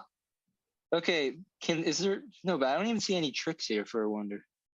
No, this has gotten completely and utterly out. And you know what makes matters worse? If you now revert back to this line and say, okay, I'll win your bishop back. No, you won't. Bishop e6, queen e6, queen c1. Yeah, it's resignable. And this is really starting to get out of hand. Yeah. So bishop b6, I guess, simply. Yeah, I don't see why not. Oh, then queen f4. Oh, there was one last trick that I just fell right into. But then queen a7. Even that's winning. Okay. Wait, Nihal blundered this too. But again, he's like we were saying. It's what you mentioned. Yeah, it's exactly what you mentioned. Rook c8 also maybe. No, rook c8 doesn't work. Sorry. Queen a7 does look awkward though. Wait, let's not write this off just yet. Okay, so queen a7. Are you thinking of some like? Yeah, I'm thinking of queen e5 or some check. Exactly. Yes, something. If rook c5 in there. Maybe you have to start with a move like knight f3, bring some more fuel into the fire. Oh, yeah. Somehow black's pieces are sort of sequestered on the queen side. Yeah, but first of all, wait, doesn't he blunder queen c7? Oh, he has knight a4 at the end. Oh, and rook c2 b3. Oh my god, this is out of this world. Like, so okay, I guess should we wait for a wonder? I think he we'll has go down to this play line. it. Yeah. The thing is, like, everybody, including me, most people, they stop their calculation immediately when you see you have to give back the piece, but not Nihal. Not Nihal. Rook c5, knight, and this is what makes him special, is that he gives back the piece, but he's going to win everything. He's going to win a4, and he's going to win b2, and then he's going to have connected passers that tear white apart. And if rook c2, then you play b4, b3. And without that one move, white would be okay. Yeah, like it felt wonder. Woo, he got back the piece. Amazing. But these two pawns on the queen side, like they might be worth even more. And now rook d8, rook a5, knight b2, and he wins the knight. Scintillating. And the fact that he played g6 is really good because that's Luft. Unbelievable game. It's now 7 or 8. It's 8. It's 8, and there's 1 minute to go on the 3-minute segment match clock. So one more game. As a wonder, just stop the bleeding here, if you can. Yeah, I mean, realistically, the chances are slim, obviously. But first of all, half of the prize money is split point-wise, and at this point, it can all. Somebody made this point more oddly. I think made this point. It can be liberating to play when you're down 6 or 7 in a weird. Obviously, nobody likes it, but it's like you have nothing to lose, and at this point, you can just sort of play your heart out. Do you think the Warriors enjoyed playing down by 50? Oh yeah, they loved it. They're enjoying every second. I could say it tell it in the body language. Yeah. Okay, so 94. Okay. Ooh. Pretty. I mean, this is going to be another very solid position. Yeah, after brief fireworks, things toned down. But I do like white because it's harder for black, I think, to come up with a plan. The a6 b5, I don't think that will ever come to fruition. So, right. We have a raid from John Bartholomew. Thank you, John, for the raid. Those of you just joining, this is the second JCC match of the day. Nihal Sarin putting together an incredible match. Yeah, now some maybe g3 h4 could come, and also potential rook lift, rook a4, rook b4. This is a position you'd have in a Dvoretsky book. Like easy warm-up problem, and it's some ridiculous like positional idea, like getting the queen to a3 or something, and then taking with a pawn and opening the b file. I've had many of those, yeah, in my years of learning. And then I love how Dvoretsky, he always says who got it right. Like when he would give the problem to Kemp, he's like, and And young foolish Vladimir Kramnik said this, and we all laughed at him. We all laughed at him. Yeah, I love when I think they kind of, they give exercise to all the students and then they write down who said what, for future stories, future references. Right, for the memoirs, when they're like 3 of them became world champion and one of them, the scrub, became 2750, like Svidler. Right. Exactly. All right, so here, Nihal, he's advanced his pawn all the way down to h6. May we see a potential like g4, g5 in the future? Not right away because of queen f4, but... Darn it, not letting me do it. Yeah, this would be a pretty... I wonder would love to have this in Bughouse with white. Yeah, it's... Can we rewrite rule of chess? I wish queen g7 mate were a move here. Right, you can make an illegal move if it's mate. Imagine how much that would just make it a completely unplayable game, I guess. Okay, so let's see. Maybe he wants some ideas like queen b1, then if king g8, knight c5. Oh, I love this idea. Just the way he's exploiting every little weakness in the position. I guess I wonder it could play f5, but then that creates more weaknesses. And right, there could be. Oh, rookie. How about this line? f5, queen b1, knight a5, rook e6. Woo! Boom. This is dirty. And this is a clever way to free the defense of the a5 pawn, because as mentioned, he wants to go. Now he can go knight c5 and b4, which is I think what queen he b1. wants. Yes. So originally white was tied down to the defensive a5, and now he's gotten everything that he could have dreamed for. God, he's got so many. It's like he's playing Scrabble, and every combination is like a bingo. Yes, like I'm getting that impression. Yeah. b4, b5, queen b1, knight e6. Like, any combination is good. Yes, 16 points. Right. 27 points for that one. XI, QI, all of them are words. Right. Rook e3, another good move. Rook f3. These positions really play themselves because everything is good. Oh, queen b1's got to be good, no? Yeah, because f5 there's g4, I think. And then rook e6 again. It's all. He's hammering in the nail. Wait, g4. Actually, maybe queen of 4 is playable. You could even flirt with taking first, but oh no, it's not playable. It's not playable. Yeah, because queen of 4, knight e6. And then rook g3. Good catch. Yeah. So g4 is crushing. That's lights out. That's lights out. It is. That's like Doncic hitting the step back 3 right there. The step back dagger. Yes. Right. Knight e6. Well, the step back was queen a2, queen b1, really. Yeah, you're right. That was the actual step back, because the queen step back. But I love, like, at the end of every NBA game, like a team nursing a lead, just one player dribbling the ball for 22 seconds and then taking a step back. It's so funny. Everybody does that. Okay, let's see if Nihal will wrap this up here with this 96. Yeah, it's very important not to stop calculating here and say, oh, well, black gets kind of, because simply rook g3 and then you win g5. I think Nihal is just, making his final checks here. I don't think he's seen it yet. Now he has. He was waiting for you to say that. Yes. Okay, so it's over, and it's another win. And how many in a row has he won now? Jesus. Well, okay, there was a draw there in the middle, but discounting the draw, this is going to be the 7th game. It was 4-4. 7.5 out of 8. Can you believe that? It was so. I wonder. It was 4.5. 4.5 each. Yes. It was 4.5 each. It was tied at 4.5. That's unbelievable. Yeah, that already feels like an eternity ago, though. Oh, here comes the other pawn. Oh, that was wrong. Wait, no, there are some chances actually in this rook against knight. He should have. Rook and knight. Sorry. I wonder what he should have done instead. But okay. Oh, and now it's winning again. Can he get the queen in? That's the big question. There's a lot of entry points. Yeah, d5 is also loose, which doesn't help matters. Yeah, at some point c4 could have, but not now, because then you give up d4 with tempo. Yeah. b5 is not. b5 is an idea. Yeah, b5, queen b3. Can black generate any sort of ideas against white's king somehow? Like king, rook, and knight start to. Knight e7. Can you go? I felt like the move order was wrong there. I thought he should have started with now definitely B5. No, now B5. No. Because knight, the point is you're not necessarily trying to win on the queen side. You're just trying to infiltrate, as you were indicating. Yes. Wait, B5, knight A5. You can even take on A6, but okay. Oh, anyway, he goes knight queen B3, D1. AB, or A7. But yeah, that's not really mandatory. And now again, Nihal trying to slip this queen in.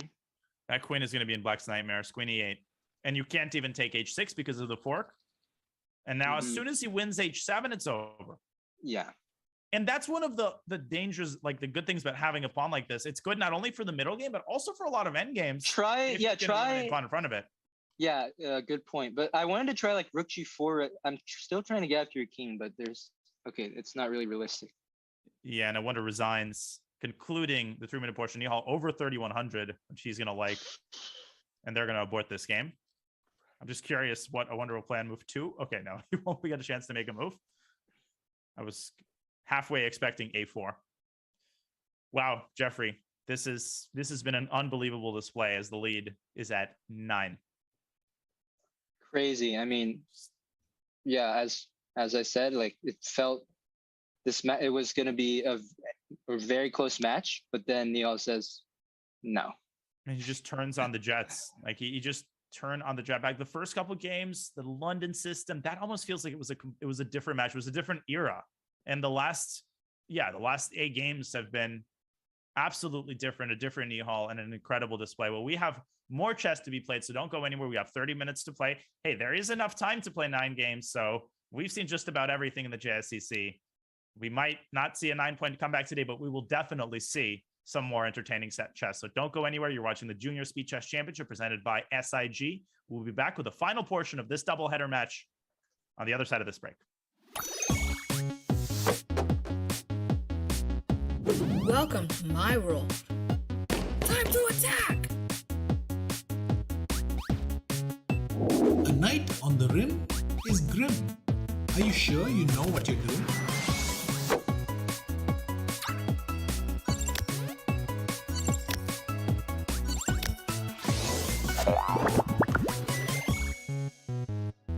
Did you know you can watch top chess events right on your phone? You don't even need to download an app. Just open any mobile browser and head to chess.com/events. You can see what's happening right now,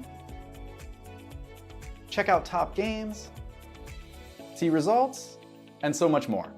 Try it for yourself at chess.com/events.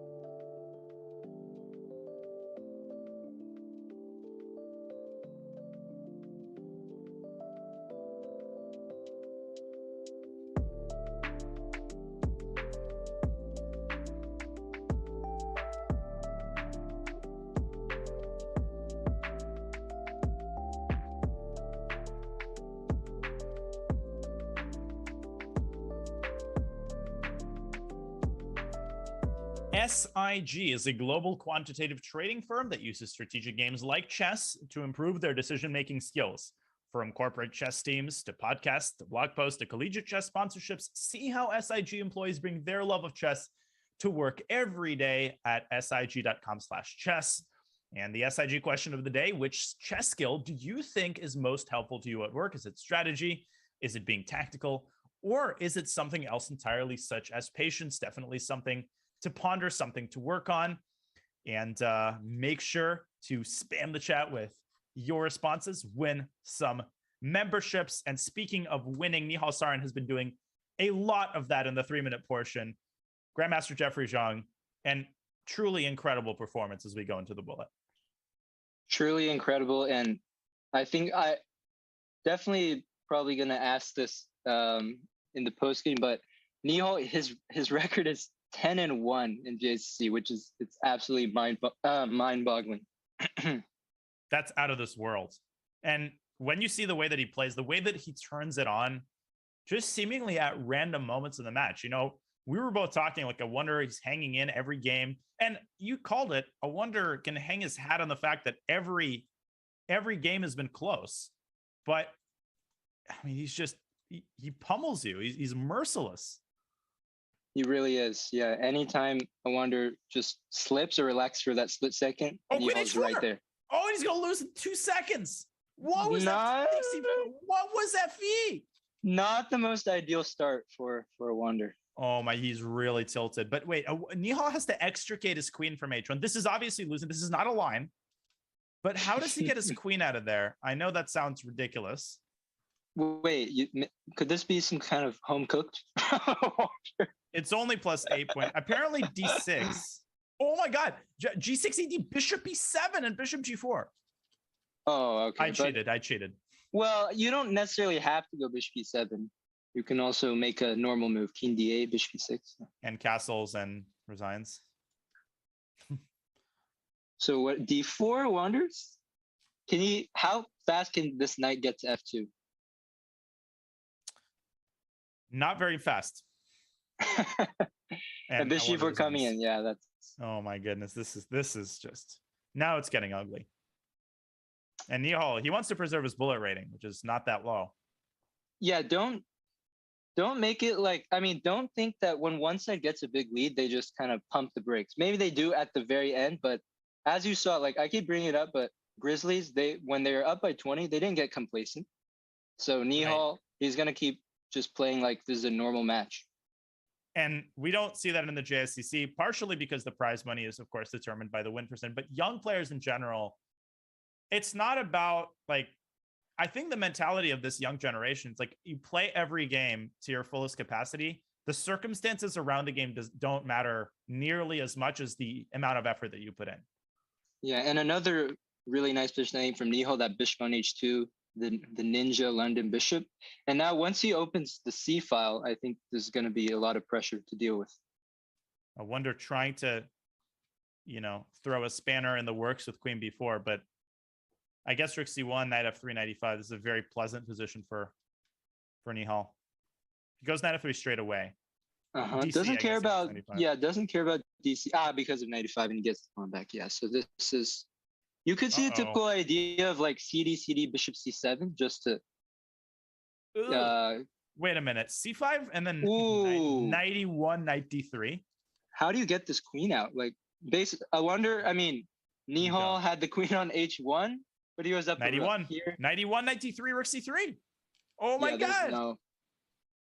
He's just playing with his foot at this point. Really is, and yeah, this is gonna be. Okay, he doesn't even have to take that right away. Right, he just goes Knight D3. He just goes about his business like nothing's the matter.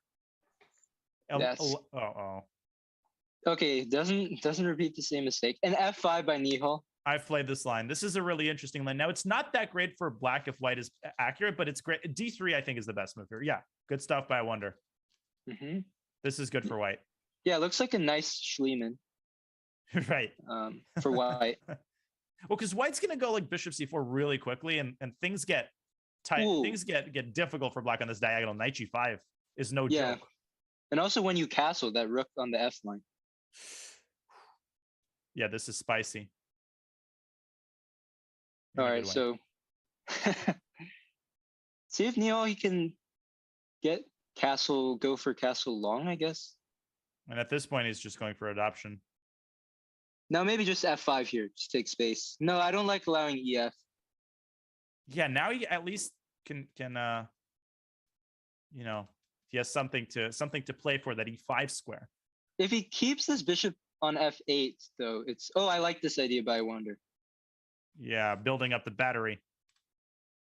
Now queen e3, f2, yeah, okay. c5, not as ugly as it looks, I guess. Well, he gives up d5, but he does take this out of commission. No, I think black is actually, well, b4. Oh, b4 though is big. Okay, queen e3, and now What b4. the I mean, b4, yeah, let's go. Now, yeah. This... All right, BC and rook b1 is coming, and right. Slurp, slurp.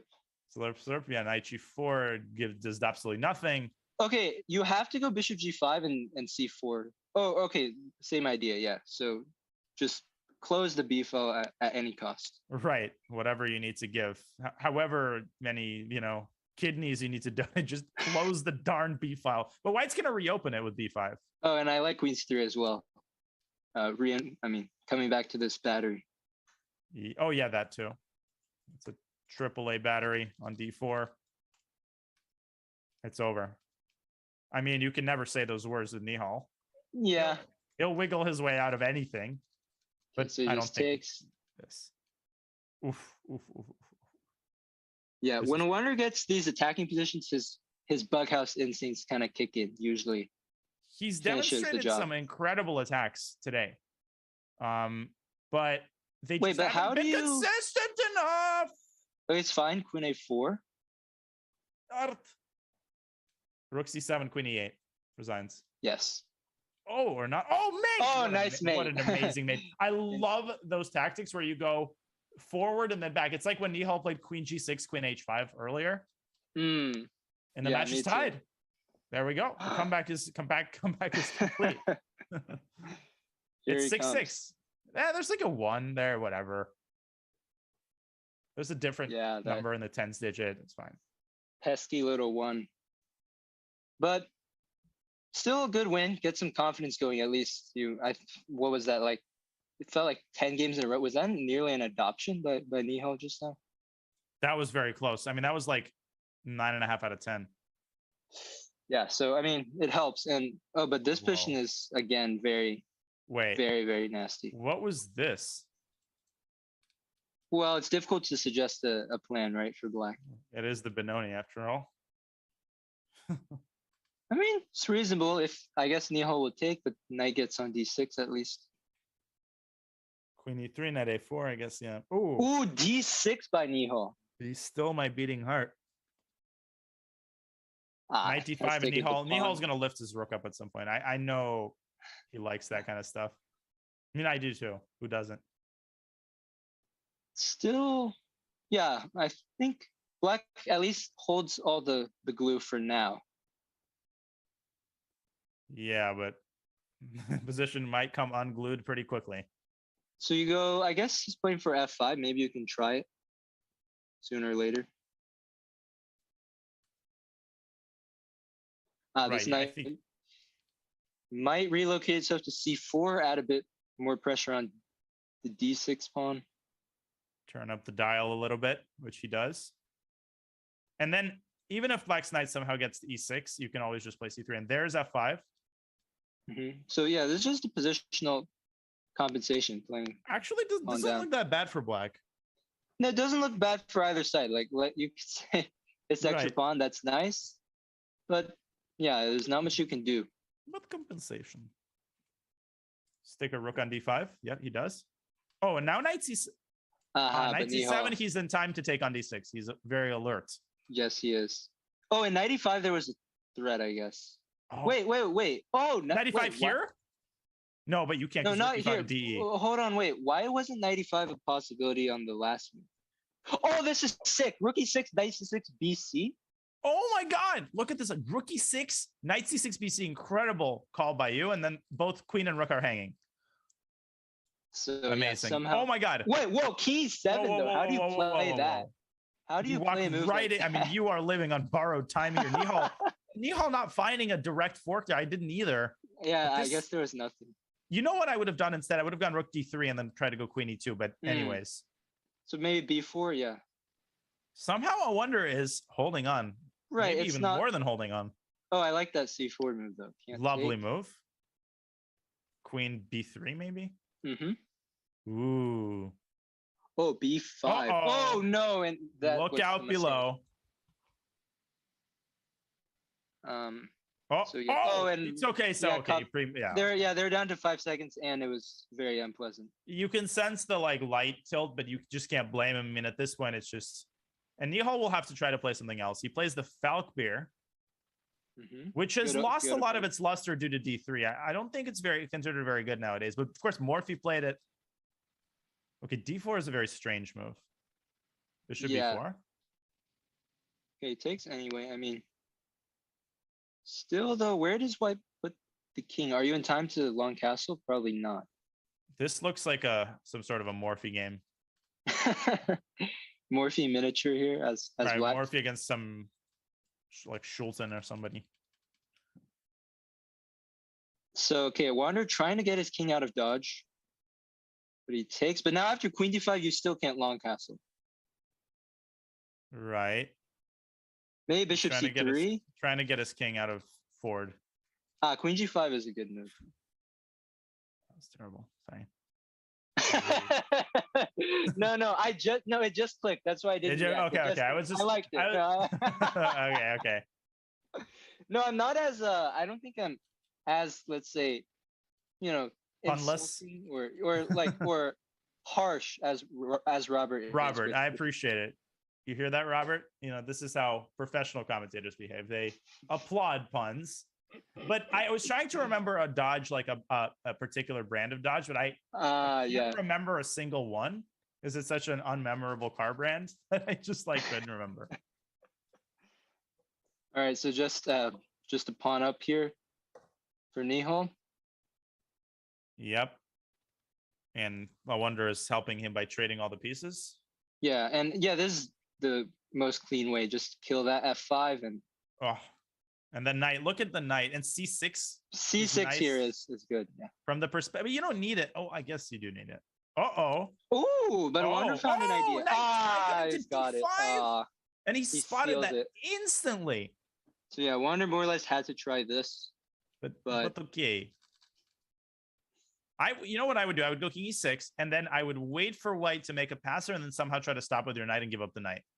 Or this, just to win all of white's pawns. Knight a. I mean, no. Yeah, the technique you mentioned is very typical for such, but and I like knight a3 too. Just stop that pawn in its tracks. Wait a minute, king b6. King b6. Maybe you wanted to go like king d5, just d5, king c4. But anyway, we're probably gonna see that in a second. Although I wonder, he will. He keeps shouldering. Still, Nihal needs to show something. Dodge Charger. Yeah, I remembered. Okay, thank you, chat. Okay. Yeah, Nihal still has to actually win this. Because maybe every time. Yeah, go after the G pawn. Yeah, with knight f2. I wonder if you could have actually taken on a4 there. It was close to being winning, but.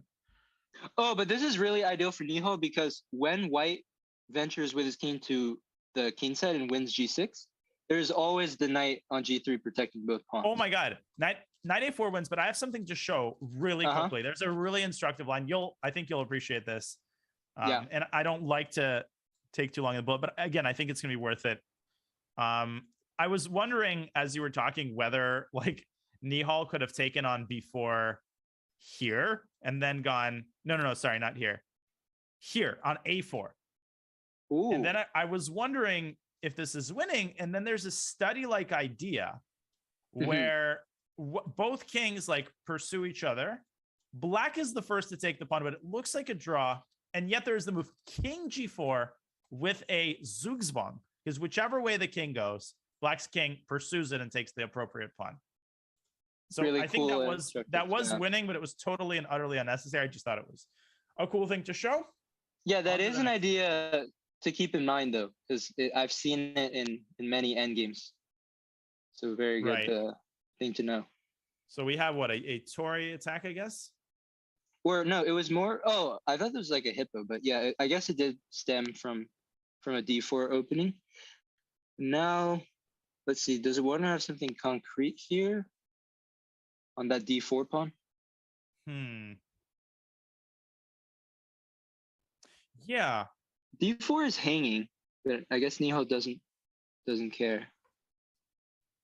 Okay, wait, d5, but this feels like it opens things for white. And a6 Knight is f5. hanging. But Oh no, that is wait. Takes. it's still good. It's still but it's still good. Like knight f5, it's still good. Oh, and the end game is just terrible for black. Oh my god, nothing is working. Wait. What about bishop d5, rook d5, c4? Oh my god, and then knight f5 using the pin. That's beautiful. But he does jump right away. No, it's for some reason I was thinking that black made it after knight h6, but it's not mate. So it does look like mate. It really does. Yeah. But it's not that king h7 is good. But yeah, this is obviously okay. This is actually okay for a wonder. He's got some activity. He's got rook d2 as an idea. And also king can come to g6. That knight might have to drop back, which it does. Yeah, the worst here. Yeah, the worst is definitely over here for one. And is that a free pawn? That is a free pawn. Okay, Nihal. He was running low on time, I guess. So a wonder just few good moves. Rook b7 I like a lot. I thought but it allows would have been better. Oh my god, knight gets back into the game. No, rook e5. Rook e5, rook h8, rook h8! Oh, rook h8! No. Oh, and he covers I thought it was made, but knight g3 to f1. And I wonder cannot catch a break. Yeah, oh my gosh. Totally forgot about bishop takes e3 there. Yeah, that was just a free pawn with tempo. And this is now it's just hard to keep your legs churning when this is happening. A 13-point lead before you know it. Oh wait, was this Elephant Gambit, this one? It did. Oh yeah, it was. It was. Or Latvian or Nihal allowing himself a little bit of fun.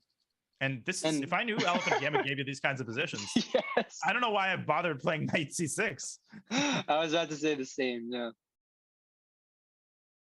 Oh my gosh. So okay, I wonder. Feels like he's trying to castle along in every game. Ooh, 94. No, I thought about that. Oh, queen e7. Oh, and he takes e6 without ruining his pawn structure. Very, very clever. Now Nihal's just he's having a good time. You can just tell, and he's playing well. Knight d4. Knight d4, forcing bishop d1. Trade bishop f5 is fine. You can do just about anything here. Opts to keep the queens on. But now c3. Okay, still more or less just symmetrical here. Right. Bishop back to b3. Yeah. Bishop b5 pinning. Rook e1. Knight c5 and knight b3. The position is totally equal. Yeah, probably just. He doesn't take right away. Okay. I assume he'll take at some point, go rook e8 and. Where he's trying something. Rook g6. Yeah, he's like delaying. I would have taken b3 in a heartbeat, but okay. I would have, because you always have to watch for like rook e8 from white. Some kinds of ideas. Like rook d6 or something. Rook d6 and then rook e8. I mean, you can always take on b3, which is exactly what's going to happen. Has Nihal forgotten that he can take the bishop? I feel like he's just like he's like in his mind. He's like, okay, I have to keep the bishop alive. Yeah, I did feel like he was waiting for a really long time, but yeah, now this is like watching paint dry now, I think. Yes. Though I have a feeling this will be decisive for some reason. Yeah, Nihal might try here, bring his king over. Where's that king going though? Oh, all the way up. He's threatening to get into a pawn end game. Wait, both sides kind of playing king of the hill here. Right. Actually, if this was a king of the hill game, I think queen e4 would be like winning for white. Sharp. Queen e4, queen e4, queen e5, f4. Queen e4, f5. But okay, now. Oh. Wait, let's. Anyways, B4. all right, this is B5. Okay. that was interesting though. Okay, so Boo. Whoa, whoa, whoa, whoa, whoa. I guess he's digging himself back into his cave because he doesn't want the black queen to give any checks. yeah, I guess it's still it looks passive for white, but it's still fine. Yeah. And now we get a queen trade and should be a dead draw. Yes, sir. G5, worthwhile Maybe try. Has not. to calculate. Queen yeah. B2. Oh! Oh, queen D4. Oh my god, an A4 B3 of the breakthrough. Oh. Yeah, I think F4 there was a draw, but I mean 2 seconds there. Nihal, he just finds every last trick. He exhausts every last resource, as you said, and every chamber is filled for Nihal as he goes up by 14 with the last couple of bullet games remaining to be played. My goodness gracious, this has been a beatdown. Although, again, I would say the score doesn't necessarily fully reflect the games. We always like to say that, but it really is true a lot of the time. Mm-hmm. I mean, right? we'll probably discuss this later, but there were a couple very key games that are just turning points. Like this match could have been so different had it gone another direction. No, for sure. And I think we identified some of them as they happened. And yeah, we'll definitely briefly mention them after the games conclude. So yeah, this position, Nihal again trying to nurse some very small advantage. Yeah, I mean, but if you use knight, you allow c5. That's the only annoying. So you either allow c5 or the knight is bad after knight. Wow, he's got. I wonder has a minute to Nihal's 30 seconds. You don't see that every day. I thought about this f4. Yeah, this is good. But where was this pace from Wander earlier? Like right. So many games through the clock. Now the car finally started. Yeah. Okay, but this is unplanned. Yeah, this I thought you had to go c5 somehow. No, now it's like a position from one of Alexander Onishuk's games or something. Yeah, h4 definitely an Onishuk move. Right, rook c6, rook c1. But Nihal, I mean, his positional understanding is obviously incredible. But it's not a conventional positional style. He has this edge to his play that's really fascinating. True, that is a good point. Yeah. Oh, and rook. Watch out for rook g1. That get from all sides, come from all sides. So let me tell you something. You tell me if I'm like, if this makes any sense. But I feel like Fallujah has this. You probably have a better finger on the pulse of sort of your generation. I feel like there's this new style, which I would call positional but concrete, where if you look hard at the moves, there's a clear positional underpinning. There's a grasp of positional concepts, but there's also a certain really exciting concreteness to the play where positional principles are often violated when they need to be at a moment's notice. Like these players never fail to violate positional principles when they feel like something concrete is to be done, but they also can play end games incredibly, for example. No, totally. This is a very interesting point, and I think it's very hard for me to explain, but like these new modern age players, including me myself too, I see it. It feels slightly different than what we've seen more in the past. So like most young players now are like very universal, whereas in the past one might have like a particular type, whether they prefer more simple positions or like the tall style. By the way, and Nihal, we were discussing, but he just wrapped up another game. Yeah, 15. Yeah, another dominating display. No, and I would say that people like often think, oh, well, the last point at which people had clear styles was like, the 60s. But even if you go back maybe like 15 years, the common wisdom, like, oh, go into end games with young grandmasters even, or like, if you watch the candidates tournaments from like early 2000s, you could clearly see Kramnik, Topalov, Morozov, which by no means am I trying to suggest that those players weren't legends.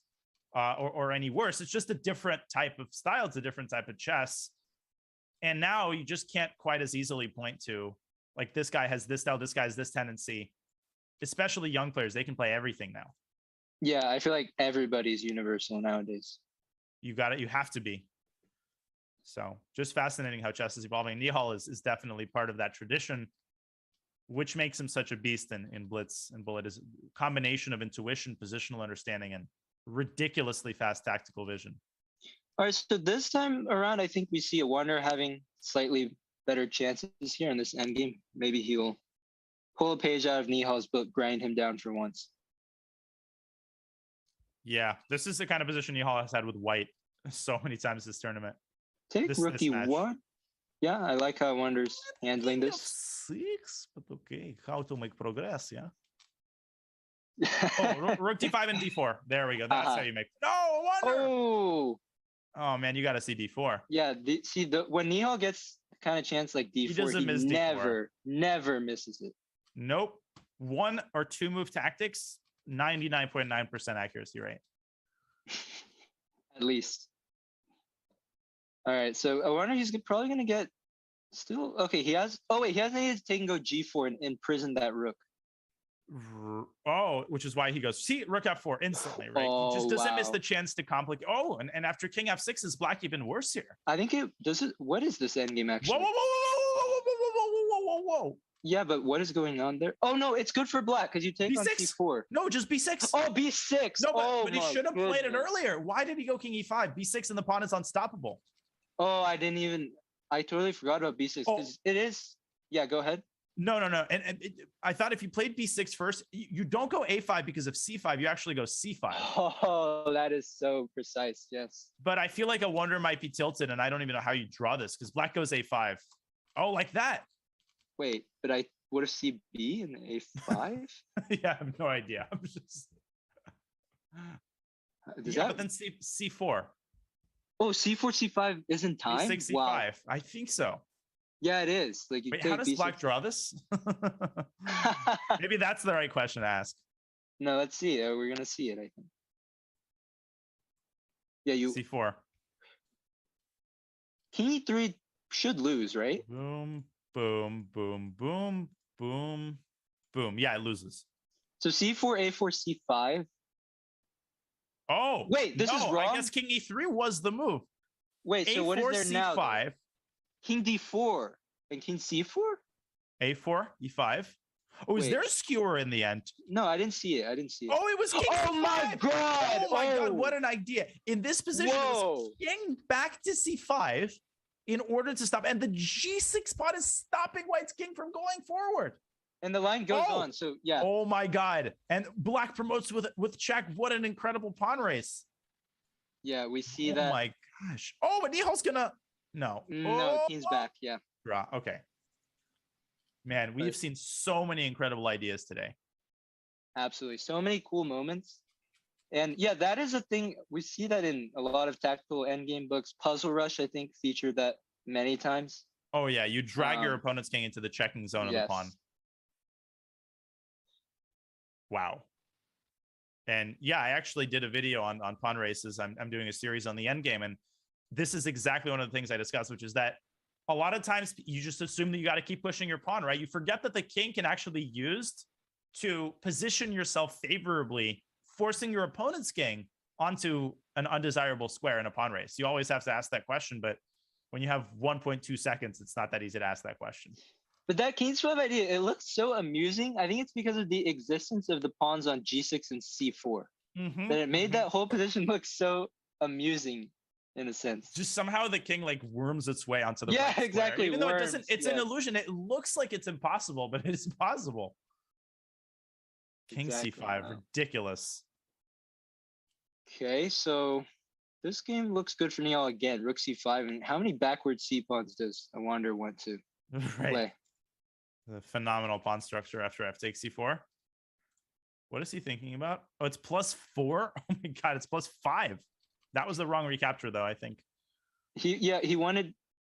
Oh, yeah, I'm surprised about DC, but okay, obviously still very good. And cleans up e4 next.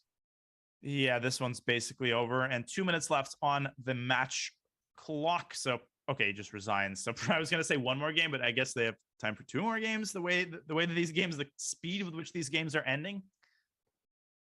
Yeah, back to the winner.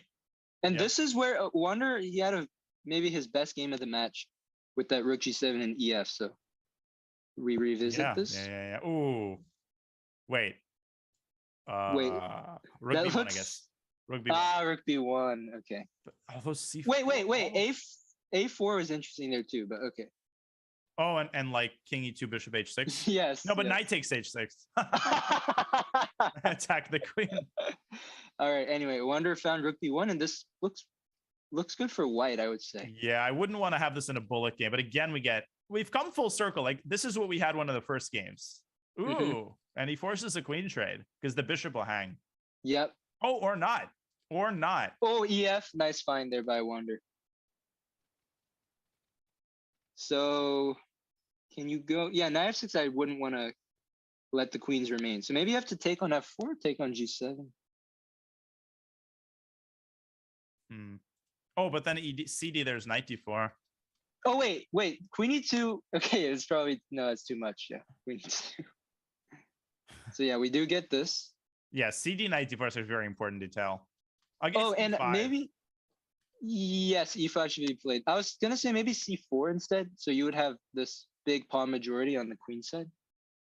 Yeah.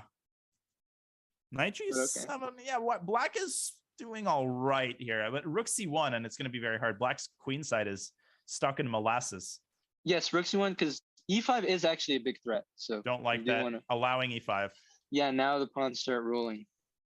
And that's been a representation of, like, if you had to identify, and we can start sort of drawing our conclusions, we will have, of course, an interview with Nihal afterward. But if you had to sort of call this down to one or two factors, what jumps in if you had to summarize the reasons behind, other than Nihal being an absolute beast, which obviously he is? What is the thing that started the domino falling? Yeah, I think to me, it's the little moments. Most of them are happening at the end of the game, like where we see a very tight back and forth game. But at the very end, Nihal just seems like he always clutches it out somehow, like always, which should not be the case. So he's so hard to rattle in time pressure or in general, right? A lot of people, like, they experience something unfamiliar in time pressure, you get rattled and you miss an easy tactic. But with Nihal, even though he doesn't see everything in time pressure, he reacts so quickly to the presence of new stimuli in the position, which is very well put. Yeah, which is just nuts. Which makes it so fun to watch, of course. So can White? Yeah, White needs to get rid of this pawn. Oh wait, so if you take on d4, I mean you're in this pin basically. You just move the king back and then rook a4. Like rook d8. Whoops. So yeah, with the existence of d4 and e3, this is pretty tough. Yeah. Sorry, I went focus mode by accident. Rook B in focus mode. Yes, he has. He has indeed. But he does blunder. So maybe the only. He's gonna win the match. Turning point. Yeah. I wonder who's gonna win the match. Oh my god. Costly blunder. That is a huge one. I mean, I think we should stop watching his games. Yeah, he's been playing terribly this match. Like, honestly, the amount of blunders that he's made. Yeah, but in all seriousness, yeah, I think that was maybe the first blunder that I've seen from Nihal in these time scramble. That says all that it needs to say. I wonder the honor goal. He wins the final game. He had a couple of really, really nice games today. He gave it his all. We cannot accuse him of not putting in his effort. He put in maximum effort. He had great moments, but Jeffrey, I think you put it best. Small moments, the time scrambles, the positional subtleties. And once Nihal got warmed up, once he had 4 or 5 games in him, he was absolutely unstoppable. Another dominating performance by multiple-time JSCC champion, soon to be Super GM, Nihal Sarin. And Jeffrey, before we go on a break and get Nihal on the call, anything else that's on your mind? And you'll have another chance, of course, afterward. Yeah, just taking it all in. It obviously would have hoped for a closer match, but I think with everything that, transpired, there's so many fun games, interesting moments. And yeah, just excited to see what Nihal has to say. Me too. Without any further ado, we'll go on a break. We'll get Nihal on the call for a quick interview. We're watching the Junior Speed Chess Championship presented by SIG. You won't want to miss the interview with Nihal. That's coming up in just a couple of moments. Classified trading is a game really that you're playing with competitors and basically every market participant in the world. My path, I came in as a poker player, but I think that the main thing that everybody has in common is a sense of competitiveness and interest in gaming and strategy in general. Yes, you can actually use gaming skills for your career and for something to do on a day-to-day basis.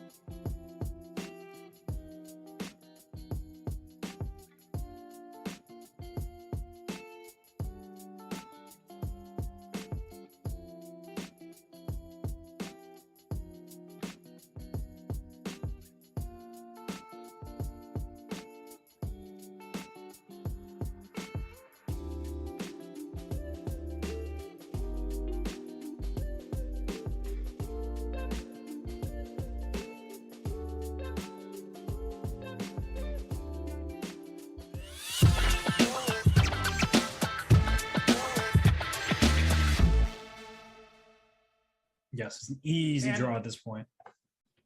Oh, no, he lost! He went to endgame! Why did he trade rooks? Oh my god! And this is key. F6. This is Deveritsky's endgame manual. F6, And not F5. Brandon knows it. He does.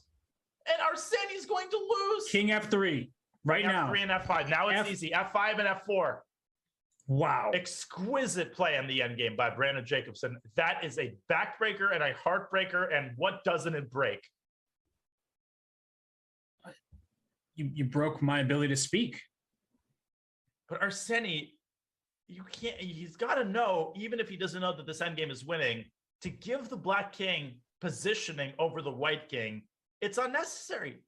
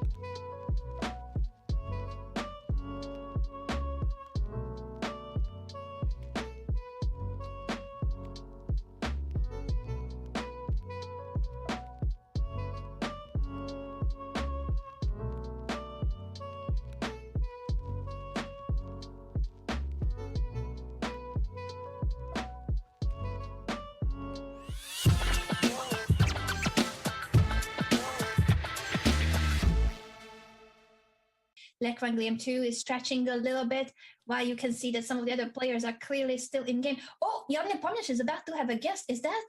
Did you see? There was something moving behind him. I couldn't see. Oh, maybe he's moving around now. Does he have a cat or a dog? There's someone. Oh, that's so cute. Oh, that's really adorable.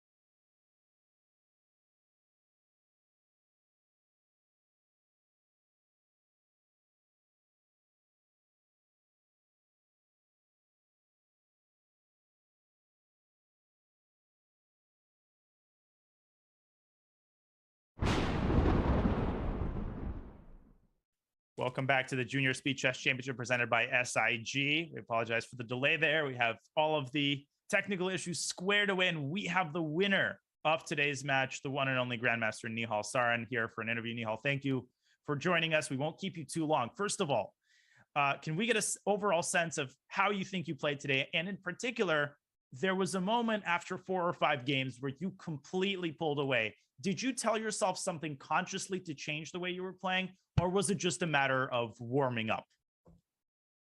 Thank you. Okay, today's match went way better than I or anybody expected, I think. No, I did not really do something conscious. I lost some very stupid games, like the first 3-minute game. I was just pawn up for nothing and I lost. I was just trying not to tilt, and fortunately I got a win in the next game, and then I was back to normal. I was just enjoying. Okay, things just went wrong. Yeah, you mentioned this. It was the game in the Stafford, I think, that first 3-minute, which he won, and I thought maybe I wonder might start something, because that next game, I don't know if you remember, but I think he was up in exchange, and if he had won, he would have gotten the match within 1. So would you say that was the biggest turning point, or was there another moment? Probably that is a big one. I mean, I sort of swindled him there. The exchange sack was bad, and I sort of knew it, but I did not see what to do. Yeah, after I won that game, probably he went on a tilt. Yes. Well, yeah, and then before you know it, you were up 15. Nihal, we were particularly impressed with your ability to find complex tactics and simple tactics with 100% accuracy in time scrambles.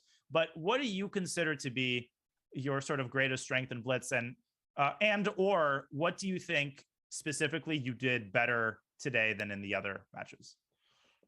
Probably I was more sharp for some reason. I don't know why. Mm-hmm. And yeah, one last thing. I maybe should have let out with this, but so you're in the finals yet again, 3rd year in a row, obviously 2-time defending champion, improving your record, I think, to 11-1, which is completely out of this world. What is it about the JSCC you think that allows you to excel so well in this format? I don't know. I just like long matches in general. And generally I start poorly, so I have time to like play everything and try to sense where my opponent is least comfortable. Okay, even if you lose some games at the start, there's a lot of time, so I can sort of calm down and just play freely. Nihal, before we let you go, where can your fans watch you play next over the board? I'll be playing in Sharjah Masters next week, actually. Not so, just 8 days it starts. And then I'll play French League, and then in Armenia, and a few tournaments before Olympiad. Oh, right. And then returning for the Olympiad. We'll let you go, Nihal. We'll let you prepare. It's a very strong tournament in Sharjah. Congratulations on an excellent match today. We really enjoyed watching your games, and good luck in the next match. Thank you. Bye. Bye. Okay. Grandmaster Jeffrey Zhang. It's a 22.5, 7.5 win for Nihal Sarin. I mean, he's just a beast, and he's into the semis. Or Yeah, he's into the finals, rather. I apologize. Yeah, what can you say? It was, I mean, I want to say it was like wire to wire. It wasn't completely a wire to wire, as we said. Wander was hanging in there at the start, but then it just blew the doors open. And I don't even know if you remember. Do you know what was Nihal's one and only loss in the JSCC? I think it was his very first JSCC, if I remember correctly. So since then, I think he's swept the field. Yeah, I know the answer. I was just No, I don't remember. you. What is the answer? Was it his first match? It was his first match. Yeah, it was the JSC 2017, or was it 2018? It was 2018. Do you know who he lost to? Yes, it was my good friend Sam Sevion. Oh, right. Now that you mentioned it, I remember it. And since then, I mean, Since Nihal, then- of course, he's been on the upswing, and his over the board play is close to 2,700. He's one of the most talented players of this generation, and just so fun to watch. Obviously, super polite and mature as well. So Nihal wins. He's into the final, and I really can't wait. I feel like this JSCC has been absolutely magical. And Jeffrey, I'll pass it to you one more time before I make a couple of final remarks for your final thoughts on this match that we just saw today. Yeah, I am so pumped to see. I think we're getting more matches in, so the schedule is really picking up. I think we're gonna see. Maybe we'll cut this in a second, but we're gonna see Arjun and Muradli see who punches the semifinal ticket there, and whoever Nihal plays among these three guys, I think it's gonna be a battle. So can't wait. It absolutely is. You mentioned the final. We also have chess events before the JSCC final, so you won't experience any withdrawal. Of course, tomorrow is Kavutsky against Kanti in the I Am Not a GM SCC. So we have multiple speed chess championships going on at the same time. That's coming your way tomorrow at 11 a.m. Pacific time, 2 p.m. Eastern time. And of course, as per usual, as is tradition, the Rapid Chess Championship will be happening this weekend on Saturday and Sunday. Start time 9 a.m. Pacific, noon Eastern. Hikaru Caruana, the field will be packed once again, as it always is. So there's chess to be played every day of the week. And then starting Monday, the JSCC final two matches will happen. But for now, the time has come for us to wrap up today's show. It's been a double header. Jeffrey, it's always an honor. I think I speak for everybody. You do an amazing job. And I had so much fun analyzing and commentating the games with you. So thank you to you. And thank you to everybody in the chat on Twitch, on YouTube, elsewhere, supporting your favorite player, and our producer, Matt, who had an incredibly long day and did a phenomenal job as usual. So now, on behalf of our entire team at chess.com, it's time to wrap up. And so GM Daniel Naroditsky and the legend GM Jeffrey Zhang saying goodbye from the Junior Speed Chess Championship presented by SIG.